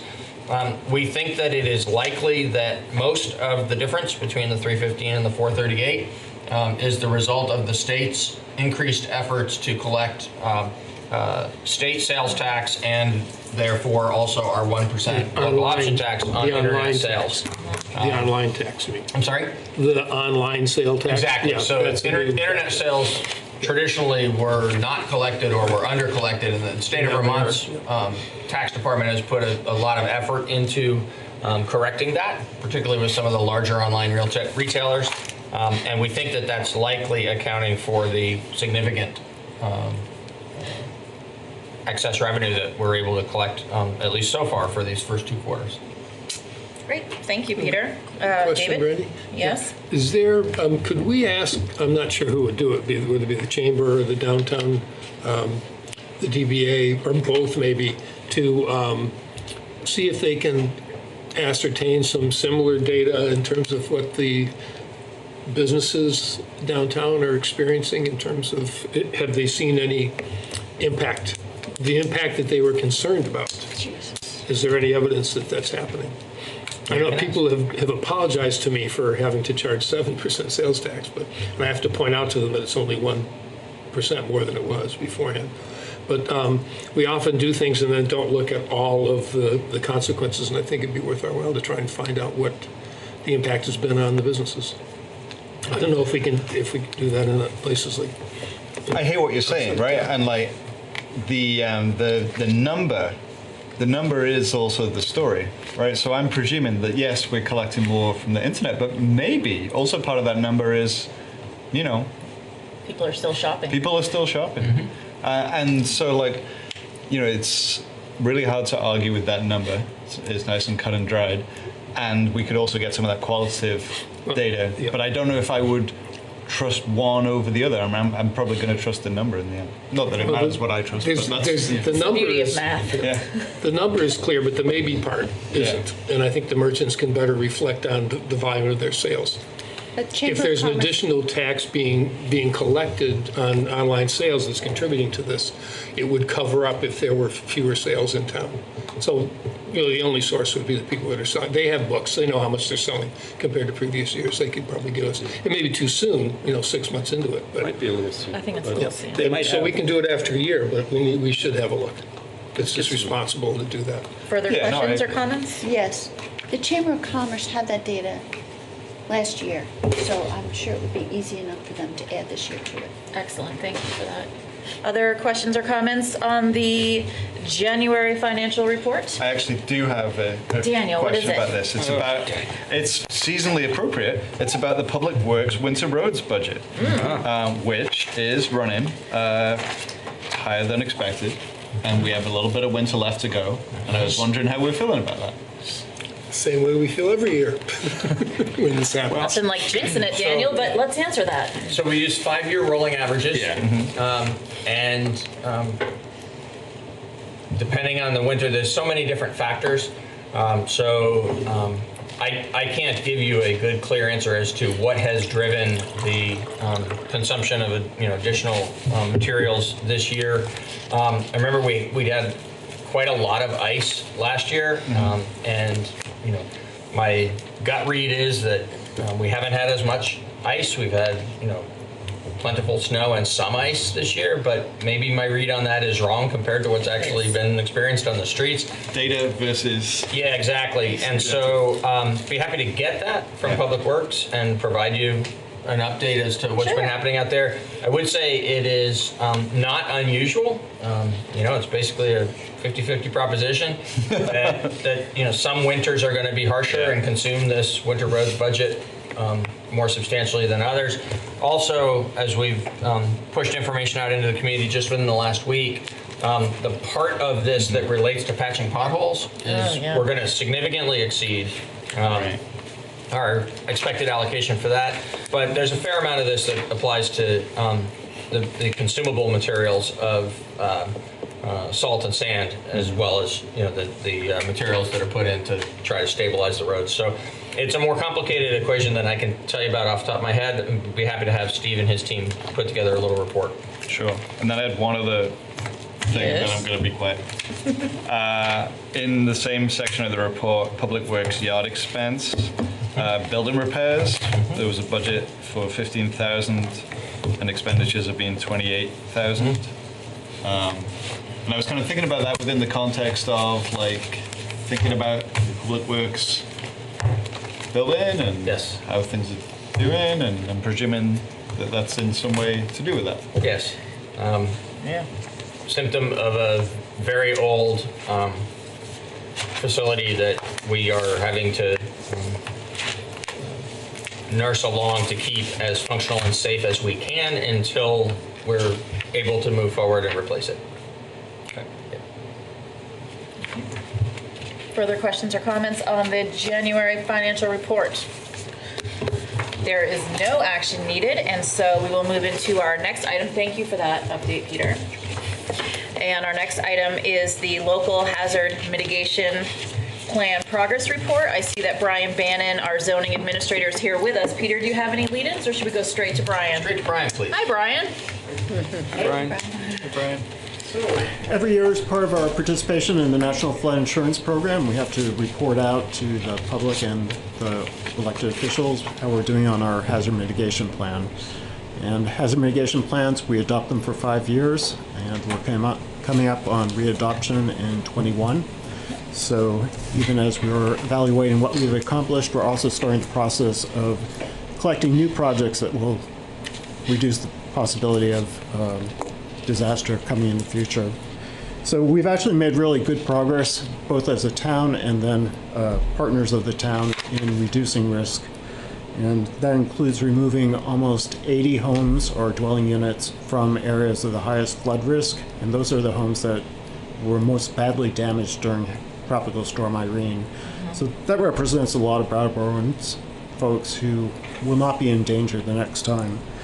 To further that effort, we've been working with Tri-Park Cooperative Housing on a master planning process to remove an additional 40 homes from the special flood hazard area and find a plan that will allow their homeowners to find a safe place to live.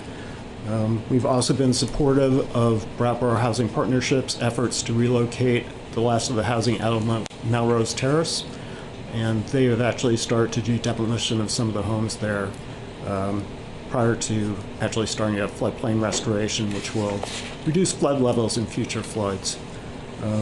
We're working with the Vermont River Conservancy on a floodplain restoration at 250 Bird Street, and currently we're going for grants to do a brownfield cleanup at the site. We've been working with the Army Corps of Engineers to do a dam inundation study. That's been with the Department of Public Works, and that will also include an emergency response if there is a problem at one of the dams. We're working with them to upgrade our flood mapping along the whetstone, which is from 1974, so considerably out of date, and that will get us a better feeling of what the risk actually is. And we've also been working with the Army Corps of Engineers to identify potential sites for future mitigation projects. So it's been a very productive 5 years, and we hope the next plan is equally productive. This is a pretty detailed list of things that you've been working on with our partners and as the town, and thank you very much. Comments or questions from the board? Liz? Yeah, hi Brian. Thank you for all this. This is good stuff. I just have a question. When you're remapping the whetstone, will that take into account Tropical Storm Irene flooding? Yes, it will. It will be done with new LiDAR data, which is a 1-foot contour data set that was flown by the state. And I believe that was flown in either 15 or 16, so it actually reflects the post-flood conditions. And it also is much more accurate mapping of ground elevations. Because that was like the 500-year flood or something like that at that point, and it wasn't really reflected in the flood mapping at the time. We've had a couple of hydrology studies done, which are going to go into the new flood mapping. And it indicated that the flood was actually considerably smaller than a 500-year, and in some places it was more a 75-year storm, and in some places it was even less than that. Although when it did get to the downtown area, it did jump into the 500-year floodplain. Interesting. Thank you. The Melrose Street Bridge, the arch bridge there, have any sense of what this, I don't know what it means that the state scoping process means in terms of time, but that's a real place where water really backs up. It's not an adequate culvert. I mean, do you have any sense of how long the state has to do that? That's not something we can undertake. I don't think it's been a real high priority by the state because it's been rehabbed. It's a priority to the people that live next to it. Exactly. For sure. The town has taken every opportunity to encourage the state to put that on its priority list. It's not a big one. Well, it's made it onto the list, so that's a start. That's a good sign. Yeah. Great. And the other question is, what does Class 8 certification mean for the flood insurance program? So it means because we've adopted a more active flood management program than is required, we get a 10% discount on flood insurance policies. Thank you. Good work. Quick question. Anybody thinking about flooding during Irene will almost soon get to Flat Street. Do you have any comments on any future plans for mitigation there? I mean, it's just top of my mind just because we have snow block that just went in, and I know the design built in some safeguards, and as well as the CF Church building put the whatever you call those walls down that you drop down in, I guess, and same with the youth theater. But do you have any comments for anybody who might be watching and thinking, well, what about Flat Street? What's going to happen the next time we get our 500-year flood in 5 years or whenever that is going to be? Yeah, so for more medium floods, like a 50-year flood, the Bridge Street or First Street restoration should actually give a little bit of protection. It will spread out flood heights so we don't get an immediate surge. It will also get rid of some debris and some ice flows, so that will be helpful. It's going to have a more limited effect for really large floods, and as you say, we have been encouraging new development to meet a higher standard, so the snow block has in fact been built to a 500-year flood height standard. We'll certainly encourage other projects to meet that. We did do an EPA Sustainable Cities grant a couple of years back, and they did identify a couple of potential sites for mitigation downtown, and that would be public plazas that allow for more flood storage. So that could be a pathway, it could be a park, but that would mean that we'd have to probably reconfigure some parking or have some private landowners participate to expand the width of the channel. Thank you. Other questions or comments? Well, just building on Tim's comment, that open space that you're working on that used to be Sir Sossamon property, there's flood storage in that project, correct? Yes, definitely. It gets pinched off downstream of the site by the Elliott Street Bridge, so that limits how much impact it can have downtown. But it will make a difference in that 25, 50-year flood, and that will be helpful. A lot of water moving into a small space is basically what's going on, right? I see at the end that it says public outreach for the 2021 plan update begins in early 2020. Does this count as early 2020? This is some of our first efforts to get out there, and we're bringing it up in every forum we're going to where it might touch on this. Perfect. Do you know if the link's already on our website? Not currently. Okay, so I'm going to read it off, and then I assume it'll be put up there at some point. So just for people who are listening, it's https // that's how I'm going to say it, tinyurl.com/Brattleboro-2016-HMP, and hopefully that link will be up there. But in the meantime, you can replay my voice over and over until you typed it properly into your URL bar. Exactly. You don't have to say it twice. And then it'll just be burned into your brain. Just make it my ringtone. Make it your ringtone, that's right. 10 seconds. Thank you so much, Brian. And there's no action required on this item. Thank you, Brian. Thanks, Brian. Okay, our final item under new business is ratification of the town manager's decision to authorize a grant application. Peter. Thank you. Sounds bold. So, as you know, we normally bring grant applications to you and ask that you authorize that we apply. In this case, there was a short time frame, and we would have missed the opportunity to apply for a very small amount of money, but it would be sufficient to allow us to buy a couple of pieces of equipment in support of the swiftwater rescue activities of the fire department. So there's something that I can testify to you is actually called a multi-purpose device. All right. So there are two of them that we want to buy that work together with the equipment that the department already has to give them more opportunity to actually connect ropes and have people safely go into swiftwater situations and conduct rescues of folks that are in danger there.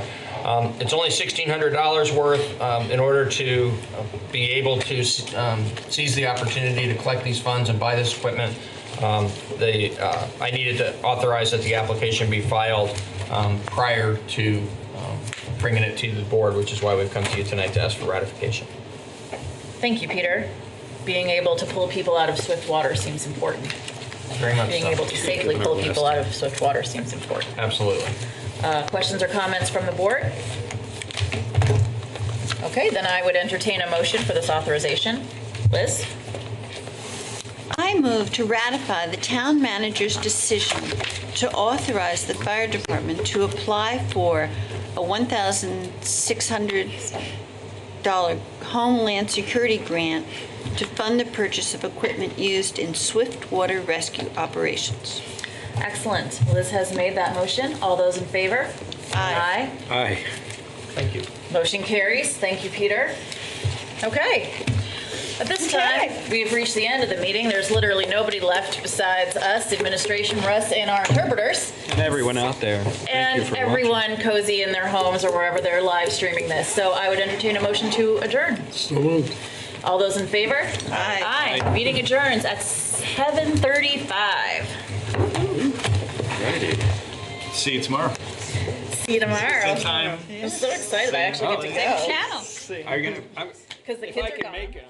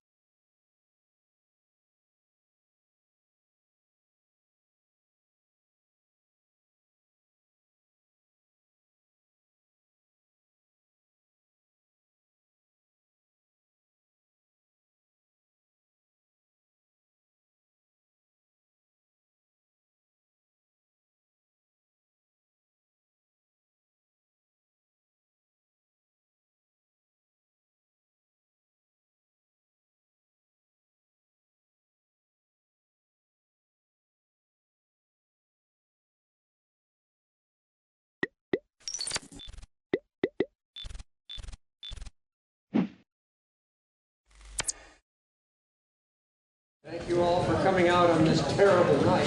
Right, last night. This is the River Valley's Unified School District Annual Budget Report and Meeting. There are 15 items you have to discuss tonight, so I would appreciate brevity and civility. This is democracy in action. This is the real deal. All right, you all live around this same area. We all have to interact with each other. Please be civil. A little heat doesn't hurt, but we like more than heat. We like light. So when you speak, think about that, will you? I would like the members of the school district and board to please announce themselves, especially this late. Sorry, folks. Pardon? Tell them your name. Yeah, that's right. There's worse that we could have done. Yeah. So, anyways, Rich Warner, I'm from Dover, and I'm the chair of the River Valleys Board. I'm Rick Thorpe, I'm from Wardsboro, and I'm the vice chair. Barry Pearson, Wardsboro. Dwight Borum, Wardsboro. Mark Schauber, Dover. Peter Barris, recorder. Frederick Noyes, BCTV. We don't. So my name is Bob Backus. You foolishly elected me as your moderator last year. So by the law, I have to continue until you vote on Article 1. So if you would turn to the article page, which is page 5 of your handout.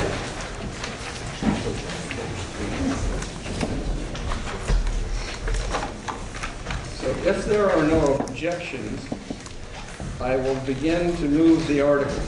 Are there any objections, starting with Article 1? Hearing no objections, seeing none, Article 1 is in motion to elect a moderator to serve for the fiscal year July 1st, 2020 to June the 30th, 2021. B, to set a stipend of $200 per meeting for the moderator. That can be rejected by the moderator if they wish to make the contribution of that $200 back to the school district, which needs every penny it can get. So nominations are open for moderator. Yes, ma'am. I nominate Robert Backus. Robert Backus has been nominated. Name, please. How does he say? Sure, I'll do it. Yeah. Are there other nominations to come before this body? Hearing none and seeing none, all in favor of Bob Backus to serve as your moderator, signify by saying aye. Aye. Any opposed? The ayes seem to have it. The ayes have it. Backus is your moderator. Thank you, Bob. Well, thank you guys for doing it. It really is a privilege to do this. I mean, I look forward to this every year. It's what we should do. We should work together to make things better. Article 2, to elect a clerk to serve for the fiscal year July 1st, 2020 to June 30th, 2021, and to set a stipend of $2,400 for the clerk. Before we put this on the floor for you guys to nominate, would somebody from the board explain why the clerk gets $2,400? I can. When we put the district together, there was a lot of work. It took a lot of time and effort. And Andrew, we did go to both of our clerks, both the Wardsboro and the Dover clerk. And Andrew, unfortunately, I think drew the short straw. And it was a lot of work because there was a lot of questions, and we send stuff to the state, and he asked the Secretary of State questions, and he'll get 2 or 3 different answers. So what we did was we put aside $200 a month because we do rely on him a lot, and we were going to do that for the first couple of years because we think after that we could reevaluate it and may become a little bit easier. The other thing that happened is by not having the vote by ballot for the budget, we don't have the commingled ballot, so it's quite a bit easier on them. So we agreed to this, and Andrew, Andy, was good with that. He would serve for us, and we can look at that again next year. But there's still quite a bit to do, and he's still been very helpful to us and very supportive. And we would recommend that you that you keep the stipend for at least a year. Thank you. Any other commentary from the board? To elect, this is Article 2, to elect a clerk to serve for the fiscal year July 2020 to June 30th, 21, and to set a stipend of $2,400 for the clerk. Nominations are now open. Yes, sir. State your name, please. Marco Tellini, Dover. I'd like to nominate Andrew McLean for clerk. Mr. McLean, how do you speak? If the folks here elect me, I'll serve for your clerk for next year. Thank you. Any other nominations? Seeing none, hearing none, I need a movement to say the nominations are closed. So moved. Say moved. Thank you. Now, with nominations being closed, all in favor of Andrew for our clerk for the next fiscal year? All in favor signify by saying aye. Aye. Any opposed? That's a nice Hearing none, seeing none. Andrew, thank you for serving. Article 3, to elect a treasurer to serve for the fiscal year July 1st, 2020 to June 30th, 2021, and to set a stipend of $2,400 for the treasurer. Nominations are now open. Currently, it's Mark as our treasurer. Yeah. Any nominations? Andy? Andy McLean from Dover. I nominate Marco Tellini to serve as our treasurer. How say you, Mark? I would be happy to continue to serve. Thank you very much. Any other nominations? Hearing none, seeing none. All in favor of Mark signify by saying aye. Aye. Any opposed? Thank you, sir. Thank you. Article 3 is passed. And, what do we got next, Jeremy? The auditors. Yeah, all the auditors. Yeah, I'm trying to figure out how we do these auditors. If only 3 people are nominated to be auditors, we can do Article 4 on a single ballot by law. If there are 4 or 5 or 6, we have to do by paper ballot for each, each time until we get the 3 that win the race. Am I clear? All right. Article. Thanks, Jeremy. To elect 3 auditors to serve for the fiscal year July 1st, 2020 to June 30th, 2021, to set a stipend of $200 per meeting for the auditors. Nominations are now open for the position of auditor. Yes, ma'am. State your name, please. I'm not volunteering. Susan Landover. Can you tell us a little more about what's involved in $200 a meeting? Are there a lot of meetings involved with this? So far there haven't been any. And the auditors now with the treasurer and we have an elected treasurer, we have a business manager and a business office, and a lot of it's kind of almost an antiquated position. We actually are looking into, do we actually really have to do it? And it's kind of like the weigher of coal. We have to have a weigher of coal, but has anybody in the last 25 or 30 years asked to have their coal weighed? And kind of like the tree warden and fence viewers, there's like statutory positions. So our clerk is looking into whether or not we have to do that. We talked about it, maybe once or twice a year would be the worst case scenario for them to meet. But again, all the balancing of the books is done through the banks and through the treasurer and through the business office. So just to further ask a question, so I know with the town, you have auditors and they're pretty busy. Yes.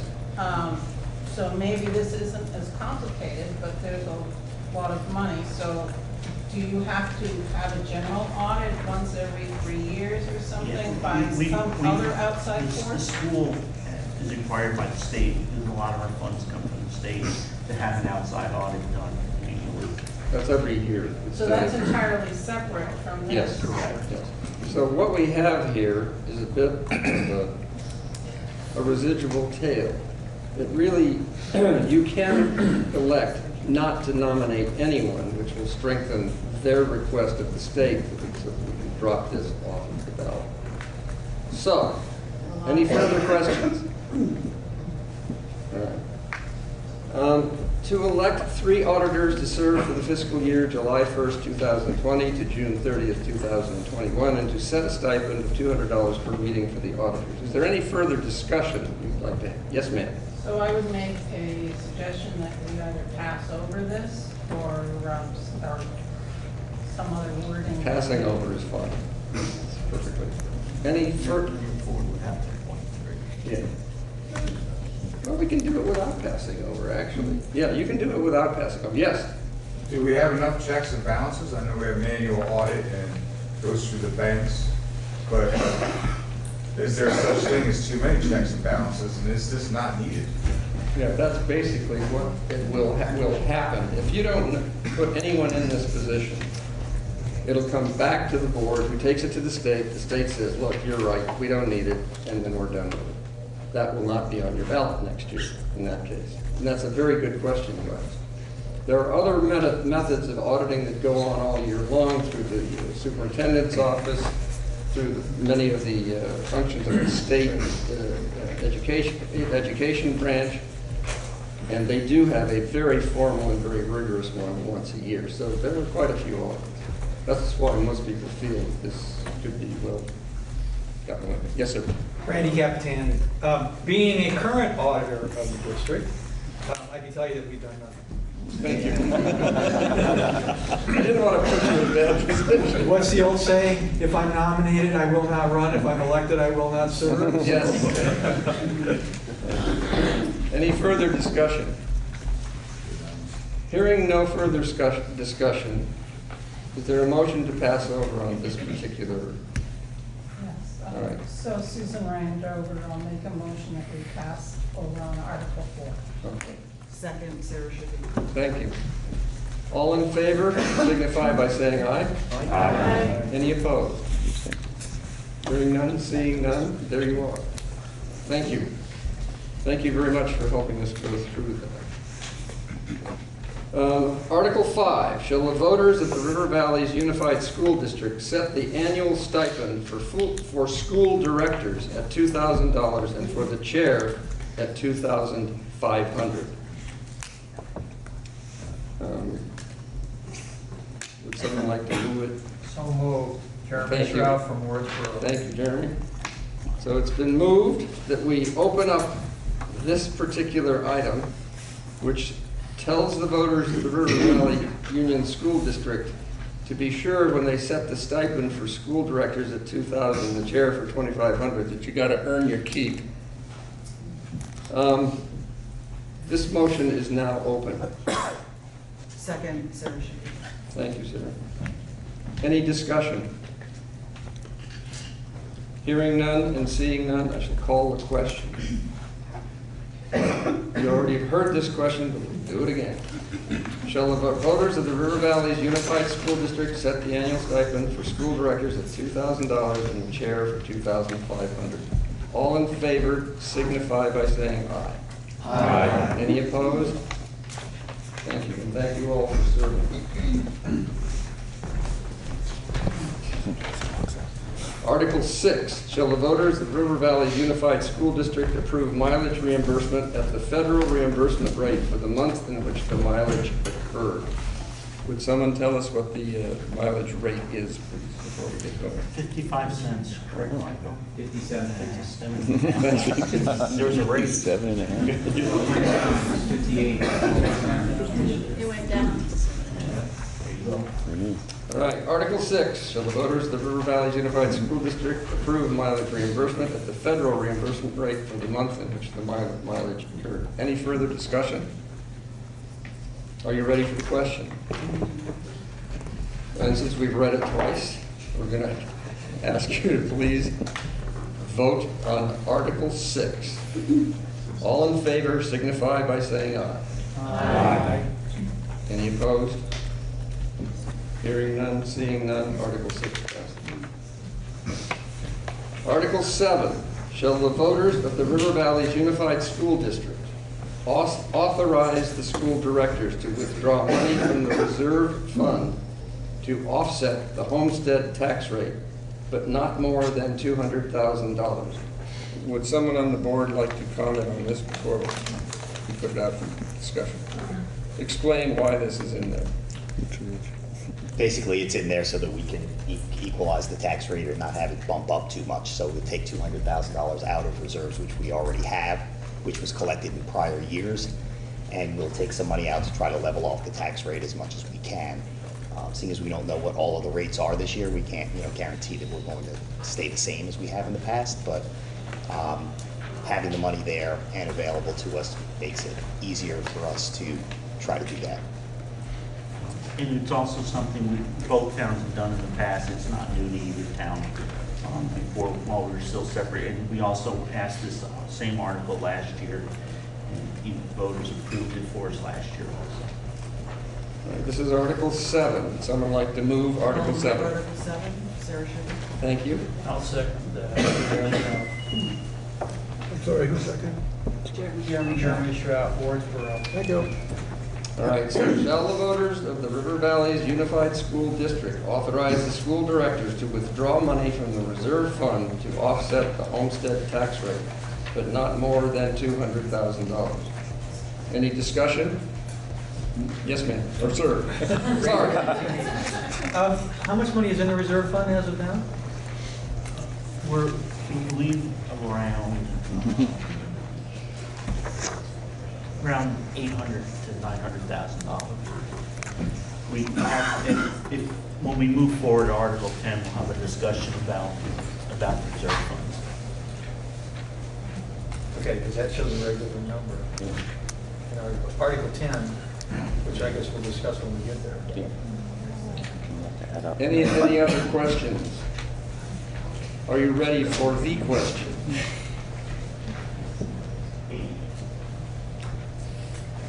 All right. Shall the voters pass on Article 7, which is the offsetting of the homestead tax rate, but not more than $200,000 is to be taken out of the reserve fund? Are you clear on what this is? Okay. All in favor signify by saying aye. Aye. Any opposed? Hearing none, seeing none, the article passes. Article 8, shall the voters of River Valley's Unified School District approve the school board to expend $5,680,223, which is the amount the school board has determined to be necessary for the ensuing fiscal year. It is estimated that this proposed budget, if approved, will result in education spending of $18,668 per equalized pupil. This projected spending per equalized pupil is 4.9% higher than spending for the current year. Are you clear on what this article is all about? Would you like me to ask these folks to comment on it before we bring it forward? Please do. So if you look at page 7 of your book, that's the budget that we're proposing. And again, if I think a really good question came up, and it was a really good exercise. So we've always, both boards, before we were one board, and last year, pretty much just took the Wardsboro and Dover budget and put them together.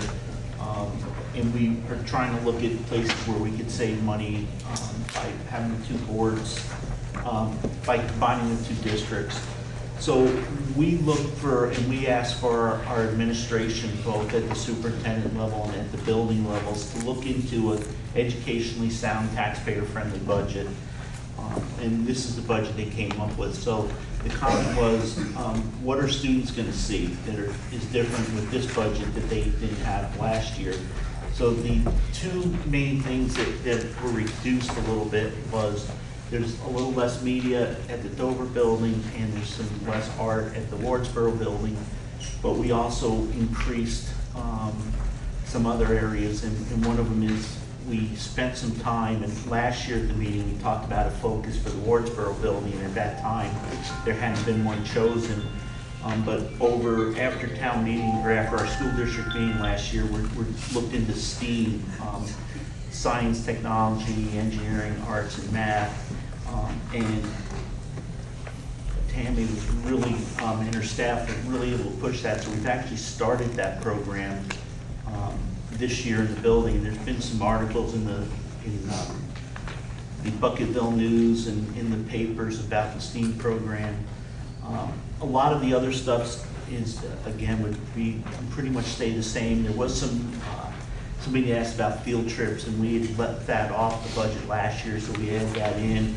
And a couple other changes are, we utilize central office, a supervisory unit, to do some staffing for us. So we don't have a need for a full-time instrumental music teacher. So instead of us trying to hire somebody for 1 day a week in the Wardsboro building, trying to hire somebody for 1 day a week or half a day, the central office hires somebody full-time, and what they do is they take that position and divide out the benefits and all the costs for that employee, and then they split it by so much per day, or half a day, an FTE equivalency. So if we use them for 1.5 days a week, we get billed for approximately, or for 30% of their time. So it's a way to have good employees and not lose people, because they maybe are okay this year with 1.5 days a week, but next year they may need a full week. So it's really worked out well. So we shifted some costs that way. And we've also in preschool, in the Wardsboro building, preschool and the kindergarten teacher are the same person. But what we did was we split them in half, and we split them long ways so we could have half and half on each side. So we could account for one in the preschool, because that's part of their job, and one in the elementary budget. So there's some, if you look like on page 7, you see the teachers. It looks like, we went down a lot, but that was really moving the preschool teacher. Because if you look up at the preschool, the first line, 5111 teachers, that went up. So it really isn't, we didn't add a teacher, it's just the funding for it was moved so we can account for it better. And that's basically the differences in the budget. Yes, Andy. Dr. B told me to keep an eye on you. Yeah. So I don't believe we had a second, motion and a second on We haven't yet. I just asked Okay. the board if they would. All right. Any further questions for the board? Oh, for the board? Yeah, for the board, and then we'll move the article. Don't you have to move the article first? You can, but I find that I've been told over many of these town meetings that people prefer to hear from the people who crafted the motion before we even get going, because sometimes, they'll give you a lot of things to think about, and then when you have your chance to speak, you're better informed. But I'll do it whichever way you folks want. I am at your disposal. Tell me how you want to do it. Your hand was up first. I have questions. State your name, please. Oh, I'm sorry, Mark Formal-Dover. I have certain questions because I don't understand every single line. And I was going to meet with Matt, but we had a snow day. He said I had my son. He was going to better help me understand lines like SU assessments, $173,000, $20,000 from last year. The principal's office is receiving upgrades in their budgets. But other areas in our children's educations are lacking, especially classroom resources, things of that nature. Can you hold what you're saying for just a second? There's another hand up. Yes.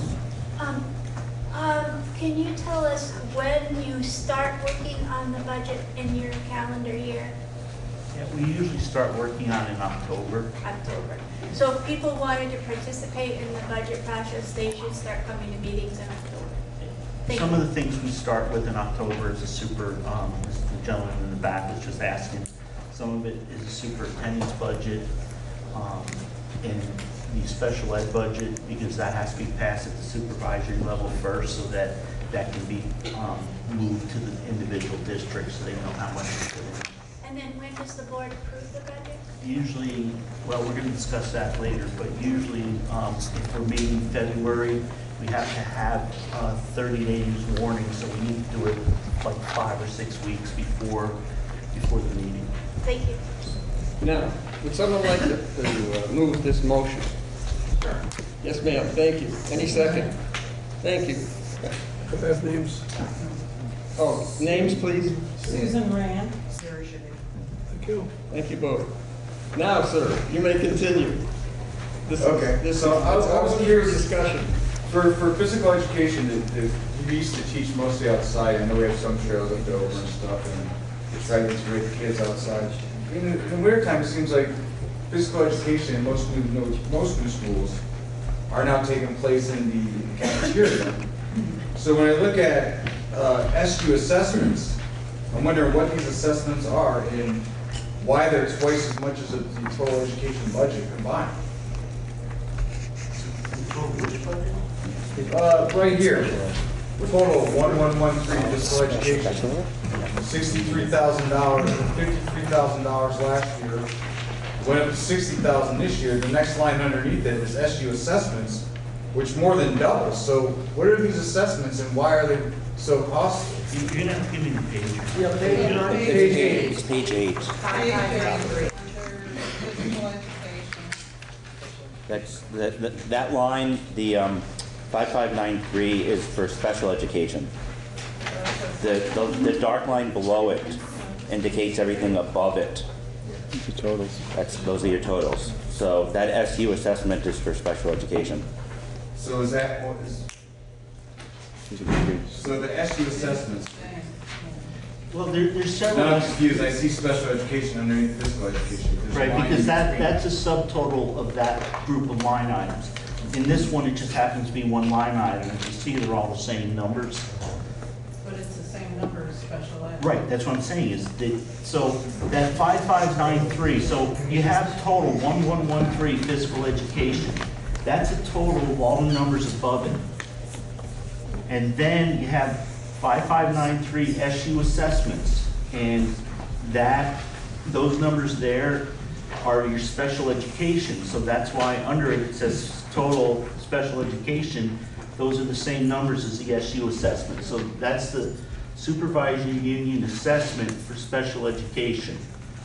And costs went up this year, and there's a new way that this SU is charging the districts for special education. So the costs are being spread out a little bit more in an insurance type model. If you do what they ask you to do, then we're going to share those new costs, and these are the new costs that we're sharing. Further questions? Yeah. Yes, ma'am. So I do see throughout the budget, something called 5591.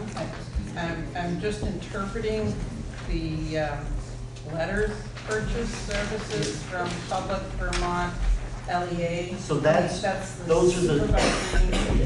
what we call an agency fund item.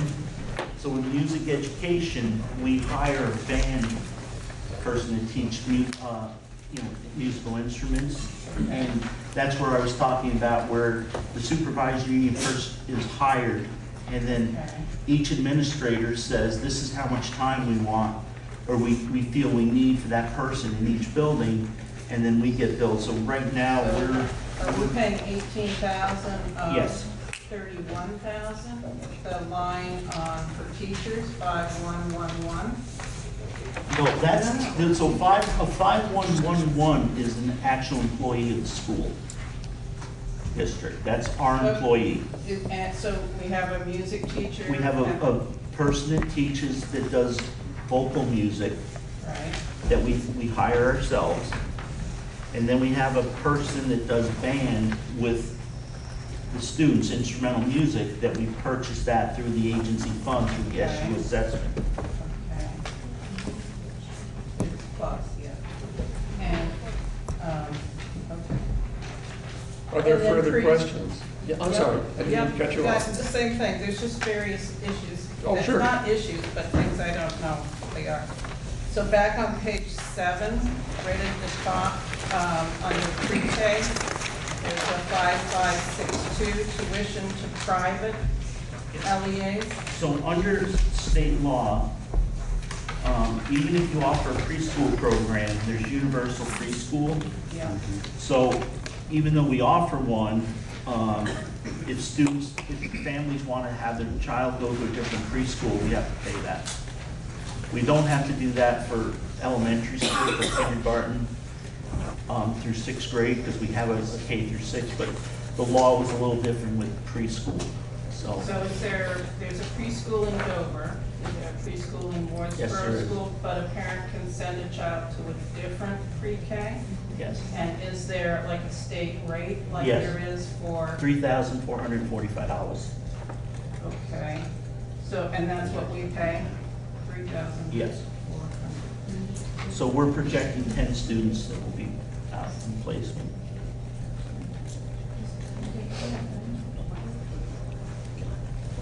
Are there further questions? Yes, state your name, please. Ray DeVault, Dover. I don't see on here, because I don't know, so I don't have my glasses, what the cost of the STEM program is. I don't see it, is it broken out in there? No, there's some professional development, so the STEM program doesn't really have a cost, other than there's some professional development and there's some additional equipment. So if you go to page,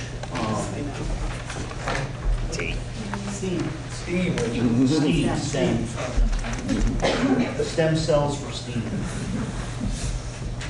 Somebody help me. Are you, the instructional I believe staffing? we're page 8, bottom of So the that's on page. page 8 compared to the way School that- focused Yeah, so we have, bottom. Professional development. teacher training. yeah, give me 1 second, folks, I'm sorry, this is a new budget for me too.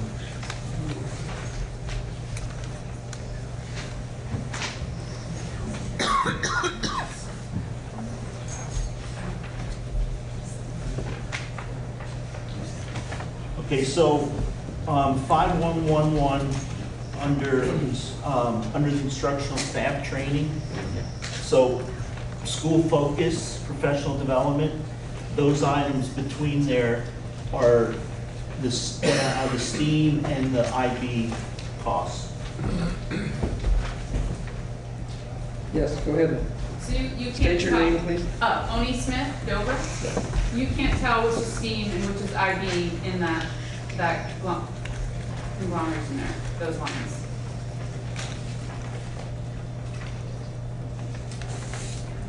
Yes, give me 1 second. So the 5111 teachers, In which section? I'm sorry. In school focus or in? yeah, in the school focus section, Okay. shows $3,000. No. 10,000. That's above that. That's 10,000. No, under, oh, I'm sorry, you're right, it's 10,000, that's for STEAM. And we had put in $30,000 originally, and then we changed it because we put in $30,000 for the whole program. So the 10,000 is teachers, the second line item, the 12,000, is IB coordinator stipends, the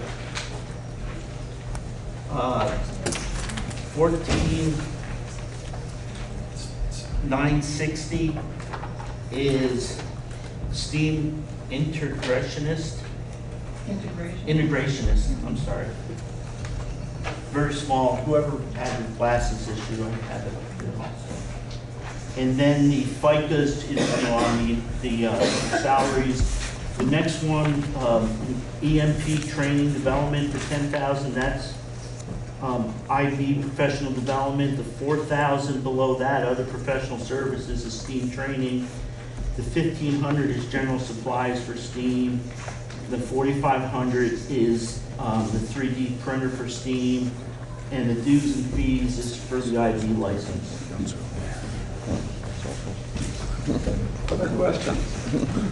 Yes, sir. Hi, Randy Capitani, Dover. Could you guys go through a little bit on the secondary school costs?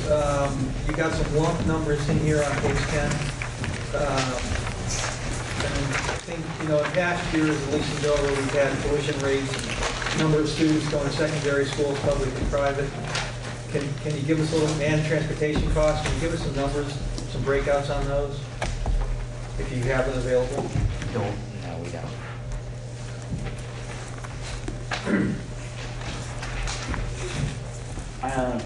Purchase services under 5591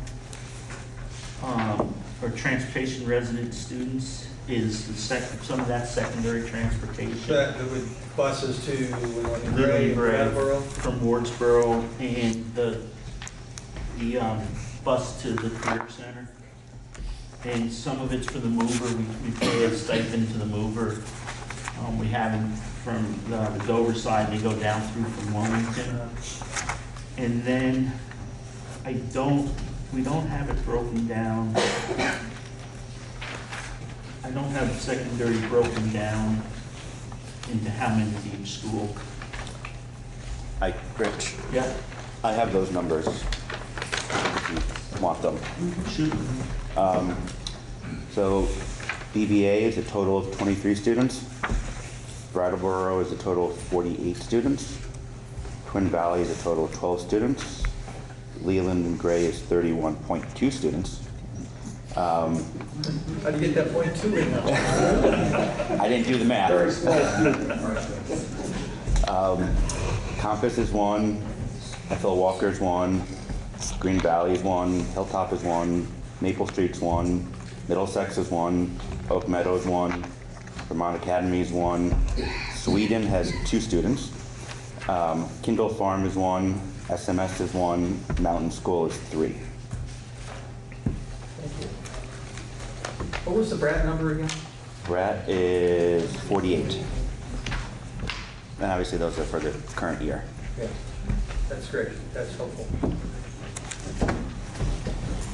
Other questions? Yes, ma'am. What's the tuition rate that we're paying for a non-public high school? Well, you're going to vote on that. Oh, we are. Yes. That's the 2 articles away. Oh, Next article. Next one, Article 9. Any further discussion on Article 8? Hearing no desire to have that, would you like me to call the question? Any objections to calling the question? All right, we're going to do it. Article 8. Shall the voters of the River Valley's Unified School District approve the school board to expend $5,680,223, which is the amount the school board has determined to be necessary for the ensuing fiscal year? It is estimated that this proposed budget, if approved, will result in education spending of $18,668 per equalized pupil. This projected spending per equalized pupil is 4.9% higher than spending for the current year. Are you ready for the question? All in favor of Article 8 signify by saying aye. Aye. Any opposed? Nay. Would you like a hand vote? Yes. All right. You can do it by paper ballot or hand vote. So hand votes are easy for you. You know what you're voting on. All in favor, raise your hand, please. Jackie, would you and Andy please count? When I point to you, put your hand down, okay?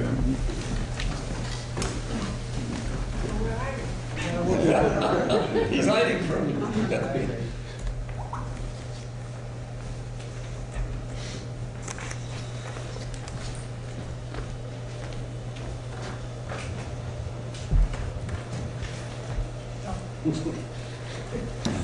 tough. Yeah, I couldn't even find it. Talked about it. We talked about it. I talked about how to do it better in the school. This is, she was sent to PM. You guys gonna vote? No. Okay. If we're gonna vote, we'll vote. Are you voting? Can we vote? Yeah, I'll vote, sure. Yeah. Happy to vote.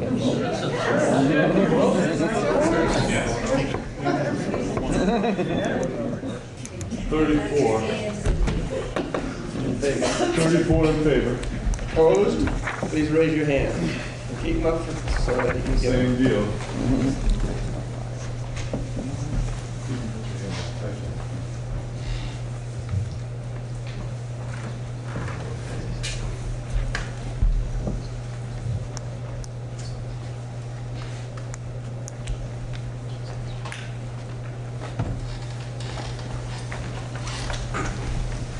Anybody I didn't point to? 14 opposed. The ayes seem to have it. And Article 8 is carried. Thank you for asking your questions and for being civil in your discourse. You're great. Keep it up. Article 9. Shall the voters of the River Valleys Unified School District set the annual tuition rate to approved independent schools at $17,900 for the 2020-21 school year? Would you folks let them know what an approved independent school would be? So this is commonly called the burn rate, and the state statute says that we have to pay, since we don't have a secondary school, we will pay whatever public high school's tuition rate is. So if you have, your child wants to go to the Essex High School and the tuition rate's $25,000 a year, we have to pay, we pay it, and that's required by state law. The state law also says that you may, if you don't have your own high school, like we're not part of a high school town like the Twin Valley or the West River District, then you can send your child to any approved private or independent school, and it's very simple. The approval is the AOE has a list of approved schools. If a school you want to send your child to isn't on that list, you can call them and they will look into the school and tell you whether they'll put it on the list. Agency of Education, used to be a department, now it's an agency. So the law says every year you have to vote on the rate you want to pay for that. If not, if there is no vote to pay another rate, you pay the statewide average tuition for high school, for public high schools. So if we didn't vote on anything, in the statewide average, I think was 14. I think it was just at 15. 15,000 approximately. That's what we would pay no matter where you want your child to go if it was an approved independent or private school. Burton, a lot of parents want to go to Burton. They have a rate of $17,990, which is a little bit less than, about $1,000 less than if you were from, say, Massachusetts and you want to send your child to that school. The tuition rate's usually higher, but they say if a town becomes a sending town and votes to pay their rate, then they will give a discount. So that's how we get the $17,990.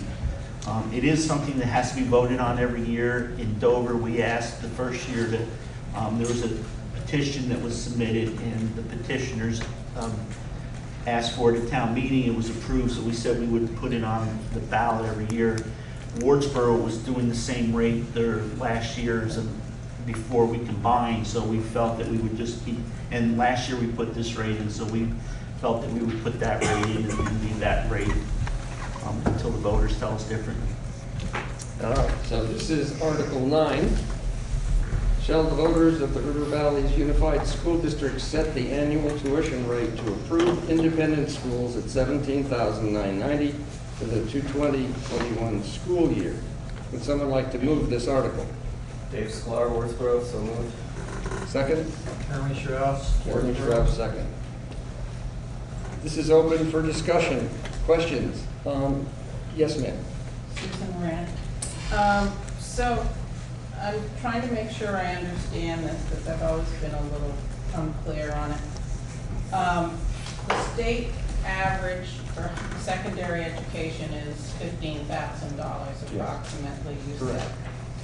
To send a child in this area to a high school varies between Burton at almost $18,000. Leyland and Gray is around 18,000 too. 17,900. Okay. And Wilmington and Brattleboro. So we would pay, or rather in this budget, taxpayers pay for any of the students to go to those schools at the rate they charge. Is that The correct? public high schools, whatever rate they charge, be it more or less than this number, we have to pay that. That's the law. Okay. And Burton is a private school. Correct. So we set a rate, so the voters Okay. set a rate for what you want to pay. Right. And if a parent wants to send a child to a private school that's not one of these schools, then they would have $17,990. Correct. Okay.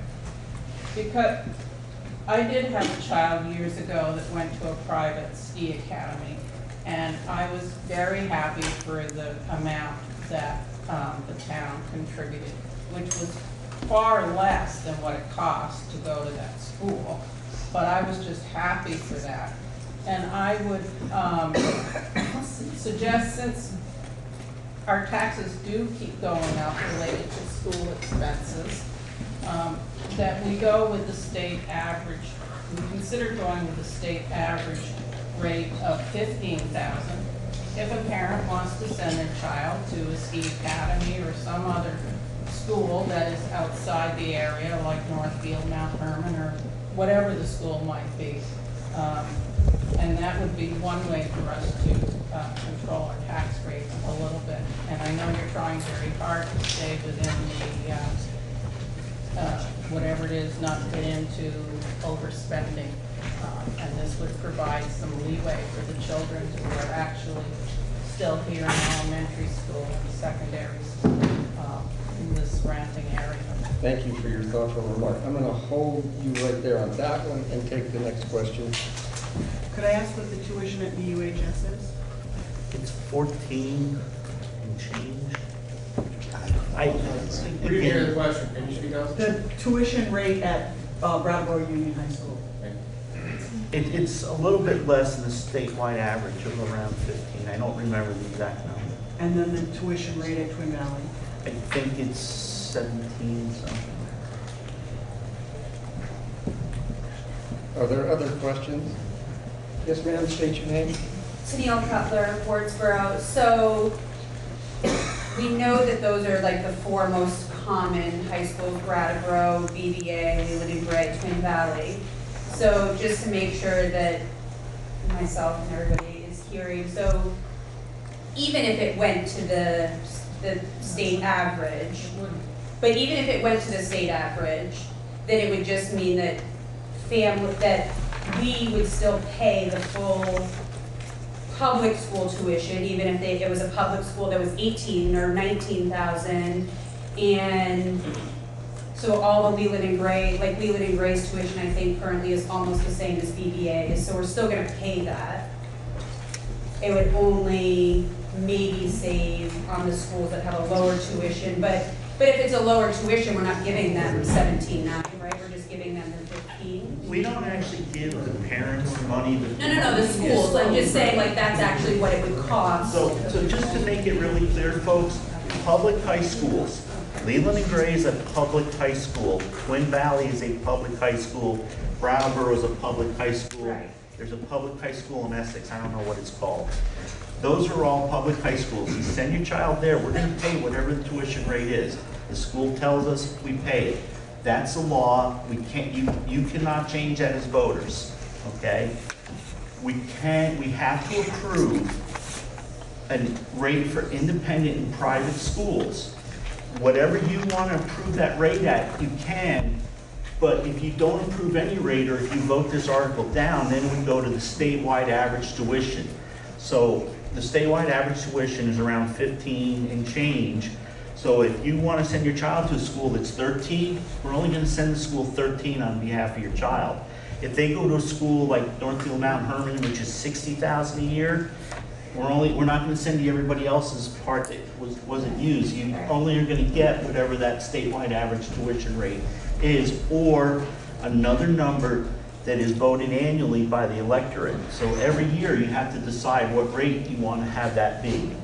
And we always have recommended the Burton rate because both towns were at that rate, and in Dover it had been petitioned by a bunch of parents, a lot of parents, or enough parents to get it on the ballot, and there was a lot of discussion about it the first year. The voters overwhelmingly approved it, so we have always used that rate. Yes, sir. Randy Capitani again. So I have a son who's in one of these independent schools right now. Honestly, he's a senior, he's going to graduate this year, so whatever you do isn't really going to affect me anymore down the road. But I think you have to be really careful with this question. Just, thank you, Mark, for the numbers. Doing a rough count on the numbers, you're looking at 30 or more families in this district that would be affected if you change that number from the 17,790 or whatever it is. Just for example, 23 students at Burton. Well, if you change that number and reduce it, that means somebody's going to have to make up the difference. And Burton will raise their rate because Dover won't be a sending town anymore. So instead of making a $2,000 difference, if I did my math correctly earlier, it would be a $4,000 difference. And now, you might be denying the family and the student a choice for the school they want to send their son or daughter to. River Valleys, there's no one. Excuse me for just one moment. Laura, would you introduce yourself, please? Laura Sibilia, Dover. Sorry. And tell them what you do for a living right Yeah, now. I'm your state representative as well. That's why I'm late. They let you go? Thank you. Are there further questions? Yes, way in the back there. One more comment is that I think Your name, that please? Lisa Mandino Dover. Thank you. Is that Burton, since we're a sending town, they accept your student automatically, but they do have an admission process. So if we are no longer a sending town and are no longer paying the $17,990, our students may also have to qualify in order to be able to go to Burton. We may have to go through their full admissions process. I don't know what that is, but it's something else to think about if we're not approving the full rate. Thank you. Further questions? Did I see a hand? I believe as a Your parent, name, my child, please? oh, sorry, Dawn Thanks, Dawn. Borgioni. My child does go to Burton, and it's just an application, just like you would apply your child to a public. It is currently, yeah. So it's really, She's saying that there's there's no, yeah. they would be different.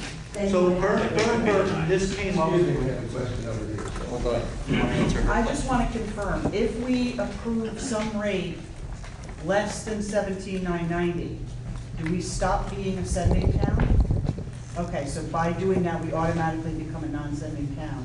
And then their rate becomes something closer to 18,900 or 19. Right. Now, ladies, between the two of you, have you worked it out down there? Or do you have another question? Feel free. Okay, thank you. Anyone else have questions? This has been a lively and a good discussion. Thank you. Yeah. So, Jeremy? Shall the voters of the River Valley Unified School District approve the school board to expend $5,680,000? Keep it in toes. I'm trying to get him all excited. Just want me to say, remove the question. Well, I just tried to get him to move. People. All right, shall the voters of the River Valley Unified School District set the annual tuition rate to approved independent schools at $17,990 for the 2020-21 school year? Jeremy Schroff, I move that. Andrew Andino, Dover, in a second. All right. Any further discussion? Seeing none, hearing none, are you ready for the question? The silence, I suppose you are. All in favor of Article 9 as written, signify by saying aye. Aye. Opposed? The ayes appear to have it. The ayes have it. Article 9 passes. On to Article 10. We're still on page 5 of the agenda.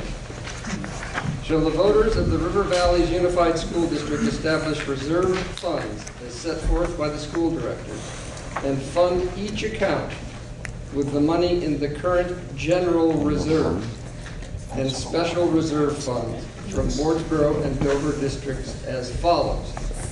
A, reserve fund $564,143. B, capital improvements. Number 1, buildings, $200,000. Number 2, transportation, $100,000. C, special revenue funds, 29,42400. Would you like me to ask some of these folks to give you a little background on this before we move this question? Go ahead. So currently, unaudited, we believe we have around $893,567 in reserves that came from both the Wardsboro District and the Dover District. Wardsboro had just a reserve fund, and Dover had actually had a transportation fund, a building equipment fund, and we had several funds that we had set up when we were Dover. So by state law, with Act 46, all the money went into one big pot and was just put in the reserve.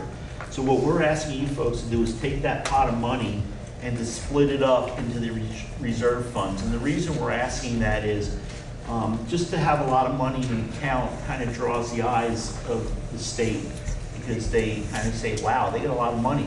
Isn't that our money? Because we're the ones who give them their money to operate the school. So we feel that we're better protecting the money by having it set aside for specific projects.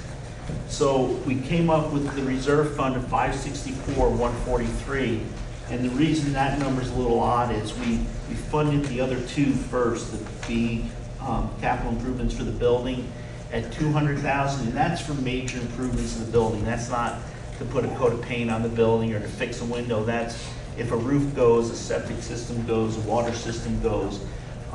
The roofs, Dover, for some reason, built a flat roof in 1971 and enjoyed it so much we built another one in 1990-something. So when those roofs go, they're like a mirror. We've been told that they work until they don't work anymore, and they don't give you a lot of warning. And the roofs to do both roofs could be over $100,000. Dover's on a sewer system, but Wardsboro's on a septic, and we all know septic sometimes fail. There are heating issues in Wardsboro that we need to address. There'll be heating issues eventually in Dover. We have two 20-some-odd-year-old furnaces that will hopefully last for a few more years, but we don't know what. So that's why we asked for $200 in the building. The transportation fund is not to fund buses back and forth or operation.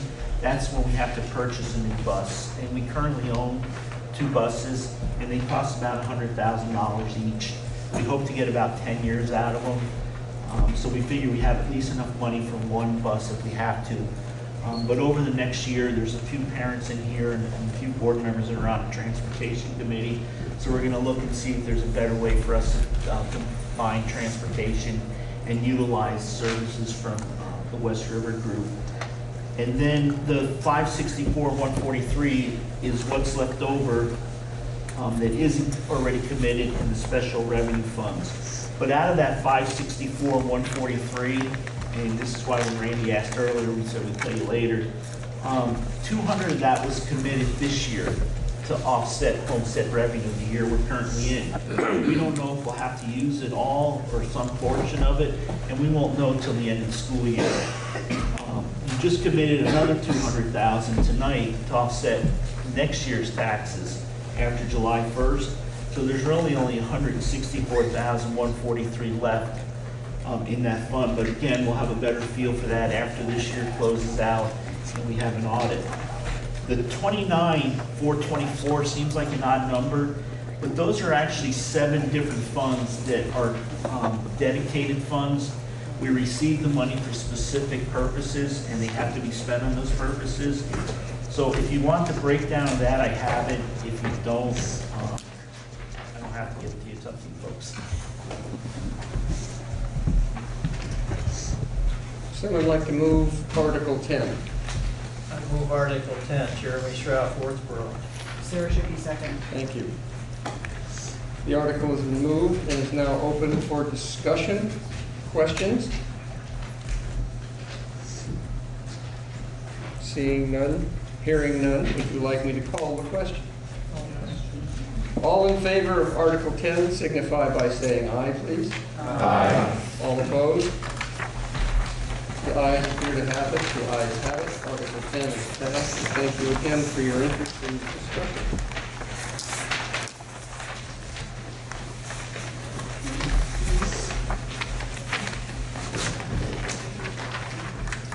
Article 11, shall the voters of the River Valley Unified School District authorize moving the operational surplus, if any, from FY20 to the reserve fund?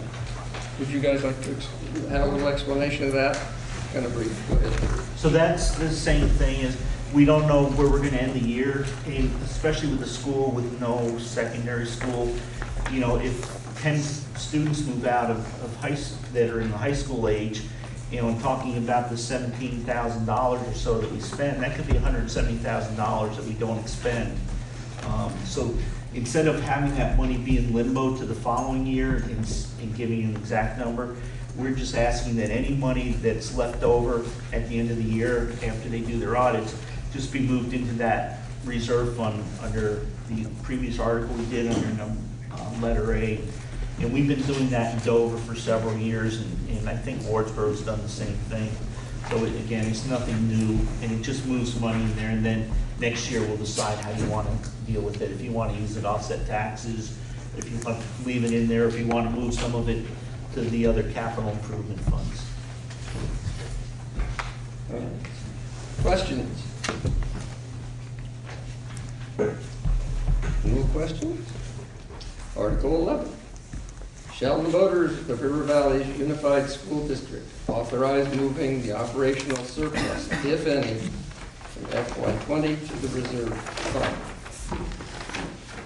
Having seen and heard no questions, all in favor signify by saying aye. Aye. Any opposed? The ayes appear to have it. The ayes have it. We will move on to number 12. And I would ask either Andy or Jackie or both to give us a little talk about why 12 is on the warning. Sure. So, shall we close? Okay. So, Richie, I think you put that one on there. Yeah, that's maybe one I'll that talk came- about 13. That's one that came from the board. And why we did that was when Anita asked a question earlier, why are we, when do we start doing budgets? Well, we start doing budgets October, November, and December. School starts in September, so we really don't know what's going on. The other thing that happens is there's a thing that happens every January in Montpelier. A bunch of people up there gather under this golden dome, and they make a bunch of rules and laws, and they determine how much money we're going to get to run our education system. So right now, we can give you a guess at what we think the tax rate's going to be, but we have no clue because the yield hasn't been set, the equalized pupils can change. There's all sorts of different things that can change. And usually we don't get health insurance. We don't know that until sometime into the middle of January. Schools, we asked, Randy or somebody asked about how much tuition was at the high schools. When we put the budget together, we don't know that because they haven't set their rates yet, because they haven't built their budgets, and they set their rates by they take their budget and figure out how much it costs per pupil and give us a number. So what we're asking for is to move the meeting to April so that we would actually be preparing the budget sometime in March, beginning of March, end of February. Well, even though the legislature isn't out, there's usually a pretty good feel, or we got an idea where they're heading with it. And Laura's going to talk about some changes she hopes to have made in education funding that could have a huge impact on this year's tax rates. So that's why we're asking. There is some precedence to this. And those of you that are old from Dover, older, I won't say old, remember that when Act 60 first came out, we would postpone voting on the education budget until we would present a budget, just kind of review it, tell everybody what we were thinking in structure, and then we would ask that we would postpone indefinitely a vote. We actually waited until the legislature got out before we would present the budget. And that way we could give you real numbers. And the other thing it did was it helped starve out Act 1668 because the state didn't know how much we were going to be sending to the Sharp pool at the time, or the sharing pool, if you were politically correct. So there is some precedence to this, and we think it would be a really good idea, and we would ask that you, the voters allow us to do this. And we went to April because there were some concerns. If you vote by ballot, we don't know, if you vote yes or no, we don't know why you voted yes or no on the budget. And if a lot of people voted no, and the budget got turned down by a ballot vote, we would have to start all over again. We would have another 30-day warning period. If we have to submit a budget to the state by May 30th, if not, they use a percentage of our previous year's budget. But by voting it from the floor, we can have a discussion and budgets can be amended, and usually more budgets pass when you have a floor vote or a voice discussion, because maybe people voted the budget down because there wasn't enough money in it. There was something special they wanted to see. So we weren't that concerned about about having the possibility of the budget being turned down because we get to discuss it. So we would ask that you pass this article in the affirmative. Yes, ma'am. May I have permission to give the chair a note? Sure, it's not a nasty note. No.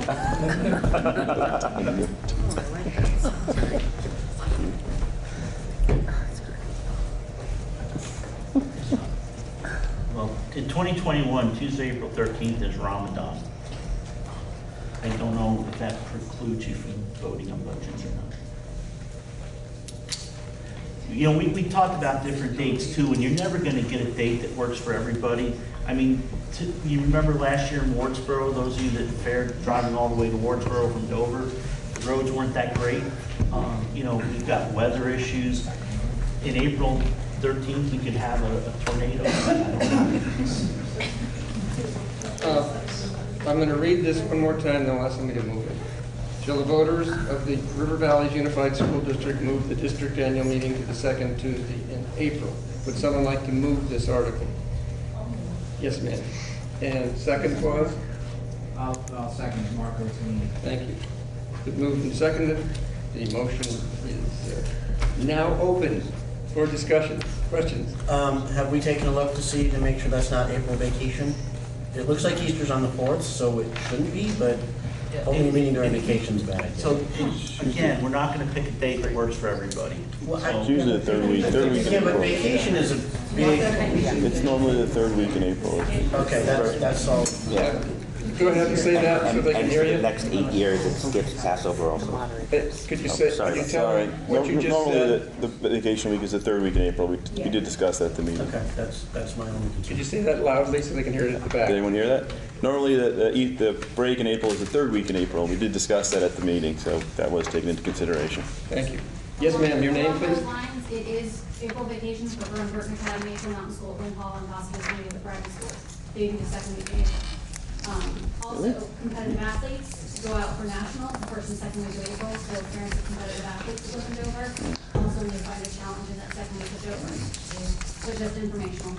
Thank you. Again, I agree, we're not gonna find the best date for everybody, but that's, as you said, about 26 families right there in 2 schools that would definitely not be able to make it. Thank you. Other pieces of information or questions on this article? Yes, sir. Would there be any issues with amending this to the first Tuesday in April? It's, you know, I believe it's germane. I mean, I would think that's a question for the moderator. Yeah, you can modify anything. You can do it directly if you'd like. Just, you know, you make a motion. You know, we reread the question the way you want it phrased. Somebody, you know, we move the question, we vote on it, and if it's held, the current. No, I'm asking the board, would they have an issue if we amend it to the first Tuesday in April? That seems like it would work better. No, you can move it to the fourth. I would prefer you move it further away than you move it closer, just because it gives us more time. But that, again, it's up to you folks. Any further questions? Yes, ma'am. Well, does this have anything to do, like, thinking of teachers and contracts, that is it like in May, right? Is this? Well, April 15th, we have to offer contracts. Right. So that was another reason why we went earlier in April, to have to keep from ripping everybody. If we don't offer a contract by April 15th, we have to send a reduction in force notice, and then we would issue a contract after we approve the budget. Are people familiar with this term of riffing, and, you know, do you understand what Jeremy was saying?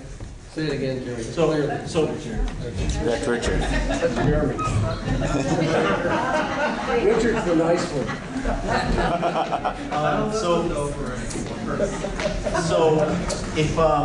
So those of you that aren't familiar, when we're required to offer teacher contracts by April 15th. Again, it's a state law. They have to be returned by May 15th. If we don't have an approved budget, we can't offer a contract. Because if you folks decide that you want to reduce the budget in half and we wind up having to lay people off, it's taking that ability away from us. So we would have to send RIF notices because we aren't offering a contract because there is no budget that's been approved. So that would just create some angst among staff because they won't know that they have a job on April 15th, and maybe they could have looked for a job somewhere else. So that is one of the reasons why we picked April 2nd, or the second Tuesday in April. Are there other questions? This is a good discussion. Yes? This date is pretty much predicated by the information we get from Representative Sibilia, brought down from the State House, reflecting on if our budget is going to be, or taxes are going to go up or down. That's essentially why this date was chosen. No, the date was chosen because it moves it a little further out. We're not going to have all the information from the legislature. Usually doesn't vote the budget and final numbers till sometime in May, but we have a better feel because a lot of the committees have met and they've got an idea where they're at. And it also gives us a little bit longer to put our information together, like to find out what the tuition rates are going to be from the other schools and what health insurance is going to increase. And it moves us away from the holidays. Sometimes it's very difficult. You know, somebody was talking about stuff that goes on. Well, you know, during this time we're trying to put the budget together. We have 2 weeks of vacation time, you know, Christmas, New Year's break. There's holidays, there's a lot of stuff going on. So we were thinking this would just move it away and maybe not have as much stuff happen. Yes, ma'am. State your name again. Neil Cutler. So I was with you. I thought that we were going to have sort of more solid numbers. So if we're just is there a reason we couldn't bump it back to the last week of March? If we're just saying it's giving a little bit more time, it doesn't impact any of the April breaks and, you know, not the competitions or whatever. Like if it's that last week of March, it's almost to the second week of April, but leaves April alone. And we are still sort of putting in what we have, but not everything. Yeah, and again, it's up to you folks. It's moving it a little closer, but it's giving us more time, so it will be better than February, yes. Sure. Any further questions or discussion? Would you like to make a motion? Mr. Monitor? Yes. We actually had a pretty extensive discussion about this. One issue that will come up if we put it the last week of March or the first week of April is Passover. Now, it's not going to be every year because calendar doesn't work that way, but it will be an issue. So there are always going to be holidays and vacations and... Yes, ma'am. Susan Moran. So will the board, does it envision our meeting at night or during the day? No, it would be nighttime. It would be nighttime? Right. It's just moving it from the second Tuesday in February. Again, we just went to the second Tuesday in April. Further discussion. Did you want to make a motion to change this? I just had it may be a silly question because, I mean, I haven't gone to church since I was Hey, little. there are no silly questions. Go ahead. I guess I don't mean to sound unkind to anybody who celebrates Passover, but is that a holiday that would potentially inhibit us coming together to have this vote? Yes. Go ahead, but you had your hand up, sir. I was going to say no, because my kids are in school, so I'm here. I don't, that's my opinion. It's not going to stop me from voting. That's a personal... Other comments or questions? Yes, sir. State your name, please. Ian Shroff, Dover.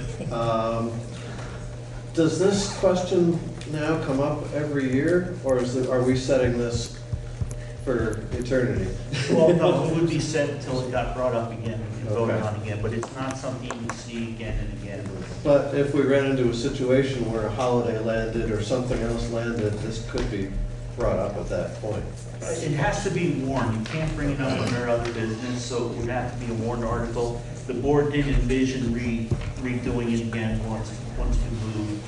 We were required by the state to set the second Tuesday in February when, under Act 46, we were told we had to do it that day. And so that's why we originally did that day. We were also had to vote the first budget by ballot. That's why we did that, but we were able to change things, and that's why we're asking you to make the change. Incidentally, just so you know, many other states in the United States have equal problems with this particular issue, with the state not being able to give the data to the various boards, no matter what it is, corrections, school, and then they try and craft a budget. The budget doesn't work. So that's kind of what they were struggling with. Any further comments? Yes, right here, Andrew, and I'll do you next after Andrew. Thanks, Dr. Beck.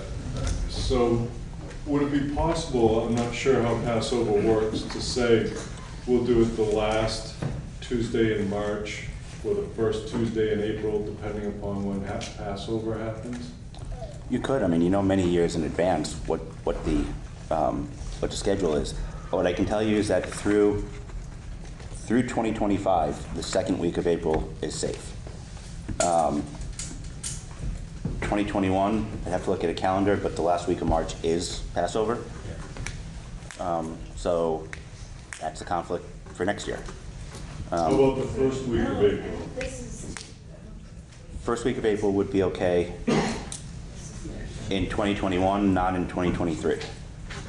So we could say maybe if somebody wanted to make an amendment, we could go with the first Tuesday in April and then bring it up next year or the year after to move it perhaps to the last Tuesday in March for Passover. Absolutely. That might work. Yes, sir. Hi, Mark Formel Dover. I'm just curious if we can make an amendment so those who aren't able to be here, no matter what date we choose, are able to cast their ballot through the town clerk's office or through another office here ahead of time, so that their ballots, their votes can be counted as well. We can't do that because it's a voice vote. It's voted from the floor, so you have to be here. There is not, that's why you can't do an early ballot, because there is no ballot. It's raising your hand. Or saying aye. Okay. So your moderator is going to ask you a question. How would you like me to handle this? Would you like me to get somebody to make a motion to change what we have here, or would you like to go with what you have here and bring your questions next year to the board before they write this document, which is the warning? That's another option.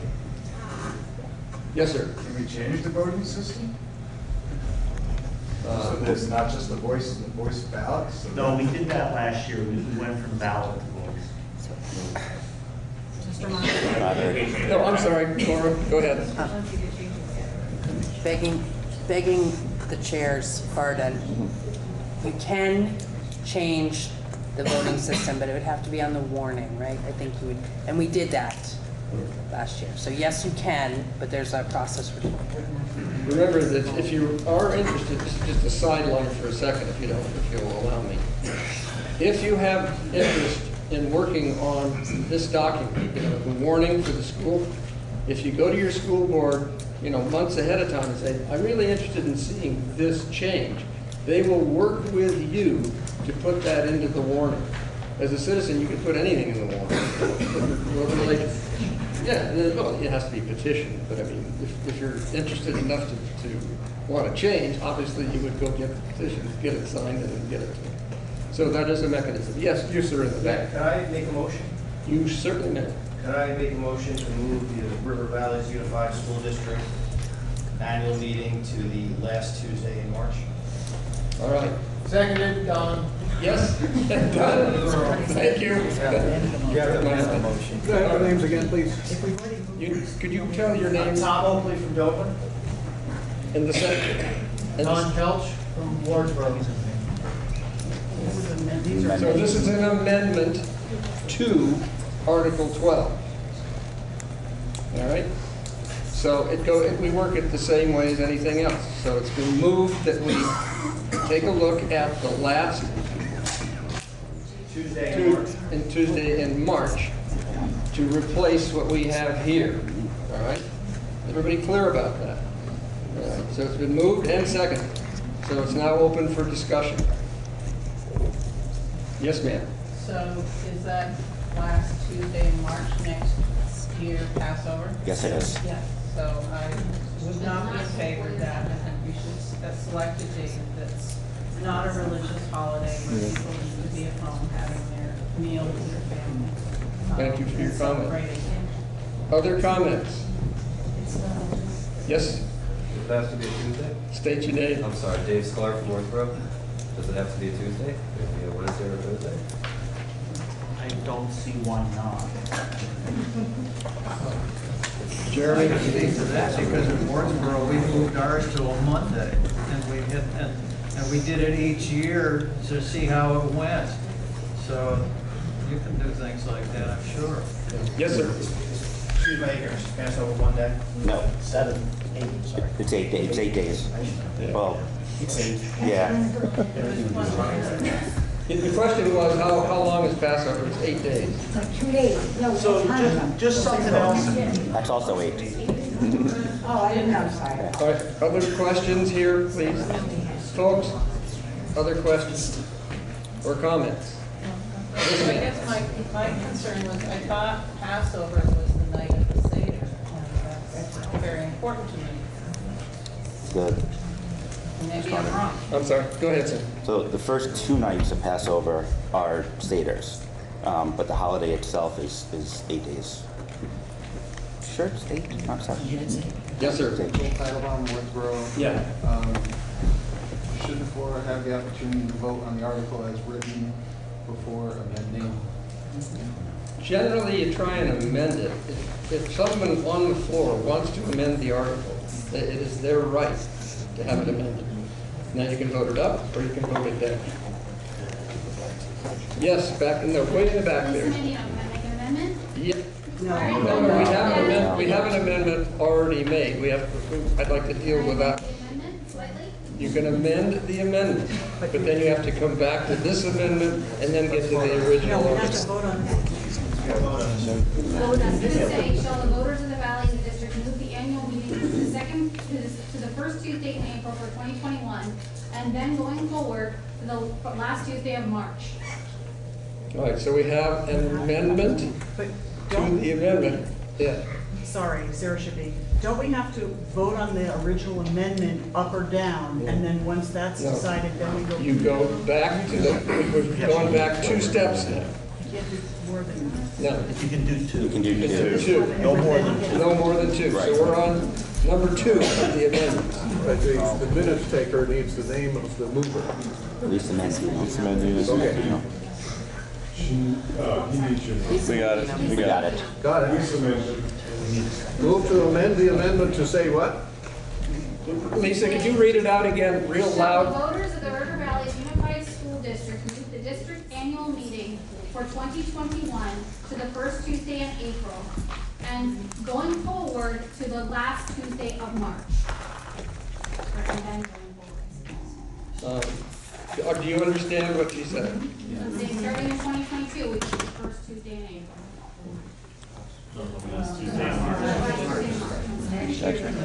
First Tuesday in April and thereafter to the last Tuesday in March. Yeah. All right, we need a second to that. I'll second intermittent. So it's been moved and seconded. All right. We're going to open it up for further discussion. Yes, ma'am. I'm not amending anything.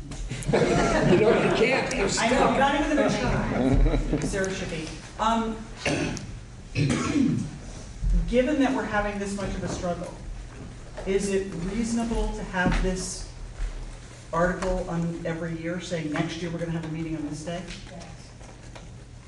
So we just have this article as every year, we decide for the following year. The reason is in the eye of the beholders and the movers. That's you folks. And, you know, I'm supposed to stay neutral. Is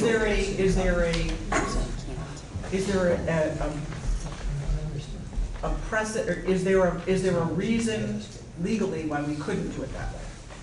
So there's no reason legally, but we don't live in a vacuum either. So part of our budget is designed by our administrators with help from the central office and the business manager.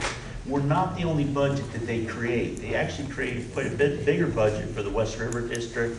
They have the Stratton District, they have the Marlboro District, and they have the Wyndham District and the West River District. So there's 5 districts they create budgets for. Part of our choice moving this was so that what we wound up having is several times while we were discussing budgets, we didn't have central office people there who had worked on the budget because they were at other meetings, the West River meeting or a different meeting.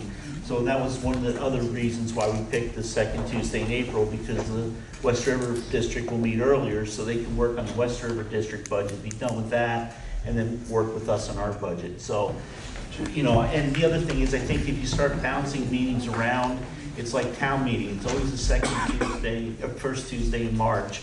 And we were looking just for a date that everybody knows, you know, from here on out, it's whatever that date is.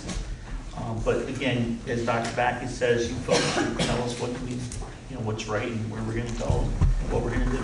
Now, you're talking about Second Amendment to Article 12. Are you ready for the question on this? Yeah. All in favor, oh, before we do that, I'll ask our faithful scribe, would you read that second amendment? Second Amendment, Ms. Oakley moved that Article 12 be amended. No, Ms. Mandino moved to amend the amendment to say move the meeting to the first Tuesday in April and thereafter to the last Tuesday in March. All right, all in favor of the Second Amendment signify by saying aye. Aye. All opposed? No. No. The ayes appear to have it. The ayes have it. So, if you're asking what happens with the other two, since you approved this one, sign it on, it's done. No, that becomes me. Yeah, because what I'm saying is, it's done, that part's done. Now you gotta move on to the next article closest to the amendment. I mean, to the article. Would you mind reading out that one, sir? Now, this would be the original motion. No, the First Amendment. The original amendment. Mr. Oakley moved that Article 12 be amended to move the meeting to the last Tuesday in March. Is that clear? But that's been amended. But That's been right. so that's not a motion. You have to clear these off and get back to the original motion. But doesn't this become the original motion? It will become it. But you also need to do something with that hanging chat thing. So we need to vote no, basically, in order to get the very last amendment. Yes. Again, you've got to. So, my understanding, and correct me if I'm wrong, is that the amendment to the amendment passed. Yes. And so now we need to vote on the First Amendment as amended. Correct. Okay, and so the First Amendment as amended would read that our annual meeting next year will be on the first Tuesday in April and thereafter the last Tuesday in March. So this vote gives us an opportunity to discuss that again. It feels like the same motion, the same question. Thanks. Are you guys clear? Yes. Since it's already been seconded, how about a vote on the First Amendment to the article? As amended. As amended. As amended, yes, as Andy just said. Are you ready for the question? Oh, yeah. All in favor, signify by saying aye. Aye. All opposed? No. All right, equal numbers pretty much, Andy. Okay. All right, raise your hand if you're for the First Amendment. As amended. As amended. As amended. That's the first one. So The question before you, okay, is if you were going to amend Article 12 to read as follows, that the annual meeting will be the first Tuesday in April next year, and thereafter, the last Tuesday in March. Okay? Okay. So all in favor, I want you to raise your hands and put them down when I point to you. All in favor?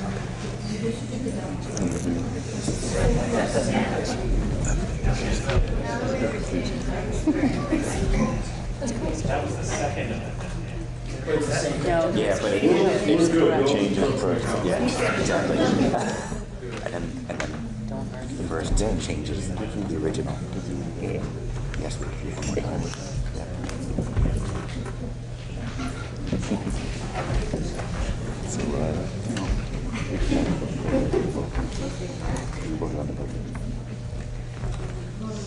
To your left. To your left. Andy. More. To your right. I'll take one chair. 37 in favor. All opposed? All opposed, raise your hands and put it down when I point at you.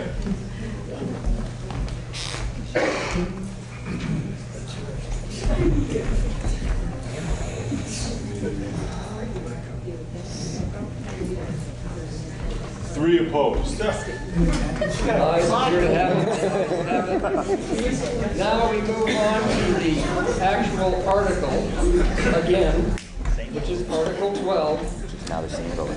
Shall the voters of the River Valley's Unified School District move the annual meeting to, Andy?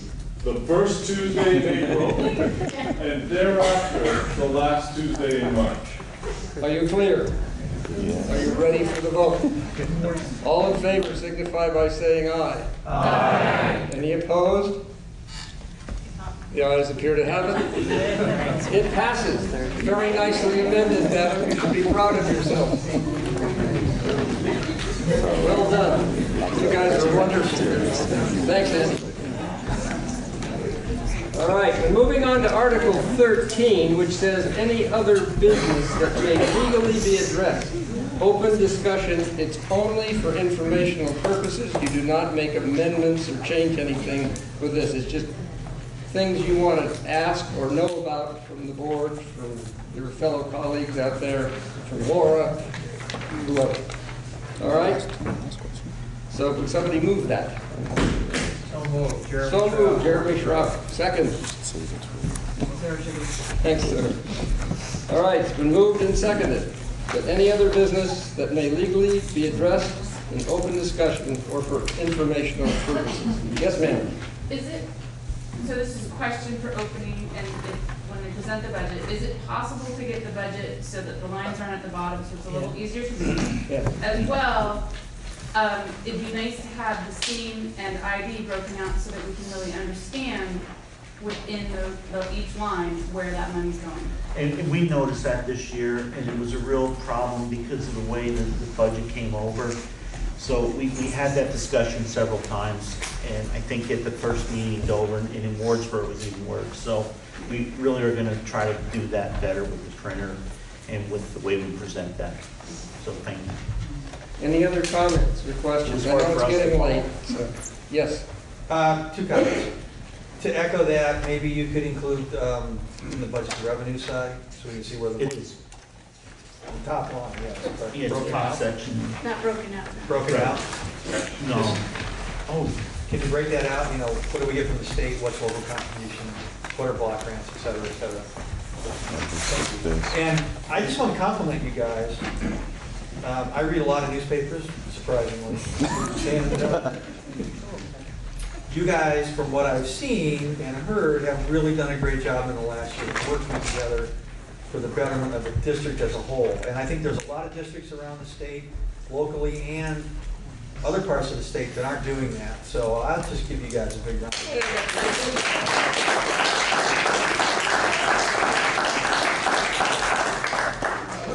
Before you all leave, Laura, would you mind, do you have anything you'd like to address to the board?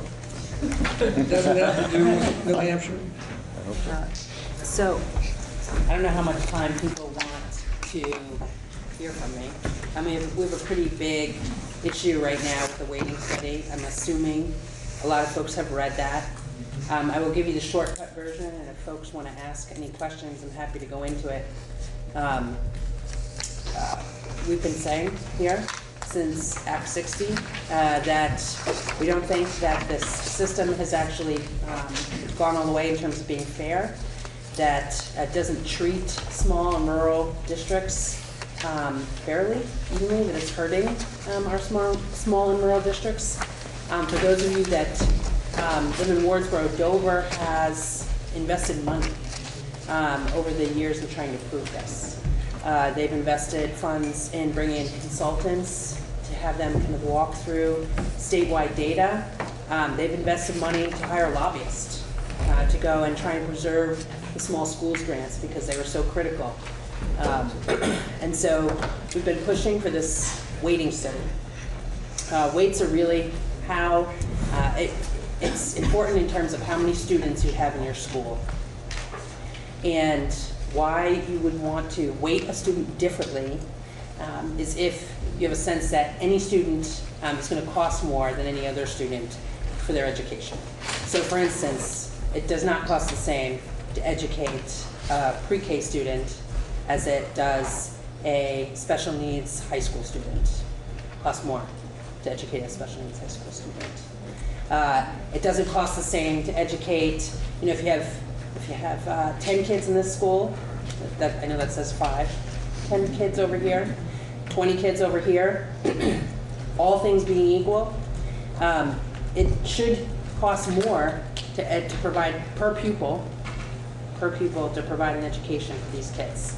And that is, that's not how our laws currently are. It says it should cost the same per pupil to educate these kids, which means rural kids, poor kids, English language learner kids, there have not been enough resources. And all of our taxpayers have been paying for over here, where we're accessing more dollars than these kids, all of our taxpayers have been paying for this.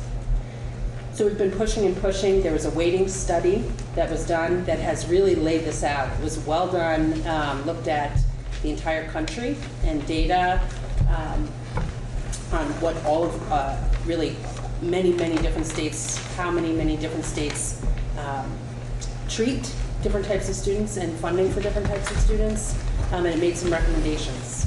And the recommendations were to look at adding more weight for students in rural districts, look at adding more weight for poor students and English language learners. And what that means is access to more resources for rural students, poor students, English language learners. And what it should mean, the projections that were done for all of the districts in the state, it should mean that some districts will have access to more resources and some will feel some pressure to reduce their resources. And by and large, those are large, wealthy districts that would feel pressure to kind of push down. So we're hoping this year to get some movement on this. When you have any kind of proposal that comes forward that anybody's taxes are going to be increased, there's a lot of resistance. I certainly would be resistant, you know, if we were looking at 40-cent increases here, which some large wealthy districts in the state of Vermont are looking at that. But there's a justice issue as well. And I think there's also a constitutional issue. Act 60 required us to provide substantially equal education. And this study has basically said we're not doing that. We haven't been doing it for 20 years. Richard, is there anything else that's really important that I should say? So we've been, right now, we're trying to get motion in the Senate on this. We've been told by House committees that if this is to move, it will move out of the Senate first. Just very quickly, bills have to go, they have to pass the House and the Senate, and the governor has to agree to them in order for them to move forward. So right now, the Senate Education, they are looking at this and whether or not they're willing to move something forward. Then it would come to the House. The House is a little more hesitant, and you know, we're not sure where the governor is. The Secretary of Education has said, you know, it's clear that there's an inequity and there's no justification for waiving. So if folks want to be helpful, I would encourage you to read the study and reach out to our senators. So in Dover and Wardsboro, that's Senator Ballant and Senator White. The Windham County delegation is well briefed on the whole issue. Most of Windham County has been penalized under the system, including Brattleboro. But there are only 2 senators. So it's really helpful for your senators and your representatives to hear from you personal stories about how you've been impacted by this, or how your district, or how they could be helpful. Thank you very much. Good. Yeah, and just real quick, Wyndham Central, the supervisory union, met last night. We had the same discussion, and we're sending a letter to the state, to all the senators that did House Ed, Senate Ed, and the Finance Committee, asking for us to be able to go up and testify. And if any of you would go up and testify, it would be really huge, or write letters. It's very interesting if you've never testified up there.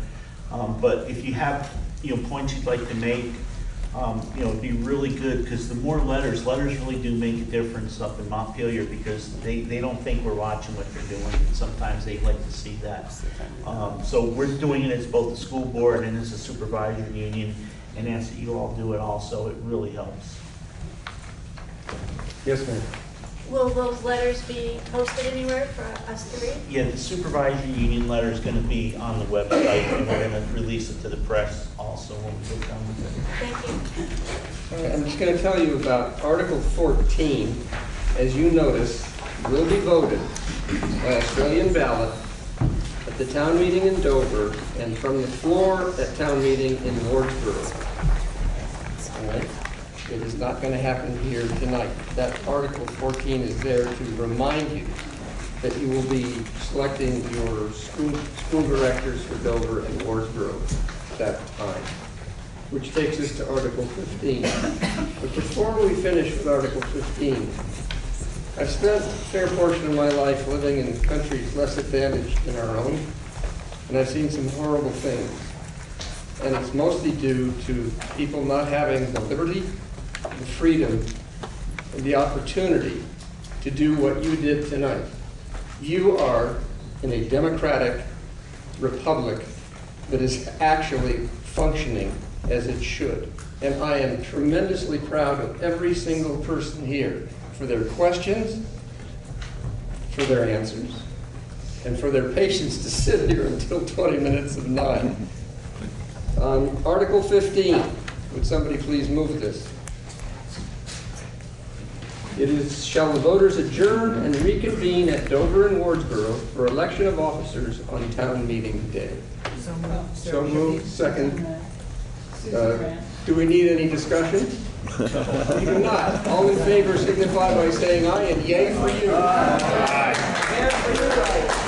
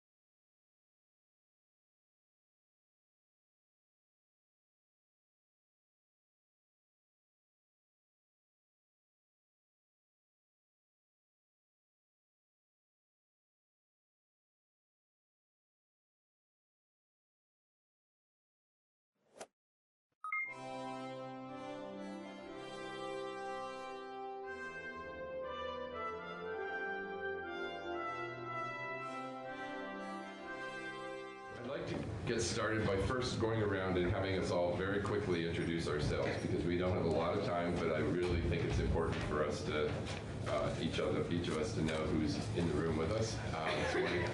Welcome, Jill. And you can you can have a seat while we're doing quick introductions, but I'd like to welcome those who are from the Albany School of Pharmacy, which is downstairs. You'll see many white coats downstairs. Today is Pharmacy Day. It just happened that we were able to be looking at some of our agenda that touches on these issues. But let's go around, and if you're here representing an organization or engaged somehow to follow these issues, if you please identify that, and let's just do it quickly, name and go around. Oh, I'm sorry, thank you. Good morning, welcome. Good morning. Sorry. Hi, I'm Callie Fortin. I'm a fourth-year pharmacy student, and I'm on rotation with the Otis and Kennedy Law Firm. Thank you, welcome. Margaret Lagus, I'm a contract lobbyist with Logistics, representing America's health insurance plans. Jim Few with Perma Piper, also lobbyist, representing CVS Health this morning. Wayne Fisher with Orca Media. Dylan Zwicky with Leonine Public Affairs, representing Milan. I'm Jasmine Nguyen. I'm with Vermont Department of Health in Burlington. I'm a P4 student, a last year student on rotation. Welcome. James Farmer. I run Woodstock Pharmacy and also the executive director of the Vermont Pharmacists Association. Lisa Berlant-Herto, clinical pharmacist with Visa. Susan Gurkowski, MVP Healthcare. Hi, I'm Priyanka Patel. I'm a fourth-year pharmacy student on rotation with Lisa at DIVA. Shannon Kennedy, I'm a lobbyist and representing Cigna and Express Scripts. Jessica Barnard, the executive director of the Vermont Medical Society, representing physicians. Devin Green from the Vermont Association of Hospitals and Health Systems. Laura Pelosi at MMR Government Relations, here for Pharma. Sarah Teachout with Blue Cross and Blue Shield of Vermont. Nancy Hogue, pharmacy director for Vermont Medicaid. Brian Murphy, the director of pharmacy and vendor management of Blue Cross Blue Shield of Vermont. Heather Schuldeis, William Schuldeis and Associates, here today on behalf of the Vermont Association of Chain Drugstores. Jim Dandino, also with Perma Piper, and Mr. Kramer, also on behalf of CBS. Becky Lewandowski with DRM for Pfizer. Good morning, I'm Theo Kennedy with Otis and Kennedy. I represent the Vermont Pharmacists Association and the Vermont Retail Druggists. Christina McLaughlin, Green Mountain Care Board. Meredith Roberts, executive director of the American Nursing Association of Vermont. I'm Eric Siebert with Morris Government Affairs, representing the Association for Accessible Medicines. Welcome.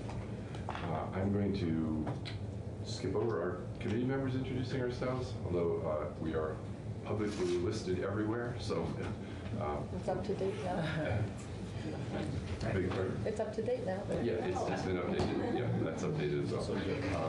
But because of time, we're happy to have us introduce ourselves at a later time. So yesterday we started to get updates on work that this committee and the legislature has done around issues having to do with prescription drugs in particular. And we heard both an update about the initiative around possible importation of prescription drugs from Canada. We heard from Nashview, which is an organization which is working with multiple states doing that. We heard from Blue Cross Blue Shield about some of the pressures that they're experiencing as one of the major insurer for Vermonters, and heard several bills that have been introduced in this biennium that touch on prescription drug issues as well. This morning I would like to welcome Jill Abrams from the Attorney General's office, who has been working to implement an initiative on price transparency that this body actually did several iterations of. I'm hoping that maybe we have a brief time, but if you could briefly remind us and those who are gathered here what the legislation laid out, and asked and directed or asked the Attorney General's office to implement for us, and then maybe update us on where we are in the process. I know you've been working on it again this past year, so given the time, and we do need to be on the floor, unfortunately, so we'll go right up to the 9:30 hour. I'm guessing there may be other questions, and we'll have to return to this a little later time. Okay. Well, So, thank you. For the record, Jill Abrams, Assistant Attorney General. I brought copies of the report that I submitted. You may all already have them, but I've got copies. well, there's available. electronic ones that are posted, but if you would distribute those for those Sure. who'd like a hard copy, I'm still in that world. Okay. And there may Me be too. others who gathered around who would like a hard copy. Could I ask you to just pass can them? see it on the line. There are enough for the committee and then Okay, well, some additional. Can I check and see, Dennis, while we're talking, can you check to see where we can access it online and post it on our website? Well, if you need some assistance with that, we'll maybe help you. And it's also accessible on the Attorney Attorney General's General's website? Yeah. Okay. Okay, so just sort of I'll do a brief overview, and then I thought if it's okay with you, Chairman Lippert, I would sort of talk about some takeaways and some challenges. Yes, Okay. absolutely. So big picture, the law, the original law, I believe was enacted in 2016, so we've had a little bit of experience. There have been some changes, and I would like to talk about the changes a little bit in the takeaway challenge part. But essentially, what the law does is it directs DVA, the Department of Vermont Health Access, and any insurer that insures over 5,000 lives in the state of Vermont, which currently are Blue Cross Blue Shield Vermont and MVP, to do some research into their own data and each come up with a different list. So DVA is to come up with a list of 10 drugs, to include at least one generic, that has, the price of which has increased either over 15% in 1 year period or over 50% in 5 year period. And DVA is to submit that information both based on the wholesale acquisition cost or WAC, or its net price, meaning net of rebates and other price concessions. So DVA submits two separate lists. The insurers also submit a similar kind of list, but based only on their net prices. And the statute gives some explanation about what sort of inquiry they should make, and the inquiries based on drugs that have a substantial impact on cost in Vermont, and which Vermonters would want to know more about. So without going into the details, because I'm sure I can't describe how they actually do the data pulls, but appended to my report as Exhibits A and B are the DVA WAC net lists. Exhibit C is a really helpful memo that was done by DVA that explained the process that DVA used to create the two lists. And then Exhibits C and D are the Blue Cross Blue Shield and MVP respectively lists of drugs that they selected. So I think the takeaway, at least from my perspective in creating the report, is that the prices for generics, for brands, and for specialty drugs are going up. So, unfortunately, not a big secret. There is no overlap between the drugs on the DVA list and the insurer list. There's one overlap on the two insurer lists, but none with DVA, either WAC or net. The one drug that's common to MVP and Blue Cross Blue Shield is a drug called Pulmozyme, and it's a cystic fibrosis specialty drug. Blue Cross reported an increase of 57.9% in that drug price over 5 years. MVP reported 67% over 1 year. Each of the two insurers listed a generic per their statutory responsibility on their drug list. And just to pause for a second, and this is sort of a takeaway and a challenge, the law tried to, I think, be as forward-thinking as possible, and so allowed the entity making the list to either choose 1 year or 5 year as its yardstick. So that's both helpful and a challenge because the two insurance companies each chose a different time period. So MVP is reporting for 1 year, Blue Cross Blue Shield for 5 years, well within the statutory right, but just different. And DIVA has a combination. In some instances, they reported both 1 and 5 years for the same drug, sometimes 5, sometimes 1. So there's a little bit of a challenge in trying to compare all of the information. So with respect to the generics that Blue Cross Blue Shield and MVP listed, Blue Cross Blue Shield reported a 98% increase over 5 years for that particular generic, MVP of 44.6% over 1 year. So again, sizable increases. Blue Cross Blue Shield's list was all specialty drugs except for the one statutorily required generic drug. And it reported a range increase over 5 years of 57.9% to 103%. MVP listed 2 specialty drugs, again, used a 1 year period. Its range of increase was 21.4 to 67% on the 1 year basis. So that's sort of big picture, prices are increasing. Some challenges that we faced is that, as I understand it, and the insurers are far better at explaining this than I am, but as I understand it, based on conversations we've had over the last year and then a conversation I had with the 2 insurers yesterday, there are a lot of different ways, as I understand it, you could pull the data. And again, I think that the statute tried to give some leeway.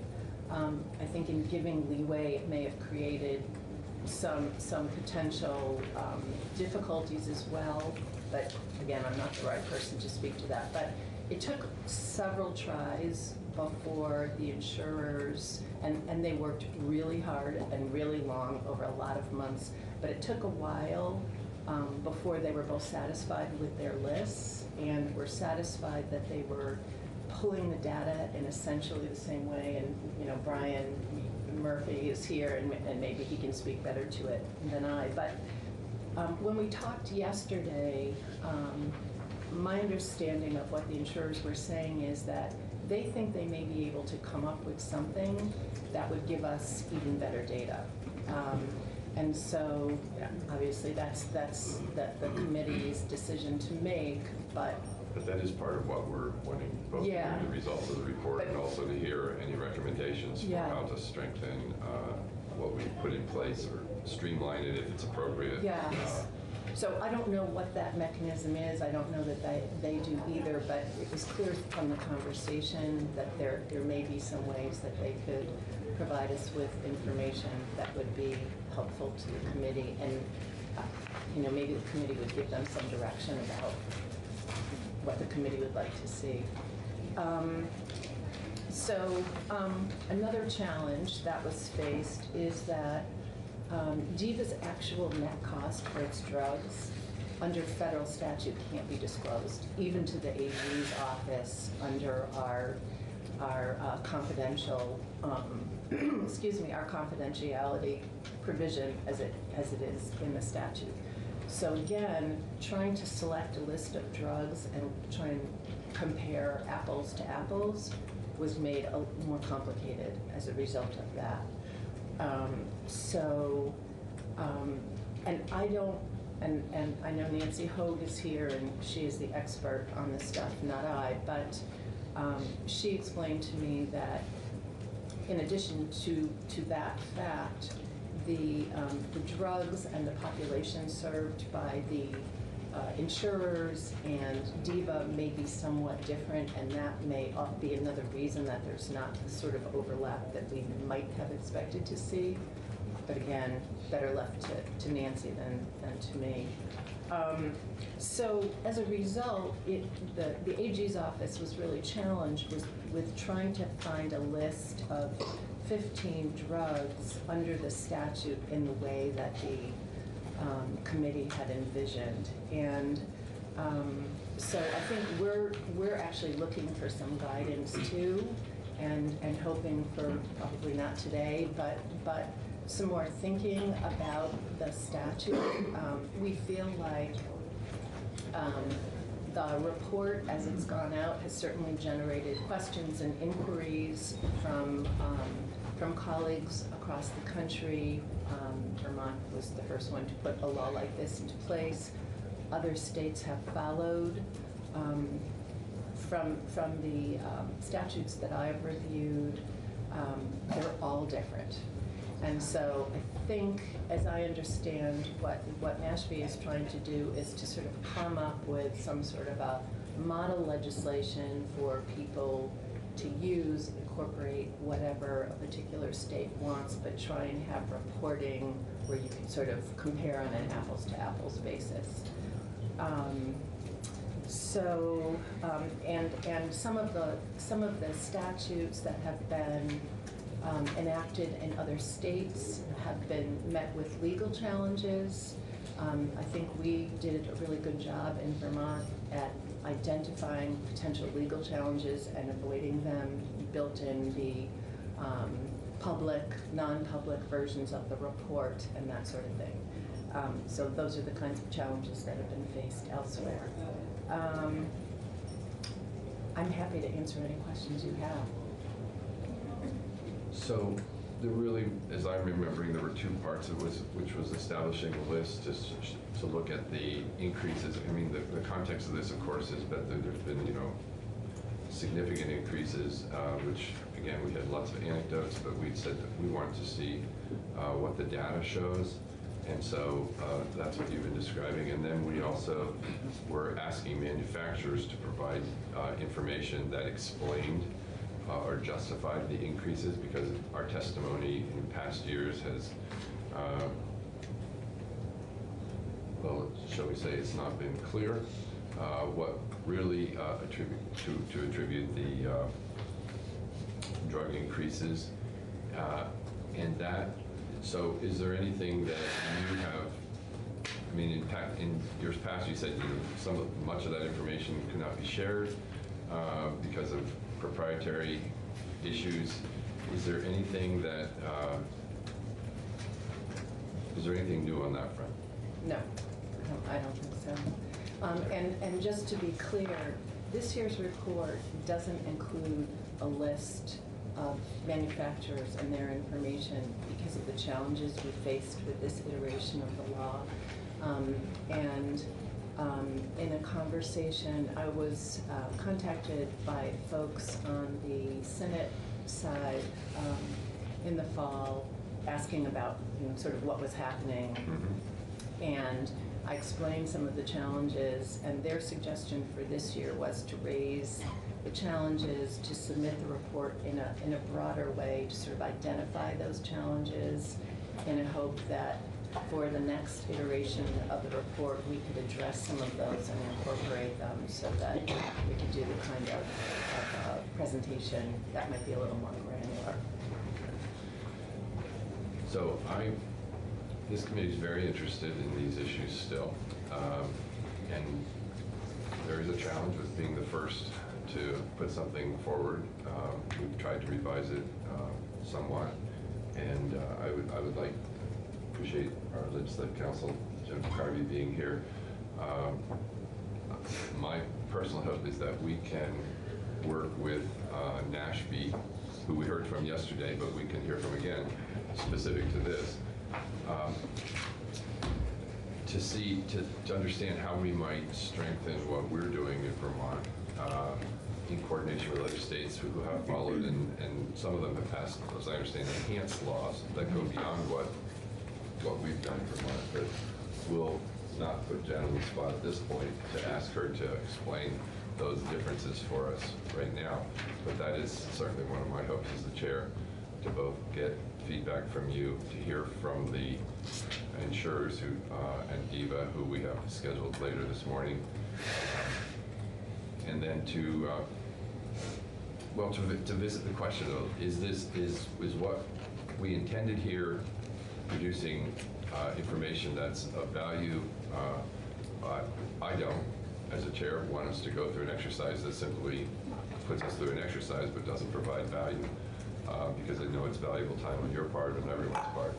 On the other hand, my experience over time with this and other issues is that sometimes the initial work, it takes some time to sort out what it is that we need to most appropriately try to achieve and how to achieve it. So I guess I'm not signaling at this point that we're going to leave the field of trying to gather further information around this. But let me open it up to questions from committee members at this point and see if there's other questions come up. All right. Just a question, a clarification. You were, I didn't quite get the full sentence of what you were saying about the confidentiality and publicly sharing. Is that the proprietary information? You said that you can't. Or Diva, you also mentioned DivaNet. Diva. Okay, so there were two. I'm sorry, I was talking like the FedEx man, I think, trying to get it all in. Yeah, so confidentiality comes up in a couple of different ways, a few different ways. So I think the first thing I was talking about was under federal law, a Medicaid agency isn't permitted to disclose on a per product basis their net cost. So Diva can't tell us that it pays X dollars per pill for a given drug. They can tell us the WAC cost, the wholesale acquisition cost. Okay. Yeah, That's which is sort of like I think of it as a parallel to the MSRP for a car. You know, sort of what you see on the sticker, but after some conversation, usually you don't pay that price. And with drugs, particularly if you're a large purchaser, you get rebates and other kinds of price concessions which will bring your price down. So our Medicaid agency receives rebates and concessions as a result of being a Medicaid agency, and may also be able to negotiate some supplemental rebates. So if the wholesale price is $40, Diva might be paying $20, but they're not allowed to disclose that under federal law, the $20. They can disclose the WAC, but not the the real. Yeah. Okay. And then I think the other confidential mention I made was the way the statute is written. There are certain public information that we can provide. So the price lists, the drug lists that are created by Diva and the insurers are posted both on our website and on the Green Mountain Care Board website. With respect to the insurers, there is a non-public version because that version does show the net prices paid by the insurers. And again, that's a way of not disclosing what they're negotiating with the manufacturers. The manufacturers consider that sort of information to be trade secret, and so that information isn't disclosed. I think those are the two main mentions. Thank you. Sure. Sure. I was just confirming with legislative counsel, because what I'm remembering is that, in fact, Diva, I believe, and Nancy's here, but we'll hear from you more later, but I think Diva has in the past been able to share with us what their aggregate savings are, I believe, in terms of the negotiated savings, but not the granular individual drug savings that are negotiated. And they're substantial. So it's important for us to have a sense of that. Other committee member questions?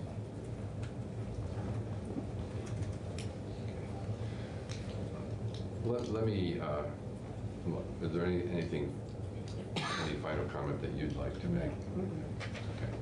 Well, let me emphasize again that the issues of prescription drug pricing increases, and from testimony that we've taken in the past, both around issues, it's around, there have been some egregious, from our point of view, egregious increases both in the generic field as well as in the brand name as well as now in specialty drugs, which are increasingly, based on the data we're seeing, where the incredible increases in prices and the incredible prices, coupled sometimes with incredible outcomes as well. So, acknowledging that, but nevertheless, increases which really have made, are driving a large portion or a significant portion of our healthcare costs, not just in Vermont, obviously, but clearly for Vermonters. So I guess I'll just say for myself as the chair of this committee, and I think it's shared by many of our committee members, we intend to continue to press forward with trying to find every avenue that we can at a state level to be aggressive about trying to reduce unjustified, or maybe unjustified to judgmental word, to make prescription drugs as affordable to Vermonters as possible, and to understand and intervene where we can to influence that. There are limits to what we can do as a state, but we also heard, as we heard from Nashville, that much of the activity is happening at the state level. The initiatives are happening at states, not just Vermont, but other states as well. And so I think we, along with our colleagues in the Senate, who different initiatives have come from the House and the Senate, intend to continue to press forward with this very important issue. And it's not a partisan issue. Fair to say this is an issue in this committee that has had strong support from every political part of the spectrum. In fact, when we passed out a number of our bills, they came out with very strong support across the entirety of the political views, often fully represented in our committee. So this is not an issue of partisan politics. This is an issue of working on behalf of Vermonters around prescription drugs. And while I'm doing an editorial, I'll just say that those of you who are working in the field of pharmacy, we're also struggling to understand how you are in the midst of this chain of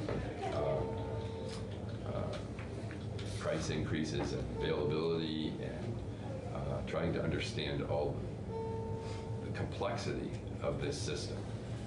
And how much of it is, and where there are black boxes that we can't get inside of in order to understand, or how to help both understand, explain, and then possibly intervene.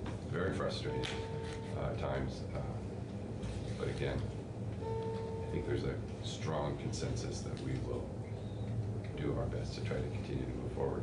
So I appreciate your joining us this morning, and we will take some of the concerns that you've laid out here, and along with other testimony, and perhaps be bringing a revised set of recommendations to make it more possible. One thing I did want to say is that in doing this work, and in connection with other pharma work that I do, the Vermont legislature is often commented on or complimented for being the first one out of the box. So I just wanted you to know that, because I work with people all over the country, and what we do is the subject of a lot of discussion everywhere. I appreciate that, and we'll keep pressing forward. Thank you. So we'll go to the floor at this point. We are scheduled to hear from both Brian Murphy from Crosby Shields and Nancy Hogue after the floor.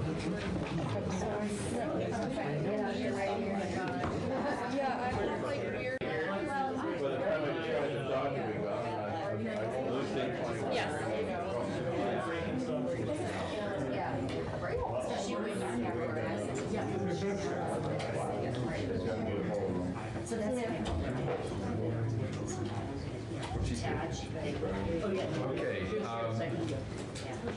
Let me start with apologies, but it is the nature of this building that one never knows what's happening on the floor and for how long. And I and a number of other chairs were completely wrong in our sense of what the debate would be and the amount of time it would take, but it is also an essential part of our work. So I have spoken with Brian Murphy from Blue Cross Blue Shield and Nancy Pope from DEVA, who were to be our first witnesses. They have agreed to come back at another time. It is generally our practice when there are folks, witnesses who have come a distance and who are not regularly available in the building to hear from them, give priority. So I'm going to ask us, and because there are so few seats, Brian, who was going to stay and listen, said, I'll have to come back. So they've left. But I'd like to start, and I'd like to hear from Lauren, was it Bodie or Bodie? From Sandra Rosa, and from Jeff Hochberg. And we have really just between now and noon. So if you could be thinking about how to apportion your time so that we could hear from each of you. We'll probably have minimal time for questions from the committee, but we do want to hear your testimony and welcome you. So let's start by having Lauren join us at the witness chair. And as is our practice in the legislature is recorded testimony, so we ask for witnesses to identify themselves by name and affiliation, and we look forward to hearing from them. Hi, thank you so much. So as you said, my name is Dr. Lauren Bodie. I am assistant professor at Albany College of Pharmacy here in Colchester. I have a couple other roles that I think are germane today. I am also a pharmacist clinician with the University of Vermont Department of Family Medicine, practicing at one of their clinics in Milton, Vermont. And I'm also here with the Vermont Pharmacists Association. And I can tell you, first off, I want to say how much I appreciate the time to be able to address you, in particular it being Pharmacist Day here in Montpelier. But this is, what we're talking about today is very important to me on a couple different levels. So I am coming into this with a, what I think is a somewhat unique or rare perspective of someone who is a pharmacist who has practiced in community pharmacy, but I currently work in a primary care clinic. Both pharmacy and primary care are things that I hold in of the highest importance. And what I really like about this initiative of that of granting some limited prescriptive authority to pharmacists is that I think it can be good for both. Good for pharmacy in Vermont, good for primary care in Vermont, but most importantly, good for Vermonters. So to start off, this is an initiative that other jurisdictions, states, and both our neighbors to the north in Canada have been pursuing for many years, that of granting some appropriately limited prescribing authority to pharmacists. And what they are seeing is some positive results. I think this is understandable because we've seen in many venues that when pharmacists are getting more closely involved with the healthcare team, more centrally located in the continuum of a patient's care, you see three major things happen. One is that the quality of care improves. So whether this is by assessing patients meeting their blood pressure targets, more A1Cs coming into goal, a marker of diabetes control, or just overall adherence to medications, the pharmacists support these initiatives. The other is that care tends to cost less. This is almost a corollary of that first point because healthier people cost the system less. And then the third is that patients are more satisfied with their care. And so for these reasons, I would anticipate that in Vermont we would see these same sort of results that we have seen in these other states and territories of Canada in those times that they have expanded pharmacists' ability to provide care that's within the scope of their education and training. So there are a few aspects that I think would be particularly helpful for Vermont to kind of create some examples for how this could play out in the state as it has in other places.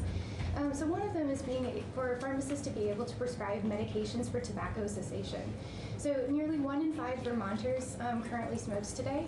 This is a huge public health burden with its attendant costs of heart disease, lung disease, and cancer that comes with. We also know that patients who have healthcare provider support, a pharmacist included, we have the studies that show that pharmacists are highly effective in helping patients stop smoking or using tobacco.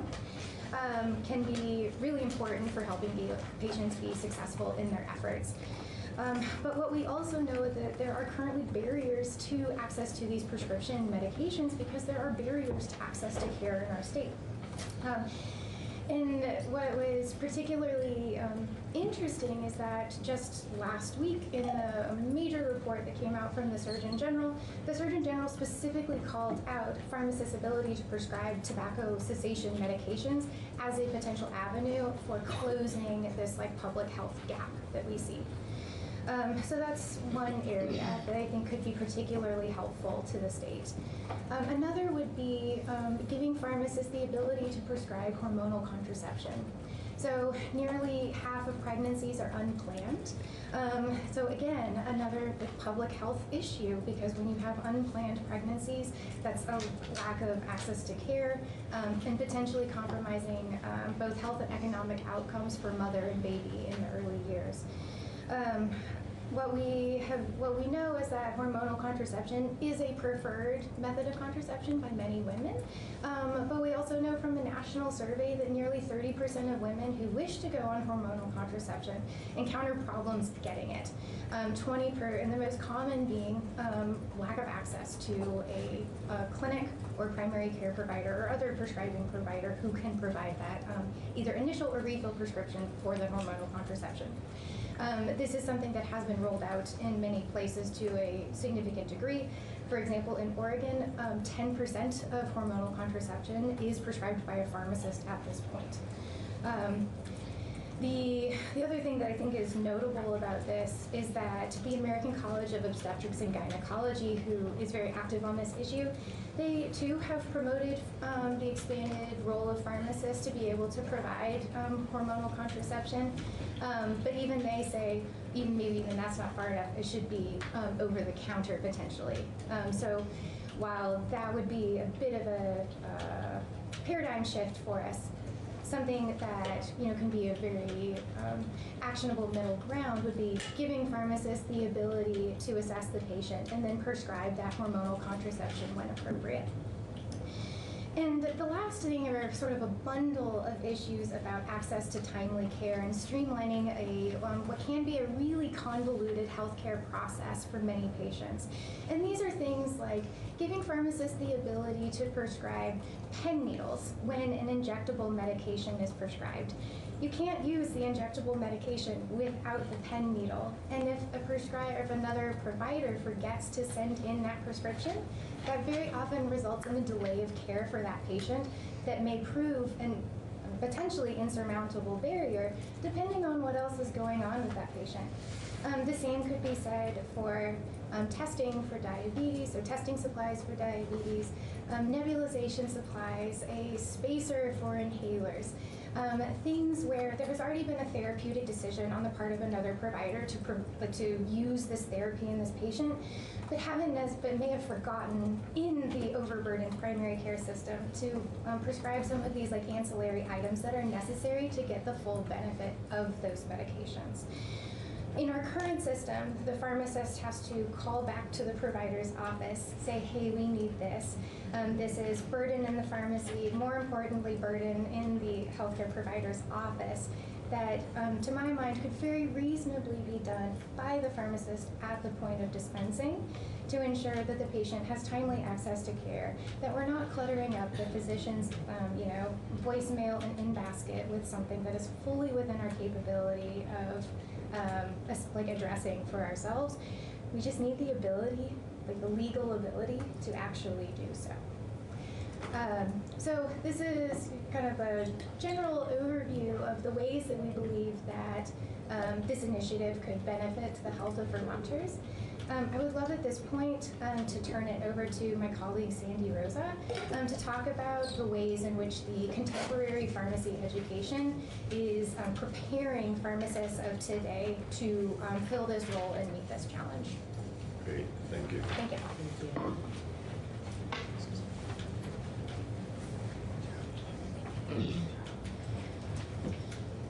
This is a hard act to follow.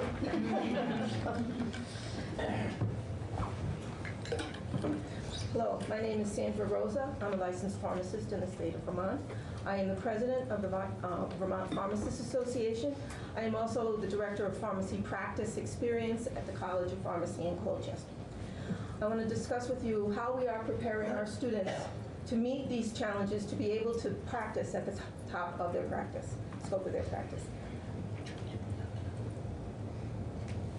That's me. Oh no, I have this. That's good. Since 2006, the Doctor of Pharmacy degree has been the terminal degree for the profession, and the education has risen to the doctoral level, incorporating the clinical training seen in the education of other health professionals. The basic core courses teach the systems of the body and what can go wrong, in such as immunology, pathology, biochemistry, and that.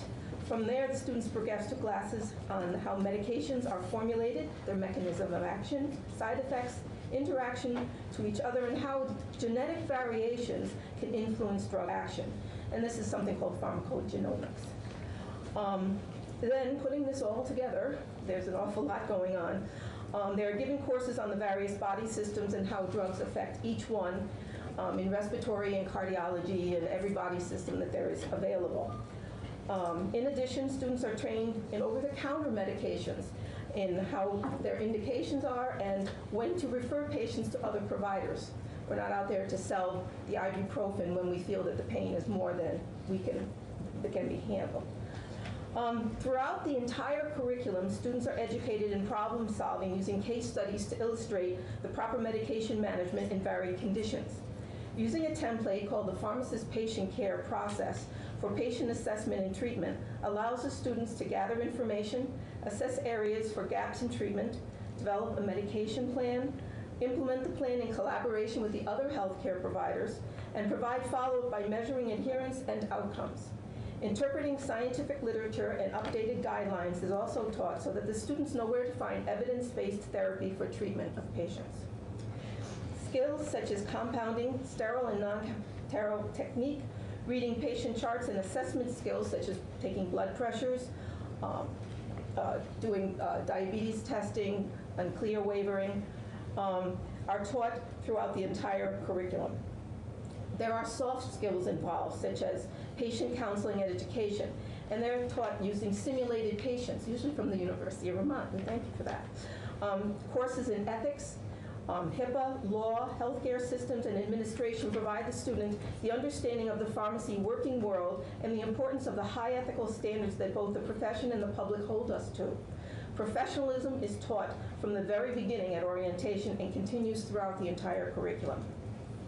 In addition to the scientific and clinical courses, all students are nationally immunized and certified by the American Pharmacists Association, and are CPR and basic life support certified.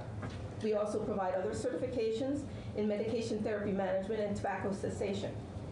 Finally, all the coursework comes together in their final year where they complete 7 6-week rotations in hospitals, clinics, community pharmacies, and other pharmacy-related situations such as Blue Cross Blue Shield of Vermont, Department of Health, and things like that, long-term care, mail-order pharmacy, to develop further their clinical reasoning under the direction of experienced practitioners. Admission to pharmacy school is not only resting on good grades, but with an interview process to assess their empathy and problem-solving skills. Throughout the years in school, students extend themselves into the community in various outreach endeavors in senior centers, schools, the Ronald McDonald House, Hope Lodge, the Lung Walk, Relay for Life, and things like that. I am fully confident that students graduating from the Doctor of Pharmacy program are fully qualified to address the unmet medical needs of the Vermont citizenry. Thank you. Thank you very much. Can I say briefly that I find some of what's been presented here compelling, and we don't have time to have committee discussion right now. I'm not aware that all of what's been described in terms of prescribing authority for pharmacists is in front of us in a proposal in a bill form, but we have the ability to create legislation as a committee bill or incorporate this into other proposals which may be in front of us. So I would invite, and I'm sorry our legislative council isn't able to be in the room to have heard this testimony, but I would invite you to continue to be in touch as we hear, as we look at the possibility of moving some of your proposal or all of your proposals forward. Thank you. We appreciate the opportunity. Thank you. Now, let me check in with Mr. Hochberg, and I welcome you to briefly share, or I also welcome the possibility, or include the possibility of having you return at a later time. I know that this is not the presentation that you probably anticipated. There is absolutely no way we could even begin to discuss pharmacy pricing in 10 minutes. Right, that's what I mean. Yeah, So, absolutely. I'd love to come back and we can maybe at the coordinate. same time Nancy Hogue and Brian Absolutely. Murphy are available. Sure. And I realize you've traveled a distance, but Yep. I think that might be the better. I mean, having heard the testimony we just heard, and then realizing that we can't really begin to touch on what you want to share. Yeah, and I'll just, and I do have some copies if anyone needs of the slides, but they are online too, and I think they speak for themselves. You just say, identify yourself for the record, and maybe just say a few words, and then we'll have you back again. So my name is Jeff Hochberg. I'm the acting president of the Vermont Retail Druggist. And what I'm here today to talk about prescription pricing is first I want to applaud this committee for really taking this up. This is a very complex, very dynamic. It changes from minute to minute as to what's going on. And it takes a long time to really grasp all the inner working of pharmacy pricing. And I know you read H785 from Representative Sarah Copeland-Hanses yesterday, I believe. Yes, we did. And it's a great opportunity. I mentioned I'm also on the National Committee for the National Community Pharmacy Association of their state legislation council. Rate setting is something that is being talked at a national level, and it is one key component. And what I really wanted to share is that with importation, I know there's a 340B bill out there, Actually, a 340, I'm not aware of a 340B bill. I thought I saw it. Maybe it's on the Senate side. Maybe it's on the Senate side. Maybe on the Senate side. Well, we should make sure we see that. Because, wholesale importation from Canada, expanding the scope of our licensed professionals so that they can better determine and improve access. These are all key components to this. And even Blue Cross Blue Shield's notion of investing in a manufacturer, a not-for-profit manufacturer, who would have heard such a thing? It's great. These are all great initiatives, and they all need support. But I think what we need to do is we need to consider our perspective. And if you go our being caught by our, when you say I mean the state, any regulatory body, legislature. This is one model that I have about the flow of drug pricing and how it's interrelated with some of the major players, but it's so much more complex than this. And I know Brian's slide has one with, it's just a spider web. And that's the problem. No matter what initiative we go down, I'm not sure that we could ever fully evaluate it or be able to fully predict what might happen. And I think there's an opportunity with a combination of what's in front of you on H785 with a rate review establishment body, coupled with some kind of perspective. And I'm here to tell you that there is one player in the entire chain that sees absolutely everything, and that is the wholesaler. I can literally log in on this computer right here and on a dashboard see everything that's going on in my pharmacy, from my acquisition costs, my third-party reimbursements, projected DIR fees from Medicare, which I won't even get into. I have access to 340B pricing. I have various wholesaler pricing. I see everything there is, and that wholesaler captures it all. They can capture every bit of data that I have. Every claim that I transmit, they capture. They know how much I'm being reimbursed, and they certainly know how much it costs me. What if the state had eyes like that? We could then position ourselves to fully evaluate and dive into every one of the great ideas that have been put in front of this committee and others. It allows for the importation process to happen because you need a wholesaler anyways. It gives eyes into 340B as to whether or not the supplemental rebates, which are entirely proprietary, are of greater benefit than the 340B price. All of those things intermingle into that, and if you, with rate setting and with potential switching to something, a great model like our Medicaid system has as a fee-for-service model, we could streamline the pathway and eliminate the pharmacist's burden of pay for product. They could be paid for a service they provide, and it could allow them the opportunity to expand into greater steps and prescriptive authority or other things that are allowed under their licensure. We could fully access our healthcare professionals and improve access, because that's the number one thing. Prices are going up, access is going down, and we don't necessarily know how to evaluate the prices that are in there. Our perspective is getting more and more clouded, and that's what we need. We need perspective. And I'd love to dive in more, but I really don't want to take any more time. So you have successfully piqued our interest. Yeah, for sure. Lucy?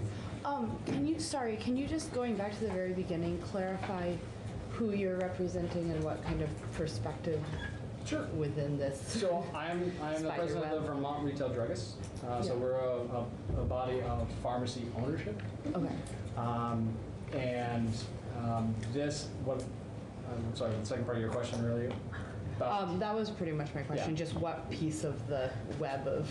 Yeah. So I personally, I also operate as a director and owner of several pharmacies in Southern Vermont, and I also serve on the National Community Pharmacy Association State Legislative Council. Thank you so much. Thank you, and we will work to bring you, as well as the other witnesses who Nancy Hogue and Brian Murphy, back at another time. I'm not sure it'll be next week because we've already had to anticipate that and do some scheduling, but we'll work together and with Gemma Martin, our committee assistant, to find a time to hear from you again before long. I'd be happy to come back anytime. Like I said, it's complex. Okay, it is. Let me also just say again, thank you to those who are here from the Albany College of Pharmacy.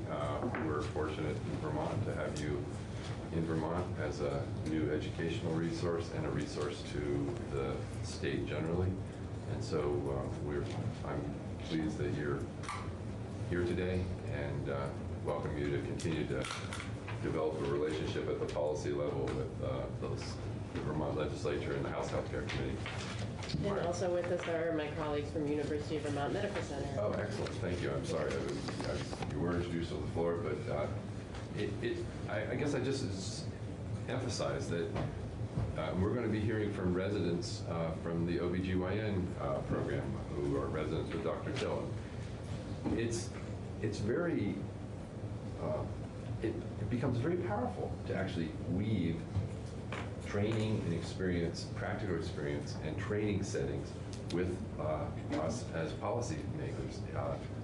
We can cite numerous examples where, and this may be one today, where there's a proposal put forward based on some very practical experience, and it leads to policy change at the state level. So I welcome each of you to continue to not just do your professional training, but to think about how to interface with us as policymakers along the way. It's actually very important to us and ultimately to Vermonters. So thank you. Let's stop. I think we made the best of a hard situation. I think we'll move forward.